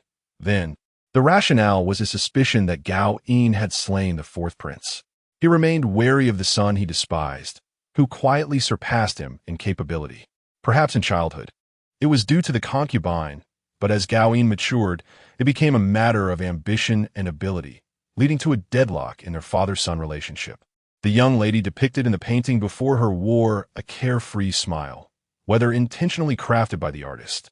In the two paintings she had observed, the young ladies portrayed exuded an air of lightness and ease. Her gaze lingered on that carefree smile, and she could no longer fathom what such a feeling entailed. The fifth prince is typically solemn. A more innocent companion would suit him well, the emperor abruptly remarked, his voice close at hand. Jiang Zhao, however, doubted his keen perception, fearing he had discerned her focus. Every movement, even the direction of her gaze, was not a secret to him. What was his intention? Did he perceive her resistance? Your Majesty speaks truly, yet the fifth prince's demeanor is excessively stern. I fear he may intimidate these noble ladies, she replied softly, following the emperor's lead. Yet, his composed voice drew nearer, echoing in her ear, just like you perhaps. Startled by the sudden proximity of his voice, Jiang Zhao instinctively recoiled 2 steps, while the emperor, without a moment's thought, instinctively retreated, apprehensive of his potential fury. She bowed her head, huddled at the desk's end, her heartbeat reverberating through her entire being. The emperor, nearing 50, had streaks of gray at his temples, while the concubine before him retained a full head of lustrous black hair, akin to silk. After a prolonged silence, a voice imbued with authority broke the stillness. Your fear of me is rooted in resentment from that year. Jiang Zhao immediately lowered her head in submission, pressing her forehead against her hands to conceal the complex emotions etched upon her face, responding, I dare not, Your Majesty. I should be punished for my defiance before you. Upon raising her gaze, memories flooded back, transporting her to that day in the Wuan Hall, where she stood powerless against the might of authority. The emperor's visage was unremarkable, yet his eyes bore a resemblance to the Empress Dowager's, now scanning her face, inscrutable in thought. He reached out, and Jiang Zhao closed her eyes, bracing for another strike. Instead, his hand grasped her chin, lifting it higher to meet those profound, enigmatic eyes. The power he wielded solidified with each wrinkle at the corners of his eyes and strands of gray at his temples, since he had seized control. None in the imperial harem had dared to oppose him, not even the esteemed consort of yesteryears. Jiang Zhao met his gaze, and he returned the scrutiny. Their eyes, clear and unyielding, held a silent dialogue. Her serene countenance belied a fierce spirit, both timid and bold. In the current harem, each face wore a singular mask for him. Yet she radiated a vivid contradiction that was far too vibrant to ignore, compelling him to ensnare her, to clutch and mold her until her very essence withered away. Are you afraid I shall strike you? He suddenly chuckled, the shift from sternness to mirth occurring with startling rapidity. She cast her eyes downward, avoiding his gaze. The grip on her chin was unyielding, causing her brow to furrow in pain as she replied through clenched teeth, It is my cowardice that brings you amusement, Your Majesty. The Fade crumbled under the weight of agony, and once again he discerned disdain reflected in her downcast eyes. Who bestowed you with such audacity? I recall the Empress Dowager often speaking of you with words like composed, gentle, and serene. When did you cultivate such pride within the depths of the palace? She remained silent, enduring the ache in her jaw, her eyes glistening with unshed tears. Is it the fifth prince? He inquired. Her pale face remained defiantly mute. Was it about the fifth prince that you admire? That useless pride? He took her silence as acquiescence and continued to mock her. The fifth prince has achieved military accolades and will soon return to court. Are you not pleased? He shook her chin slightly. He is but a ravenous wolf. And you dare to defy me while seeking solace in him? I do not. She managed to squeeze out through gritted teeth. Suddenly, he released his grip, and Jiang Zhao's chin fell as her entire body sagged onto the golden-threaded carpet. The words that followed devoid of emotion. Chong Sui. Outside the hall, soft footsteps approached, and a monotonous voice echoed, Your Majesty, I am here. He spoke slowly, command the Ministry of Internal Affairs to draft an edict. The fifth prince, Gao Yin, shall no longer be recognized under the Jiang family name, and the decree shall be proclaimed to the 6 palaces of the former dynasty on the morrow. Jiang Zhao clutched the plush carpet tightly, raising her head in disbelief to gaze at the emperor. The chief eunuch, equally astonished. spoke with a slight tremor in his voice, "Your Majesty." The emperor, engrossed in unrolling a scroll, paid no attention to Jiang Zhao and continued. "The Jiang family has failed to care for the fifth prince. Let the rest write for themselves." The chief eunuch said no more, bowed, and hurriedly withdrew. Jiang Zhao was left in a daze, overwhelmed by the sudden turn of events. "Your Majesty, please forgive me. It was never my intention to offend you." Time seemed to reverse as her forehead pressed against her palm, tears cascading onto the carpet. "Jiang family, what do you seek from me?" she thought, her heart hollowed out. A gust of wind rushed through the void within her chest, echoing with a hollow sound. Without the firm words of her lineage, Gao Yin and she could only rely on one another as trust. But was their trust truly that solid? She dared not contemplate the changes that would ensue once the imperial edict was issued, or who might save her should the matter of the emperor's bedchamber arise again. "Leave," he commanded, unmoved. "Your Majesty, leave. Someone, take the consort out." He tossed aside the scroll and grasped the documents on his desk, enveloped in an air that signaled no further interruption. Jiang Zhao was politely escorted out of the Huiyu Hall by the palace maids, the door closing softly behind her. At the foot of the white jade steps, Zhang Cheng and Tao Yang looked at her with anxious expressions. Tao Yang supported her down the steps.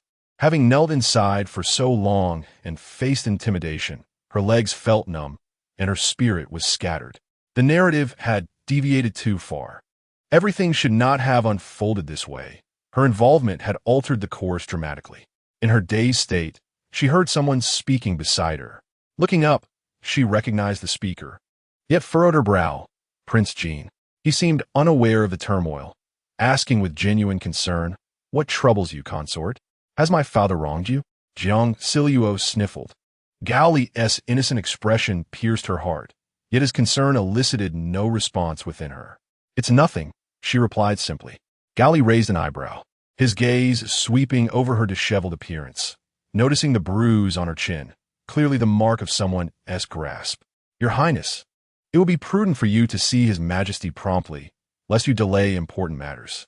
She was utterly exhausted, unwilling to linger in that place.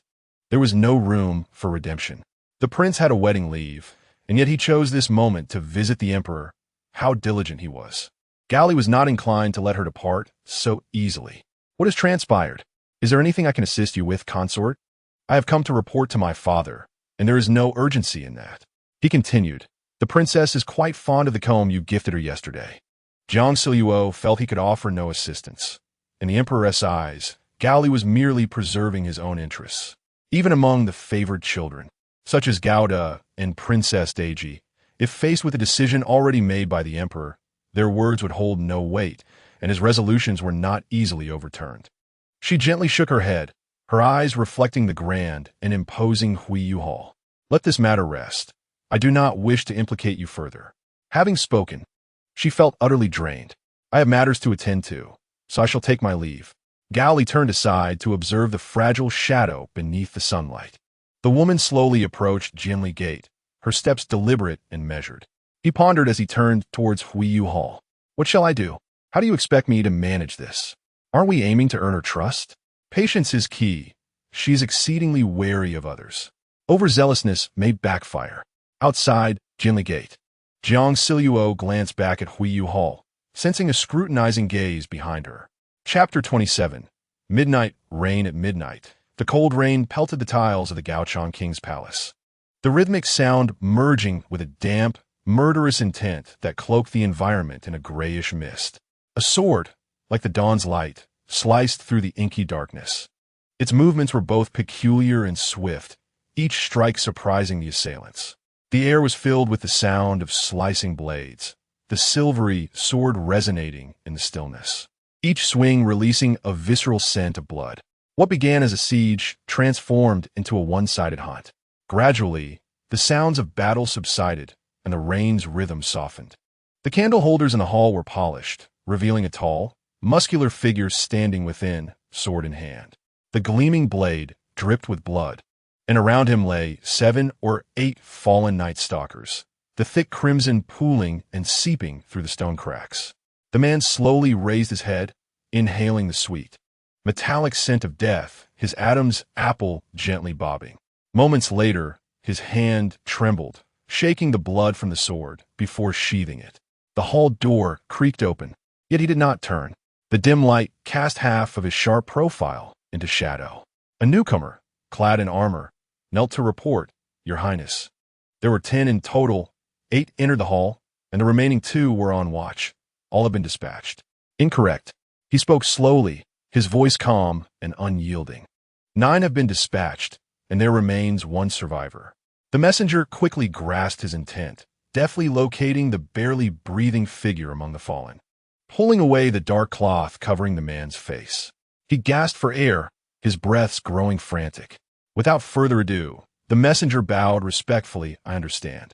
Additionally, High Consort Gao has requested an audience with your Highness half an hour ago." The man placed his sword on the desk and lit the candle atop it. "What does she seek?" The messenger replied, "The High Consort wishes to negotiate a transaction with you." He ignited a letter he had just read, the flickering flame reflecting in his eyes. "Let her come." The guard withdrew, and the letter, consumed at the fingertips, was discarded onto the desk, its faint flames failing to ignite the wood, extinguishing silently, leaving only a trace of ash and a charred mark on the surface. Amidst the sound of rain, soft footsteps ascended to the eaves, casting the silhouette of a delicate woman upon the window frame. The palace door creaked open gently, the drenching rain and humid air flooding the interior. The newcomer, her skirts dampened, disregarded the blood-soaked floor and dim lighting, standing resolutely to greet. "This humble servant greets your Highness." The man behind the desk, clad in ordinary attire rather than armor, bore a cold demeanor, his eyes sharp, rivaling the sword resting upon the table. He showed no reaction to her arrival, his long fingers lightly tapping the desk as he focused intently on the letter in his hand. She lifted her head and declared in a clear voice, "I wish to make a bargain with your Highness. I am originally from the Central Plains and was forcibly taken to Gaochang by Kinhetung. I am willing to do anything for you, merely seeking a chance to return to the Central Plains to find my family." Her voice echoed through the silent palace, a testament to her isolation. Gao Yin ignited a piece of paper and tossed it onto the desk before him, watching it burn. The flickering flames cast a warm hue upon his cold, solemn visage as he extended his long arm over the desk, coldly remarking, "What makes you think you would be of any use? The greatest illusion one can possess is the belief that one is of value to others. Gao, you have failed to recognize your own worth even in the presence of Kinhetung. You are utterly devoid of value." Gao held her head high, swallowing hard as she straightened her back, declaring, "I can do anything your Highness desires, provided I am granted the gift of life." Gradually, she knelt, pressing her forehead firmly against the hard stone floor, the blood pooling beneath her flowing onto her spread skirt. Despite her frail form, her spirit remained unyielding. Though he seldom felt pity for the weak, the woman before him evoked thoughts of the woman mentioned in his correspondence. From Zhang Cheng's periodic reports, it was evident that her circumstances were dire, the old emperor watching her like a hawk, intending to subject her to the same torment he had inflicted upon Consort Su. The old emperor relished in tormenting those who, despite their fragility, dared to resist, deriving pleasure from their struggles until they succumbed. This was true for him, for the consort, and now it was this woman's turn. Compared to Consort Su, this woman appeared more resolute. From Zhang Cheng's letters, he sensed an indomitable spirit within her, one that was not a virtue to possess within the palace. The facade of calmness and her rigid posture sparked a different notion within him. As the flame extinguished, his face returned to its customary cold demeanor. "If I were to send you into the palace, would you accept?" The woman clearly panicked, struggling to maintain her composure. "What would your Highness have me do? My father would find you appealing. And as for what you desire, I assure you, you will live to seek your family." Dark clouds loomed over the city, rain pouring down in torrents, transforming the dirt roads from the Gaochang Palace to the humble thatched roofs of the commoners into a muddy quagmire. A creaking cart made its way from the west, its occupants peering out from behind the curtain in despair. In the depths of the northern palace, a man sat alone, gazing at his longsword. The stone steps still bore puddles from the rain, and a pair of feet gracefully avoided the water. "Jiu, the royal beauty has sent someone with gifts." Jiang Zhao withdrew her gaze from the book, resting her chin on her hand, and nodded. Following the issuance of the emperor's decree, the Wanhua Pavilion saw fewer visitors. He had removed Gao Yin from her name, and the Empress Dowager had sought her out the following day, probing her to uncover what had displeased the emperor. "Your Highness, I truly do not know," she recalled, having repeatedly professed ignorance since entering the Jishan Palace. The old lady was relentless, demanding she divulge some insight into the situation. Unlike her encounters with the emperor, she faced the Empress Dowager without trepidation, her persistent inquiries growing tiresome, and she remained tight-lipped, as silent as a clam, feigning ignorance.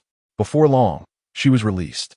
On her way, she encountered Zhao Baolin and others strolling through the imperial garden. Their demeanor lacked the warmth of yesteryears. After exchanging a few words, the two parties parted ways. "The Jiang family is devoid of virtue," she mused, having been tempered in the modern workplace. She found that accusations of immorality and lack of character could not wound her. This was a significant matter, yet it was not. The narrative had deviated, and nothing could serve as a reliable standard to judge the events unfolding. She comforted herself with the adage that a loss may lead to unexpected fortune. Since circumstances had changed, perhaps the conclusion had been altered in some unseen manner. Diverging from the original story might indeed be a fortuitous turn of events. The palace maid's respectful bow brought her back to the present. The maid extended a circular food container to Taonyang, stating that the beauty had received a reward of due peaches and instructed her to share one with the noble lady. Taonyang presented the peaches, their skins glistening like translucent rubies, plump and luscious, made even more vibrant against the green glazed dish. "Please extend my gratitude to her. Is she well?" Since a few days prior, Wang Marin had claimed illness, and the imperial physician merely attributed it to seasonal changes affecting her digestion. The maid responded, "The beauty is recovering, though her appetite remains poor. Thus, His Majesty has bestowed the due peaches. In that case, she should keep them all for herself. Sharing would be redundant. The beauty has tasted one. She often thinks of you and fears you may be in low spirits." She sighed silently, instructing Taonyang to fetch her sewing basket from a chamber. From it, she retrieved a neatly folded handkerchief, which she handed over. "I have recently embroidered this. My needlework may not compare to hers, but I understand her heartfelt wishes. Though I can offer nothing else, I have stitched a pomegranate handkerchief. For pomegranates are abundant in seeds, wishing her the fulfillment of her desires soon." The maid gratefully accepted it, kneeling and saying, "Thank you, noble lady. The beauty will surely be pleased to see this." After Taonyang saw her off, Jiang Zhao gazed at the peach. The palace had a greenhouse cultivating off-season fruits, typically reserved for the emperor and empress dowager, with any surplus granted at the emperor's discretion to favored ministers or concubines. She recalled moments spent chatting with Wang Marin, often discussing the rare treasures of the empress dowager and the favored consort, with Wang Marin expressing envy and curiosity. Now, this exclusive reward had also been bestowed upon her. Lost in thought, Zhang Cheng entered, as he had done for over a year, extending a letter from afar. "Noble lady, this should be the last one." His words weighed heavily on her, leading her to believe that Gao Yin would no longer send messages. Maintaining a composed expression, she nodded in understanding. Sensing her misinterpretation, Zhang Cheng quickly clarified, "His Highness has already set out on his return journey. It is inconvenient to send further correspondence." Jiang Zhao absently rubbed the smoothed edge of the bamboo tube, murmuring, "So soon?" Previously, she had complained of the slowness, and now she found the speed disconcerting. Zhang Cheng, with a wry smile in his heart, thought the heavy rains and difficult roads delayed the governor's return by several days. It is not as swift as it seems. She nodded in acknowledgement. As Zhang Cheng departed, he took Nian Nian to play in the courtyard, slowly unsealing the letter in his hands. On that day, at Jishan Palace, the Empress Dowager, solely fixated on her faults, utterly devoid of her previous gentle demeanor. Even her attempts at consolation were laced with veiled barbs, evoking distaste. She insisted that the emperor desired Jiang Zhao to return and reflect upon her actions, urging her to promptly seek his forgiveness. The mention of illness remained inscribed in the records, and her outings were infrequent, an almost overt act of defiance. After the imperial decree was issued, the Zongjing Temple would erase any connection between her and Gao Yin from the registry. On New Year's Day, Gao Yin escorted her back to the palace, leading to a misalignment of timings and subsequent unjust punishment. Following the Northern Liang campaign, Gao Yin replaced the Prince of Wu in battle and emerged victorious, soon to be conferred a title. Meanwhile, from the moment she encountered him at the Wuqing Gate to their chance meeting in the Imperial Garden, the Heiyu Hall incited the Emperor's disdain, effortlessly severing Gao Yin from her name. He reversed his fortunes amidst adversity, while she managed to ruin everything. The scroll was thinner than before, devoid of the familiar smudges of ink. She pondered. Perhaps there were no words left to say. Upon their next meeting, he would merely greet her with a cold, formal acknowledgement, calling her Jiang Zhao with a stern countenance. Without the customary bi-monthly greetings, would Gao Yin forget her entirely? As she unfolded the note, she was momentarily taken aback, tears welling up before emotions could catch up. The distance to Gaochang was great. He must surely be aware of the upheaval within the palace and speculate on how it would affect him. Yet, the only words inscribed on the letter were a simple "do not fear." She could faintly envision the young man seated at his writing desk, pen in hand. Clutching the fragile note, she grasped onto her last vestige of hope, tears cascading like a sudden downpour onto the desk. The contents of the note became increasingly indistinct, her tear-filled eyes shutting tight before reopening, as if someone had gently placed a hand upon her shoulder. Through her blurred vision, Jiang Zhao recalled the first time Gao Yin approached her, proud, icy, and imperious.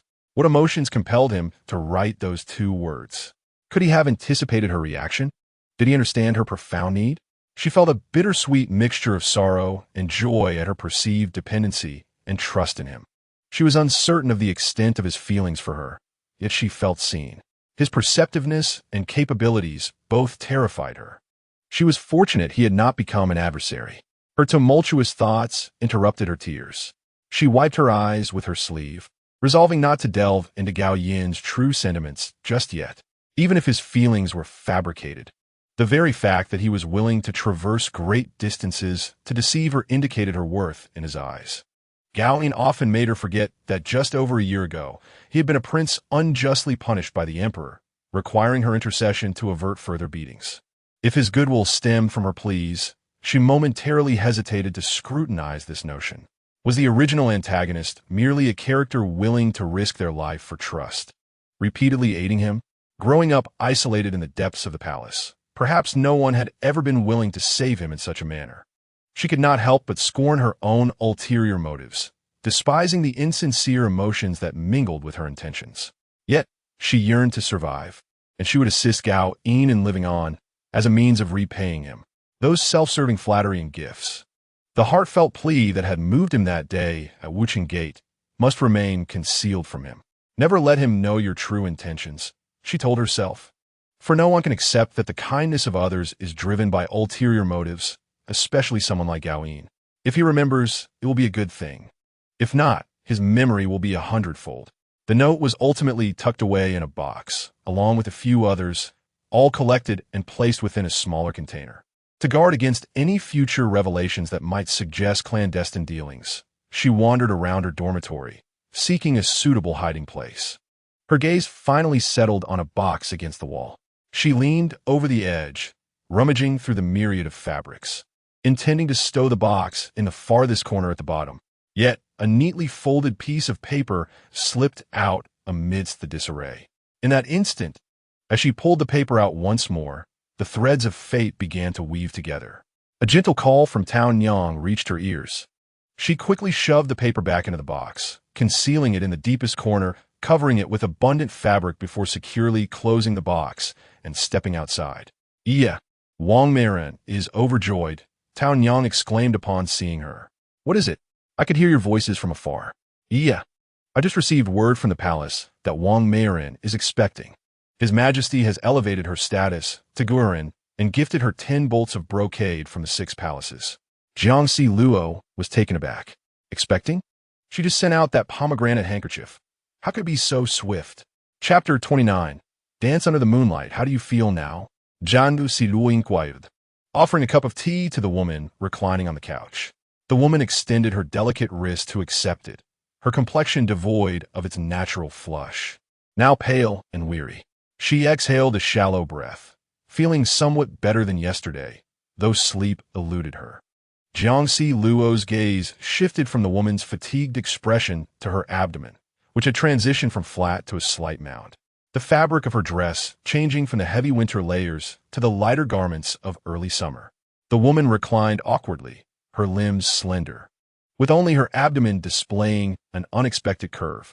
The fragrance in the room had ceased since the pregnancy was confirmed, as the woman claimed the scent was unpleasant. The early evenings in May were the most comfortable, warm yet not oppressive, clear yet not chilly. The palace attendants began lighting the lamps in the corridor as the sun sank slowly in the west. Jiang Zhao withdrew her gaze, recalling a comforting phrase. They say the first 3 months can be particularly challenging, but it gets better afterward. The woman showed no signs of joy upon hearing this, as if she had been numbed by her suffering. Is that so? She sighed. Jiang Zhao watched with a mixture of horror and concern as the woman's belly stirred slightly in response to her sigh. Wang Guiran was thin, lying on her back, making her modest belly appear conspicuously prominent. Uncomfortably, she averted her gaze, the smooth tiles reflecting the flickering candlelight from the corridor. At night, I often think of the waters of Jiang Zhao, dreaming of drifting in a small boat. The houses there are different from here, with white walls and dark tiles. By a small river, where willows sway along the banks. She gently placed her hand on her belly, lost in nostalgia.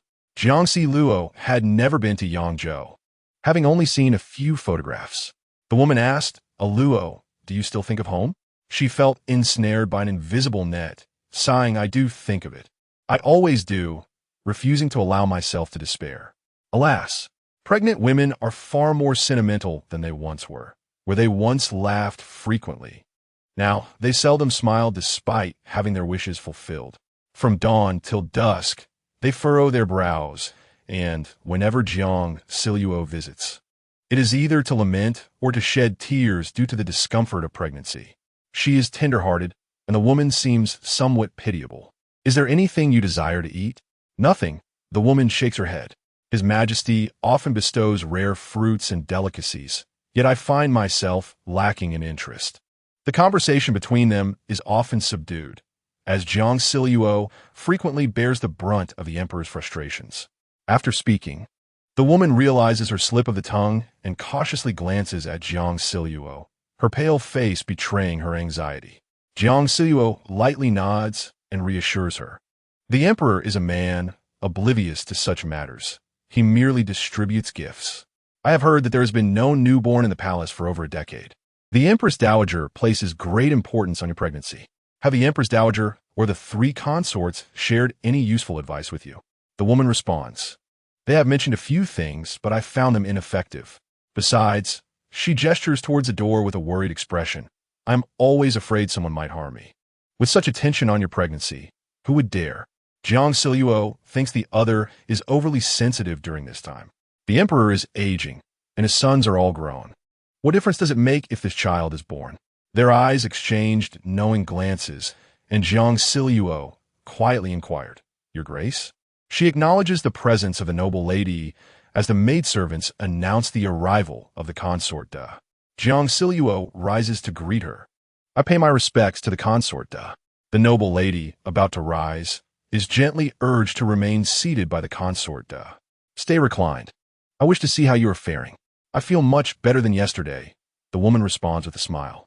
The consort nods and takes a seat beside her, her gaze flickering over to Jiang Zhao. "And how is the Jiu?"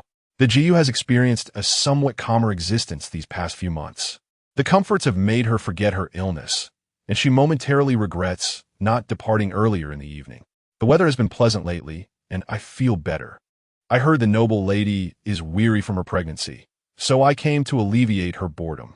The consort's eyes remain fixed on her, as if drawn to something profound within her. His Majesty has been busy of late. He has only summoned Shuani to his bedchamber these past months. "Your health is indeed fragile. It would be wise to take leisurely strolls." Her words shift back to the subject of the bedchamber, causing Jiang Zhao's scalp to prickle. After exchanging a few words, she notices the sky darkening outside and decides to take her leave. The interior of the room is dim, and upon stepping outside, she finds the sky enveloped in a deep, tranquil blue with drifting white clouds. She reaches out and catches a falling blossom from a flowering crabapple tree. Tao Yang expresses concern. Jiu, will your hasty departure arouse the consort to suspicions? I have been unwell for so long. If she were to suspect, she would have done so already. The emperor does not favor me. Why would she seek to burden herself with my affairs? As they converse, the topic inevitably circles back to the bedchamber, and she wonders if she is the only one who finds such discussions tiresome. The weather is warm, and the path is alive with buzzing insects and the chorus of frogs from the grass. Tao Yang fans herself gently. Isn't that why so many enter the palace? I've heard that more reputable young men have recently taken residence here, all hoping to catch the emperor's eye. Jiang Zhao unexpectedly bursts into laughter, her mirth echoing in the stillness of the night garden, a stark contrast to the tranquility surrounding her. The elderly man is nearly 50, yet the girls sent by the officials are even younger than Princess Deji. It is indeed madness. Do you look? Tao Yang suddenly grasped her arm, pointing towards the spring pavilion at the center of the garden. Raising her gaze, she beheld a woman in simple white attire, dancing silently beneath the pavilion. The silk billowed gracefully while the delicate fabric enveloped her exquisite form, brushing lightly against her face with each turn. The moon, emerging from behind the clouds, illuminated the scene, casting its ethereal glow upon her. The woman danced to a subtle rhythm, her body spinning tirelessly, her garments swirling like blooming flowers. Who is she? Is she the new noble lady? The maidservant, unable to discern the woman's features from afar, marveled at her enchanting dance. However, Jiang Zhao recalled such familiar spectacles were typically premeditated for the eyes of others. She swiftly pulled the entranced Tao Yang aside, urging, "We must leave. This is not meant for us." Jiang Zhao was astounded that even an event so improbable and theatrical as this could occur in her presence. This place truly was her undoing. "What is it, Jiu?" Tao Yang queried, still puzzled. Jiang Zhao, gripping her wrist, whispered urgently, "We need to go." The two stealthily navigated through the trees and artificial hills under the cover of night, the silence around them devoid of any footsteps. As she attentively scanned their surroundings, she noticed no flickering shadows and then spoke to Tao Yang. "That woman is likely dancing for His Majesty. If we linger, I fear." The darkness seemed to deepen with her words, the reflections of the tangled branches dancing in her eyes. Straining to listen, she fancied she heard footsteps amidst the stillness and the croaking of frogs. They crouched behind the artificial hill, spotting a palace attendant lighting lanterns as he approached from another path, followed closely by the emperor himself. Truly, the unexpected is often more potent than the anticipated. Chapter 30. In Hongdo, the emperor was accompanied solely by the attendant. As they ambled along the pathway, the lantern swaying gently, resembling a ghostly light upon the river of the dead in the oppressive darkness. "Your Majesty, it appears there is someone in the pavilion ahead." They too noticed the woman dancing within, and the emperor's stern voice echoed through the artificial hill, urging them to investigate. Jiang Zhao watched through the crevice of the hill as the two receded, releasing a breath of relief before pulling Tao Yang to her feet. "Let's depart." As they turned, they heard voices emanating from the direction the emperor had taken. "Who is it?" A pang of anxiety gripped her heart as she noticed the lantern in Tao Yang's hand, and in their haste to escape, Tao Yang clumsily extinguished it. Surrounding them was darkness, with only the moonlight to guide them, and no one pursued from behind. Presumably, that inquiry was merely exploratory. Feeling slightly reassured, she returned the extinguished lantern to Tao Yang and, using the moonlight, sought their way back. The night was cool, the garden devoid of the daytime's bustling splendor. Even the most vibrant flowers were shrouded in a veil of gloom. With each step she took, trepidation mounted, and she frequently glanced back at the deep, unfathomable path. "Tao Yang, do you think Zhangchen will come looking for us?" Tao Yang's face was entirely engulfed in darkness, her features indistinct and expression unclear. Zhang Cheng had not been seen all morning. At this hour, his whereabouts were unknown. As she scrutinized Tao Yang's visage, she felt an unsettling illusion take hold. The familiar face morphing into something alien. Are you not afraid? Do not fear. Tao Yang's reassurance felt fragile, lacking the usual warmth. Do you sense footsteps? She paused to inquire, but Tao Yang silently shook her head. A gust of wind swept through, momentarily obscuring the moonlight with a few drifting clouds. The sound of gentle footsteps echoed upon the flagstone, accompanied by the soft rustling of tree branches. She clutched onto Tao Yang, evading detection as they navigated around the artificial hill. Yet, the footsteps behind them grew ever closer, and sensing the presence of another, Jiang Luo hurriedly dashed ahead into the corridor, intending to retreat to the Wanhua Pavilion. Suddenly, a shadowy figure emerged from behind, leaping over the railing of the corridor to block her path. Caught off guard, Jiang Luo collided with the figure.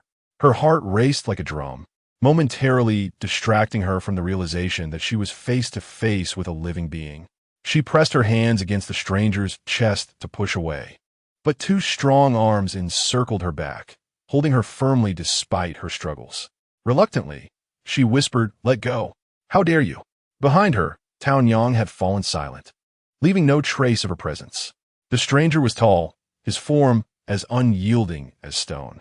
Jiang Luo's fist struck against his immovable chest, causing her hands to ache. Just as she contemplated calling for help, a warm breath and a soft chuckle brushed against her ear. She instinctively recoiled, attempting to glimpse his face, only hear a voice that felt oddly familiar. "Who are you hiding from?" She froze, her blood running cold, her gaze fixed on the rise and fall of his chest. The warmth of his hands on her back and the heat of his breath, mingling with her increasingly rapid heartbeat, became increasingly palpable. Jiang Luo struggled to push him away again, but he remained unyielding. "Let go," she insisted. Finally, the hands on her waist withdrew, and she stepped back into the cool night air. Moonlight illuminated only half of the corridor, where countless peonies bloomed. She looked at him. Though her vision was hazy, the reality of his presence was undeniable. A torrent of words surged within her, yet she bit her tongue to suppress them. The 18-year-old boy stood at the threshold of light and shadow, telling her, "You should return." His voice was disarmingly gentle, and had it not been for the moonlight revealing the contours of his face, she might have mistaken him for Gao Li. In the Wanhua Pavilion, Zhang Cheng, who had vanished for a day, stood beneath the eaves counting stars. Tao Yang emerged carrying a lacquer tray, and the two exchanged silent glances, their unspoken understanding binding them in quietude. Departing in the 3rd month of the 23rd year, returning to the palace in May of the 24th. The winds from the northwest had hastened the boy's maturation, rendering him more unruly and swift in his growth. She stood beside him, showcasing the cat she had raised. While he cast a casual glance at it, his brows lowered. When they parted, her head barely reached his shoulders. Now, she could scarcely meet his gaze. He extended his hand, graciously stroking the cat's head. His hand had grown rougher, broader, and stronger.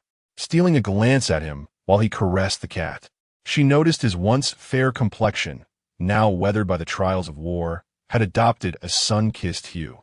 The dark, round-necked robe he wore clung tightly to his powerful form. When his gaze met Jiang Luo's, his wolf-like eyes pierced through her, prompting her to instinctively take a step back and release the cat. "Why are you still in the garden at this late hour?" he inquired calmly, a subtle undertone of authority permeating his otherwise mundane question. Jiang Luo's gaze landed briefly on his collar, yet she turned away, making her way toward the desk, ignoring the tremor in her hands. "You must be aware that Wang Meiren has been elevated to Gairen due to her pregnancy. She has been unwell lately, and I intend to check on her." As she spoke, she took a seat and began to rearrange the scrolls and miscellaneous items on the desk. She herself was unaware of her actions. Those scrolls had just been tidied up by Tao Yang in the morning. "And you, how did you suddenly appear in the palace?" Gao Yin strode over, his long legs carrying him to stand before her, where he lowered his gaze to her anxious, flustered face and simply stated, "I returned early on horseback. There are matters within the palace." Their meeting was devoid of the estrangement or heightened intimacy that Jiang Zhao had anticipated after a long separation. They conversed in a calm, almost indifferent manner, gazing at his face, which had matured and sharpened since their last encounter. She couldn't help but wonder if someone else had penned the words in his letter. As she continued to fumble with the items on the desk, they grew increasingly disordered. She had questions to ask about the imperial edict, the scenery of the Northwest, the dangers of the battlefield, but was at a loss for how to articulate them. Unsure of whether to voice her inquiries, Nian leaped onto the desk, her paws treading upon the scattered scrolls and objects as she approached Jiang Zhao, nuzzling against her. The incense in the palace burned slowly, and as she bent down to stroke Nian, Gao Yin seated himself before her and extended his hand. His hand was large, with prominent veins and long knuckles, effortlessly enveloping Nian's small body. A slender hand lingered gently atop the cat's head, and he observed Jiang Zhao, who seemed entranced by his hand, a subtle smile gracing his lips. The other's gesture of reaching out to pet the cat offered her a flicker of reassurance. Summoning her courage, she looked at the cat and asked, "Your Majesty, in March, you issued an edict. I am no longer your mother." He replied nonchalantly, "I know." "And then what?" She pondered. "Thank you for your assistance during these days. If there is anything I can do for you, please feel free to ask." His large hand gently grasped the back of Nian's neck, and surprisingly, the cat allowed him to caress it. In a casual tone, he remarked, "I do not require your help." Noticing the troubled expression on her face, as if she were wrestling with her own unease, he added, "However, you could answer me one question as a means to clarify my doubts." She hesitated. "Go ahead." His sharp gaze reflected her outline as he calmly inquired, "About the hairpin from the Yuan Day celebration. It was accidentally broken. I had it repaired and returned it to you." His eyes followed Jiang Zhao's, compelling her to meet his gaze. "Why did you claim it was a gift from me?" Chapter 31. The golden hairpin scheme last Yuan Day. I meant to ask you. That night, you wore a golden hairpin adorned with lush leaves. The one you mentioned was given to you by your parents? Last year, Wang Marin had posed nearly the same question. She instinctively glanced towards her chamber, where those two pieces of jewelry lay within the vanity's box. At the time, she had intended to respond lightly, but Nian had inadvertently knocked over a teacup, causing the matter to be brushed aside. "Look at me," he urged again. Jiang Zhao hesitated, but finally met his gaze, which held a calm curiosity, yet lacked the sharpness and indifference she had anticipated. "What do you think?" She slowly countered. His gaze wandered from her clear, hesitant eyes to her tightly pressed lips, and he imperceptibly shook his head, saying, "Is this question difficult to answer? Would you prefer I rephrase it?" His tone grew more resolute, foreshadowing that the forthcoming question would be one she would dread even more. Yet she remained still, unwilling to flee, even surprising herself with her own composure. In truth, within his inquiry, she had already revealed her answer. Those two pieces of jewelry were sent into the palace by Jiang Zhao's parents. After Gao Yin restored them, he returned them. Yet she mistook them for a New Year gift from him, feeling a foolish amusement at her own sentimental folly. She could hear her own breath gradually calming, a light mockery dancing at the corners of her lips as she remarked, "You speak of the day of the New Year? That night I was inebriated. A drunken person speaks nonsense. Should His Highness take such words to heart?" Zhang Cheng's time spent beside her had indeed not been in vain.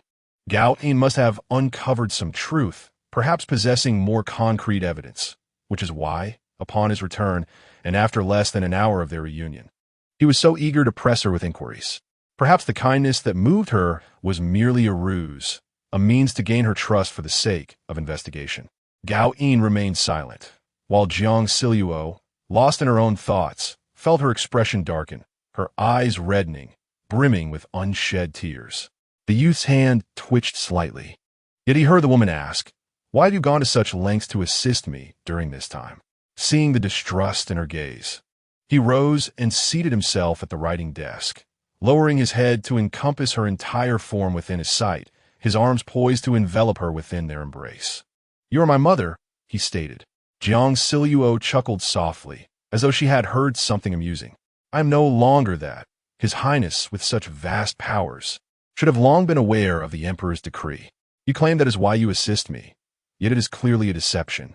The youth, however, sensed a shift in her emotions and thought to himself, "But are you not also deceiving me?"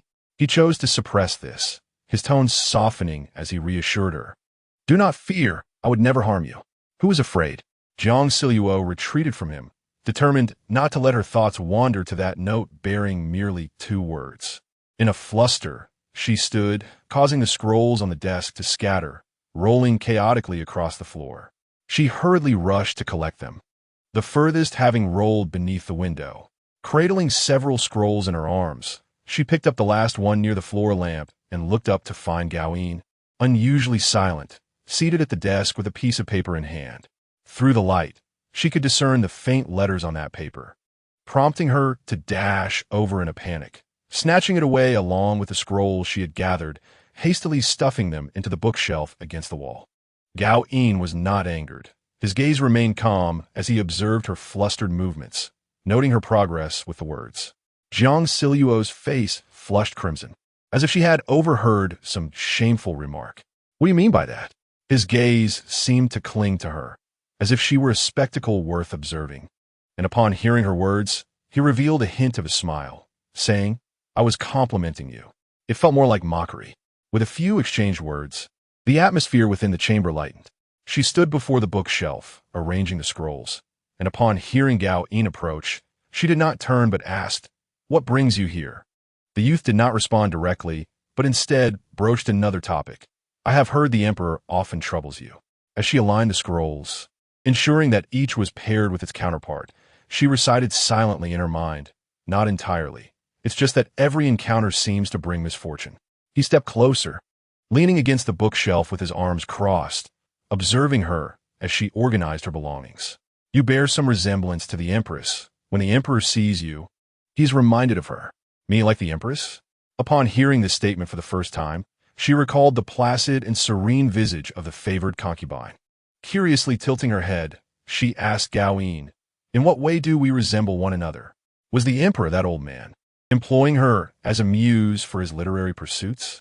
She doubted Gao Yin's assertion, pondering how one might seek a living substitute. Although her expression and demeanor were entirely ordinary, Gao Yin felt a tingling sensation in his palm as Jiang Zhao regarded him with a puzzled tilt of her head. In truth, their appearances bore little resemblance. It was said that the favored concubine had exhibited a touch of stubbornness in her youth.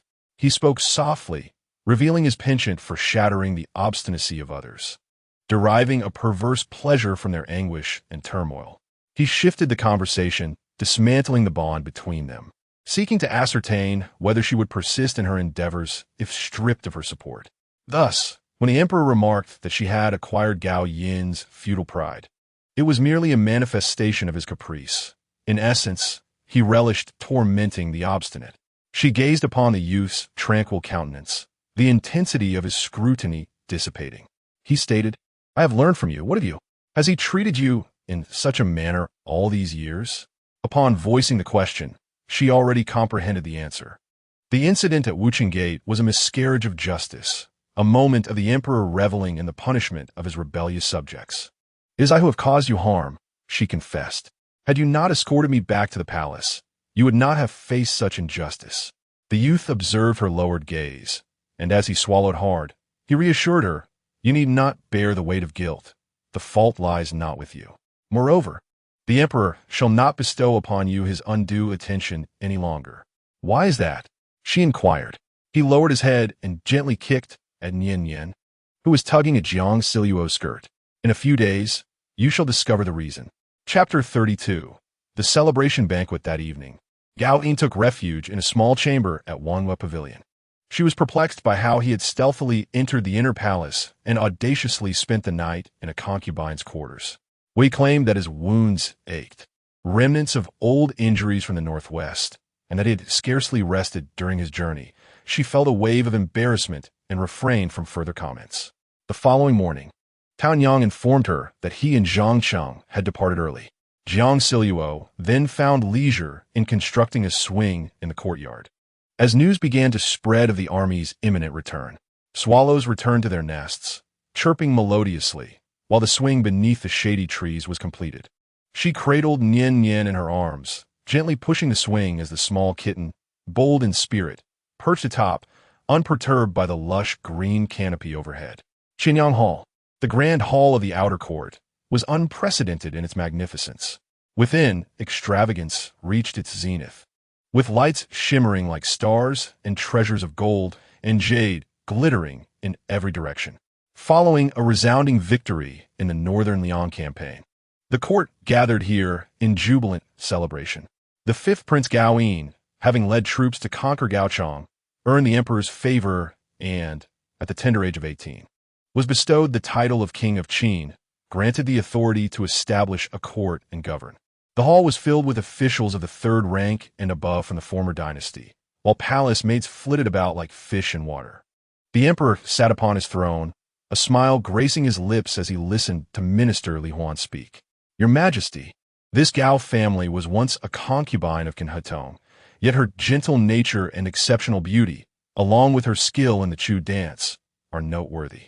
As tea was poured, the favored concubine fanned herself with a round fan, exclaiming, I have heard that the Gao family's Chu dance was quite renowned in Gaochang.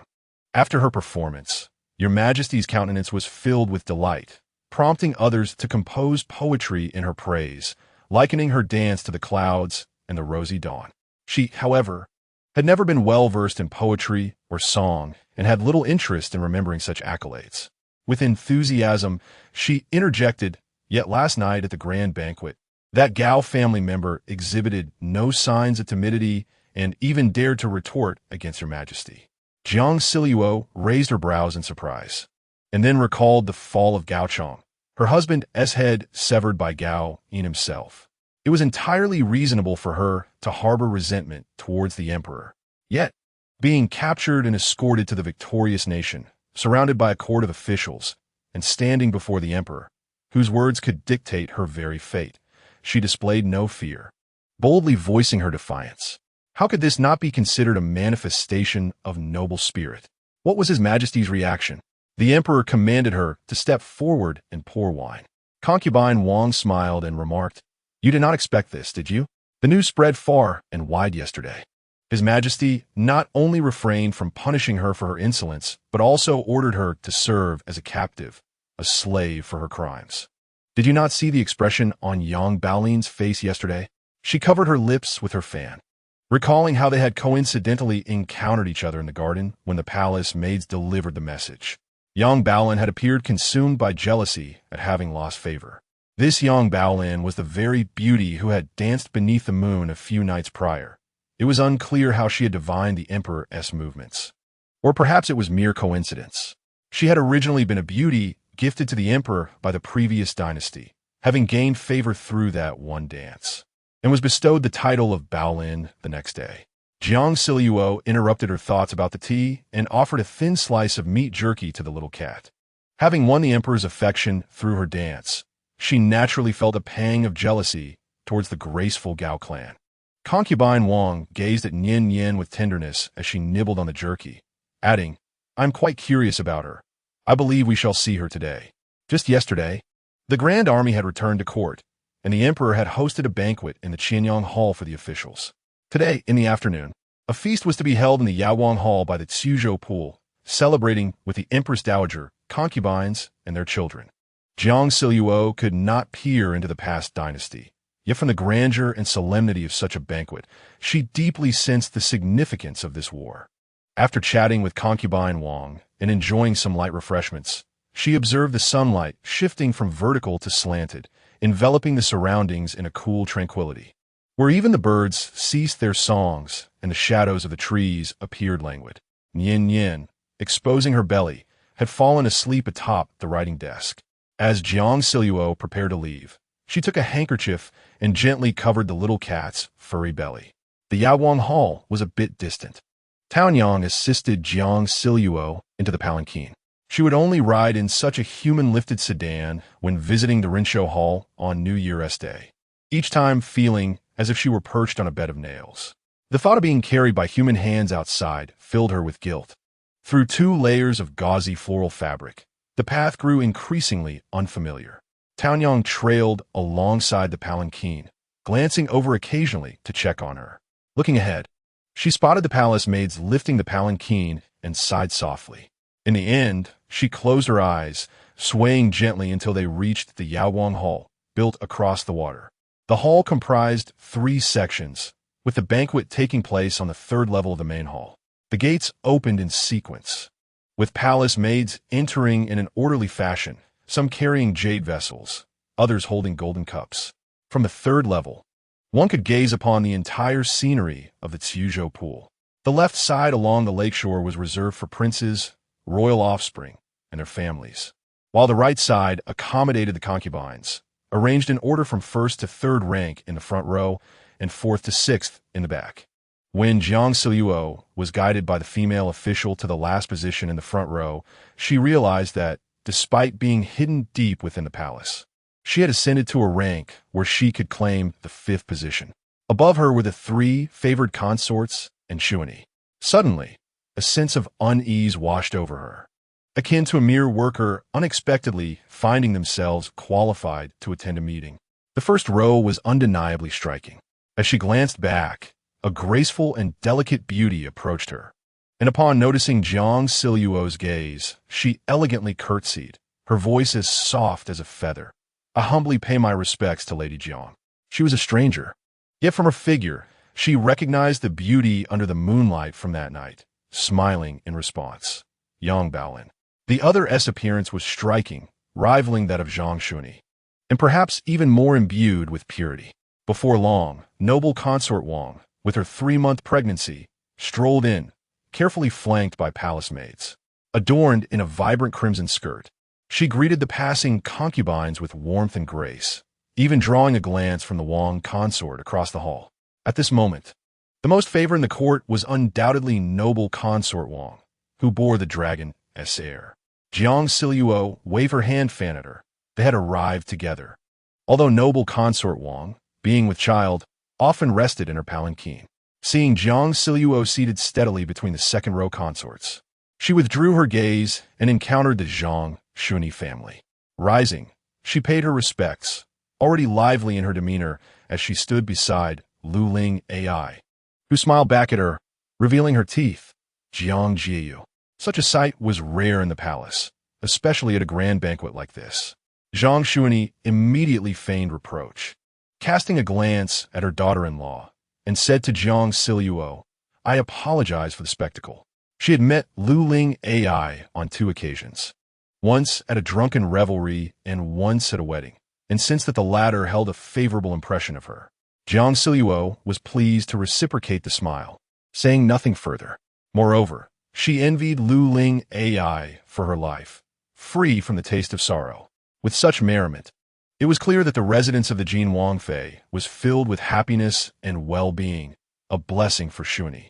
Zhang Xuanyi covered her lips with a smile, remarking, "Your words are as charming as ever. This child has been spoiled by Jin Wang." The gentle Gao Li beside her raised an eyebrow at her words, exclaiming, "Mother."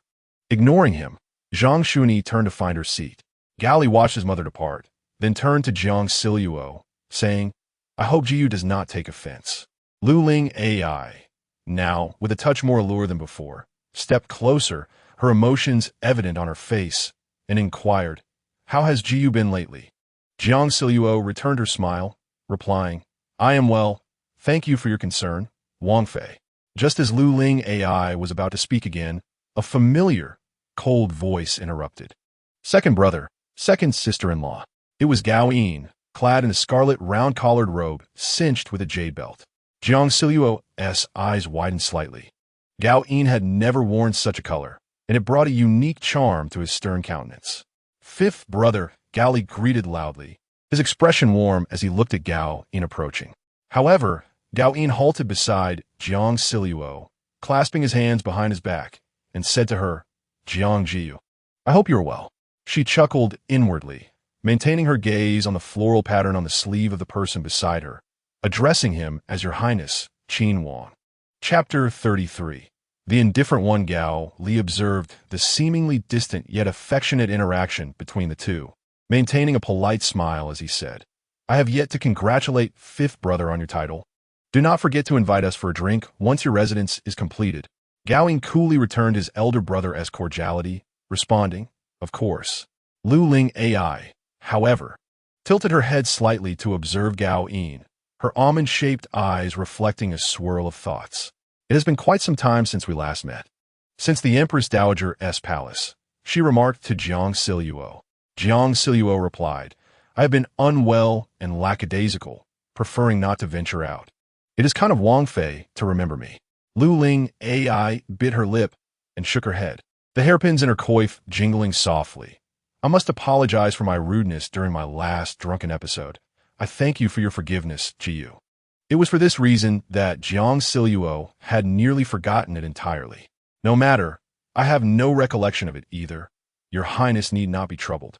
Lu Ling AI knelt in greeting, her innocence shining through as she said, "Thank you."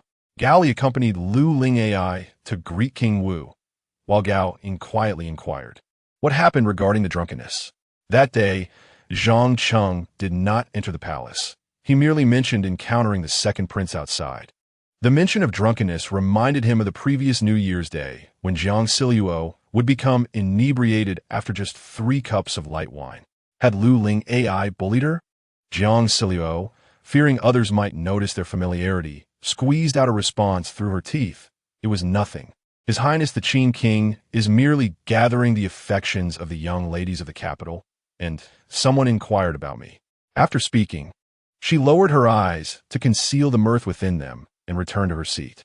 From the corridor outside the hall, a long melody of greetings resonated, startling the birds perched at the eaves as everyone knelt to welcome the Empress Dowager and the Emperor.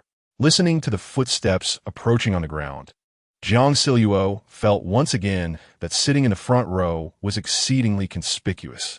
"Everyone, rise. It is a family banquet. Do not stand on ceremony," came the familiar deep voice of authority. A resonant sound of bells filled the air, and upon hearing it, the hall fell silent.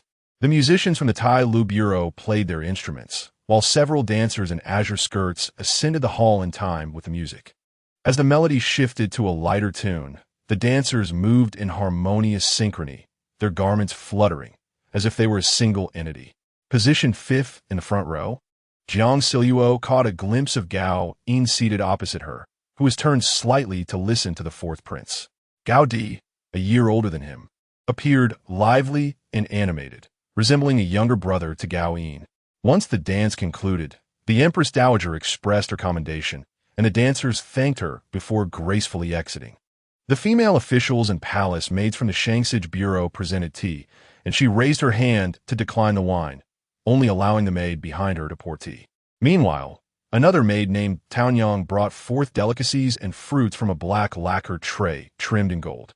Upon seeing the delicate flour cakes, jade balls, and 7 return cakes, she couldn't help but glance across the table again. The 4th prince seemed engrossed in conversation, while Gao Ying listened attentively, having no time to savor the delicacies. This banquet featured an even greater variety of sweet treats than the previous New Year's Day, likely due to the season's abundance of fresh fruits.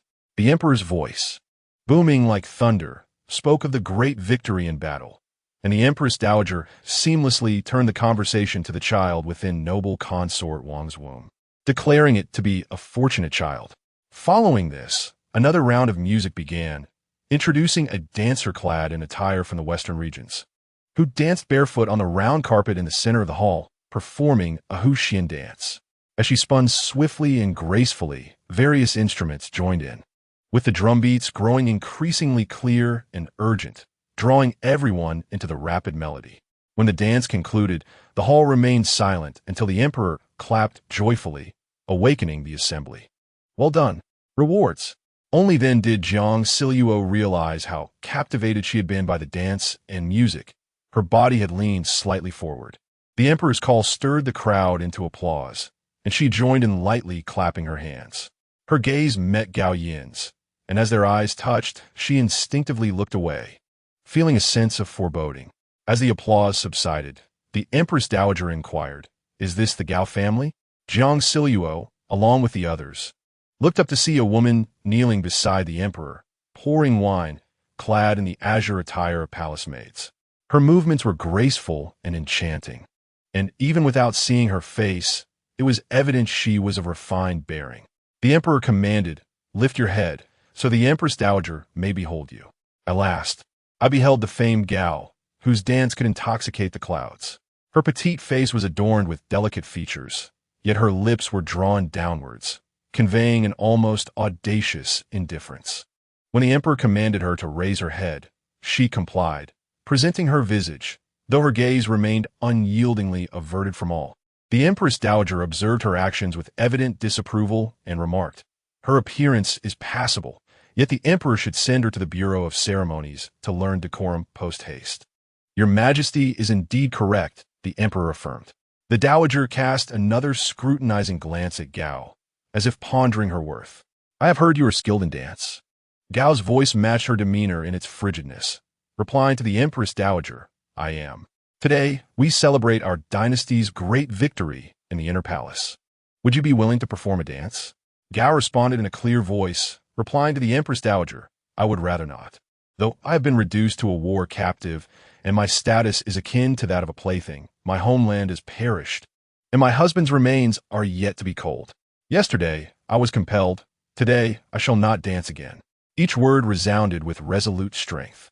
Silence enveloped the hall, thick enough to be felt. Before the dowager could chastise, the emperor interjected, "If she is unwilling, then let it be. Mother, do not dwell upon it." He took the initiative to dismiss the matter with an air of nonchalance. "Then do not forget to pour wine for the Empress Dowager as an apology," he instructed, lowering his head toward Gao.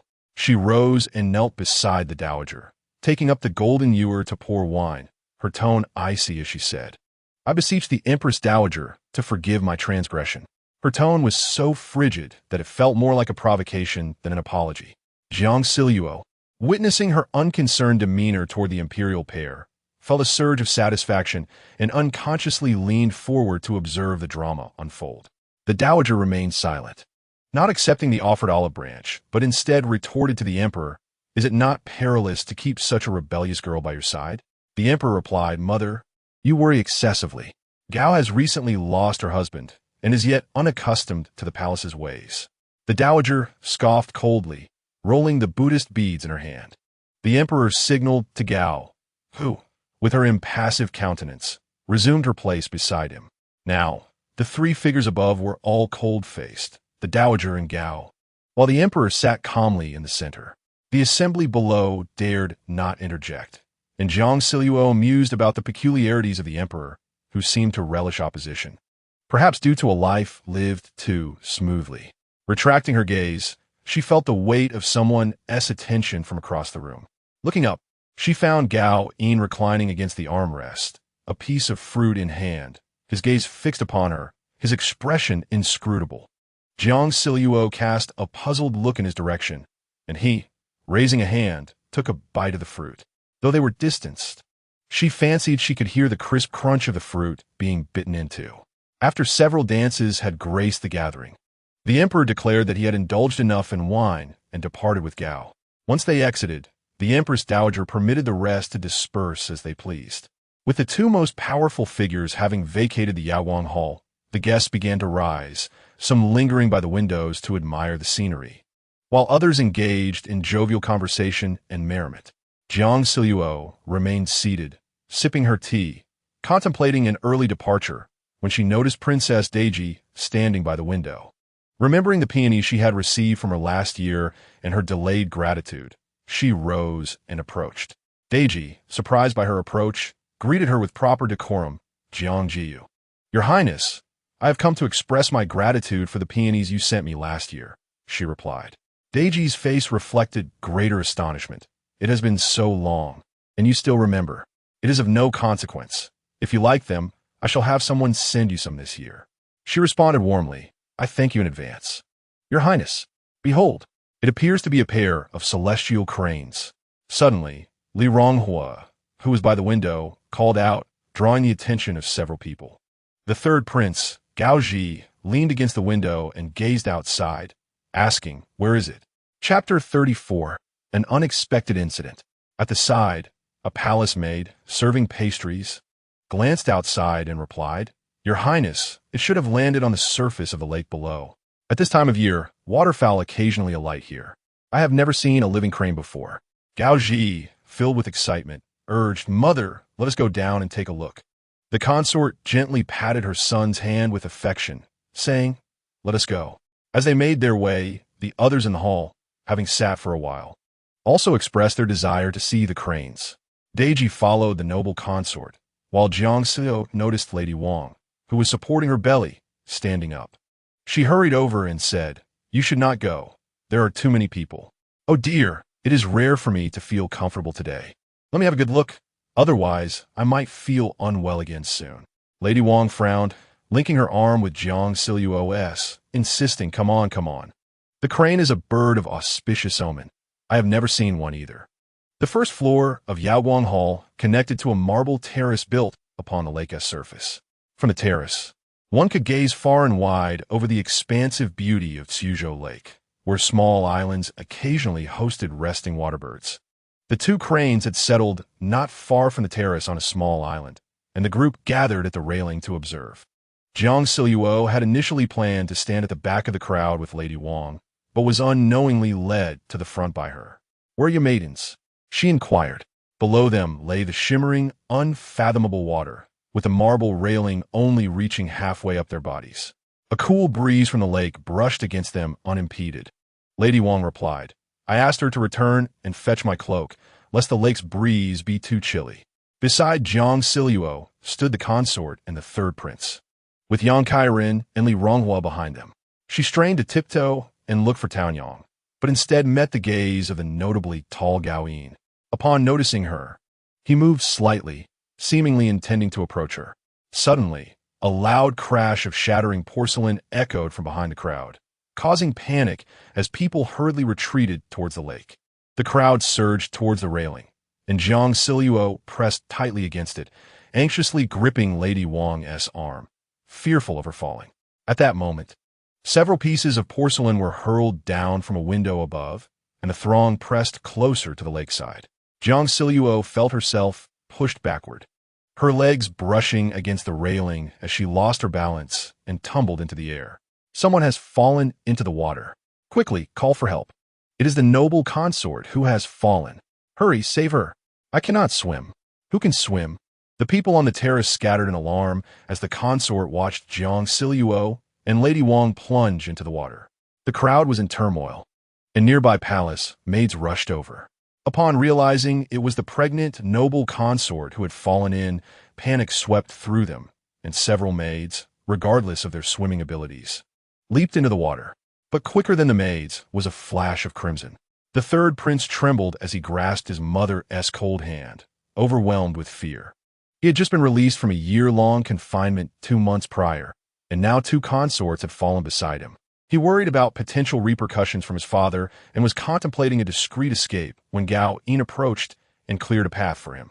He witnessed his younger brother, resembling a fearsome deity, darting like a gust of wind, effortlessly leaping over the railing into the lake.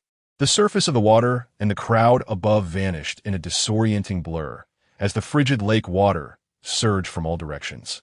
Surrounding him was an eerie silence, punctuated only by the rapid thrum of his heartbeat. The relentless onslaught of water invaded his nostrils and mouth, and the terror in his gaze deepened with an overwhelming sense of weightlessness and descent. Just before consciousness slipped away, a crimson shadow emerged in his hazy vision. He slowly closed his eyes, surrendering to the stillness of the world.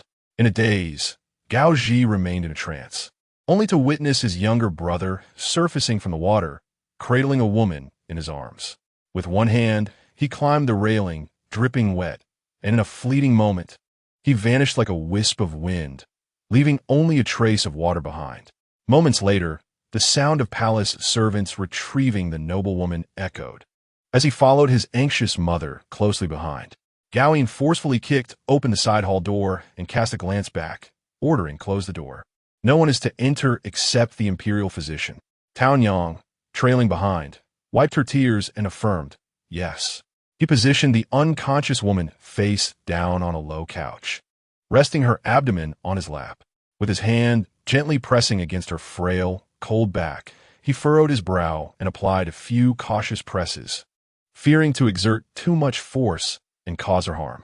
After hearing Jiang Zhao expel a few mouthfuls of water, he felt the rhythm of his own heart begin to stabilize, prompting him to lighten his grip and lift her. Her delicate face was pale, her damp hair clinging to the sides, and her lips were tinged with a bluish hue from the cold lake water. He lowered his head to tenderly caress her unresponsive face, wiping away the moisture.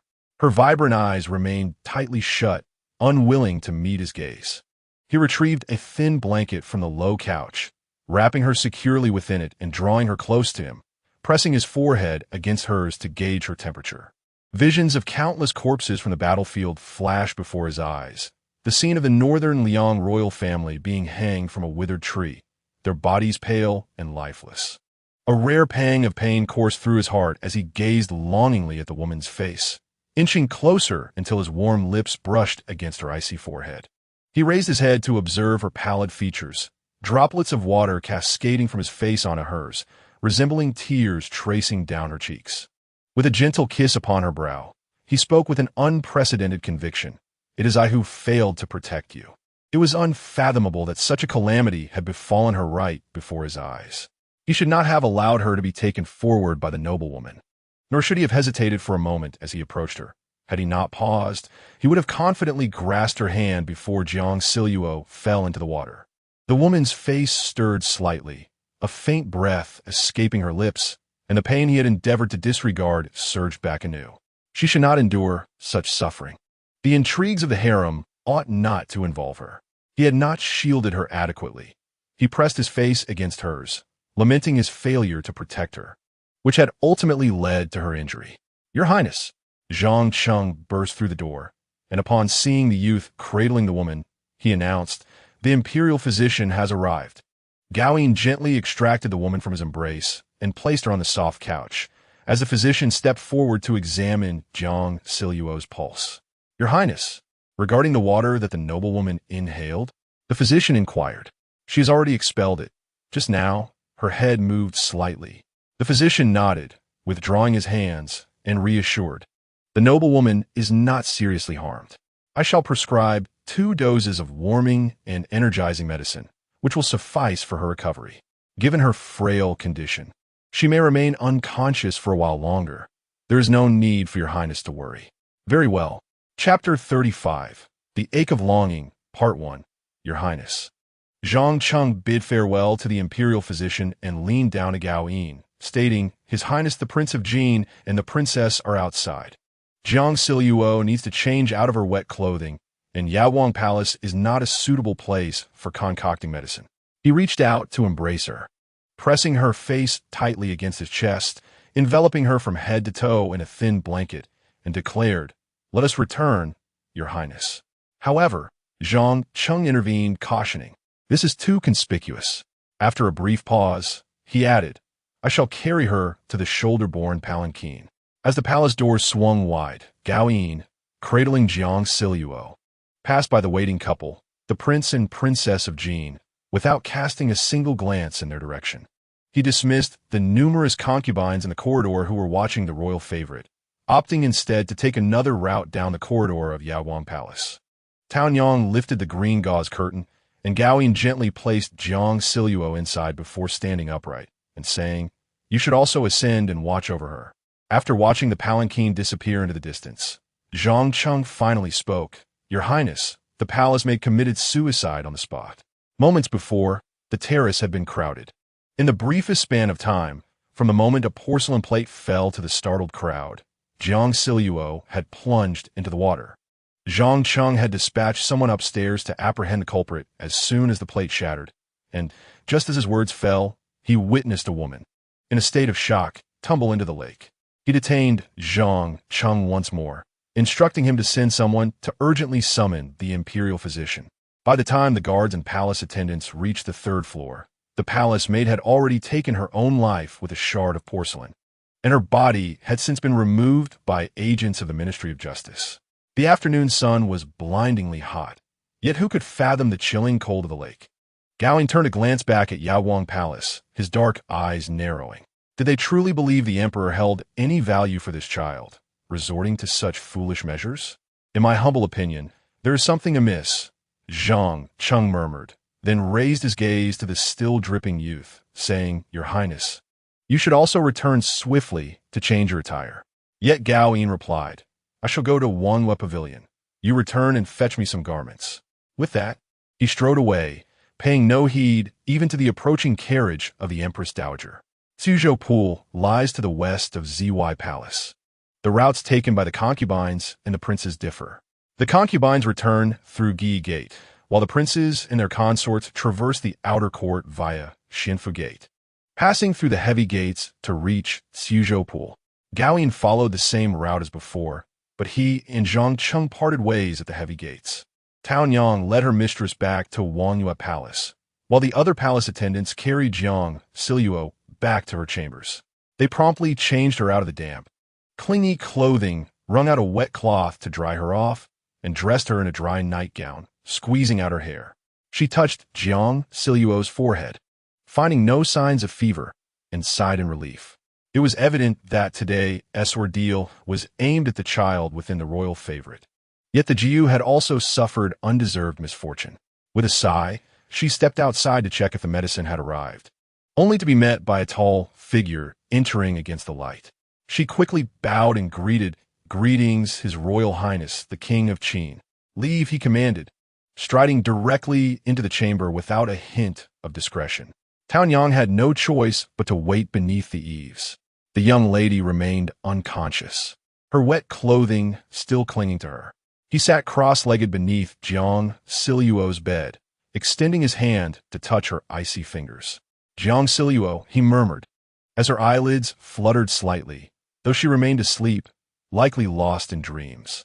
The frail figure was ensconced in the blankets, reminiscent of that feverish night, yet more animated, murmuring in her slumber about those she despised, particularly the emperor.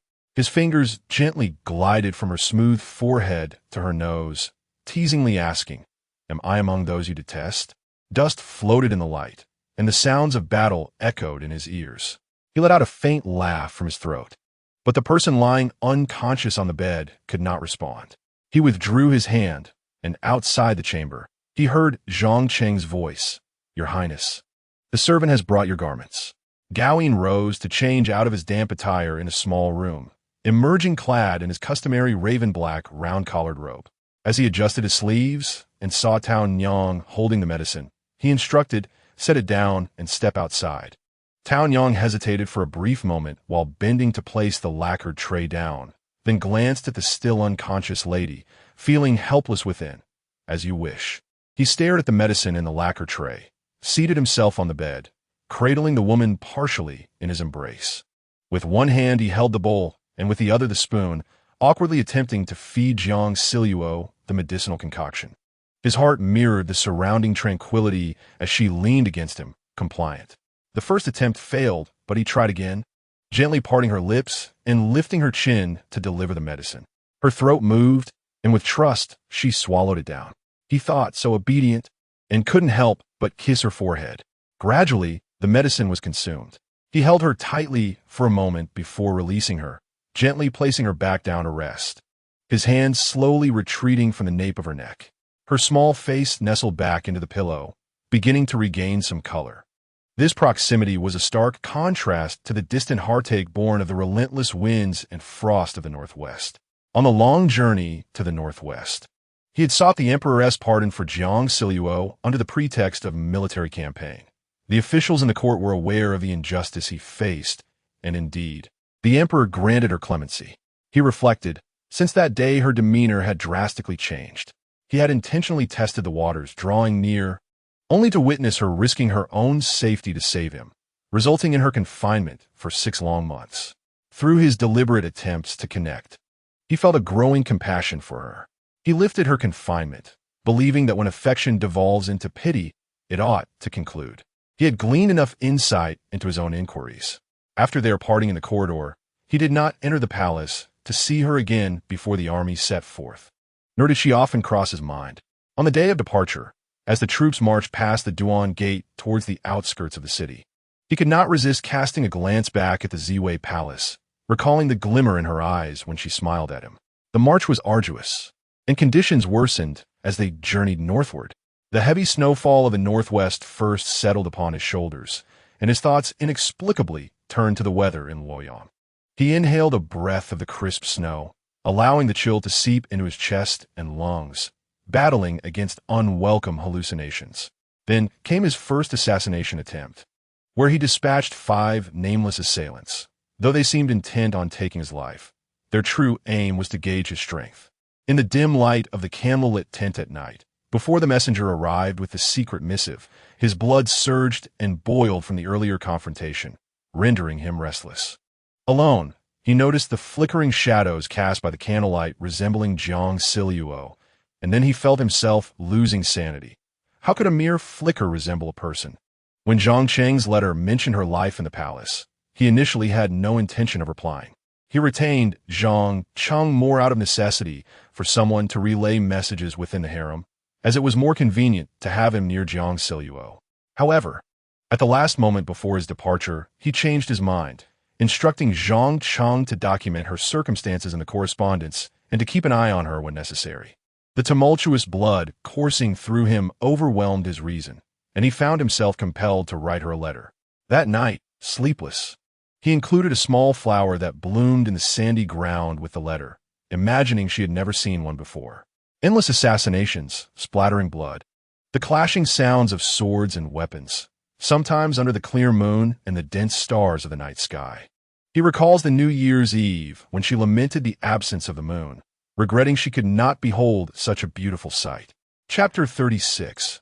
Yearning to the Bone, Part 2. After yet another assassination, he penned a letter to her. The surging blood following each attack could only find solace in the words he wrote to her. When he stormed the Liang Palace in Shanshan, the noble relatives met their fates. Some died, others went mad, kneeling and crawling at his feet, begging for their lives. Without a second thought, the sword in his subordinate's hand swiftly severed their pleas. That day, the palace floor lay strewn with dismembered limbs, blood cascading down the steps like a sinister tide.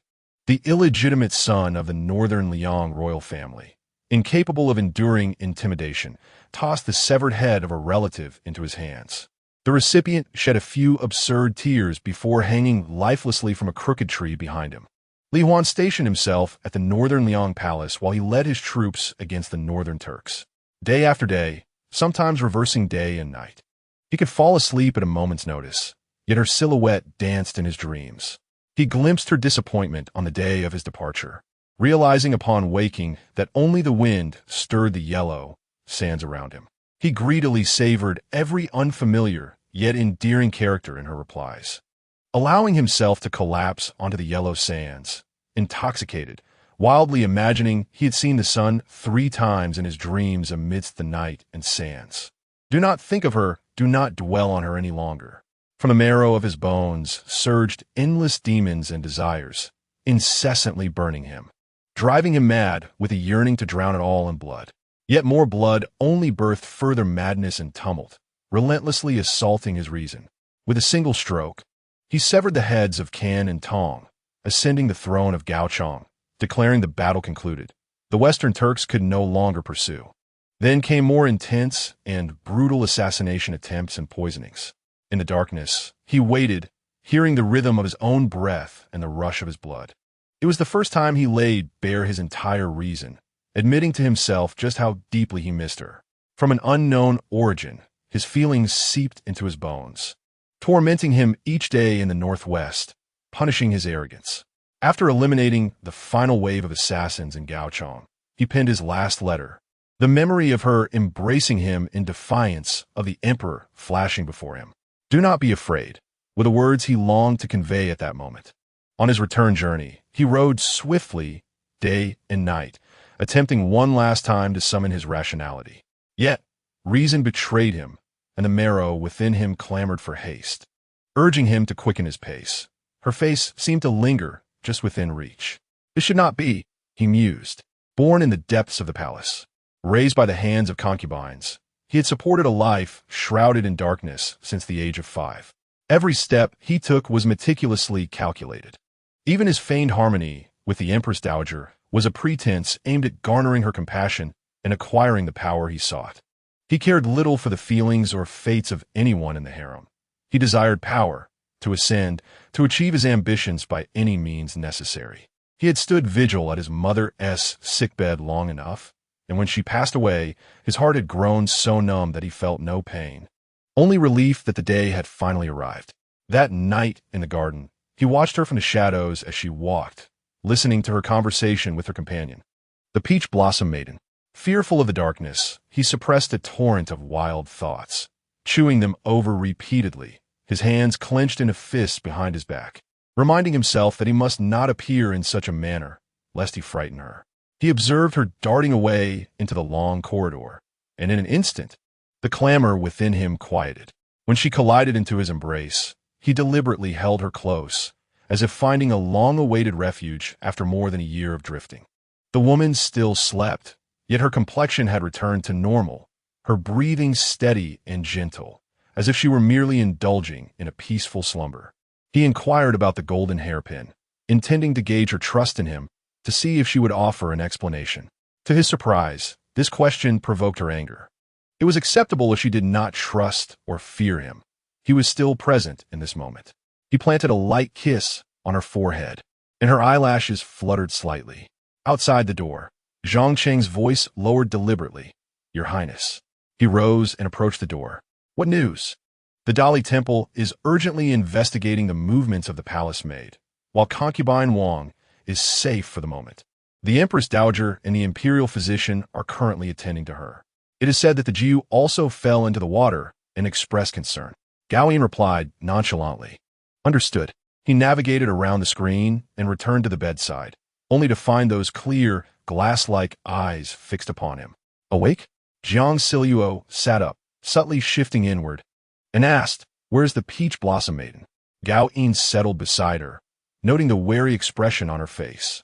He clarified, "You still have a dose of medicine to awaken to. She is tending to the medicinal pot. Are you feeling unwell?" She shook her head. "Not unwell." After a brief pause, she continued softly, "My head aches a bit." As soon as she spoke, she coughed lightly. Gao Yin's brow furrowed noticeably, his expression growing serious.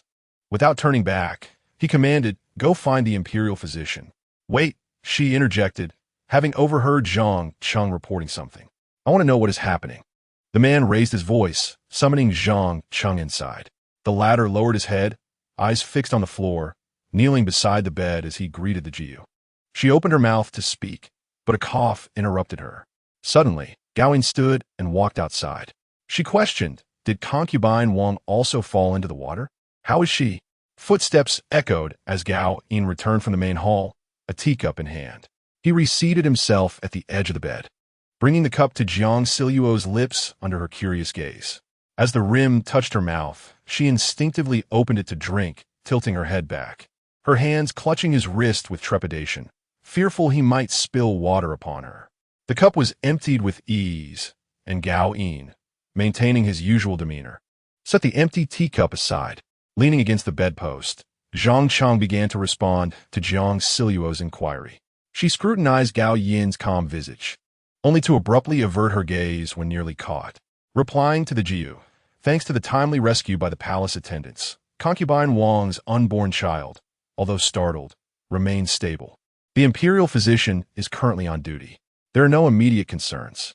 The Empress Dowager is also present. His Majesty has ordered the Dali Temple to swiftly resolve this matter and punish those responsible severely. This incident was deliberate. Were they attempting to harm her child? Likely so." Zhang Cheng cast a glance at the prince sitting solemnly on the bed of the noble consort, whose gaze remained fixed on the consort's hand resting atop the quilt, offering him not a single glance. He remarked, "At that time, Your Highness commanded the apprehension of suspects, yet the palace maid took her own life beforehand. Thus, the perpetrator may not necessarily be that maid. She understood the concept of using another's knife to kill, but to orchestrate such a grand scheme merely for the unborn child of Lady Wang. Am I simply a pawn in this game?" At that moment, Gao Yin spoke up. "This matter does not concern you. In the future, avoid associating with those who are utterly unguarded and self-important." "Self-important?" Jiang Zhao, upon hearing this term, instinctively pointed at herself, her expression bewildered as she asked, Are you referring to me? The youth wore a helpless smile, flicking her forehead lightly, and then turned to Zhang Cheng, saying, Go fetch that foolish cat. Chapter 37. Professional medication. Yin Yin was overlooked by the crowd and was taken away early by Town Yang to prevent disturbing Jiang Zhao's arrest. She reached out to receive the cat cradled in Town Yang's arms. The small tabby mewed softly, as if trying to convey something, but alas, she did not understand the language of cats. The feline clung to her neck with its front paws, resembling a small child embracing her. Where did you go just now? She inquired of Yin Yin.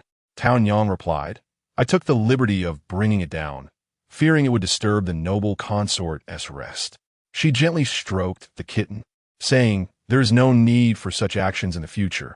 It might become worried. Town Yang complied, tidying up the empty teacup before presenting a bowl of medicinal soup. Before it could reach Jiang Zhao, Gao Yin sat up straight and intercepted it midair. Jiang Zhao regarded his actions with confusion, reaching out to take the bowl, only for him to evade her grasp. Isn't that for me? She asked, perplexed, suddenly recalling the crimson shadow she had seen beneath the water, and remembering she had not inquired who had rescued her. Observing Gao Yin now dressed in different clothing, she whispered, You saved me, didn't you? The youth's calm voice responded, It was I. And then, silence enveloped the moment as he presented the bowl of medicine before her, deftly bringing the porcelain spoon to her lips. She wished to speak, yet the spoon seized the opportunity and was thrust into her mouth. Jiang Zhao had no choice but to swallow, and before she could gather her thoughts, another spoonful approached her lips. She glared at Gao Yin, but his eyes remained fixated on her lips as she drank, his expression unusually intense. She shifted backward, pressing her back against the wall, tilting her head to evade the spoon as she murmured, I can drink it myself. I fell into the water, not broke my arm. In the next instant, she heard the spoon being set back into the bowl, followed by a sharp ache on her forehead. She shot an angry glare at him, only to see the youth retract his hand coldly, picking up the spoon once more to offer her the medicine, stating lightly, Finish it obediently. Why had he transformed into this demeanor upon her awakening? She found herself confined upon the bed, his long legs sprawled across the edge, effectively blocking her escape. Zhang Cheng and Town Yang had silently departed, while Yin Yin nestled in her arms, purring affectionately. Looking down at the content expression of the kitten, she scratched its chin. It's getting cold. Finish it. The youth's spoon tapped against her lips, urging her like a gentle knock at a door. She obediently opened her mouth, swallowing the bitter concoction. Under the eaves, one must bow their head. Seizing the moment when his gaze fell upon the bowl, she discreetly glanced up at him. Ever since her awakening, he seemed to have changed, his expression remaining relatively normal, yet his demeanor was decidedly unusual. Retracting her gaze, she focused on the medicine presented before her, obediently parting her lips to consume it. The other party seemed merely intent on administering the medicine. Yet she found it perplexing. Had he not also entered the lake? Did he not require a dose himself? Who might offer him a bowl to restore his composure? Such behavior was unsettling. The youth's eyes continued to dart between her lips and the bowl, unperturbed by her scrutinizing gaze, and when he responded, his tone remained nonchalant. One can bathe in river water during a march. His gaze suddenly shifted from her lips to her eyes, intense and penetrating. Are you worried about me? Jiang Zhao instinctively pressed herself against the wall behind her, trembling slightly. In that fleeting moment, his calm demeanor bore an inscrutable depth. She felt cornered, lowering her head to murmur, You saved me. She had often expressed concern for him in the past. So why this sudden intensity? The bowl was empty, and Town Yang was summoned to tidy up, still holding a fresh cup of tea. Jiang Zhao hurried over to receive it, fearing Gao Yin might snatch it away again.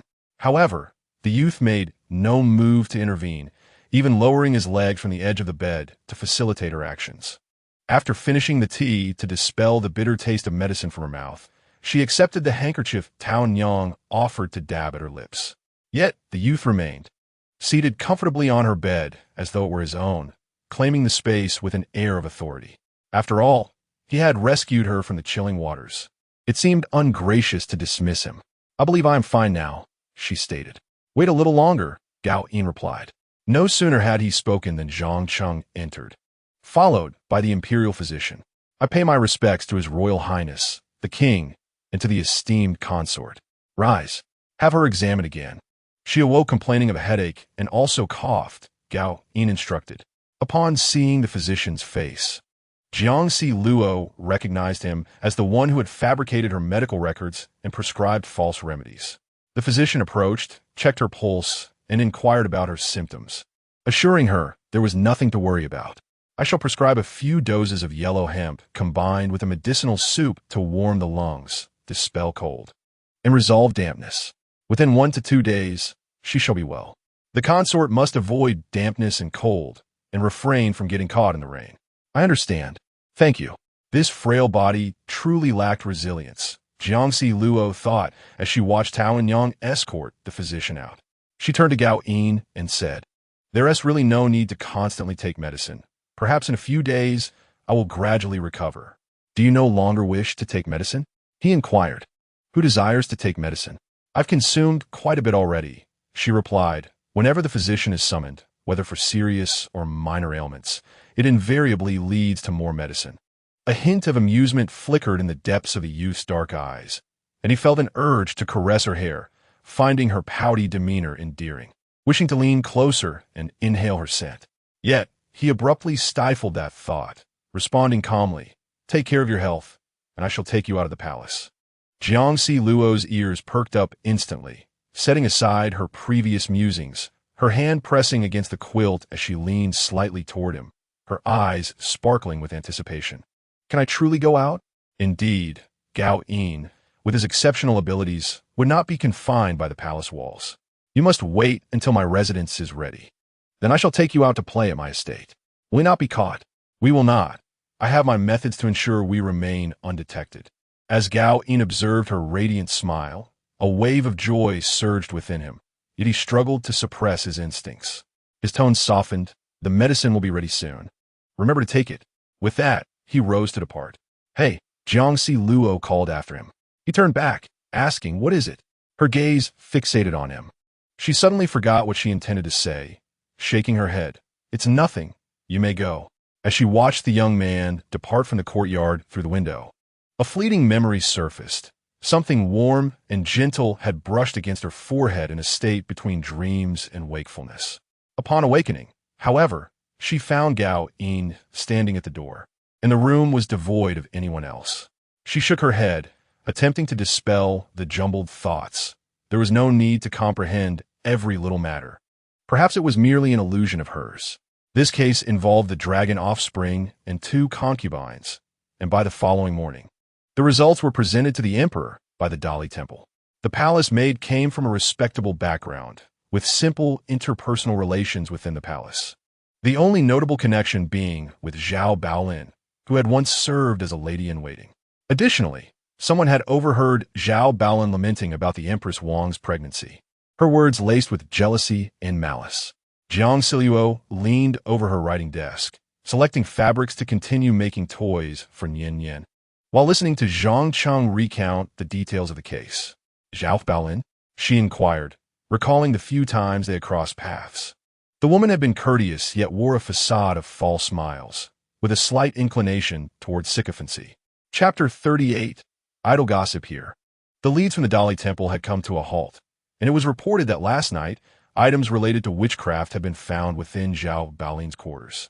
The practice of witchcraft had been strictly prohibited throughout the ages, and upon ascending to the throne, His Majesty had intensified the punitive measures, particularly forbidding any involvement from the inner court. Once this item was discovered, Zhao Baolin was immediately detained by the Dali Temple, conspiring against the unborn dragon offspring and concubines. Coupled with witchcraft, regardless of her plea for innocence, Zhao Baolin would not emerge alive from the Dali Temple. Did she truly commit such an act? She mused. What a tremendous upheaval for the sake of a mere child, one yet to be born. Zhang Cheng replied. Zhao Baolin claims she was entirely unaware, yet His Majesty does not believe her.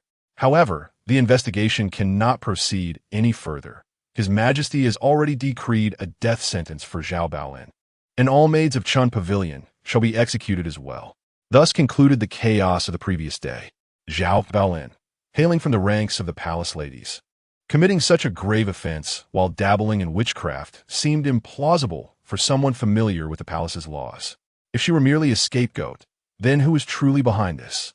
The three consorts above each had adult princes, and did the lower-ranking ladies possess such means and influence? Who lurked in the shadows, concealing their true power? Do you believe Zhao Baolin is guilty? Zhang Cheng shook his head, and she understood.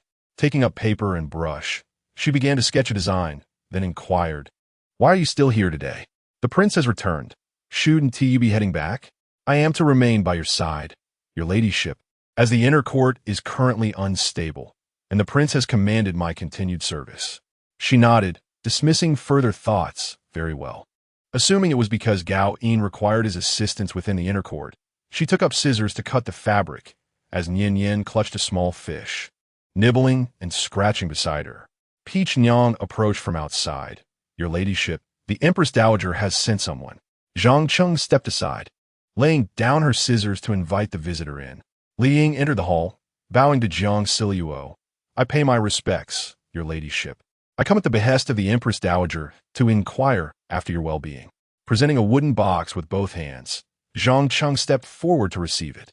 "The Empress Dowager has been concerned for you, saying this deer antler is warm and nourishing for the kidney, suitable for someone like you who has fallen into cold water. Please convey my gratitude to the Empress Dowager for her concern. Once I am well, I shall pay her a visit." Li Ying raised a smile and said, "Jiyu, take care. I shall take my leave." After Li Ying departed, Zhang Qing opened the box and handed it over. Jiang Zhao glanced at it but turned away, expressing her disinterest. "Let Taonyang keep it. I have no desire for such treats. Not everything that is meant to replenish is necessarily beneficial, and it is evident that these are unappetizing." She lowered her head to continue sewing fabric, noticing Nian Yin dragging the tattered little fish plushie towards her lap. With a smile, she said, "Be good and do not cause a fuss. New toys will arrive shortly." The little cat, with its round belly, dozed off on her lap, while the fish rolled under the writing desk. A gentle breeze wafted through the room as she snipped the last thread, organizing the newly crafted plush toy in her hands. Taonyang sat nearby at a small table, rolling fragrant pills, while distant voices of palace maids conversed outside, soon fading into silence. Then, a palace maid entered, cradling a bouquet of pale pink peonies. "Jiu, Princess Deji has sent flowers, expressing her concern for your well-being and hoping for your swift recovery." Having recently thanked her, Jiang Zhao presumed the gesture was merely ceremonial, yet she was pleasantly surprised by the genuine delivery. She placed the drowsy cat atop the writing desk and walked over to accept the flowers. After hearing the maid's words, she glanced outside, noticing no one had entered. The maid handed the flowers to a servant before departing. Seeking the previous moon-white glazed vase, she arranged the flowers within and carried the vase into her chamber, setting it beside the bronze mirror. Awakened by the commotion, Nian Yin became restless again, leaping out to chase the shadows of the trees. Jiang Zhao, concerned that Nian Yin might forget herself in play and cause trouble, hurriedly followed her into the courtyard. "Don't run around," she called after her. The little cat, oblivious to her words, dashed straight to the silk tree, clawing at its trunk. Jiang Zhao watched the kitten for a while, then quietly settled onto the swing beneath the tree, her feet gently brushing the ground, swaying lightly. The sunlight today was as warm as yesterday, and the shade beneath the tree, accompanied by a soft breeze, felt far from cool. The kitten, scratching the bark, climbed halfway up the tree trunk. She languidly remarked, "If you go any higher, no one will be able to save you if you can't come down." As soon as the words left her lips, the swing swayed, and she noticed a tall figure approaching the courtyard gate. Even from a distance, the casual stride, reminiscent of strolling in one's own backyard, made it apparent who it was. Previously, palace regulations required visits on specific days, but now, without such constraints, she found herself encountering him more frequently than before. The young man approached the swing, and she gently swayed, tilting her head to look at him. Dappled sunlight danced upon her, and she saw the young man smile softly. Standing before her with hands clasped behind his back, his gaze tender, imbued with the myriad hues of sunlight. "Is your head still hurting?" he inquired. She rocked gently, tucking her legs away to avoid kicking him, replying, "It no longer hurts. I am quite well now." Gao Yin turned his gaze to Nian Yan, who was climbing the tree. Each time she reached a height exceeding her own, she would slide halfway down before attempting to climb again, repeating the cycle. Her fluffy tail swaying in the air. "What brings you here? Do you have something to discuss?" she asked. "I merely stopped by to take a look while passing through. Is it wrong for me to visit if there's nothing urgent?" The young man replied, "It is not that, in truth." His willingness to come here indicates a certain closeness in their relationship. Her feelings have not waned, yet she cannot shake the sense that something is amiss. Previously, Gao Yin had smiled at her, but it lacked the inexplicable charm of the present moment. Her heart was in turmoil as she concealed her thoughts, saying, "No, it's just that this is, after all, the inner palace under the Emperor's watchful eye. We have no ties now. Such overt interactions may seem overly intimate, inviting idle gossip. Moreover, should the Emperor discover this, what if he seizes the opportunity to punish you?" As Jiang Zhao spoke, her feet scuffed against the ground, swaying further back and forth. The youth's visage appeared both near and distant in her eyes. Their current relationship was satisfactory. Gao Yin was attentive to her, and perhaps there would be an opportunity to explore the possibility of escaping the palace, something he might be capable of. However, as she swung closer to him, he reached out to grasp the swing, drawing his face extremely near to hers. Suspended in midair, she wobbled her feet and asked, "What are you doing?" "Put me down." Gao Yin's expression grew laden with meaning. With their proximity, she could discern the shadowy depths that clouded his sharp gaze, invoking a sense of peril. His voice, husky and low, inquired, "What idle gossip, mother?" His grip on the swing tightened, veins bulging. Chapter 39. On the swing frame, momentarily rendered speechless, she gaped, her thoughts ensnared. "After all, I'm a consort of the Emperor, and you are his son. Our closeness may stir unfounded rumors. What constitutes gossip?" He gazed intently into her eyes, his Adam's apple moving slightly as he spoke, causing her to feel an involuntary tension. He towered over her like a mountain. Such baseless rumors have always necessitated caution among consorts and officials alike. She averted her gaze, continuing, "I understand our relationship should be deemed friends, perhaps. But should the palace's schemers witness us, they would surely twist our intentions." He remained silent, observing her with an intensity that made his grip on the swing's ropes tighten, only to subsequently release.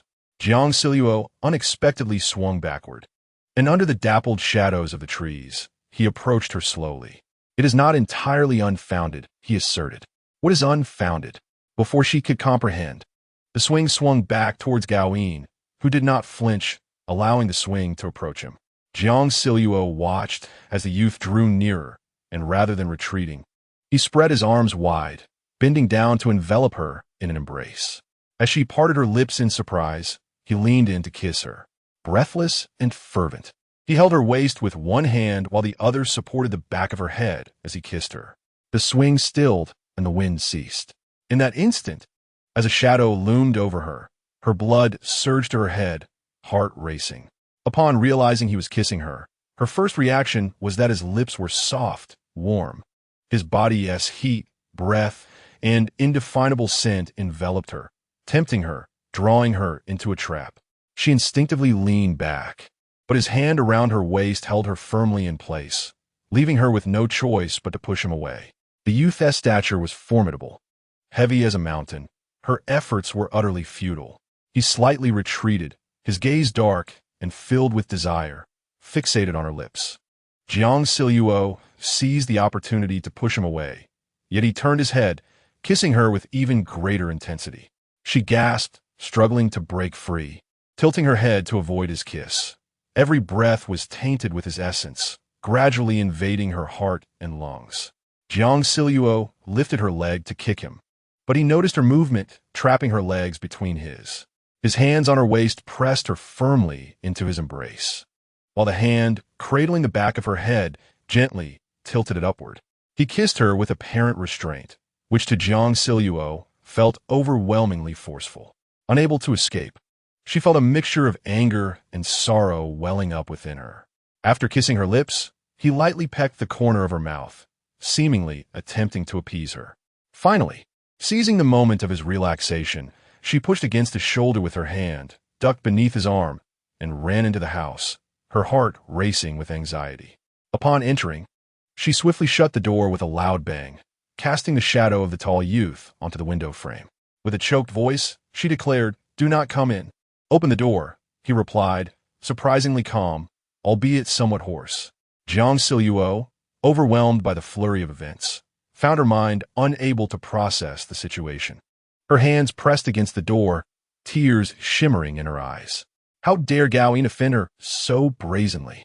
She stood silently before the door, unable to articulate a single word, her heart a tumultuous mix of emotions. "Do not shed tears," he admonished, and despite his words, 2 tears slipped down her cheeks. Infuriated, she shouted, "Be quiet. There will be no scandal between us." Leaning against the door, he confessed softly, "In the Northwest, I thought of you every day." "What do you mean? We cannot proceed like this." "Why not? I am a consort of your father, the emperor. And so what? You harbor no feelings for him." "What do you mean, and so what? Do you not understand ethics, Gao Yin? What are the books you have read? Just months ago, you addressed me as mother consort." "You are but 18, while I am 23, she retorted, her emotions surging, her body trembling violently, her hands shaking against the door. His shadow loomed too clearly, his voice too resolute, as if no barrier existed between them. She said, "I never imagined we would end up like this. I only regarded you as..." He understood her meaning, his tone unwavering. "No matter how you perceive me, it will not deter me." She realized this was the very source of her terrifying sense of loss of control. Why had this transpired so abruptly? What had he experienced in the Northwest to transform into this? "You do not love the emperor. And do you not love him either?" His voice was calm, leaving her unable to respond as every past moment replayed in her mind. "Do not bring this up," she implored. "Whether you fear me or despise me, I will not let go." She slowly sank down against the door, no longer daring to inquire. Gao Yin's intent was clear. He would not release her. He aspired to become emperor. She shut her eyes, unwilling to delve deeper into her thoughts, feeling utterly bewildered. Gao Yin stood outside the door, watching the shadow of the woman diminish. Tao Yang and Zhang Cheng lingered in the corner of the courtyard, too fearful to speak. He turned, gently lifting Nian Yin from the tree, placing her down. The little cat stood dazed, gazing up at the closed door, scratching at the threshold, and meowing plaintively. Jiang Zhao crouched on the ground, hearing Nian Yin's calls, and suddenly remembered that she had left it outside. She quietly pried the door open just enough to reveal the pitiful little face of the kitten.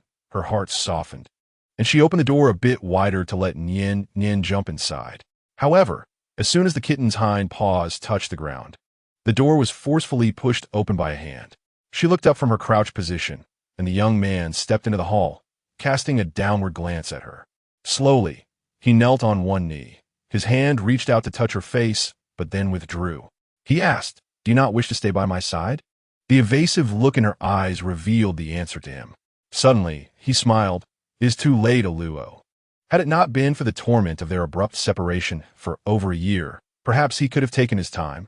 But the madness that had seeped into his bones had long since consumed his reason. As they faced each other calmly, only he knew the tumultuous thoughts racing through his mind. Jiang Zhao's legs weakened, and she sank to the ground, contemplating a straightforward rejection but fearing to provoke him. In a conciliatory tone, she said, "You are too weary. Perhaps you should return and rest a while, or if need be, consult the imperial physician." She curled up, her head bowed, suggesting that he see the physician.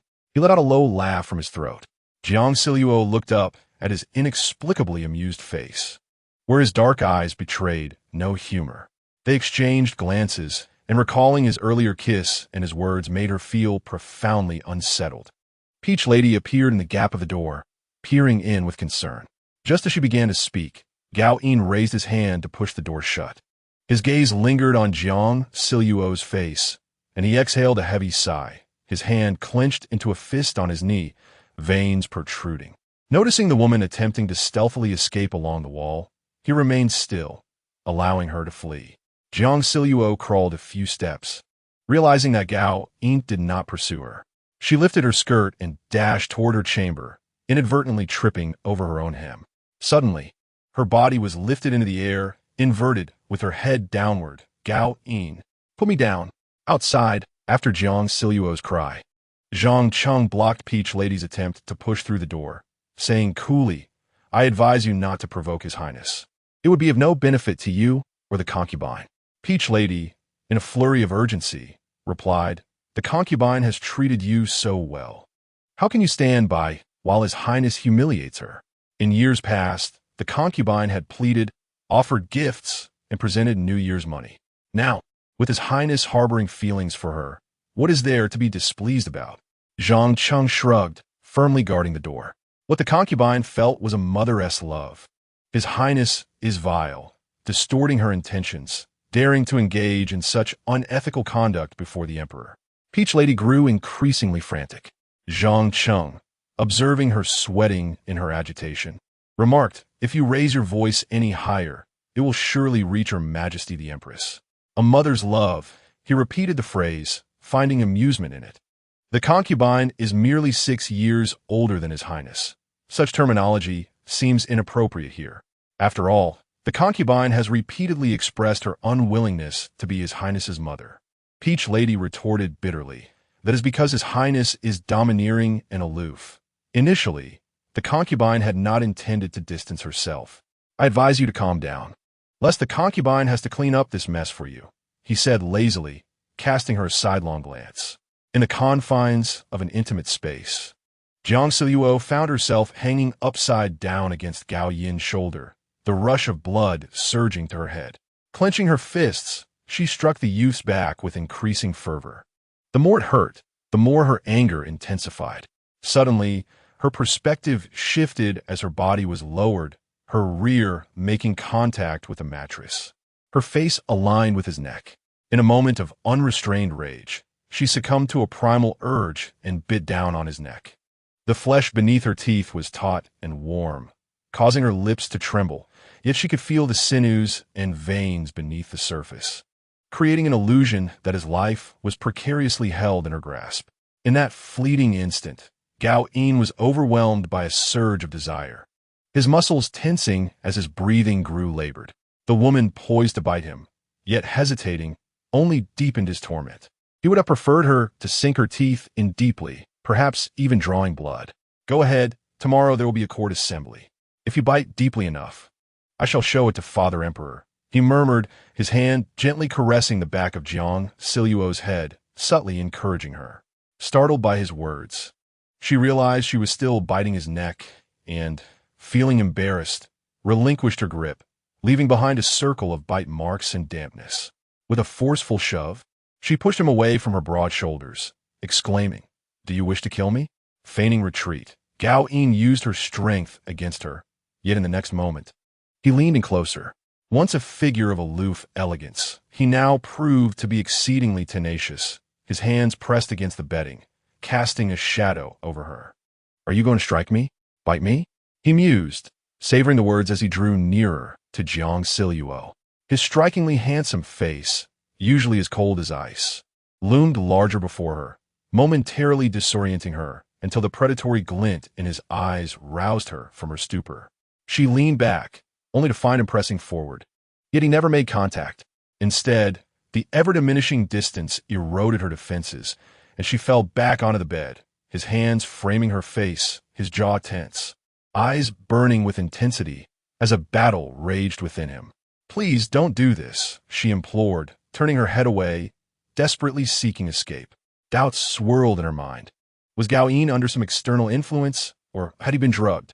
You frighten me with your behavior, she whispered. His dark gaze softened slightly as he reached up to trace her lower lip, curling his index finger and gently tapping it against her, urging her to bite. Jiang Zhao, nearly paralyzed by fear, shook her head vigorously, his finger pressed against her lower lip, hinting at a desire to pry open her mouth. Grasping his robust arms tightly, she questioned, What do you intend to do? Is this amusing to you?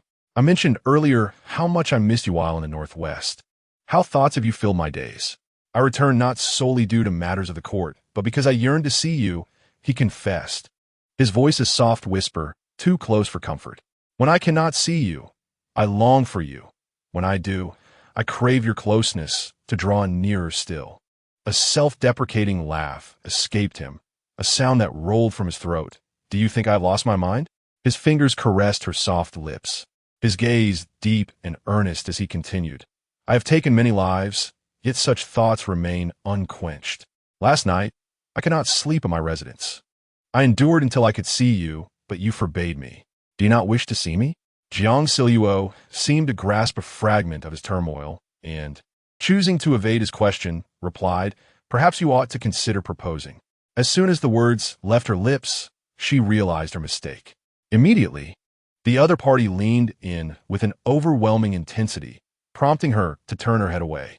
However, rather than attempting to kiss her, he nestled his head into the crook of her neck, his warm breath seeping into her delicate skin, and she could even feel the tip of his nose pressing against her. A muffled voice emerged from the young man's throat. "Do not utter words that may provoke my anger." The tingling sensation at her nape rendered her weak, and with a feigned firmness, she retorted, "Do not say you will never marry." This was merely a fleeting surge of adolescent hormones, a whirlwind of infatuation. He remained silent. Yet Jiang Zhao sensed a hint of danger. His head shifted slightly, and his teeth grazed her tender flesh, mimicking her earlier actions but with a gentler touch, as if he were tenderly caressing her skin with his lips. She felt herself weaken, one side of her body losing strength and trembling gently. Outside the chamber, Zhang Cheng sat leisurely in the sun, while Taonyang paced anxiously, her movements disorienting. "You ungrateful wretch! Do you not care for the concubine?" she exclaimed. "How can a mere woman contend with His Highness? His Highness holds the concubine dearly. What is there to worry about?" He replied, "The punishment for a consort and a prince is death. Where does that leave the concubine? What is our daughter to him? Will His Highness not marry in the future? If it is merely a fleeting romance, what fate awaits her?" Zhang Cheng stood to stretch his legs, stating, "His Highness has his own plans." "Not a single man among you is trustworthy," Taonyang scolded, pointing at him.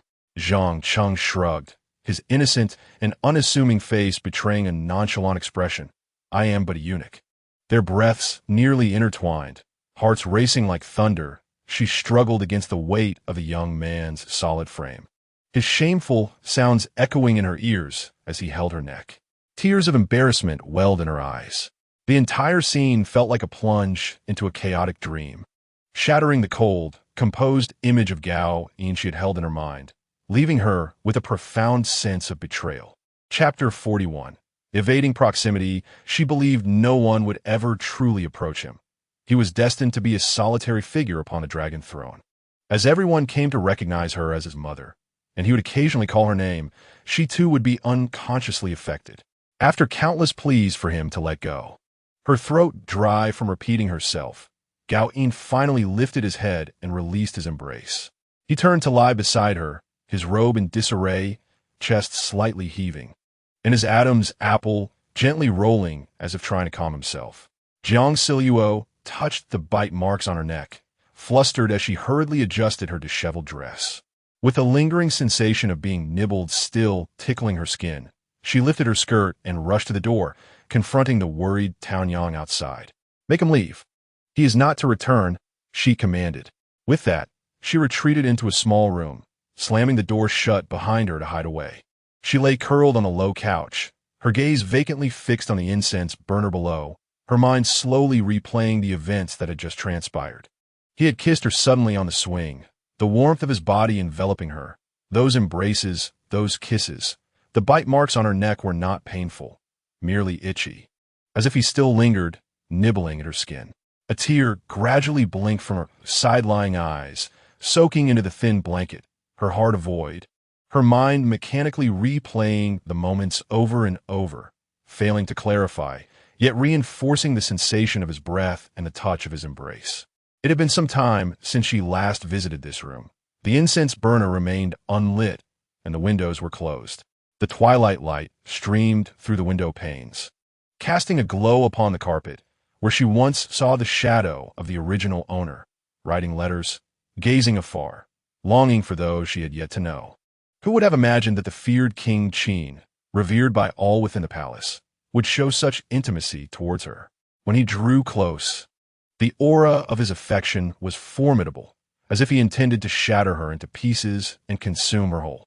Everything concerning Gao Yin was intricately complex. Even his affections were astonishingly unconventional.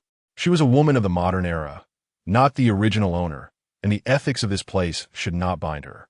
Yet, at the moment Gao Yin expressed his longing for her, a chill of betrayal against societal norms surged through her spine, as if cold arrows were piercing her back. Everyone would condemn her, insisting she ought not to care. This was not her sentiment, so she urged herself to refrain from dwelling on it. Thus, she recalled the rare youthful innocence that flickered in his eyes as he leaned in to kiss her, reckless and uncontrolled. She buried her face in her arms to shield herself from the sunlight, quietly listening to the sounds outside, where soft footsteps echoed from the inner hall to the outer chambers. As dusk fell, Gao Yin stood with his back to the setting sun, hands clasped behind him, issuing a few instructions to Jiang Zhao, who departed at his command. He coldly remarked, "If there are any mistakes from the two other palace attendants inside, you shall be held accountable." Nearby, under the eaves, Tao Nyang suddenly felt as though a sword was aimed at her throat and quickly bowed her head, saying, "Yes, I will ensure they are well managed." What of her? The Jiu has fallen asleep. She said she does not wish to have dinner. He turned, striding back into the hall. The woman lay curled on the low couch, wrapped in a thin blanket, her hair gently cascading to the side of her face, a strand brushing against her nose with each breath. Kneeling beside her, he reached out to tuck the strand behind her ear, discovering she truly was asleep. Her breathing soft and her complexion slightly flushed, revealing nothing of the anger she may have felt before. He felt a twinge of fear at the thought of her being angry, yet he also dreaded the prospect of her distancing herself from him. If there were to be no affection, then perhaps hatred would be more profound. If love was unattainable, then hatred could suffice, but indifference was unacceptable. The words she had spoken, about being friends, about being the emperor's concubine, had angered him, inciting a desire to pull her into his embrace and silence her stubborn mouth with a kiss. He bent down, lifting her effortlessly from the couch, cradling her as delicately as a petal falling into his arms. He carried her back to the bed in the chamber, sitting beside her for a long while, recalling her insistence that he see the imperial physician. A silent smile curled his lips, the waning sunlight casting a faint glow upon his features, hinting at a touch of madness. Once again, the man appeared beneath the eaves, instructing Tao Nyang, "Wake her in half an hour for dinner." Tao Nyang complied. The palace maid tended to the lanterns in the inner hall, the courtyard lanterns flickering delicately as a few insects danced around, drawn to the light and reluctant to depart. A flock of birds startled from the darkness beyond, and Jiang Zhao, with hands tucked into his pockets, watched the birds swoop overhead. Tao Nyang emerged from the hall, carrying a lacquered tray, and he glanced at the meager food inside, his voice light and airy amidst the stillness of the night. "The concubine has eaten less than that cat." As Tao Nyang passed by, she shot him a glance. Jiang Luo, disinterested in the circumstances that had led her to the bedroom, was roused by Tao Nyang, who fed her a few bites before she nestled back into her blankets, her mind blank and hazy, hearing someone argue, "You are not permitted to leave. You can go nowhere. How could you commit such a disgraceful act, placing me and your mother in such a predicament?" Zhang's liaison with the prince was a crime deserving of severe punishment. As the night grew darker and quieter, a shadowy figure stood beside the bed, silently observing the frowning figure beneath the covers, whose breath was slow and barely perceptible. Fearing to awaken her, yet feeling compelled to leave, the figure remained as still as a true specter. After 2 rainfalls, the grass and trees appeared anew, and the sky was as clear as polished jade. Jiang Luo sat at her writing desk, practicing her calligraphy, her heart slightly troubled. The space that was once exclusively hers now felt crowded. The man leaned back on one leg, his arm draped over his knee, his long fingers rhythmically tapping the desk surface. Jiang Luo shifted to the edge of the desk, the sound of his tapping creeping into her consciousness, prompting her to put down her brush in frustration. The noise was too distracting for her to write properly. Gao Yin had made the moon viewing pavilion his personal garden for many days now, appearing before her as if under a spell. Enough noise, cease the tapping, she exclaimed in anger. The sound of fabric brushing and a low chuckle accompanied her outburst. Jiang Luo quickly scrambled to her feet, vaulting over the desk to distance herself from him. The man had indeed taken her former seat, his gaze deep and mirthful. Glancing down at her earlier calligraphy, she tugged at her skirt, tempted to snatch it back, yet wary that this might be a deliberate ploy to ensnare her. Gao Yin, regardless of the hour, always gravitated towards her, and she felt a mix of frustration and apprehension, fearing he might, as before, suddenly lose control and pin her down. Thus, she opted to evade him, and with each attempt, she grew quicker, while he persistently engaged in actions designed to lure her closer, such as rummaging through her bookshelf and jewelry, mercilessly disturbing her pet, and occupying her bed and soft couch. In the days that followed, neither spoke of love or affection. Yet everything had irrevocably changed. Jiang Luo gritted her teeth, wishing to take a bite out of him, to strip away his composed and noble faade, revealing what the aloof King Qin truly resembled. Indeed, the man chuckled lightly before picking up his brush to write something on the paper. She clenched her fists and declared, "Do not touch my belongings." He continued to write, not sparing her a glance, his demeanor focused and serious, as if he were reviewing official documents. "Come and see. There are several characters you have written quite well." He set down the brush and raised his gaze to meet hers. She took a step back, unfazed, replying, "I know my writing is good. However, there were several errors in the writing. What template were you using, as the characters are incorrect?" He then began to sift through the stack of manuscripts beside him. Jiang Luo, concerned that he might uncover the original owner's handwriting, acted on instinct and stepped forward. Chapter 42. Thoughtless words, she approached the writing desk, craning her neck to see. The paper bore several characters resembling finely printed standard script. The man shifted his position and returned to his original seat, saying, "Look from the past." He emitted a signal that suggested he would not come closer. She turned back, sitting down with lingering doubt. Just as she settled, still unable to decipher the characters on the paper, she felt the rustling of fabric beside her, followed by a firm embrace, drawing her into a warm embrace. Jiang Luo closed her eyes, having experienced this enough times. She had begun to desensitize herself to his forceful affection, yet she couldn't help but chuckle in exasperation. "You haven't finished speaking." He pressed his warm lips against her delicate earlobe, sensing her shiver as if she might scold him again. His voice was deep and laced with amusement. "Look," he urged, nuzzling her temple, prompting her to observe the characters on the desk. These characters had been practiced for quite some time. Viewed in isolation, they appeared quite refined, but in comparison to Gao Yin's calligraphy, they were decidedly inferior. "Your wrist strength is inadequate."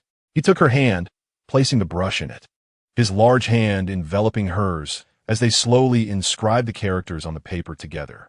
He instructed her on how to hold and apply the brush, knowledge no one had ever imparted to her, as she had merely traced the original owner's writing.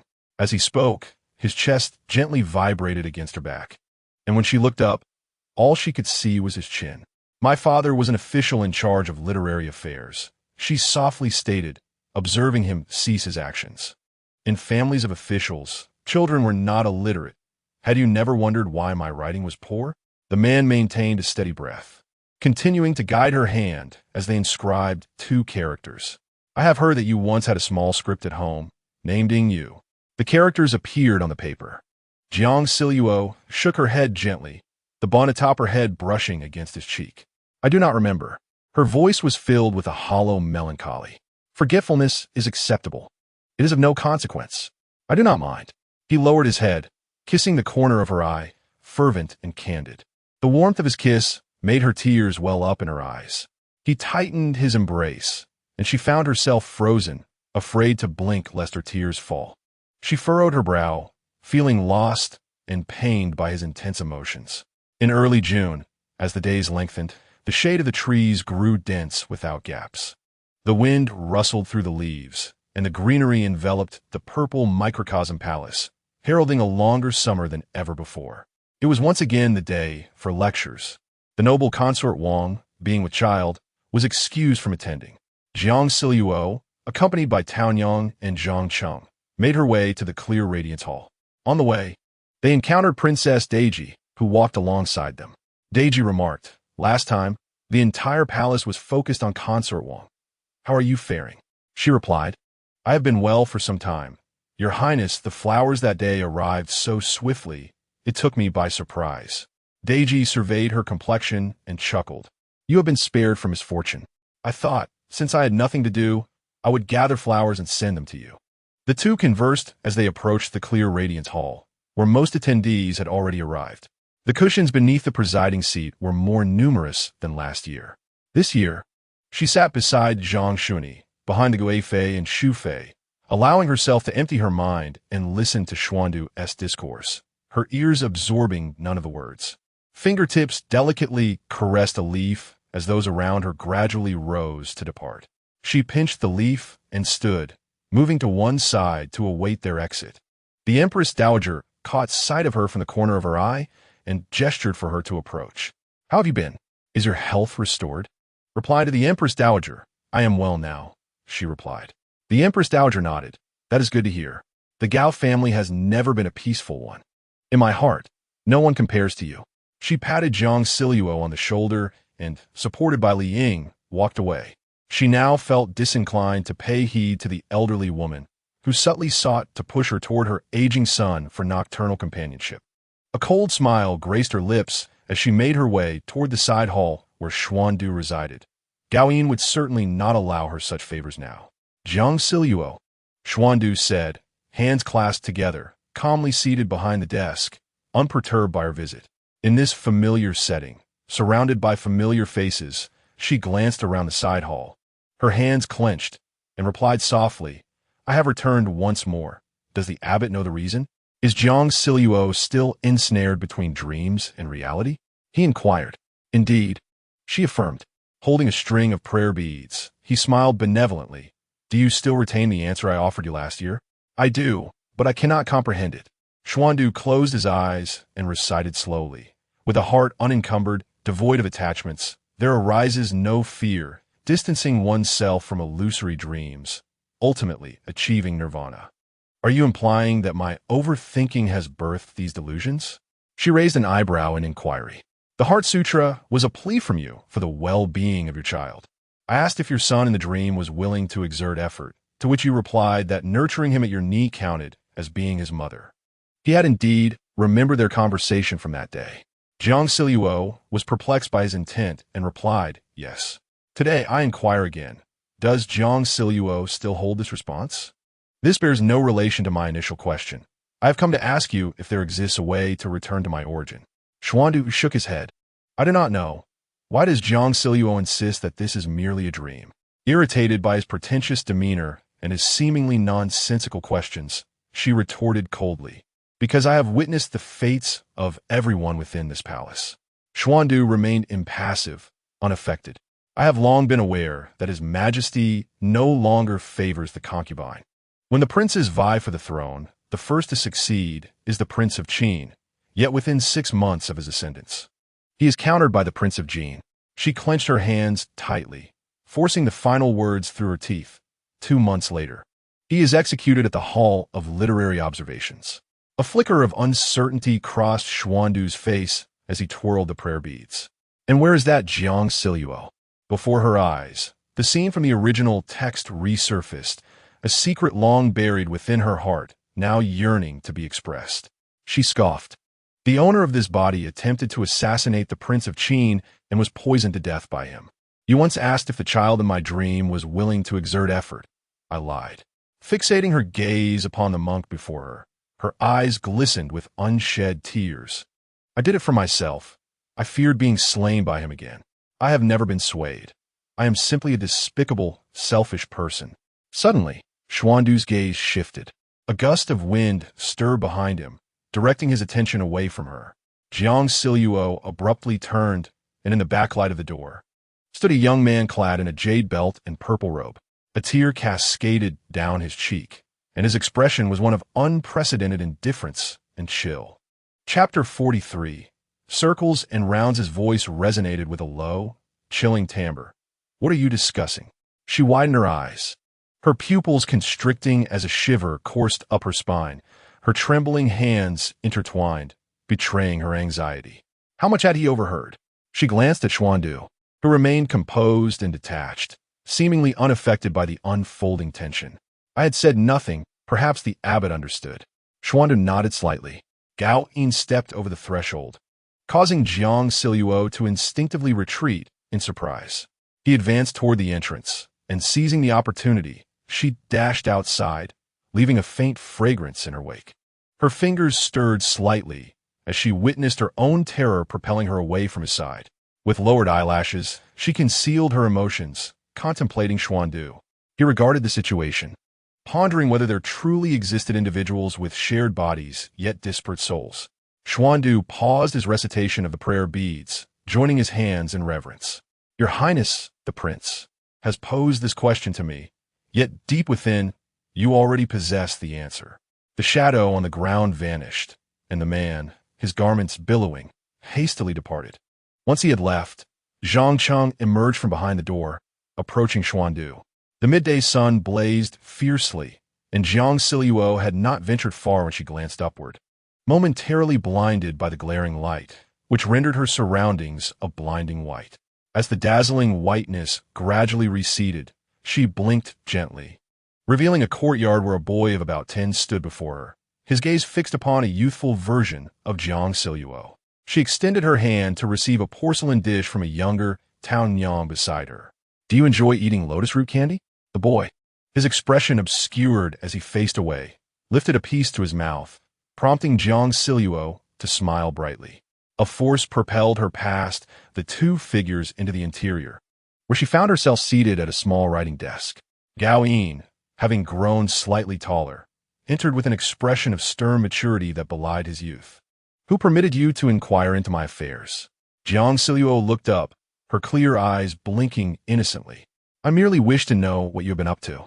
My mother would have done the same. Mind your own business. You are not my biological mother. Do you think I desire to be your mother? Do you believe I wish for a son of your stature?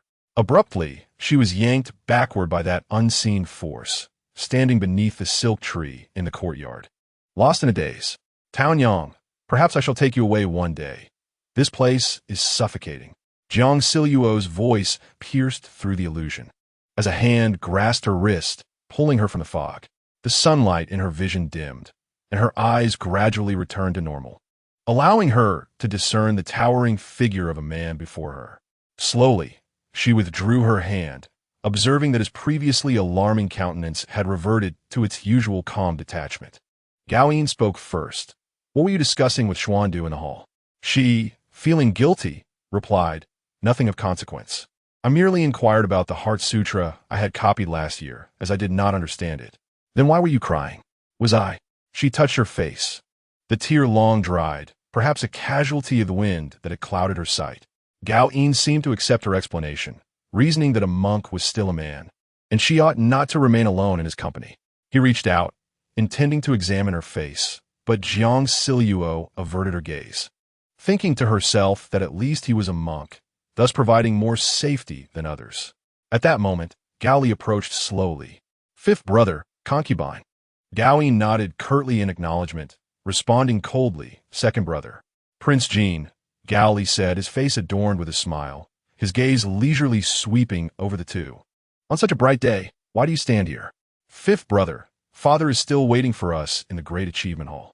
Jiang Zhao stepped back, saying, I shall not delay you two any further. Lady, please stay. Jiang Zhao paused, observing Gao Li extend a hand from behind his back, presenting a wooden box that was precisely the length of his palm, adorned with delicate engravings, releasing a faint fragrance that wafted towards her as he moved. The scent teased her senses, prompting Jiang Zhao to gaze at him in confusion. The other party smiled gently, explaining, the princess consort has been concerned about you, lady. Whenever she visits the palace to see mother, she hesitates to disturb you. A few days ago, she asked me to deliver this gift to you. His tone was earnest. tinged with a hint of desperation. If you do not accept it, I fear I will be unable to fulfill my duty. Gao Yin observed in silence. But Jiang Zhao turned her head to him. Just as she was about to speak, the other party withdrew his gaze and took the box. Please extend my gratitude to the princess consort. This gift is rather extravagant. Should she wish to see me during her next visit to the palace, she may send someone.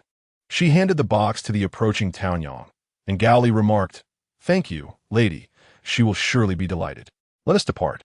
Gao Yin interrupted their conversation, speaking coldly as he turned his body towards Jiang Zhao, allowing Gao Li to pass before him. The two men, of similar stature, walked away together, one clad in dark cyan, the other in indigo, presenting an entirely different impression to those who beheld them. After bidding farewell to the two men, Jiang Zhao turned to Taonyang and Zhang Cheng, saying, "Let us pay a visit to the noble lady. It has been some time since we last saw her." The three proceeded to the quarters of the noble lady, where her personal maid was descending the stairs with a lacquer tray.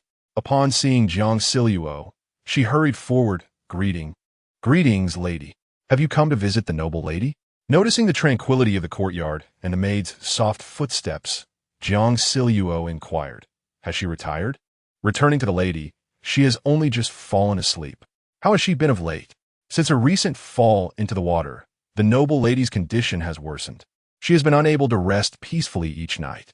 Jiang Zhao thought to herself, "She has truly invited a considerable burden upon herself," and softly replied, "Then I shall take my leave. Please inform the noble lady that I will come to see her again." On her way back, Jiang Zhao examined the box given to her by Lu Lingai, discovering within it a piece of verdant jade pendant, suitable for adorning her waist. Holding it up to the light, she inhaled a familiar fragrance that resembled the one Gao Li had presented earlier. The scent was elusive and difficult to describe. Drawing her in for another whiff, it was not unpleasant, perhaps reminiscent of some floral notes. During this season, noble ladies frequently indulged in perfumery, and she decided to keep the jade pendant. As she reached the corridor where she had met Gao Yin under the moonlight, the peonies swayed gently in the breeze, their fragrant petals layered like exquisite brocade. She ascended the steps, recalling the youthful figure who had nimbly vaulted over the railing to stand before her. Halting her steps at the very spot where they had embraced, he had asked her whom she was hiding from. Initially, it had been the emperor, and later, it was him. She had inadvertently stumbled into the embrace of the young man, uncertain whether it was premeditated or spontaneous. He was so candid and fervent, even reckless, contrasting sharply with his composed exterior, a veritable upheaval that was utterly unexpected. The lingering sensation and warmth around her waist, the hushed whispers and gentle kisses by her ear, the delicate nibbles and gasps at her neck. She sniffed softly, as the youthful stirrings within her were akin to a surging tide, engulfing her entirely, leaving only a sliver of her mouth and nose above the surface to breathe, yet forbidding her from reaching the shore. Indeed, he cared for nothing. Jiang Zhao tilted her head to observe her own shadow on the ground, stepping deliberately upon it. He candidly expressed his longing for her in the northwest. Along with those letters, a sudden gust swept through the flowered thicket, penetrating the corridor, causing a chill to envelop her. She gazed around. The garden was silent, the trees mute. Only the distant palaces formed circles, while the nearby layers of corridors and gardens silently regarded her. Chapter 44. Sparse moonlight. In the thick, oppressive darkness, the man's cries were muffled, trapped in his throat, unable to rise or fall. The window was pushed open, and the silvery, translucent moonlight streamed into the hall, illuminating the figure kneeling helplessly on the floor. He grimaced in pain, gazing at the laceration on his thigh, his robes quickly soaked through with the blood that flowed forth. Beads of sweat dotting the broad face reminiscent of both consort Su and the emperor. In the shadows, untouched by the moonlight, a figure emerged from the night. Speaking indifferently, let him scream. Zhang Cheng, standing beside Gao Di, yanked the cloth from his mouth, while the dagger in his other hand dripped with blood, the moonlight casting a pallor on his expressionless face, resembling a specter. Gao Di's hands were bound behind him, rendering him powerless to do anything but glare with bloodshot eyes and demand, Old five, what are you planning? Do you dare harm me? He raised his chin defiantly. Old four, look outside. Who is that? Gao Di was perplexed by his implication, and immediately thereafter, someone tugged at his collar, dragging him to the window. Beneath the moonlit lake, a painted boat drifted on the curved Isle pool, adorned with floral carvings and brightly lit, where faintly, one could see beautiful dancers swaying. What do you mean? The pain from his wound throbbed, the blood still flowing. Through gritted teeth, he retorted, I have no leisure to indulge in your madness. Speak plainly. That is Father Emperor. Gao Yin stepped into the moonlight, his form glistening as if coated in silver, emanating a cool, thin light. His dark eyes contained the image of the painted boat, and he sighed, Our benevolent Father Emperor is enjoying the dance. You could call for help, imploring Father Emperor to save you, to rescue his beloved son. He seized Gaudi's hair, forcefully pressing his head against the window frame. Gaudi's face contorted painfully, murmuring indistinctly, If you dare harm me, Father Emperor and Mother Empress will not spare you. Gao Yin disregarded his feeble threat, remarking, I have heard that the consort wishes Father Emperor to grant you the position of Crown Prince. He scoffed softly. Since the founding of the dynasty, none have ascended to the throne as Crown Prince. Do you truly believe you possess such capability? He yanked Gao Di's head and slammed it against the window, eliciting a series of pained cries from him. Breathing in shallow gasps, he replied, I do not know. I am unaware of Mother Empress's intentions. If you do not wish for me to be Crown Prince, then I shall not be. I can appeal to Father Emperor. Spare me, and we shall pretend nothing has occurred. His gaze finally returned from the painted boat, his expression indifferent, recognizing the disparity between virtue and position, knowledge and ambition, strength and burden. How rare it is to find such balance. Your intellect is the most foolish among us. Being Crown Prince is ultimately a path to ruin. Zhang Cheng offered a dagger from behind, and Gao Di struggled, helplessly watching as Gao Yin pressed the blade against his neck. The sharp, cold edge pierced his skin without the slightest hesitation. Stop, fifth brother. What deep-seated enmity could lead us to this? Deep-seated enmity? You conspired with the third brother to frame me, and then you staged a ridiculous scene at the banquet, causing quite the annoyance. Blood trickled down his neck, forming a line into his collar, while Gao Di's legs trembled. Yet, Gao Yin's expression remained as impassive as if he were engaged in mundane affairs. The fear and blood did not sway him. He slightly tilted his head toward the lake's surface, tauntingly urging, call for help, plead for him to rescue you, so that your father can hear you and come to your aid. Gao Di rolled his eyes toward the boat filled with revelry on the lake, as if the blade at his throat had paused, granting him a fleeting opportunity to cry out. He opened his mouth, ready to scream, but as he uttered a single note, Gao Yin slowly sliced downward with the dagger, blood flowing steadily along the blade. His limp body collapsed, convulsing on the ground. He tossed the dagger back to Zhang Cheng, the blood appearing strikingly red against the pale moonlight, demanding to be cleaned up and disposed of by the lakeside. On the shimmering surface of the Suzhou Pond, the boat continued its festivities, with Yang Baolin dancing gracefully in her lightweight silk skirt. Gao Yuni knelt beside the emperor, offering him wine, while the emperor, reeking of alcohol, clapped in approval of the dance and accepted the wine cup from Gao Yuni. Tao Yang presented a teacup, which Jiang Zhao took a sip from before returning it to her, murmuring softly. Meanwhile, outside, someone was sound asleep beneath the writing desk. Tao Yang knelt to check the incense burner, asking, Lady, shall I bring it in? No need. Let it be, since she is already asleep, was the reply. She combed her hair with her fingers, pulling a light blanket over her legs, observing Tao Yang's actions. No need to add more. Let it finish burning on its own. Understood.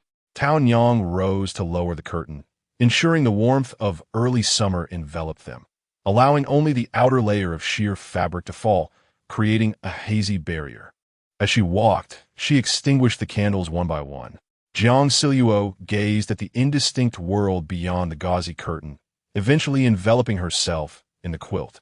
Flipping over to sleep, Gao Yin returned to his quarters to wash away the blood, standing outside his chamber, ignoring the trembling gaze of the night watch maidens. Before parting the green gauze and stepping inside, the moonlight fell before the bed, reminding him of the blood that had splattered across the floor. The sheer fabric billowed gently, obscuring the figure within, revealing only a vague shape under the quilt.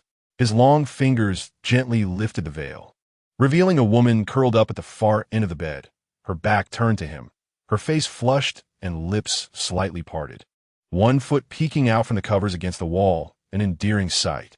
He settled onto the edge of the bed, blocking some of the moonlight, casting a deeper shadow within the curtain. Reaching out, he lightly probed her forehead for warmth, then brushed his fingers against her cheek. Rising, he retrieved a silk fan from the vanity, gently fanning her beside him. The early summer weather was unstable, alternating between cool and warm. It was no wonder she slept so soundly wrapped in the quilt. His gaze unwittingly fell upon her exposed foot several times, his grip on the fan tightening slightly, until he finally tenderly pulled up a corner of the thin blanket to cover her. She nestled her face into the quilt in her sleep, emitting a soft hum. Blissfully unaware, Gao Yin froze, his hand hovering in midair, initially thinking she had awakened, but after a few moments of silence, he realized it was merely a dream-induced murmur, and he chuckled silently at his own instinctive reaction. Jiang Zhao stirred once more, her feet kicking beneath the covers as she turned to face Gao Yin. Her breath remained soft and steady. He gently inclined his body to allow the moonlight to penetrate the gauzy curtain, illuminating her features more clearly. Leaning closer, he could feel her breath lightly brushing against his face, his hand clenched into a fist upon the bedding. Before the slumbering figure on the couch, he bowed his head, hesitant to draw near, fearing he might disturb her sweet dreams or cause her to awaken in fright. Her gentle breath seemed to kiss his face, prompting a smile from the youth, a self-satisfied grin, his eyes glistening with the solitude of the moonlight. Chapter 45. The Broken Wing of the Phoenix? Where's the incense burner? Jiang Zhao inquired upon returning from the Qinghui Palace after her prayers, noticing that the incense burner in her chamber had been thoroughly cleaned. Taonyang, hesitant to divulge that the king had visited the previous night and ordered its removal due to the incense being deemed inappropriate, instead offered a different explanation. Ju, I took the liberty of cleaning it this morning. Oh, she replied, refraining from further inquiry. Jiang Zhao had never been particularly attentive to the incense. Taonyang discreetly exited and encountered Zhang Cheng, who bore a serious expression as he informed her, the incense has been removed. Removed? Was there truly an issue? Unknown, he replied curtly before hastily departing. Before long, a flock of startled birds took to the skies above the Ziwei Palace. As a chilling rumor spread throughout the inner palace, the fourth prince had been attacked and thrown into the lake, clinging to the last vestiges of life. Gao Yin strolled leisurely beneath the blossoming crabapple trees, his hands clasped behind his back, displaying an indifferent demeanor upon overhearing the palace staff whispering the news. He had never intended to kill him outright. Certainly, he wished to leave a glimmer of life for the third prince to witness, hoping not to disappoint him, as he was not one to be easily intimidated. The favored concubine soon fell ill, reportedly unwell since the beginning of the lunar month, with the imperial physician visiting every few days. Taonyang remarked, while Jiang Zhao, engrossed in her reading, was taken aback by the news of the assassination. Could it have been orchestrated by Gao Yin? It was the fourth prince who was discovered by the shore last night, but he was already on the brink of death. His throat severely injured, Taonyang explained, shivering slightly. Ju, do not dwell on such matters. You must be cautious tonight. She rose to fetch Nian, hoping to divert Jiang Zhao's attention. Where has that mischievous little one scurried off to now? She wondered, pacing around the room, yet failing to catch a glimpse of the cat. The absence of Nian sent a shiver down Jiang Zhao's spine, her mind racing with unease. A foreboding sensation gripped her, and she hurriedly made her way to the courtyard in search of the cat, reminiscent of a similar summer day the previous year. Teeth clenched in determination. Hearing no response only fueled her frustration. Upon finding Nian, she resolved to scold the troublesome feline. Jiu, it's not in the palace. Taonyang panted as she rushed over. Let us go take a look outside, Jiang Zhao insisted, her irritation palpable. Before they had ventured far, they stumbled upon a tabby cat entangled in a fierce scuffle with a long-haired white dog, fur flying in all directions amidst the cacophony of barking and meowing. Jiang Zhao dashed forward to intervene, calling out Nian Nian. The moment the little cat heard her voice, it bolted toward her, and she swiftly scooped it into her arms. Noting the white dog growling a short distance away, Tao Yang exclaimed in surprise, "Look, Jiu!" She pulled a tuft of dog fur from Nian Nian's mouth. Noticing the little cat was also covered in clumps of fur, Nian Nian was playfully mewing and cuddling, while Jiang Zhao glanced at the large tuft of dog fur and then at the woeful creature itself. It was a long-haired dog, reminiscent of a Pekingese, and upon closer inspection, she noticed the uneven patches of fur adorning its body. Her immediate reaction was to cradle Nian Nian and gently stroke her, finding no harm on the little cat. However, a sudden headache ensued, and in frustration, she swatted the cat's backside, exclaiming, "You've gotten me into trouble again." This dog clearly bore the mark of careful nurturing, and she recalled that the concubine had a dog. She inquired of Tao Yang, aside from the concubine, "Does anyone else in the palace keep dogs?" The servant replied, "I do not recall anyone else, though perhaps a newly arrived consort may have one." Cradling Nian Nian, she began her way back, with the dog trailing behind, baring its teeth. Nian Nian climbed to her shoulder, vociferously scolding, prompting the dog to bark loudly in response. Amidst the cacophony of barking and meowing, they arrived at Wanghua Pavilion. "Zhang Cheng, take that dog and tie it up, then accompany me to Su Guifei's Qingxiang Hall." She handed Nian Nian to Tao Yang and secured the cat in a small chamber. Nian Nian continued to wail behind her, the din of barking and meowing filling her ears. "Be quiet." Zhang Cheng managed to leash the dog in the courtyard, and though the creature was not inherently fierce, it obediently followed him in silence, its tail tucked between its legs, the uneven fur making it appear somewhat pitiable. As they proceeded, Zhang Cheng corrected their path twice before they finally reached the entrance of Qingxiang Hall. The white-furred dog wagged its tail, eager to approach, but the palace attendants outside bore anxious expressions as they rushed over. "This servant pays respects to the Jiu. This dog got into a scuffle with my cat, and I have brought it back to the concubine," Zhang Cheng stated, loosening the leash. An attendant picked up the dog, saying, "Jiu, please follow this servant. Qingxiang Hall is not particularly close to my quarters. How did it manage to wander so far?" she questioned, noting the absence of anyone searching for the dog along the way. The attendant explained, "The hall has been quite busy. We did not realize it had slipped out until just now. Fortunately, Jiu has returned it, and we are most grateful." The main doors of Qingxiang Hall were firmly shut, and the palace personnel and imperial physicians were all bustling towards the side hall. She thought to herself that the timing was unfortunate. It was likely that Gao Di, barely clinging to life, was within. Upon entering the hall, she was immediately enveloped by the bitter scent of medicinal herbs. The concubine, dressed in modest attire with half-tied hair, was seated with Deji. Both looked up at her arrival, their expressions heavy with sorrow. Deji rose. "Jiu, I pay my respects to the concubine and her highness," Jiang Zhao replied, as the attendant brought the dog forward. The concubine, appearing frail and listless, took the dog into her arms and said, "You found it. Did you come to return it?" "Yes, it was outside my quarters and had an unfortunate altercation with my cat, so I have brought it back to you." This was Jiang Zhao's first visit to Qingxiang Hall. Compared to the opulence of the Empress Dowager's lavish residence, Qingxiang Hall was equally exquisite in its furnishings. Yet it embodied the concubine's own essence, elegant and understated. However, now, even the most radiant of splendors must inevitably fade. The concubine's brow was clouded with worry, her complexion pale, as she stroked the dog's uneven fur and sighed. This dog has never left Qingxiang Hall. It was momentarily distracted by the flowers and grasses outside, losing its way. "A little scolding might do it good." Deji interjected, "Mother, please do not hold it. It is quite heavy. Today, I fear I must be rude and unable to entertain the esteemed lady." She lowered her head in tears, her eyes darkened, no longer exuding the calmness she once possessed.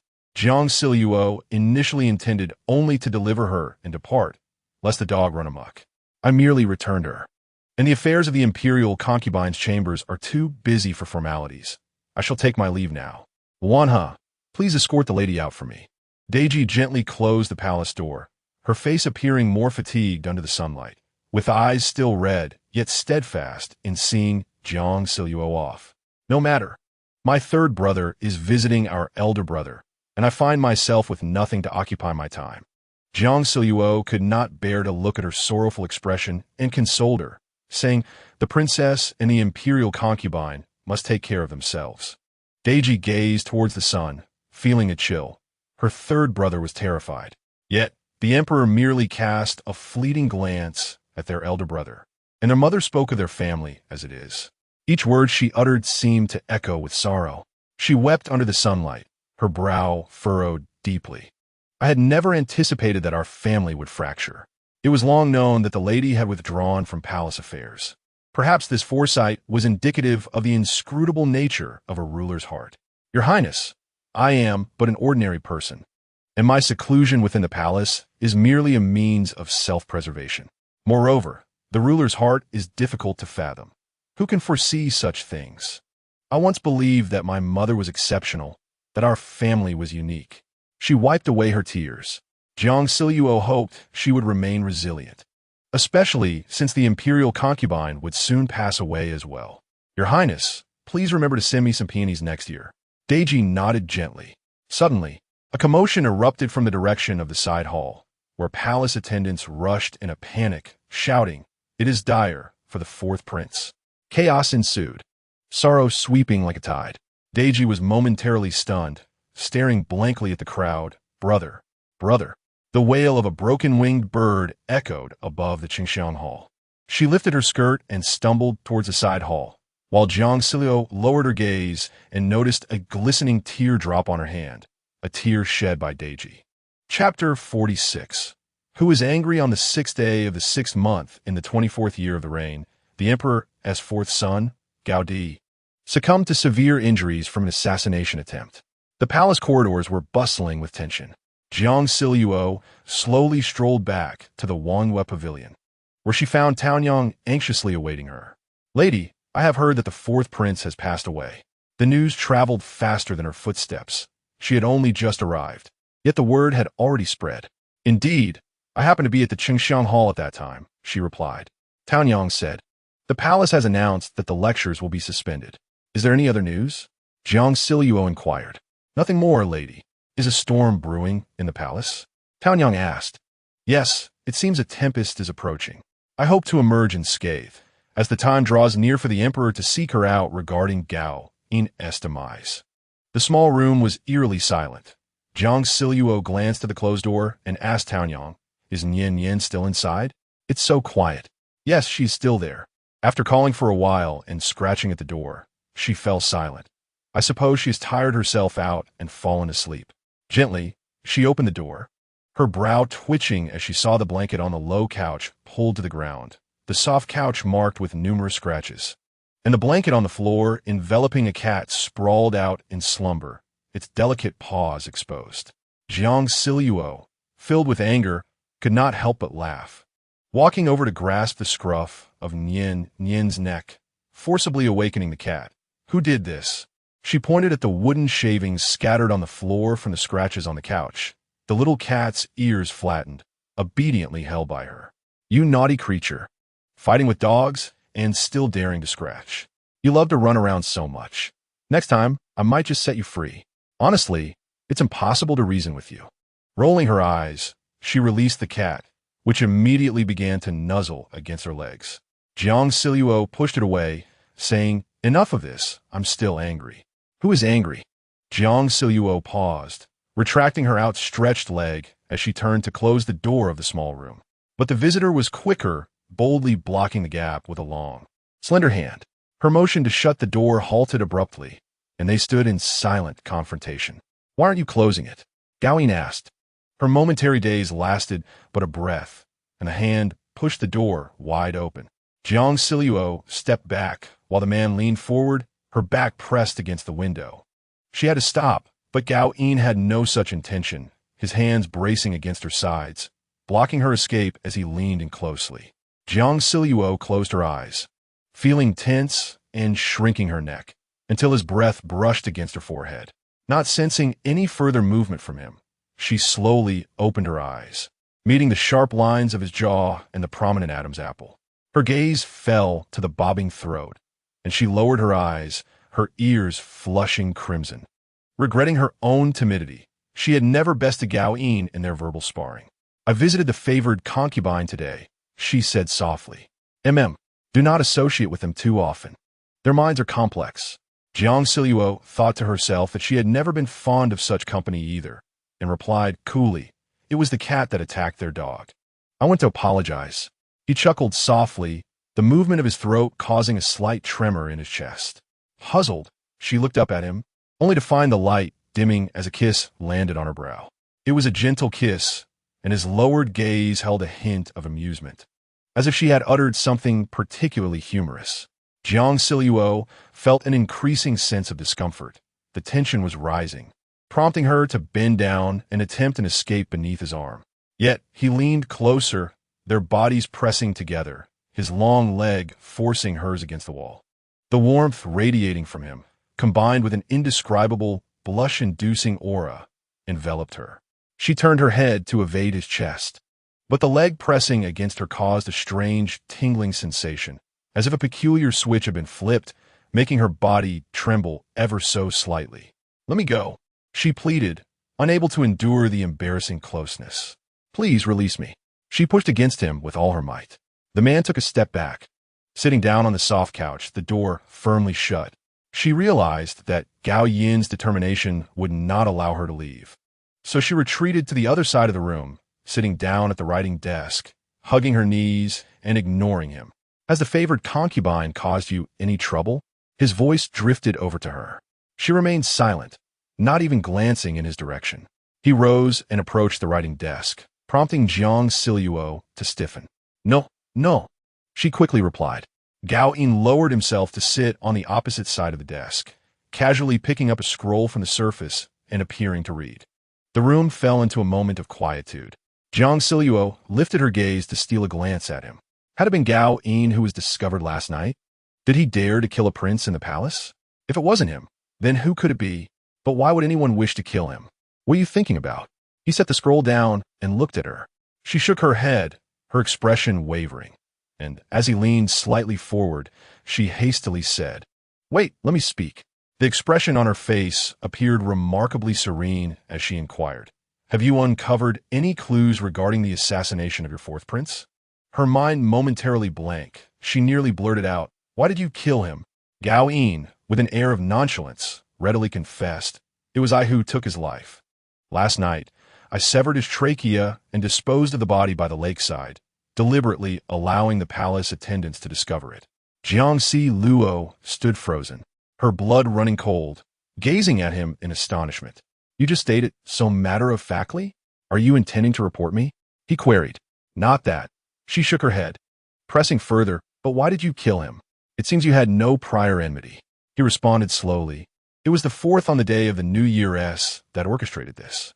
The third lacks the courage, while the fourth, though foolish, possesses audacity. My departure from the palace was merely coincidental, and he seized the opportunity." She furrowed her brow. Was it for the throne? Their rivalry had evidently commenced much earlier than she had anticipated. "I perceive the threat from the fourth to be more pressing than that from the second," he remarked. "Regrettably, I never even entered the Dali Temple-esque prison, thus failing to seize a genuine opportunity to act. Moreover, the incident at Yaoguang Palace last month was also orchestrated by the fourth." Chapter 47. A flicker of thought. This revelation took Jiang Zhao by surprise. The fourth prince? What connection did this have to him? He resented that the noble consort bore that child, feeling betrayed by the emperor's oath to the favored consort, yet lacking the means to avenge himself against his father, who had shown him kindness since childhood. Thus, he resorted to eliminating this bothersome child first. Furthermore, the consort was attempting to leverage their long-standing relationship to persuade the emperor to name the fourth as heir. He reclined, resting his chin on his knee, his gaze fixated intently on Jiang Zhao. She asked, "If the fourth prince were to be named crown prince, would it affect you?" His eyes remained placid, his tone grave. His power would undoubtedly expand, yet the Eastern Palace is fated not to be his.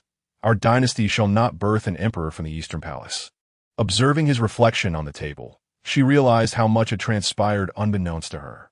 He was a considerable nuisance, capable yet woefully arrogant, his foolish actions laughable. She remained silent, sensing that the shadow on the table appeared softer than his true self. I am here, yet you choose to gaze at the reflection? He suddenly retorted, his tone more serious than before. Jiang Zhao replied, I wasn't looking at you. Before her words could fully escape, he extended his long arm to encircle her waist, drawing her closer. His sharp brow and eyes loomed near, and he pressed his warm lips against hers. She could hear the sound of his breathing, her hands instinctively struggling against his chest, only to be firmly guided to the nape of his neck.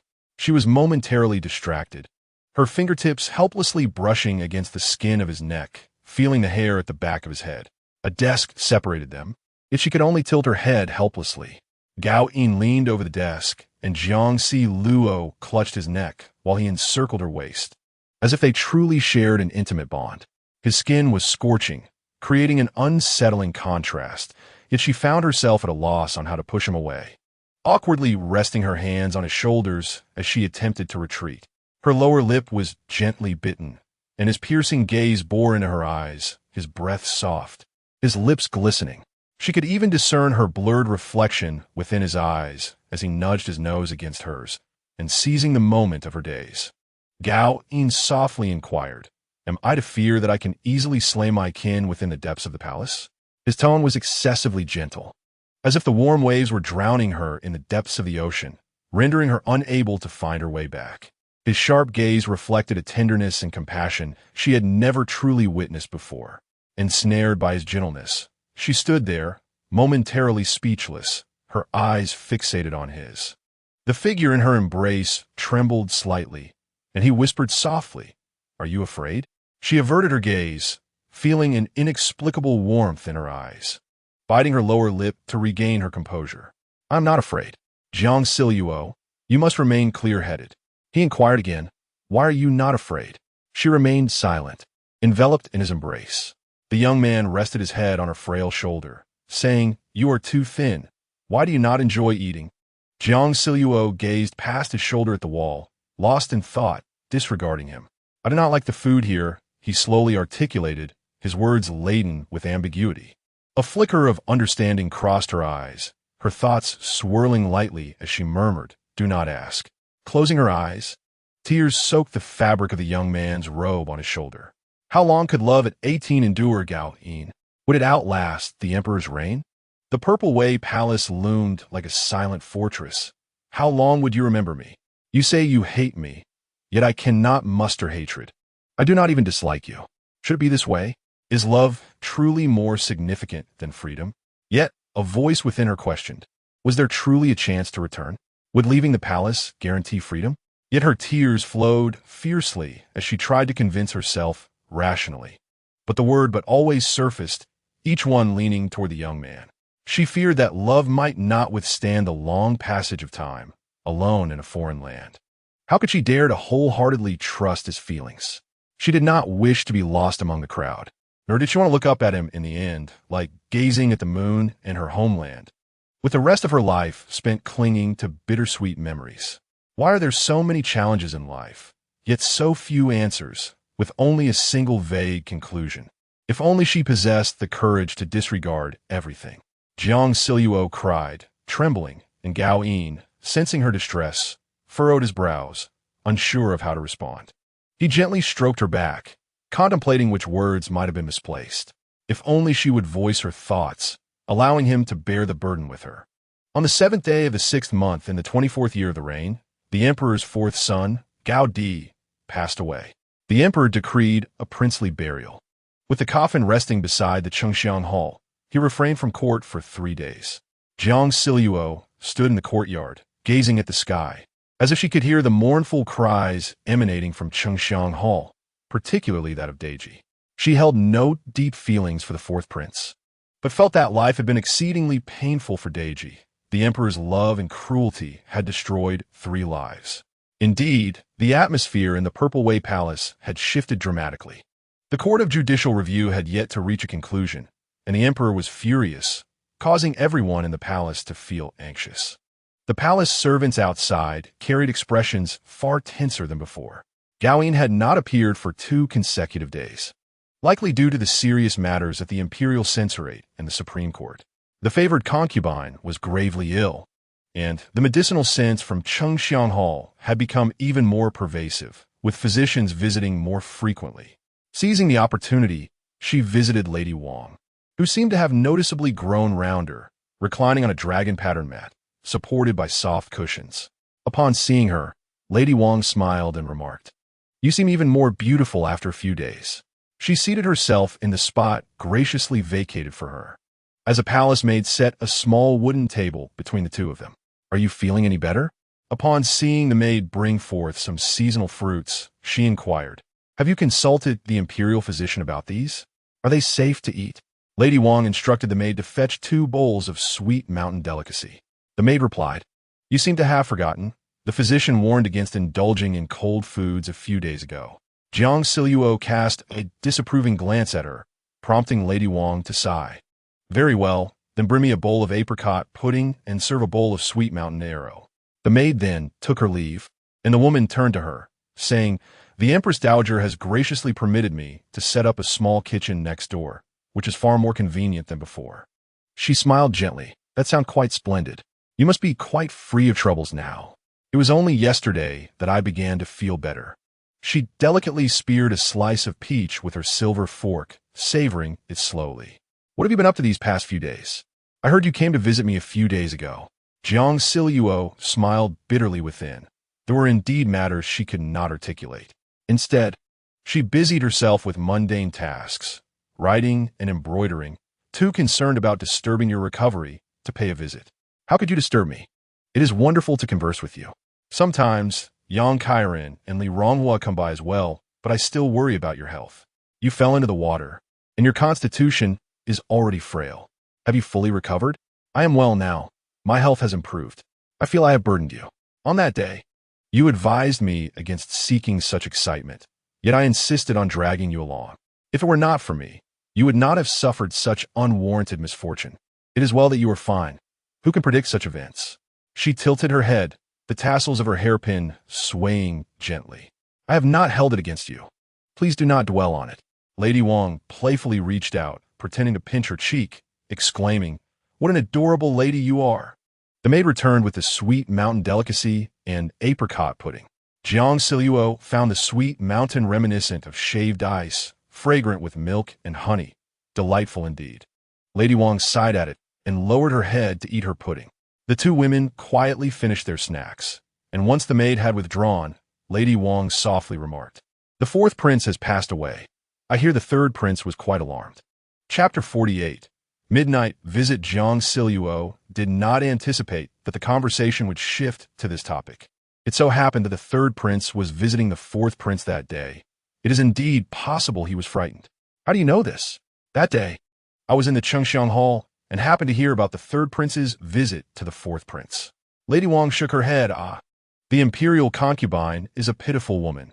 Now only Princess Deji remains. I wonder what audacious villain would dare to act so boldly." She cradled her teacup. "Just focus on taking care of yourself and do not dwell on such matters. That child is rather troublesome." Lady Wang placed her hand on her chest and sipped her tea. "I only hope this child grows up safe and healthy. However, with the 4th prince's passing, I am plagued by worry at night. When the shadows of the trees outside sway, my heart nearly leaps from my chest." Jiang Zhao understood that the incident of falling into the water had left her with a shadow of fear, and she was aware of who had murdered Gao Di. Thus she felt no terror. She then heard her companion ask, "Aren't you afraid?" When the night settles, it feels as though anyone could be lurking. Her gaze swept around the hall. "If you are afraid, let the night watchmaid come to the inner bed and keep you company while you sleep. It is hard enough to rest during pregnancy. How can it be acceptable to suffer more?" Otherwise, Jiang Zhao's hand was firmly grasped, and the other party narrowed her eyes with a smile. "Come sleep with me. We can share a bed." Jiang Zhao disapprovingly glanced at her abdomen. "I am not a tranquil sleeper, and you must be cautious with your child." The Empress Dowager held this pregnancy of Lady Wang in high regard. If anything were to happen to her, She could only imagine the trouble that elderly lady and the emperor would impose upon her.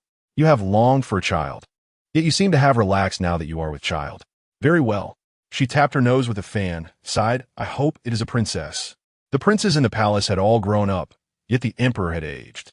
Think positively. Perhaps a little princess will arrive, Jiang Zhao replied. Shortly after, she exited Lady Wang's chambers, with a latter, drowsy from their conversation, bid her farewell. On the palace path, she encountered the graceful Gao Yuni, who curtsied and greeted, Greetings, Jiu. Her demeanor and voice were ordinary, lacking the coldness from the banquet days prior. Gao Yuni, she nodded. The two were not familiar and had little to discuss. So after exchanging pleasantries, they parted ways.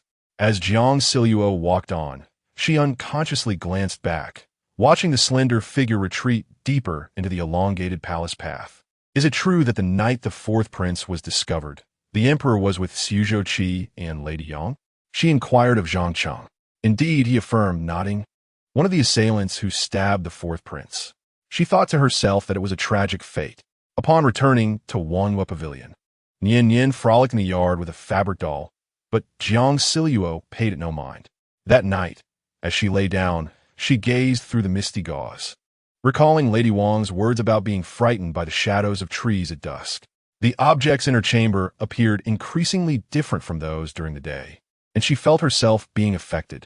Pulling the blanket over her head, she buried herself within it. The moonlight was not as bright as in previous days, yet the light filtering through the window remained clear. The thin veil swayed gently, dark shadows lurking in the corners, waiting for a chance to ascend the bed. Suddenly, a corner of the gauze curtain was lifted, and Jiang Zhao, still awake, jerked her head up to see a hand reaching in. The hand swiftly covered her mouth, and then a tall figure emerged from outside, causing the space within the bed to feel suddenly constricted. Jiang Zhao felt as though a bear-like shadow was overwhelming her, and instinctively, she bit down hard on the intruder's hand. Hiss! The shadow let out a pained sound. In the darkness, the voice sounded somewhat familiar. She released her grip, her eyes gradually adjusting to the dim light, discerning the outline of the face. The figure remained still, allowing her to see clearly, and she became more certain. Exclaiming in anger, Gaoyin, what madness is this? She released her hold and leapt up, grabbing a pillow to strike him, her heart racing from the earlier fright. Reflecting back, she felt both angry and scared, pouring all her strength into the blows. Yet the pillow, modified by Tao Yang, was soft and lacked any real force against Gao Yin's firm body. He did not evade, but silently endured the blows. When she finally tossed the pillow aside and lunged at him, a surge of joy filled his heart, and he instinctively reached out to catch her. Jiang Zhao bit down on his shoulder, the ache in her jaw intensifying as she ground her teeth. Gao Yin patted her head, playing along, that hurts. However, the tone was excessively calm, and there was a faint hint of mockery in his words that reached Jiang Zhao's ears. She opened her mouth to push him back, saying, Leave.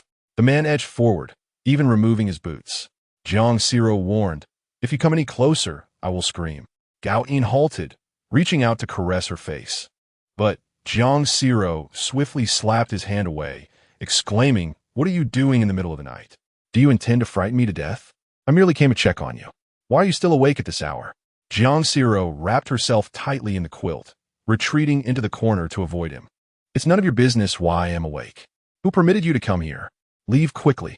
The man adjusted himself into a cross-legged position, seeming more at ease. Who was it that said they weren't afraid of me last time? She curled up slightly, chaotic images flashing through her mind. This was different. He brazenly climbed in her bed at midnight, as if he had lost his mind. He asked calmly, Why are you silent again?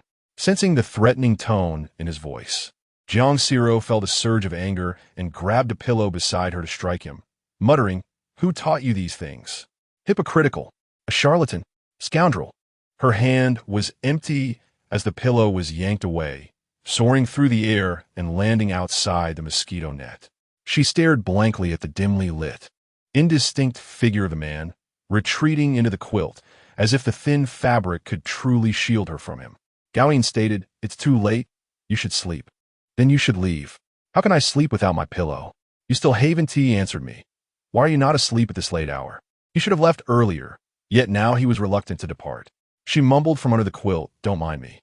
Immediately, her body, along with the quilt, was dragged into the man's embrace, warmth enveloping her as he whispered, "Let me be your pillow, shall I?" Chapter 49. Words within the tent. The man lay down, pressing her head against his arm, turning to embrace her. "Sleep now. Who could possibly sleep in such a situation?" She shook her head and attempted to turn away, only to be pulled back tightly. His large hand, brushing over the thin quilt, caressed her waist, sending shivers through her. She kicked her leg at him, but was restrained by his weight. "You are too heavy. I cannot sleep," she protested. "Do not move around, otherwise we shall have to change our sleeping arrangement." They spoke closely in the dimness of the bed, resembling an ordinary couple exchanging nightly banter. Yet felt distinctly out of place. "You are too hot," she remarked. "It was already warm, and your closeness makes it even hotter." Gao Yin then used his other hand to pull back the quilt enveloping her, his fingers just grazing the fabric of her nightgown at her waist. Jiang Zhao suddenly jolted, flailing her limbs to prevent him from touching her. The sole source of light was the moonlight streaming through the window, casting a faint glow on the bed's edge. The dimness within the tent limited her vision, allowing her only to discern Gao Yin's vague outline. This murky ambience, coupled with the intimate atmosphere, dulled her sight but heightened her other senses. Though his fingertips merely brushed against the thin fabric of her nightgown, the placement sent a wave of warmth through her body. Her face flushed as she desperately tried to evade him. Gao Yin's intention was merely to uncover the quilt slightly to prevent her from sweating and catching a chill. Noticing her intense reaction, he halted his movements, calculated the time, and let out a barely audible sigh. "It really is time to sleep. The hour has passed." "Had it not been for you, I would have been asleep long ago," she retorted angrily. "In the stillness of the night, you come to frighten me and disturb my peace, and now you deny me the solace of sleep." He lowered his gaze upon the fuzzy crown of hair before him and softly uttered, "It is my fault," his tone laced with a chilly indifference yet tinged with remorse. Jiang Zhao was momentarily rendered speechless, her mouth agape as she grappled with words, torn between the urge to chastise him for his behavior and the acknowledgement of his apology. Unconsciously biting her lower lip, she recalled how, upon their first encounter, Gao Yin had been sharp-tongued and unyieldingly caustic. "Do not presume that this will sway me," she retorted coldly. In a swift motion, he turned to envelop her beneath him, one hand cradling her neck while the other propped himself up, ensuring he did not press down upon her. He buried his head in the crook of her neck and murmured in a muffled tone, "I merely missed you. I had no intention of frightening you. If you are angry, feel free to bite me again. I have been entangled with matters in the inner court for 2 days and find myself rather fatigued." Jiang Zhao fell silent, realizing that Gao Yin had slain Gao Di within the palace, and this case was handed over to the 3 ministries for joint investigation. However, days had passed with no resolution, and the emperor's pressure for an explanation weighed heavily upon him, necessitating negotiations with those in the ministries. "You must refrain from such words. Rise, do not linger like this." His breath brushed against her ear, a teasing tickle. Is this conducive to sleep? Ultimately, she found herself held in his embrace, the blanket covering only Jiang Zhao, her head resting upon his arm, the corner of the blanket draping over her eyes, shielding her from his gaze. Fragments of Gao Yin's memories from before the age of 5 began to resurface slowly. He raised his hand and gently patted her back, the action feeling unfamiliar. Jiang Zhao lay wide-eyed beneath the blanket, her heart racing, forcing herself to close her eyes and assuring herself that with this formidable presence beside her, there was no need to fear the specters of the night. As dawn broke, the first rays of light filtered into the tent. The man lay on his back, one hand resting upon his abdomen while the other stretched inward, his arm cradling Jiang Zhao's tousled hair. Her face was pressed against his body, her nightgown askew, one leg draped over his, and her fingers clutched the edge of his robe. The thin blanket had somehow slipped, covering both of them. Gao Yin was the first to awaken with the morning light. As he moved his arm, he felt the soft head shift slightly.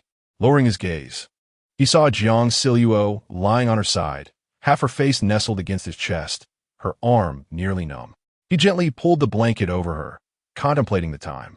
Tao Yang, as usual, arrived with a servant to assist the concubine in her morning rituals. Upon entering the chamber, she noticed a lonely pillow on the floor and wondered how it had fallen.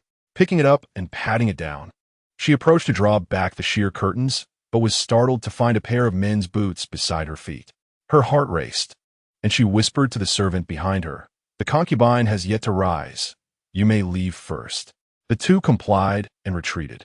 Turning back, she caught sight of a man's hand parting the curtains, revealing a face that was cold and sharp.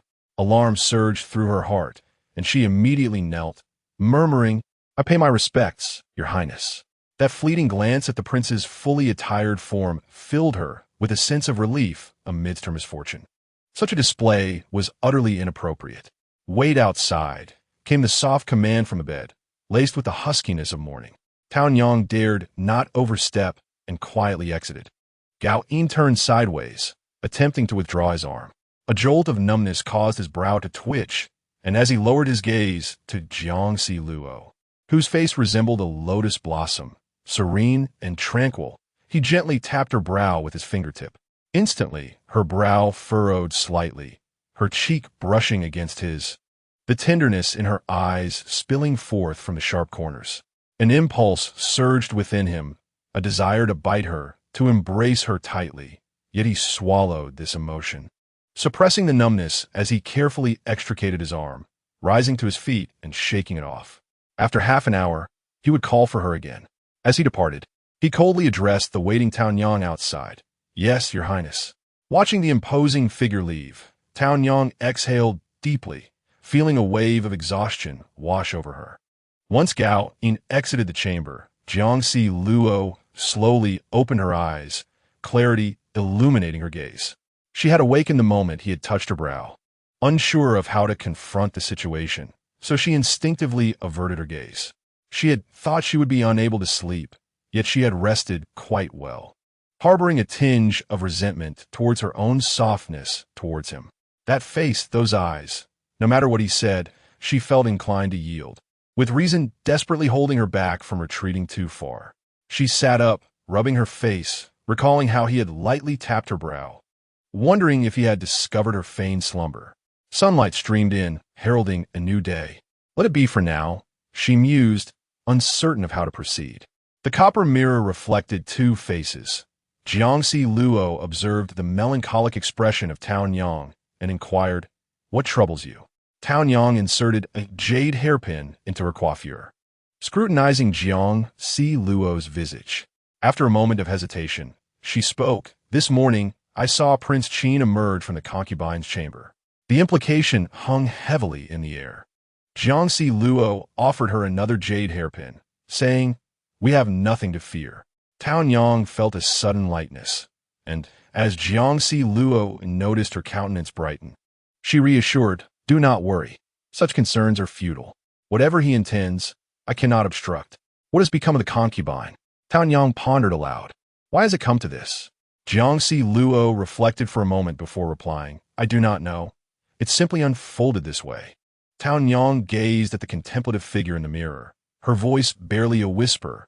"May I pose an impertinent question?" "Speak," Jiang Zhao replied. "Does the concubine harbor feelings for His Highness?" Her expression froze, and her gaze fell. Is this truly significant? Once, the concubine had cultivated a close relationship with His Highness, serving him devotedly. Yet after his return from the Northwest, his treatment of her contradicted the principles of propriety. The concubine had avoided the emperor, preferring to feign illness than serve him, yet consistently yielded to His Highness. She sighed, "Is it beneficial for us to offend Prince Qin?" Tao Yang, "The palace is fraught with peril. I cannot place myself in a position of utter isolation." "Is it merely this?" Tao Yang observed. "Each time you appear angry, your countenance seems more vibrant than usual. At times, it seems you find Prince Qin admirable, while at other moments, you worry he may not be a man you can trust for a lifetime." Jiang Zhao regarded her with a furrowed brow, realizing that though Tao Yang seldom spoke, she had contemplated much. "Indeed, I have secretly observed," she admitted softly, "you appear most joyous when in the presence of His Highness." In the past, when he departed, you would often watch him until he vanished from sight. I once thought you harbored feelings for him, yet I worry. How can this be? She frowned, gazing at Jiang Luo through the mirror, sighing, alas, I do not understand. Jiang Luo lowered her head in self-mockery. I did not comprehend either. I'm merely a fool. In the elegant and opulent Chengxiang Hall, the body of the fourth Prince Gaodi was sent out of the palace, while the Shugui Fei, in the embrace of her daughter, Princess Deji, drew her last breath, concluding a life fraught with misfortunes. A pall of gloom enveloped the inner palace, suffused with an air of death. The first drop of rain descended from the clouds, mingled with dust, and fell upon the ochre robe.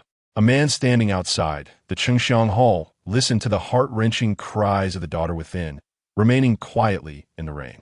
On the 13th day of June, the 24th year of the Pingzhang reign, the noble Shugui Fei passed away in Chengxiang Hall, posthumously honored as Empress Duanquan. Her spirit tablet enshrined in the ancestral temple and interred in the imperial mausoleum. The days of the funeral were the busiest Jiang Luo had ever experienced. She began with fasting and bathing the day prior, abstaining from meat and pungent foods.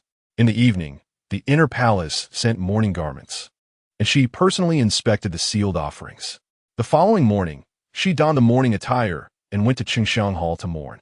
The emperor, led by the Tai Chong Qing, approached the coffin, followed closely by the princes and princesses. That day, Deji resolutely refused to leave the coffin's side. After performing the traditional bowing rites, they wept for the deceased. Jiang Luo, moved by the weight of the moment, shed a few tears, her sorrow mingling with the lamentations of the other concubines. For the first time, she felt the chilling proximity of death, observing the emperor's silhouette before the coffin, feeling a sense of dread towards power, and pity for both the noble consort and Deji, who, despite their lofty status, remained as fragile as floating duckweed. Once the offerings were presented, all stood in solemnity as an official read the elegy. After returning to the moon-gazing pavilion, there was no respite. She had to immediately change into ceremonial attire and accessories before proceeding to the ancestral temple to welcome the spirit tablet of the noble consort, now posthumously honored as empress, followed by more kneeling. As she held the rank of Jiu, she joined the second consort and Shun Yi within the hall to witness the emperor offering incense and presenting wine, with the Ministry of Rites reading the decree, culminating once again in kneeling, thus concluding the day. 7 days later, they escorted the coffin beyond the palace gates. After bidding farewell, she returned to the palace in a palanquin. She never anticipated that her closest departure from the palace would be to send the coffin to the imperial mausoleum. A bitter irony suggesting that only in death could one truly escape this place. The towering palace walls and the long, oppressive corridors instilled a profound sense of melancholy. Following the crowd, her gaze was filled with sorrow, inevitably drawn to the silhouette of Gao Yin ahead. Deji insisted on accompanying the coffin to the mausoleum, her grief nearly overwhelming. The emperor forbade it, and in a fleeting moment of wavering, Jiang Luo considered pleading on Deji's behalf, feeling the emperor's heart was too cold and unyielding. However, as she wrestled with her emotions, Chang Lu stepped forward to advocate for Deji, supported by the Wang of Wu and the Wang of Jin, until the emperor finally relented. She felt overly sentimental, and the stark absurdity of the situation brought tears to her eyes. Upon returning to the moon-gazing pavilion, she was attended by Tao Yang and the palace maidens, who helped her remove her makeup and garments, and she drifted in a slumber with her eyes closed. Within the palace, it seemed as if all sounds were silenced with the noble consort's passing. Deji was taken by the Empress Dowager to reside in the Jishan Palace. On the third day after the consort's burial, a ritual offering was held, requiring them to present food and wine at Chengxiang Hall, followed by mourning. Afterward, Jiang Luo encountered the dazed Deji, who sat languidly upon a couch in Chengxiang Hall, having lost considerable weight. Upon sensing her gaze, Deji softly inquired, "Will you join me for a moment?"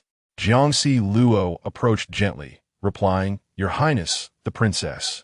The young girl, weary and sorrowful, softly murmured, "This place has inexplicably grown desolate over time. Since my earliest memories, it has been a sanctuary of warmth and joy. Yet now, the Chengxiang Hall is transformed, a shadow of its former self. In those days, my father would return home each day, and my brother and I could see him daily. A pang of anguish shot through her brow as tears, devoid of life, cascaded from her eyes. Lately, when I see my father, he feels so alien, so unlike the figure etched in my memories. She sighed, dabbing her tears with a handkerchief. Your Highness, my name is Luanhe. My mother said it signifies the phoenix in flight, a harmonious melody. This name was bestowed by my father, who claimed it embodied the bond between him and my mother. A perplexed, bittersweet smile emerged on her tear-stained visage. I do not comprehend. My mother spoke of severed affections. Yet why does change arrive without warning? How can a person transform so abruptly? She turned her gaze towards Jiang Zhao, her eyes brimming with unshed tears. Jiang Zhao pondered, not devoid of foreshadowing, but rather a reality unperceived by others, perhaps even unacknowledged by the involved. Luanhe, this name belongs to you, and its significance is yours alone. Remember your mother fondly, and do not weep. Tears can be detrimental to your health. My grandmother forbids me from approaching my father, yet I harbor such deep resentment towards him, she exclaimed, her voice laced with fury, tears igniting a fire of hatred within her. Had he not abandoned my mother, she would not have fallen ill. My brother would never have acted against Consort Wang, nor would he have been reprimanded by our father and subsequently met his demise at Suzhou Lake. If my brother had remained unscathed, my mother would not have succumbed to sorrow and passed away, and our family would not have fractured. All of this is his doing. Each word dripped with anguish and animosity, her clenched fists seemingly wishing for the emperor's demise. Jiang Zhao clasped her icy hand. Your Highness, you are the sole offspring of the beloved imperial concubine. You must take care of yourself. Your existence is a testament to her legacy. The day of the emperor's fall from grace is approaching, and I implore you to endure, for the days ahead are still long. Your mother must have left you words of encouragement. You are her child, her enduring hope. My mother urged me to live well, expressing her apologies for leaving me alone. Tears fell from her eyes, landing upon Jiang Zhao's hand. Jiang Zhao's eyes reddened as she turned away. Light filtered through the intricately carved windows of Chengxiang Hall, casting faint shadows that seemed to echo his presence everywhere. Then, the sound of Deiji's sobs pierced the silence. In truth, I have known all along it was my brother's doing, and I feel immense guilt for involving you. She cast her eyes down, unable to meet Jiang Zhao's gaze. My brother despises those who divert our mother's affection and harbors disdain for the child in her womb, often declaring it a potential threat. I was aware of his intentions that fateful day, yet he had no desire to harm the Jiu. I possessed no other means and did not dare to intrude upon you. Her pallid lips curled into a bitter smile, more grotesque than tears. I could only gather peonies as an apology for my third brother, akin to last time. I'm also aware that my brother and the third brother conspired against the fifth. She painfully shut her eyes. I have long pondered whether fate is punishing me. Should I have turned a blind eye to my brother's malevolence? I knew they wished for the fifth brother's demise, yet I did nothing to intervene. Jiang Zhao, taken aback by her revelations, was astonished by the depth of her knowledge. How could Gaudi place such trust in this sister, divulging everything to her? The emperor had clearly promised the empress to designate my brother as the crown prince, yet he has delayed issuing the edict. It is only natural for my brother to feel apprehensive. The fault lies with him. Is this all you wish to convey to me? Jiang Zhao inquired. Deiji raised her head slowly and replied, now that matters have reached this point, what is there to fear? He is my brother, the one I cherish most after my mother. I will always stand by his side.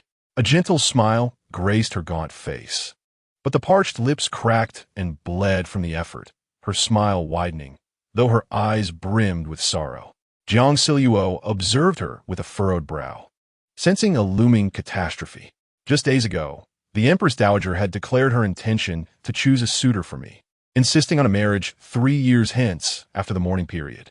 In that moment, I was left uncertain about the sincerity of those within the palace.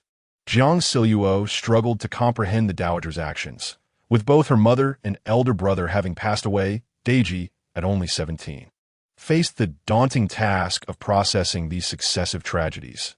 Yet she was expected to select a suitable match during her mourning, with little regard for when Deji would wed.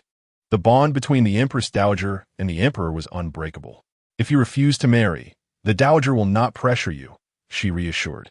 However, even the most comforting words felt futile. She left Deji alone in the Chengxiang Palace, gazing at the sunlight outside, exhaling a heavy breath. Standing in the corner, Gao Yin approached, and, as she stepped into his shadow, the sun blazed down upon them. You should return, he suggested. He had remained outside the hall, undoubtedly overhearing their conversation. Are you aware that Deji has always known the fourth prince's intentions? She asked. Gao Yin replied, I just found out. His gaze falling upon the remnants of her tears, he inquired further, Are you distressed? Jiang Zhao remained silent, hastening her pace to distance herself from him. Gao Yin adjusted his stride to match hers, now quickening his pace as she nearly broke into a run, while he maintained a casual walk. With beads of sweat forming on her forehead, she slowed her pace, exclaiming, Must you always win at everything? Why do you insist on vexing her? I fear you might run too far, to a place where I cannot reach you, he answered. She offered no reply. He continued, If you dislike it, I shall change. All right? Jiang Zhao shot him a glance, aware that others were passing by in the palace corridors, and she did not wish to give him any leverage for argument. Gao Yin followed her all the way to Wangyue Pavilion, and unable to contain her curiosity, she finally asked, Did you truly walk alongside me, so openly outside Chengxiang Palace and along the corridor? Do you not regard the emperor at all? The youth bent down to intercept a cat that had darted toward Jiang Zhao, cradling it in his arms. I merely intended to comfort Deji, and in encountering you, I was reminded of past affections. Given the recent atmosphere of trepidation in the palace, I thought it best to escort you a short distance. What if one day he were to discover the truth?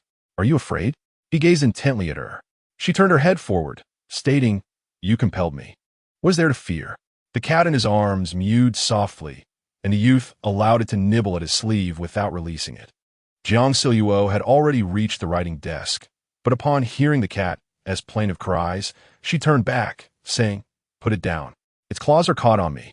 She hurried over and embraced Nian from his arms, while the tabby cat gnawed at his sleeve, which she pulled from its mouth. As she carried the cat, she examined where it had snagged onto Gao Yin, soothing the feline with gentle words. Nian, I'm here to hold you. Please don't bite. The entire cat was dragged from Gao Yin's body to hers, and upon finally cradling it, she discovered its hind claws had caught onto Gao Yin's robe. Lowering her head to untangle it, she left a small tear in the garment, and then looked up to meet Gao Yin's focused black gaze. He spoke. Am I to blame? If I hadn't killed the fourth prince, the imperial concubine wouldn't have died, and Deji wouldn't be in such pain. How could she blame him? She shook her head and countered, Will you feel sorrow? The usually lively and innocent princess had long known her brother plotted against him. Yet she hadn't uttered a word. He also shook his head, his dark eyes probing deeply into her emotions, as if seeking to unveil all that she concealed within. He spoke slowly. Are you grieving for me? You are mistaken. She averted her gaze, placing Nian atop the writing desk, picking up a nearby toy to give to it, while ignoring Gao Yin's emotions, her voice gentle yet piercing. I've always regarded you as a friend, someone younger whom I should care for. I have watched you grow from the age of 10 until now. If it were you, could you harbor feelings for someone you have watched grow since childhood? With her shoulder being turned, she faced the young man, whose expression bore a long-lost composure and aloofness. He replied, If that person were you, I would. Suddenly, hurried footsteps echoed from the courtyard, and Zhang Cheng leaned against the door, announcing, Your Highness, the concubine, His Majesty is coming this way. Jiang Zhao froze. The atmosphere within instantly turned tense. She hurriedly pushed Gao Yin, unsure where to hide. Just as she spoke, What if we get discovered? The emperor was arriving. You must hide. The small room offered no concealment. She urged the tall figure toward the bedroom. Gao Yin followed her lead, calmly stating, Tell His Majesty that the concubine is asleep and to wait outside. The way he spoke made it seem as if he were the emperor himself. Seeing his composure, Jiang Zhao forcefully pushed him into the bedroom, shutting the door behind her. But he grasped her wrist and pulled her inside, pressing her against the wall beside the door. "What are you doing?" she asked, panic evident in her voice. Chapter 52. The divide between father and son. Your servant pays respect to his majesty. The sounds of Zhang Cheng and Taonyang kneeling at the palace entrance were followed by the emperor's authoritative voice. "Where is the concubine?" "Reporting to your majesty." The concubine returned from the Qingxiang hall feeling unwell and has fallen asleep.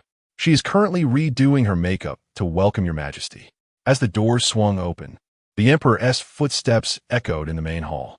Jiang Zhao clutched the lapel of Gao Yin's robe, sweating with anxiety, her eyes fixed on his dark ones, silently urging him to release her. The emperor's steps halted near the writing desk, as palace attendants busily prepared refreshments. She heard the emperor inquire of Taonyang. What does she usually do?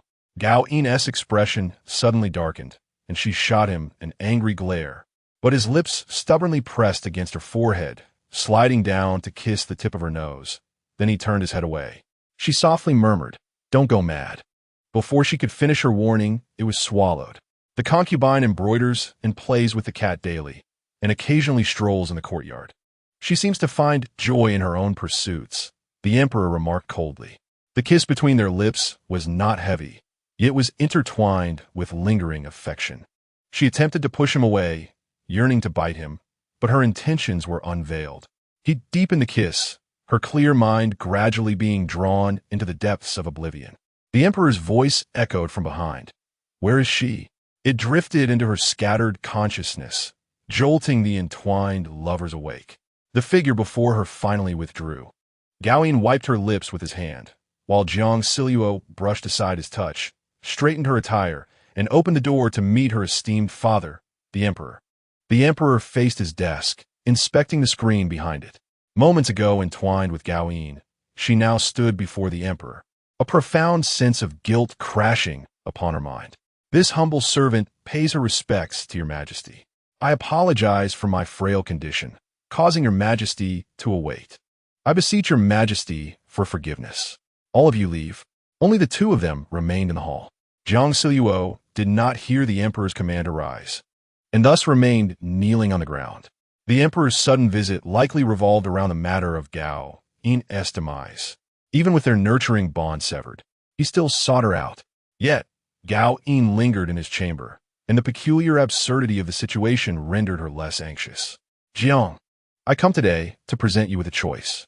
He looked down at her from his elevated position. "Will it be life or death? You decide.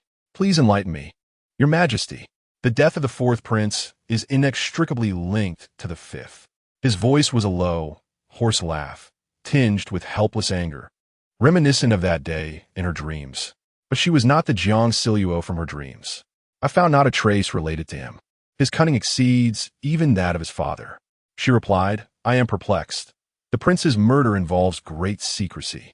Furthermore, I have no connection with the Qin prince. I do not comprehend. Do you not understand?" He slowly paced a few steps, positioning himself beside Jiang Zhao, his back turned to the chamber. "The eldest is preoccupied with matters of state and lacks the will. The second is benevolent and incapable of such fratricidal acts. The third, even if inclined, lacks the ability. Only the fifth possesses the cunning and malice. Your Majesty has already condemned the Qin prince. What purpose does my presence serve?" She spoke calmly. A small, thumb-sized white porcelain vial was tossed before her. "Kill him for me, and I shall grant you the title of noble consort. I know there exists a maternal affection between you." The vial rolled slowly across the floor, coming to a stop at her fingertips, easily within her grasp. "What? Do you hesitate? Do you still harbor pity for that ungrateful wretch?" The emperor mocked coldly. "Mark this well. I am your true husband. Should this deed be accomplished, the title of noble consort shall be yours. If not, your life shall accompany his to the grave." Jiang Zhao, upon hearing his threat, felt little fear. Her thoughts lingered instead on Gao Yin in the adjacent chamber. She remained silent for a long while. The emperor spoke sternly. "Your father has served as the imperial historian for many years. Both the Ministry of Justice and the Censorate could offer him a position. To exchange one life for your family's glory and favor should not be a difficult choice. Jiang, I await your favorable news. The grand gates swung wide open, allowing the scorching sunlight to pour in. A figure clad in ochre strode away into the brilliance. Jiang Zhao knelt on the ground, her legs growing numb as she gazed at the shattered vial before her. The previous mention of her father was a fabrication, likely a consequence of her earlier obstinacy, prompting the emperor to escalate the stakes. The door to the chamber gently creaked open, revealing Gao Yin, whose gaze fell upon the figure still prostrated on the floor. Upon hearing footsteps, she rose to display the vial of medicine, her eyes fixating on the poison contained within. She spoke softly, "He has given me a choice between two." With a single knee on the ground before her, the man replied in a flat tone, "How will you choose?" At his words, a surge of fury ignited within Jiang Zhao. Grasping the vial, she hurled it aside in her wrath, the porcelain shattering into countless fragments. She clutched Gao Yin's collar, confronting his indifferent countenance, his dark eyes devoid of any superfluous emotion. In that moment, she even perceived her own furious reflection. What if I truly intend to kill you? Gao Yin, what if I truly wish to take your life? He allowed her to shake him. Would you truly? I would exchange my life for the glory of my entire family. Why would I not? Then why discard it? You heard all that. What significance remains in holding on to it? He embraced her, drawing her into his arms, his face gently brushing against hers. Jiang Zhao heard him whisper, "You may kill me, but I will not perish. I will confine you within the most exquisite palace." His voice was slow, deliberately laced with a chill. His grip tightened around her waist, and a soft kiss fell beside her ear. "Except for me, you are forbidden to see anyone else, to harbor feelings for anyone else. Your eyes shall hold only me." Have you lost your mind? Where has the former Gao Yin gone? Who is this madman? He remained silent, lifting Jiang Zhao from the ground and placing her upon the writing desk. He gazed down at her, who was still in a daze, and murmured, "I will not kill you, I swear, nor will I permit him to do so." Gao Yin commanded Zhang Cheng to enter the palace and clean up the shattered poison. Tao Yang, in a panic, rushed in to check on Jiang Zhao. "Your Highness, are you unharmed? Did the Emperor trouble you? What is this? How did you come to encounter His Majesty? Fortunately, you were not discovered. This is intolerable." "I am fine, Tao Yang." Unconsciously, she leaned against the writing desk to rise. But in doing so, she knocked over the scrolls, which scattered across the floor like white snow. The poison lay shattered. She would not direct her actions against Gao Yin. With the poison gone, the fate of the original owner, who had been poisoned to death, had also transformed. From this moment forth, each step would be a novel beginning. The initial purpose of cultivating goodwill with Gao Yin had been fulfilled, yet confusion enveloped her. The path she had previously reserved for herself remained, to depart or to stay. If she chose to leave, how would she do so? If she decided to stay, how would she coexist with him? She chuckled at her earlier fanciful thoughts, realizing even the favored consorts could only leave the palace upon death, confined within their coffins. "Your Highness, the vial contained aconite. At this dosage, the poisoned individual would succumb within the span of a single incense stick." Gao Yin accepted the handkerchief tainted with aconite poison, his expression somber. The incense from that day had also yielded progress. Among its components were two spices absent from the palace. Mixed together, their prolonged inhalation capable of ensnaring the heart and leading one to believe in oneself. He coldly remarked, "Does such a thing exist in this world? Then why not let the emperor inhale it, compelling him to abdicate directly? It is said to be a means of captivating one's heart. Yet it merely cultivates a modicum of human trust." In the bustling world, one often encounters this phenomenon in gambling houses, brothels, and pawnshops. The more one is exposed to a particular scent, the more it becomes ingrained in memory. Upon encountering someone adorned with that fragrance, a sense of trust may blossom.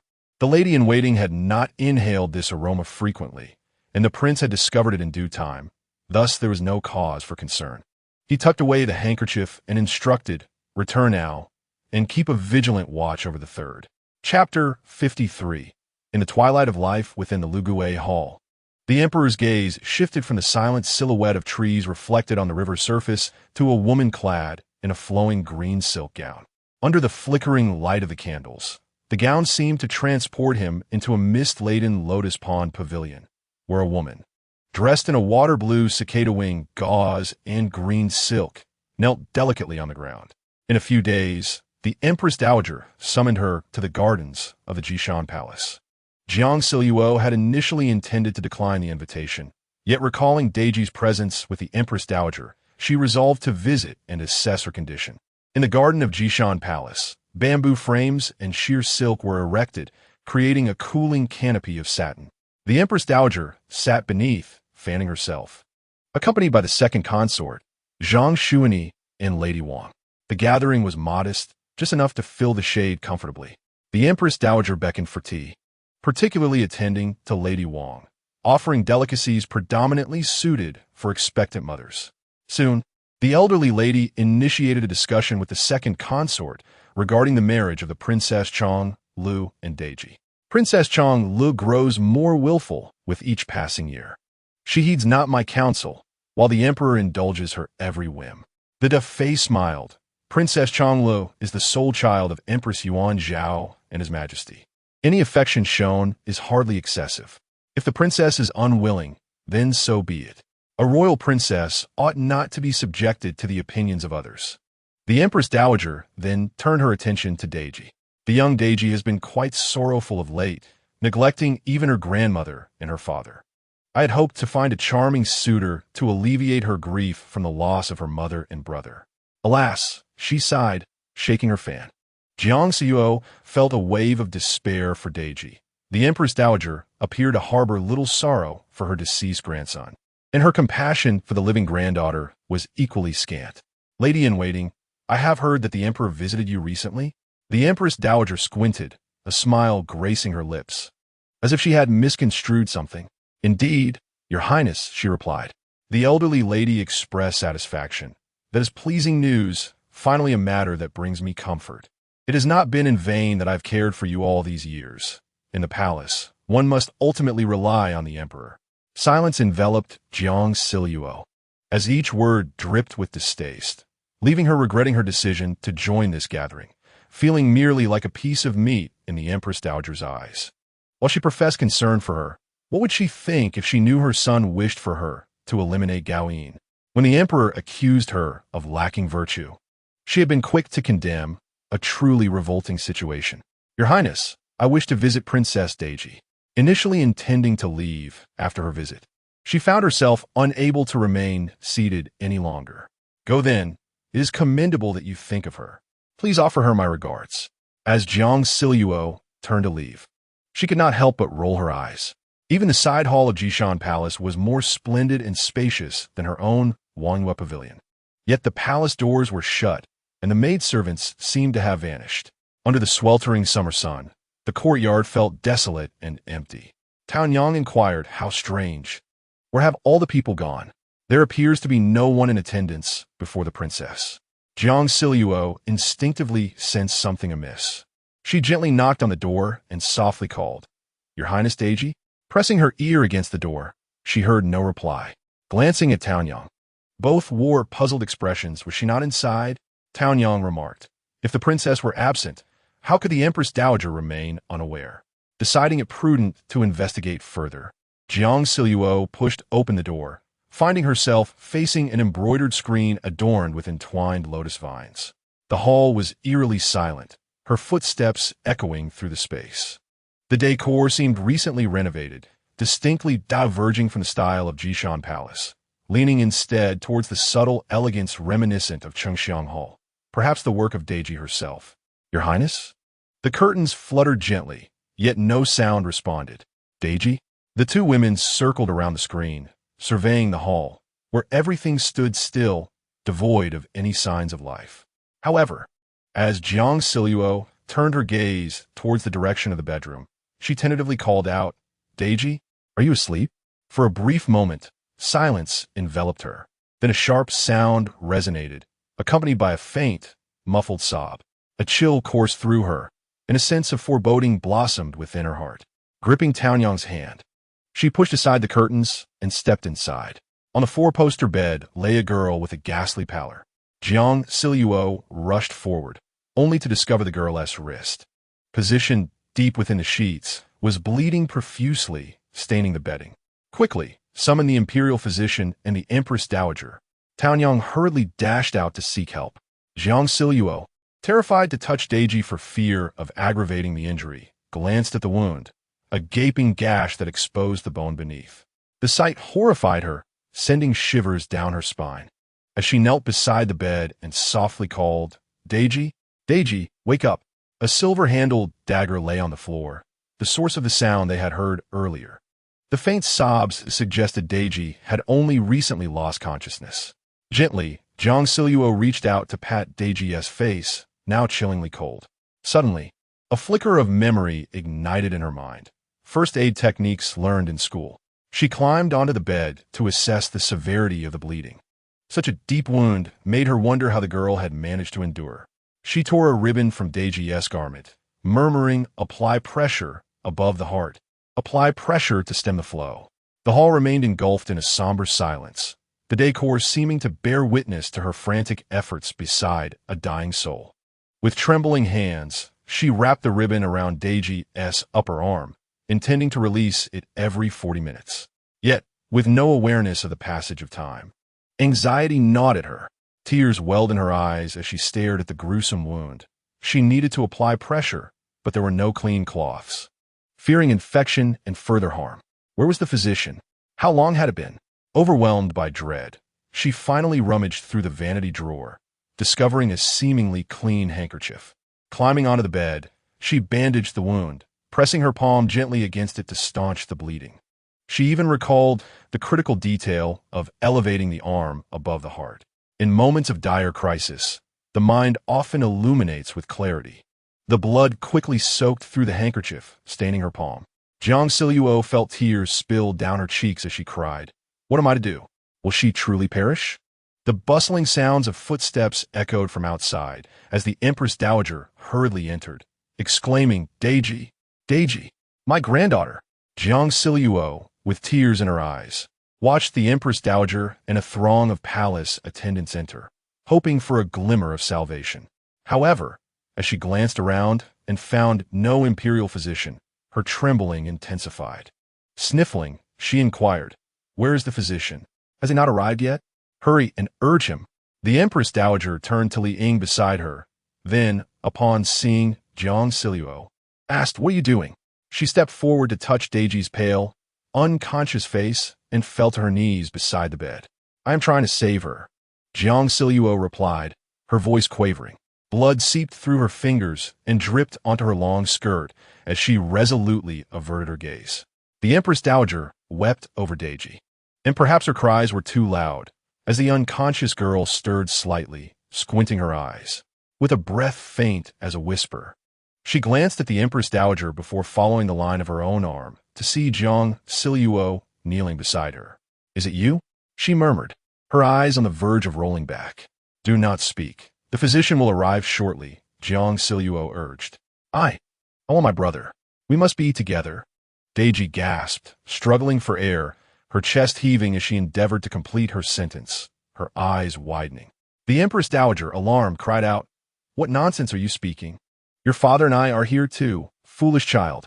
Before she could finish her words, it was as if a balloon had been squeezed tightly, and her breath ceased to rise again.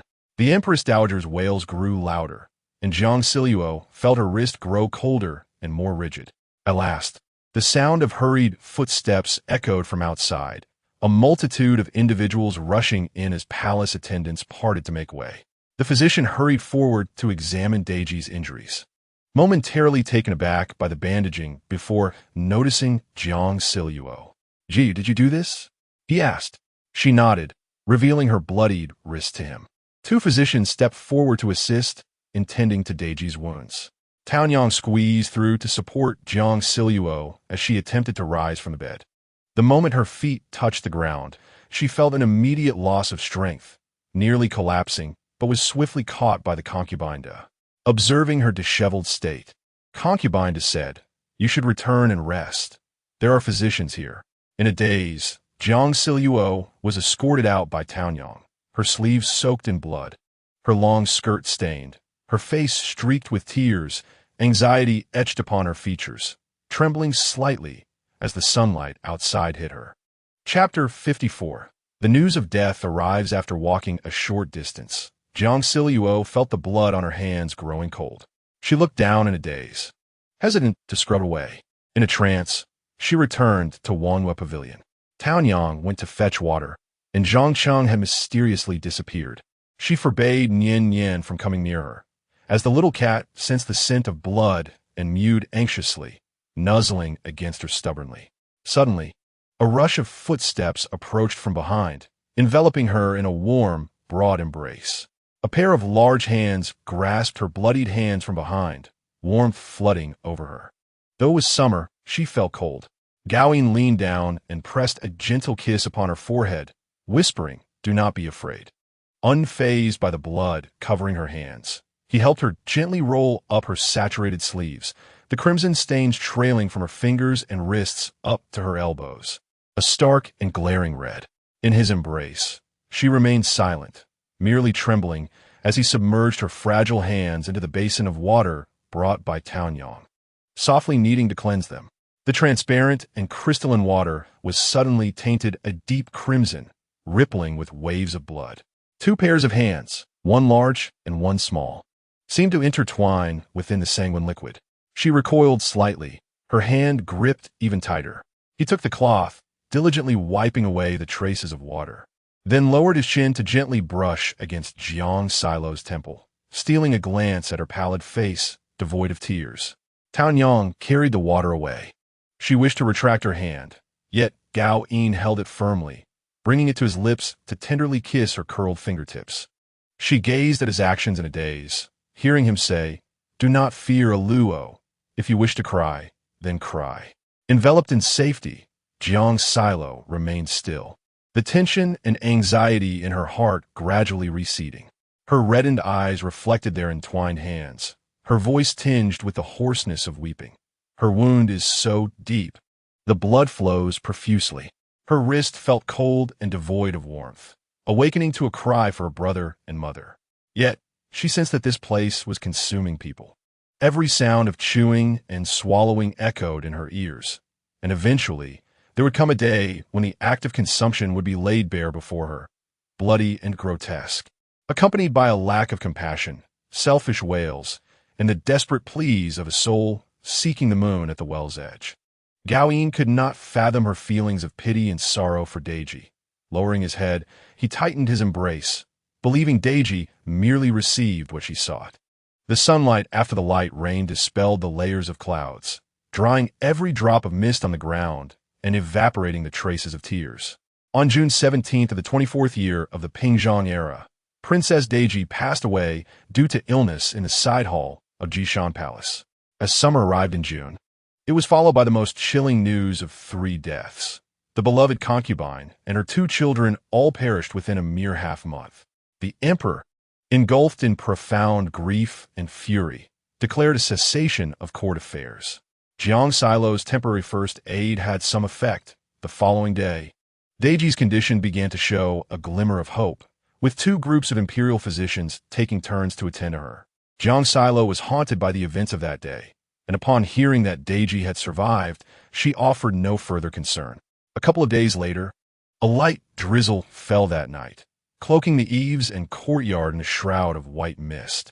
As if everything lay beneath a layer of delicate white gauze against the backdrop of the black night. Jiang Zhao sat on a low couch beneath the window, watching the rain, a thin blanket draped over her. The misty raindrops drifted through the window and touched her face, while Gaoyin sat at the other end, engrossed in a scroll. The sharpness of his brow and eyes softened under the warm orange glow of the lamp, his countenance calm and handsome. She stared for a moment at the reflections of palace lanterns and the water's hue on the slate floor, curling her legs and resting her chin upon her knees. In the quiet of the night rain, she leisurely observed the flickering candlelight, the atmosphere so tranquil it felt like a dream. Yet such serenity was a rarity in her dreams. She was not overly concerned that the emperor, upon realizing he did not intend to kill Gao Yin, would seek her life instead. He had not specified when such a deed must be done, and moreover, Gao Yin would not simply await his fate. His words were spoken with conviction. He assured her that he would not allow the emperor to harm her, and she believed him. The young man's wrist turned, and the scroll gently fell upon the forehead of the woman, lost in thought. Jiang Zhao was taken aback, then lazily shot him a glare. He spoke in a deep, clear voice that pierced through the tranquil serenity. She turned her head away, resting her cheek against her knee, as the night air mingled with a soothing, narcotic tranquility. He returned his attention to the scroll, while Jiang Zhao closed her eyes, listening to the misty rain entwining outside. The delicate shimmer of water and the orange-red glow upon the slate were shattered by a pair of boots, heralding unsettling news that pierced through the tranquil night. Zhang Cheng entered the hall to report, "Your Highness, the noble consort, Princess Deji, has passed away. An urgent summons has been issued to the Ministry of Rites to handle the funeral arrangements, and the princes have already been notified to enter the palace." Jiang Zhao sat up, inquiring, "Wasn't it said that she was improving? How could this happen so suddenly?" The reply came, "Your Highness, the palace attendants mentioned that the princess had been in a frail state these past few days, barely holding on to life. She was not fully conscious. His Majesty visited her earlier today, and by nightfall, her condition worsened, rendering her unable to take any medicine." Gao Yin gently cradled her face in his hands, his thumb tenderly caressing her cheek. The act of self-harm was inherently injurious, so it was not unexpected that there would be unforeseen consequences. With downcast eyes, she was at a loss for words. She felt a tinge of sorrow, yet more so a profound sense of wistfulness, as if destiny had decreed her demise. "You may go, but be discreet," she advised. The young man lifted her effortlessly, insisting that he would not depart until she had succumbed to slumber. Perhaps it was the oppressive night and the chilling tidings of death that rendered her compliant. She did not resist, gazing at the intricate floral patterns on his round-collared robe, forcing herself into a state of sleep. The next morning, as dawn broke, the consorts donned mourning attire to pay their respects in the side hall, where the coffin was already sealed, allowing only a distant glimpse. Descending the stone steps of the side hall, they encountered Princess Chang Lu, who stood beneath a tree cradling a cat, dressed in mourning garb, holding the feline aloft to smell the blossoms overhead. Gao Yin remarked that the cat belonged to Chang Lu. Hearing their footsteps, Chang Lu turned, her tone icy. "Jiang consort." She appeared slightly older than Deji, akin in age to Jiang Zhao. Her demeanor was notably cool, with a petite face, slender brows, a narrow nose, and thin lips, her elongated eyes exuding a tranquil expression. Even in the wake of her sister's death, her face bore little trace of sorrow. "Princess Chang Lu," she greeted in return. The other woman gently shifted the cat in her hands, asking, "My fifth brother once requested a cat to be given to you. How is it faring?" Without a preamble, she inquired about the cat, a rather unusual approach. Jiang Zhao replied, "It is well, though a bit mischievous. If you wish to see it, the moon viewing pavilion is always open to you." Chang Lu did not decline the invitation. She nodded in acknowledgement and then gazed up at the magnificent wisteria tree above them. "It was you who saved Luanhe that day, consort. Your calmness in a crisis and ability to save lives is truly remarkable in the depths of the palace," she remarked. Shaking her head, Jiang Zhao replied, "Calmness in crisis does not equate to bravery. I was also quite frightened." Yet, ultimately, the princess had departed. Chang Lu raised her hand, her fingertips brushing the cascading wisteria flowers. "Luanhe told me that her home is gone. I believe this is for the best. My home has long been lost." Chapter 55. Guarding against others, Chang Lu bent to bid farewell to Jiang Zhao, cradling the cat as she walked away. Jiang Zhao watched her leave, the silhouette in mourning attire possessing an air of untainted grace. "Jiang consort," a feminine voice called from behind. Turning, she saw Lu Ling Ai and Gao Li. The mourning garb softened Lu Ling Ai's charming visage, diluting the sorrow that colored her cheeks, which bore a healthy, natural flush, with beads of perspiration upon her nose. "Princess Jean," Jiang Zhao responded, somewhat surprised. Lu Ling Ai inquired, "How have you been, consort?" "I am well," she replied. "It is quite hot today. What brings you both here? At this moment, shouldn't she be with Zhang Shuani? Lu Ling AI glanced at the smiling Gao Li and hesitated, saying, I have something to ask the esteemed Jiayu. Jiang Zhao waited quietly for her to speak, while Gao Li, with a gentle expression of encouragement, kept his hands clasped behind his back. As he moved, a faintly familiar fragrance wafted into her senses. Recently, the atmosphere in the palace has been rather somber. I wish to take my mother out for some leisure and would like to inquire if Jiayu would care to join us. Jiang Zhao spoke quietly. To privately take a consort out of the palace is a grave offense. Is the princess revealing such intentions to me? I have a fondness for Jiayu and feel a connection with her. I heard that it was Jiayu who encountered Princess Deji the other day. I presumed that a common person would find such a scene quite frightening. Hence, I dared to ask whether you would like to join for a leisurely outing. She felt a twinge of nervousness and added, if I have overstepped, I beg Jiayu's forgiveness. Are you not afraid I might inform the emperor? Gauli raplia souffli. Jiayu has a kind heart and does not wish to meddle in palace affairs. How could she possibly betray us? The fragrance lingered in her nostrils, yet it failed to evoke the same enticing sensation as before. Lu Ling AI, both anxious and hopeful, urged, please agree. The outside world is quite delightful.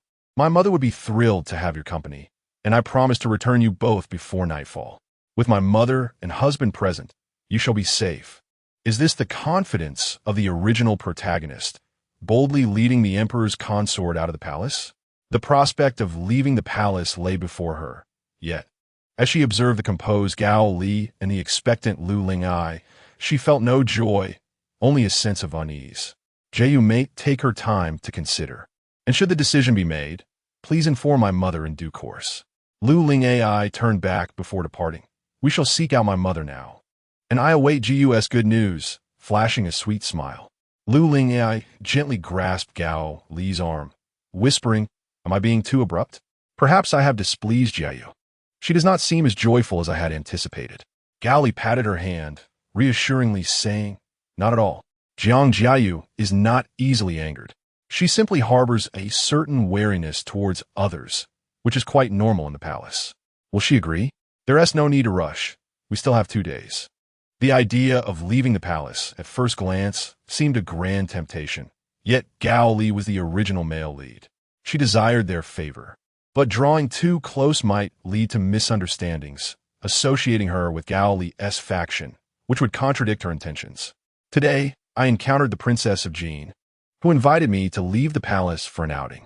She mentioned playing with toys alongside Nian Yan. Gao Yin, who had been whispering with Zhang Cheng by the window, heard her speak up and sent Zhang Cheng away. He strolled over, hands clasped behind his back, asking, would you like to join? He lowered himself to sit at the desk, while Nian Yan played merrily, catching the small fish in Jiang Zhao's hands, and the cat hung contentedly from her arm. Her voice was calm and untroubled. If you wish to leave the palace, why not come to my residence instead? She had no intention of doing so. The palace was rife with freedom, but going to his residence would be akin to a sheep entering a tigeress den. I shall not go, she replied decisively. I had promised to take you before, but times have changed. The conversation between the two resumed under the guidance of Gao Yin. She inquired, I once had a wooden box on my vanity that has gone missing. It contained a jade pendant. Do you happen to know where it might be? Tao Yang was unable to ascertain its whereabouts. Gao Yin, aware of which box she referred to, specifically the one given to her by the second elder that day, gently lifted the cat from her arm and placed it on the ground.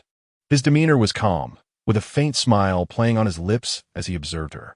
Jiang Zhao imitated his earlier gesture of drumming her fingers on the table and coldly remarked, Did you take it? Gao Yin, noting her actions, allowed a slight smirk to curve his lips as he reached for her hand, only to have her evade his grasp. I did take it. And what of it? She retorted, On what grounds do you take my belongings? She slammed her palm against the table, unable to restrain her force, the sound echoing sharply as her hand stung with pain. She glared at the serene expression on the young man's face, utterly oblivious to her transgression. That was my possession. How could you have taken it without even informing me? Gao Yin's gaze fell upon her palm as he reached to capture her hand. They engaged in a tug of war until he finally secured her right hand. He cradled it gently in his own, lowering his head to blow softly upon it, causing it to flush with warmth. There's a problem with that jade pendant, and I took it for examination. His breath was light and deliberate, igniting a tingling sensation in her palm. Jiang Zhao recoiled, but his strength was overwhelming, akin to a mayfly shaking a tree. A problem? She asked, astonished. It was given to me by Lu Ling AI. How could there be any issue? Your room was recently filled with an incense containing a particular herb that, when inhaled for too long, can bewitch the mind, and the jade pendant possesses similar properties. Bewitch the mind? She questioned, bewildered. What does that entail? When did you discover this? The youth continued to hold her hand, gently kneading it. It is merely a trinket. I had Zhang Chang investigate the circulation of your household and the incense in the palace. It appears Gao Li, through Zhang Shani, replaced it with something from the Bureau of Imperial Cuisine. Everything was cleared out, including your jade pendant. You dealt with it so quietly without even informing me? She exclaimed. I did not wish to cause you fear, he replied, his large hand tenderly kneading her soft knuckles, finding her much more endearing than the foolish cat, especially as she gazed up at him with a softness in her expression that even her displeasure appeared gentle. He longed for her to look at him this way, with eyes that reflected only him. Her hand was almost playfully manipulated by him, his palm warm and tenderly caressing each joint and finger until her cheeks flushed. She feigned indifference, stating, I am not one to fear everything. Such matters must be faced. If you do not tell me, what if I continue to grow close to them? She could scarcely endure Gao Yin's grip on her hand and desperately sought to free herself. Yet the young man would not permit it, his fingers interlocking tightly. You would not, he assured her. You are wary of outsiders, and I am equally wary of you. She retorted angrily, rising to forcefully withdraw her hand, only to be pulled back into his embrace. She heard him chuckle softly, the sound reverberating through his chest as he spoke in a tone meant to soothe the child. Very well, if that is what you consider caution. Chapter 56. The weight of affection. It turned out that Gao Li had begun to act against her in silence. But why target her? After administering the incense, he had deliberately approached her with the intent to lead her out of the palace. What was her value to Gao Li? How foolish of her to think that Gao Li is the kind of open-hearted gentleman. Has he already discerned that Gao Yin harbors unusual feelings for her? Can holding her hostage truly exert any influence over Gao Yin? The saying, one who wishes to achieve great things may not hesitate to eliminate even their closest kin, aptly describes Gao Yin. He would not flinch even when dealing with his own brother or father. As for her, she has never inquired what exactly Gao Yin admires about Jiang Zhao. Rather, she wishes to know which Jiang Zhao resides in his heart. It should be her, after all. Upon reflection, it was only after her arrival that their relationship began to ease. It must be due to her presence. But what does that matter? Would a person truly choose to distance themselves from someone they care for when faced with a dilemma? How heavy is love, that it could outweigh all other pursuits in life? Gao Yin lifted her chin with his long fingers, shadows enveloping them. Jiang Zhao turned her head aside, pushing him away, insisting, do not touch me. She fled to the entrance of the hall, only to recall another matter. Confronting Gao Yin, why did you stand behind the door that day when the emperor came? What do you mean? He tilted his head, seemingly puzzled. Yet the playful curve of his lips betrayed his true feelings. She was so enraged she wished to scratch that smug face, vowing he would not touch her again. He strode forward, trapping her in the shadows, gazing at her furious visage. You think we still have a future together? That's progress. The sudden shift in topic left her bewildered, yet she sensed his seriousness. What are you saying? Don't you wish to agree to the second prince's proposal? If you slip out of the palace, you will be free. His gaze became probing, reminiscent of when he inquired about the golden hairpin, scrutinizing her as if afraid to miss a single clue. She replied, the crown prince is not someone to be trusted. Gao Li's cunning is likely no less than Gao Yin's. Though he appears gentle and affable, he is capable of drugging her to coax her out of the palace, revealing his true nature. And what about me? Do you trust me? Jiang Zhao averted her gaze, declaring, this is my affair. The youth observed her stubbornness and slowly said, you may go, I do not mind. She looked at him in disbelief. Really? His dark eyes, deep as an ancient well, concealed her doubts, anger, dissatisfaction, and all her insecurities. He stated, "I will bring you back." She asked, "Aren't you afraid I will hate you? What if I truly come to hate you?" His expression conveyed a sense of pride. I have said it before, hating me is better than feeling nothing at all. Their gazes intertwined, slowly tracing her features, his lips parted softly. "But you do not hate me. I can see it, Luo. You are too gentle with me." Even in anger, a light laugh escaped her throat, and her eyes sparkled with fragments of light. "I cannot bear to let go." The softness in her beautiful peach blossom eyes began to resurface, and he lowered his head, attempting to kiss her. She turned away, and the kiss landed on her forehead instead. "I can watch over you indefinitely, waiting for you to truly believe in me, until she is genuinely ready to voice the torment within her heart, knowing that in times of trouble, she should run into his embrace. Until then, he would never loosen his grip. No matter how many tears she shed, they could only flow within his embrace. If one kiss was insufficient, he would kiss her 100 times, 1,000 times. As long as she showed even the slightest sign of yielding, he would infiltrate her heart through the cracks, taking root and spreading throughout. Nian Nian rushed in to interrupt the silence, bowing her head to embrace and gently squeeze the cat's paws. Gao Yin reached out to stroke the cat's head, only to have the little tabby open its mouth and bare its teeth. Jiang Luo held the cat away from the boy's hand, saying, "I told you not to bully it. Even the cat dislikes you." Birds soared above the suburban landscape, skimming over the Ziwagong Palace, appearing like ink spots against the densely clouded white sky. This flock of ink spots flew westward in a crescent formation. Gao Li stood in the study of the Jin Wang mansion, with a servant kneeling before him. "Your Highness, I report that Shun Yi has conveyed a message. Jiang Zhao has sent someone to decline." "Understood. You may leave. I shall visit the palace this afternoon. My father has been ill these past few days. It is time I checked on him." He raised his hand to push open the window, revealing the courtyard. Lu Ling Ai's pale yellow figure dashed across the bridge over the water, joyful as a free bird, her smile growing ever gentler. "I remind you once more, do not engage in actions that could endanger Jiang Luo's life." The man smiled with cultured elegance. "I have no such intentions. I merely wish to invite her out of the palace for a bit of fun, but the Jiayu did not take kindly to it. You say she is vital. I cannot simply watch her follow the fifth prince. What is your true purpose in wanting to take her out of the palace? Surely, it is not to make her vanish entirely. My good father, though enchanted by Gao Yunu, has been repeatedly struck by the news of the concubine, the fourth prince, and De Ji's deaths, yet he still holds her in mind. Moreover, should I take action, the fifth prince would not let me off easily. His influence is widespread, and he would unearth my involvement without fail." He shook his head with a smile, exclaiming, "My fifth brother has always been unique. I never expected him to dare engage in such matters. How amusing. Even the scent had been discovered by him. It seems he has frequented Jiayu's quarters. Your intention was never truly to bring her out of the palace, was it?" He settled back at his writing desk, watching Lu Ling Ai ascend the steps, a faint smile gracing his lips.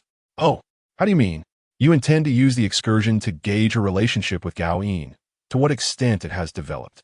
Lu Ling Ai's figure appeared at the door, her smile radiant. "So clever. That scent, it will be challenging for Jiang Luo to discern alone. However, if the fifth prince often visited, he would certainly notice. Furthermore, Jiang Luo's unyielding demeanor upon the idea of leaving the palace indicates that the scent had indeed been discovered and thoroughly searched. And her unchanged attitude towards him suggests that the fifth prince had not divulged this matter to her. Additionally, Jiang Luo's repeated avoidance of favor and her detachment while in the palace imply that the thought of leaving should hold some allure for her. Her lack of any wavering clearly signifies that she still holds the fifth prince in her thoughts. "Beloved," Lu Ling Ai dashed into the study, cradling a kite in her arms to show him. "Look, I just painted this. Let's go fly the kite."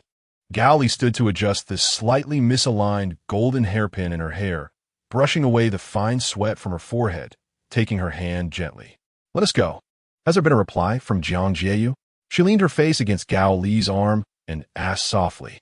Gao Li held the kite for her, his eyes filled with regret. Yeah, that's the net. We could take Mother Empress out to enjoy ourselves. For a moment, she felt a pang of disappointment. I was too presumptuous. It is only natural for Jiayu to harbor concerns. It matters not. You admire Jiang Zhao. There will be opportunities for you to enjoy her company in the future. Really? When will that be? Naturally, it will be when you become empress. Chapter 57. Faint thunder as Gao Li emerged from the Huizong Hall. The sky was cloaked in ominous gray clouds, hinting at an impending downpour. Ignoring the voice echoing in his mind, he departed the palace with his hands clasped behind his back. Rain began to cascade from the heavens. Though the hour was merely the onset of dusk, the palace had already lit its lamps. The clouds loomed heavy like an inkwell ready to spill, casting a stifling gloom. The palace attendants, holding lanterns, appeared diminutive against the darkness, like ants scurrying about. Gradually, more lights flickered to life, their warm yellow glow spreading forth. And the Ziwei Palace succumbed to nightfall earlier than usual. The stone pavement began to pool with water, and the rain curtains draped from the eaves danced upon the stones.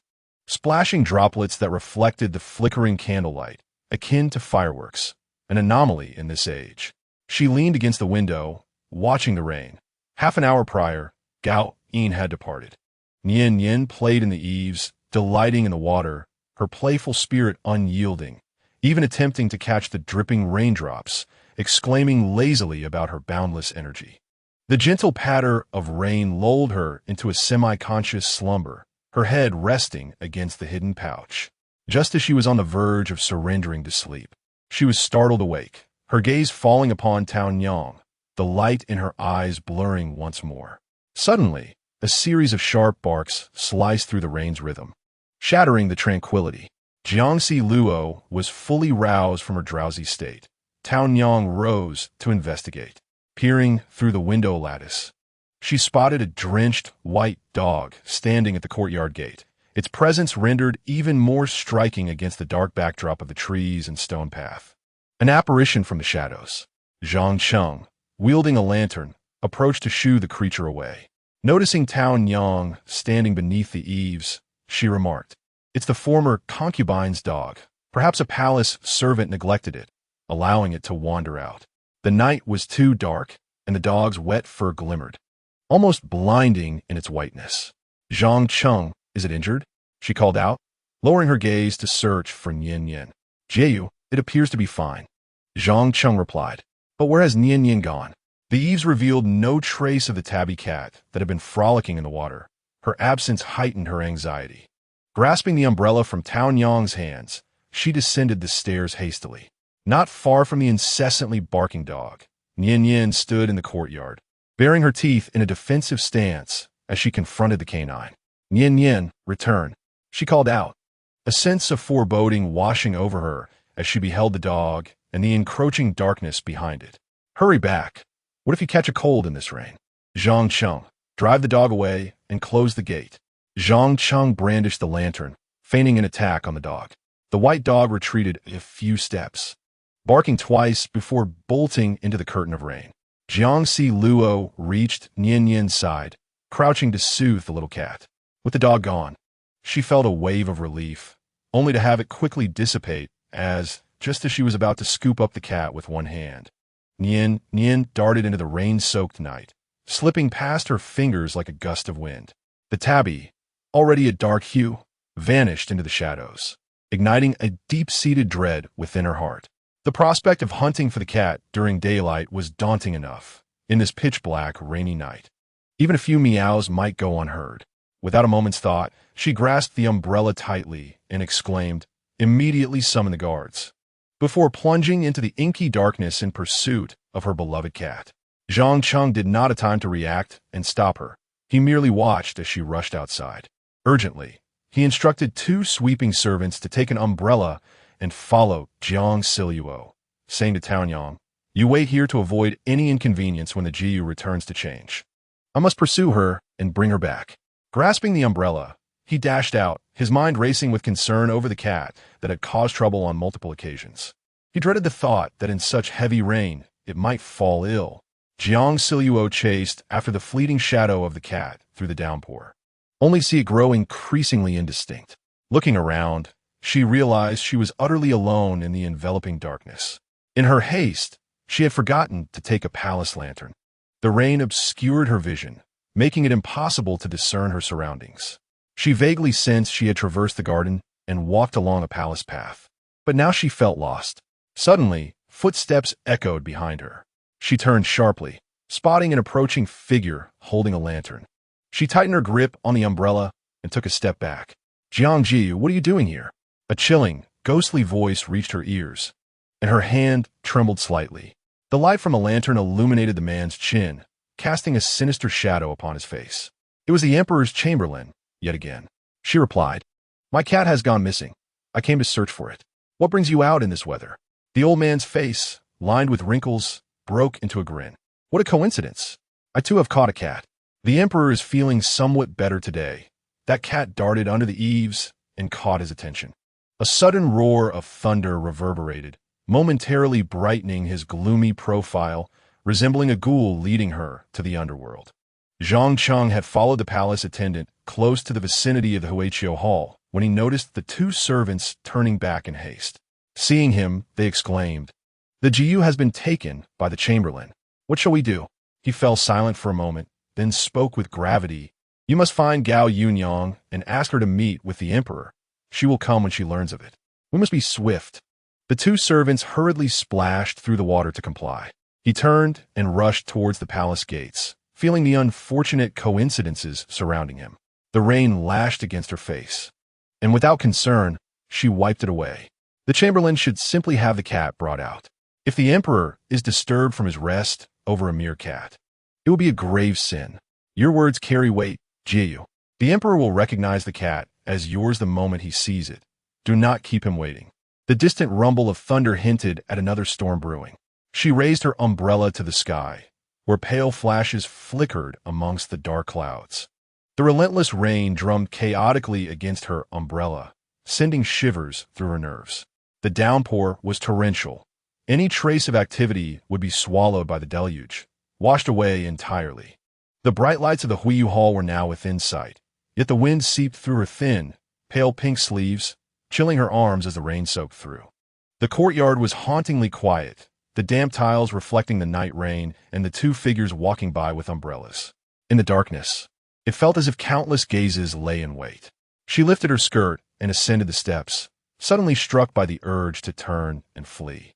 The inner attendant pushed open the palace door, smiling at her. His wrinkled face resembled a crumpled rag. "Jiu, please," he said, taking her umbrella in stride. She accepted the handkerchief offered by the palace maid, wiping the rain from her face and arms, and stepped onto the golden-threaded carpet as she entered the hall, only to find the grand table before the massive landscape screen unoccupied. Chapter 58. Gao Yin's thoughts of affection. Gao Yin first encountered the term heart's delight at the age of 6 during a lesson at the Imperial Academy, where the teacher recited from the Book of Songs, "A graceful lady, a gentleman's good match, yearning for the unattainable, waking and dreaming of her." There is also, "My heart is not a stone, it cannot be turned." After class, while still organizing his scrolls, a young man from the Wang family approached him, inquiring, "Fifth Prince, is this your first time at the academy? Do you understand everything? I've been here for 3 days.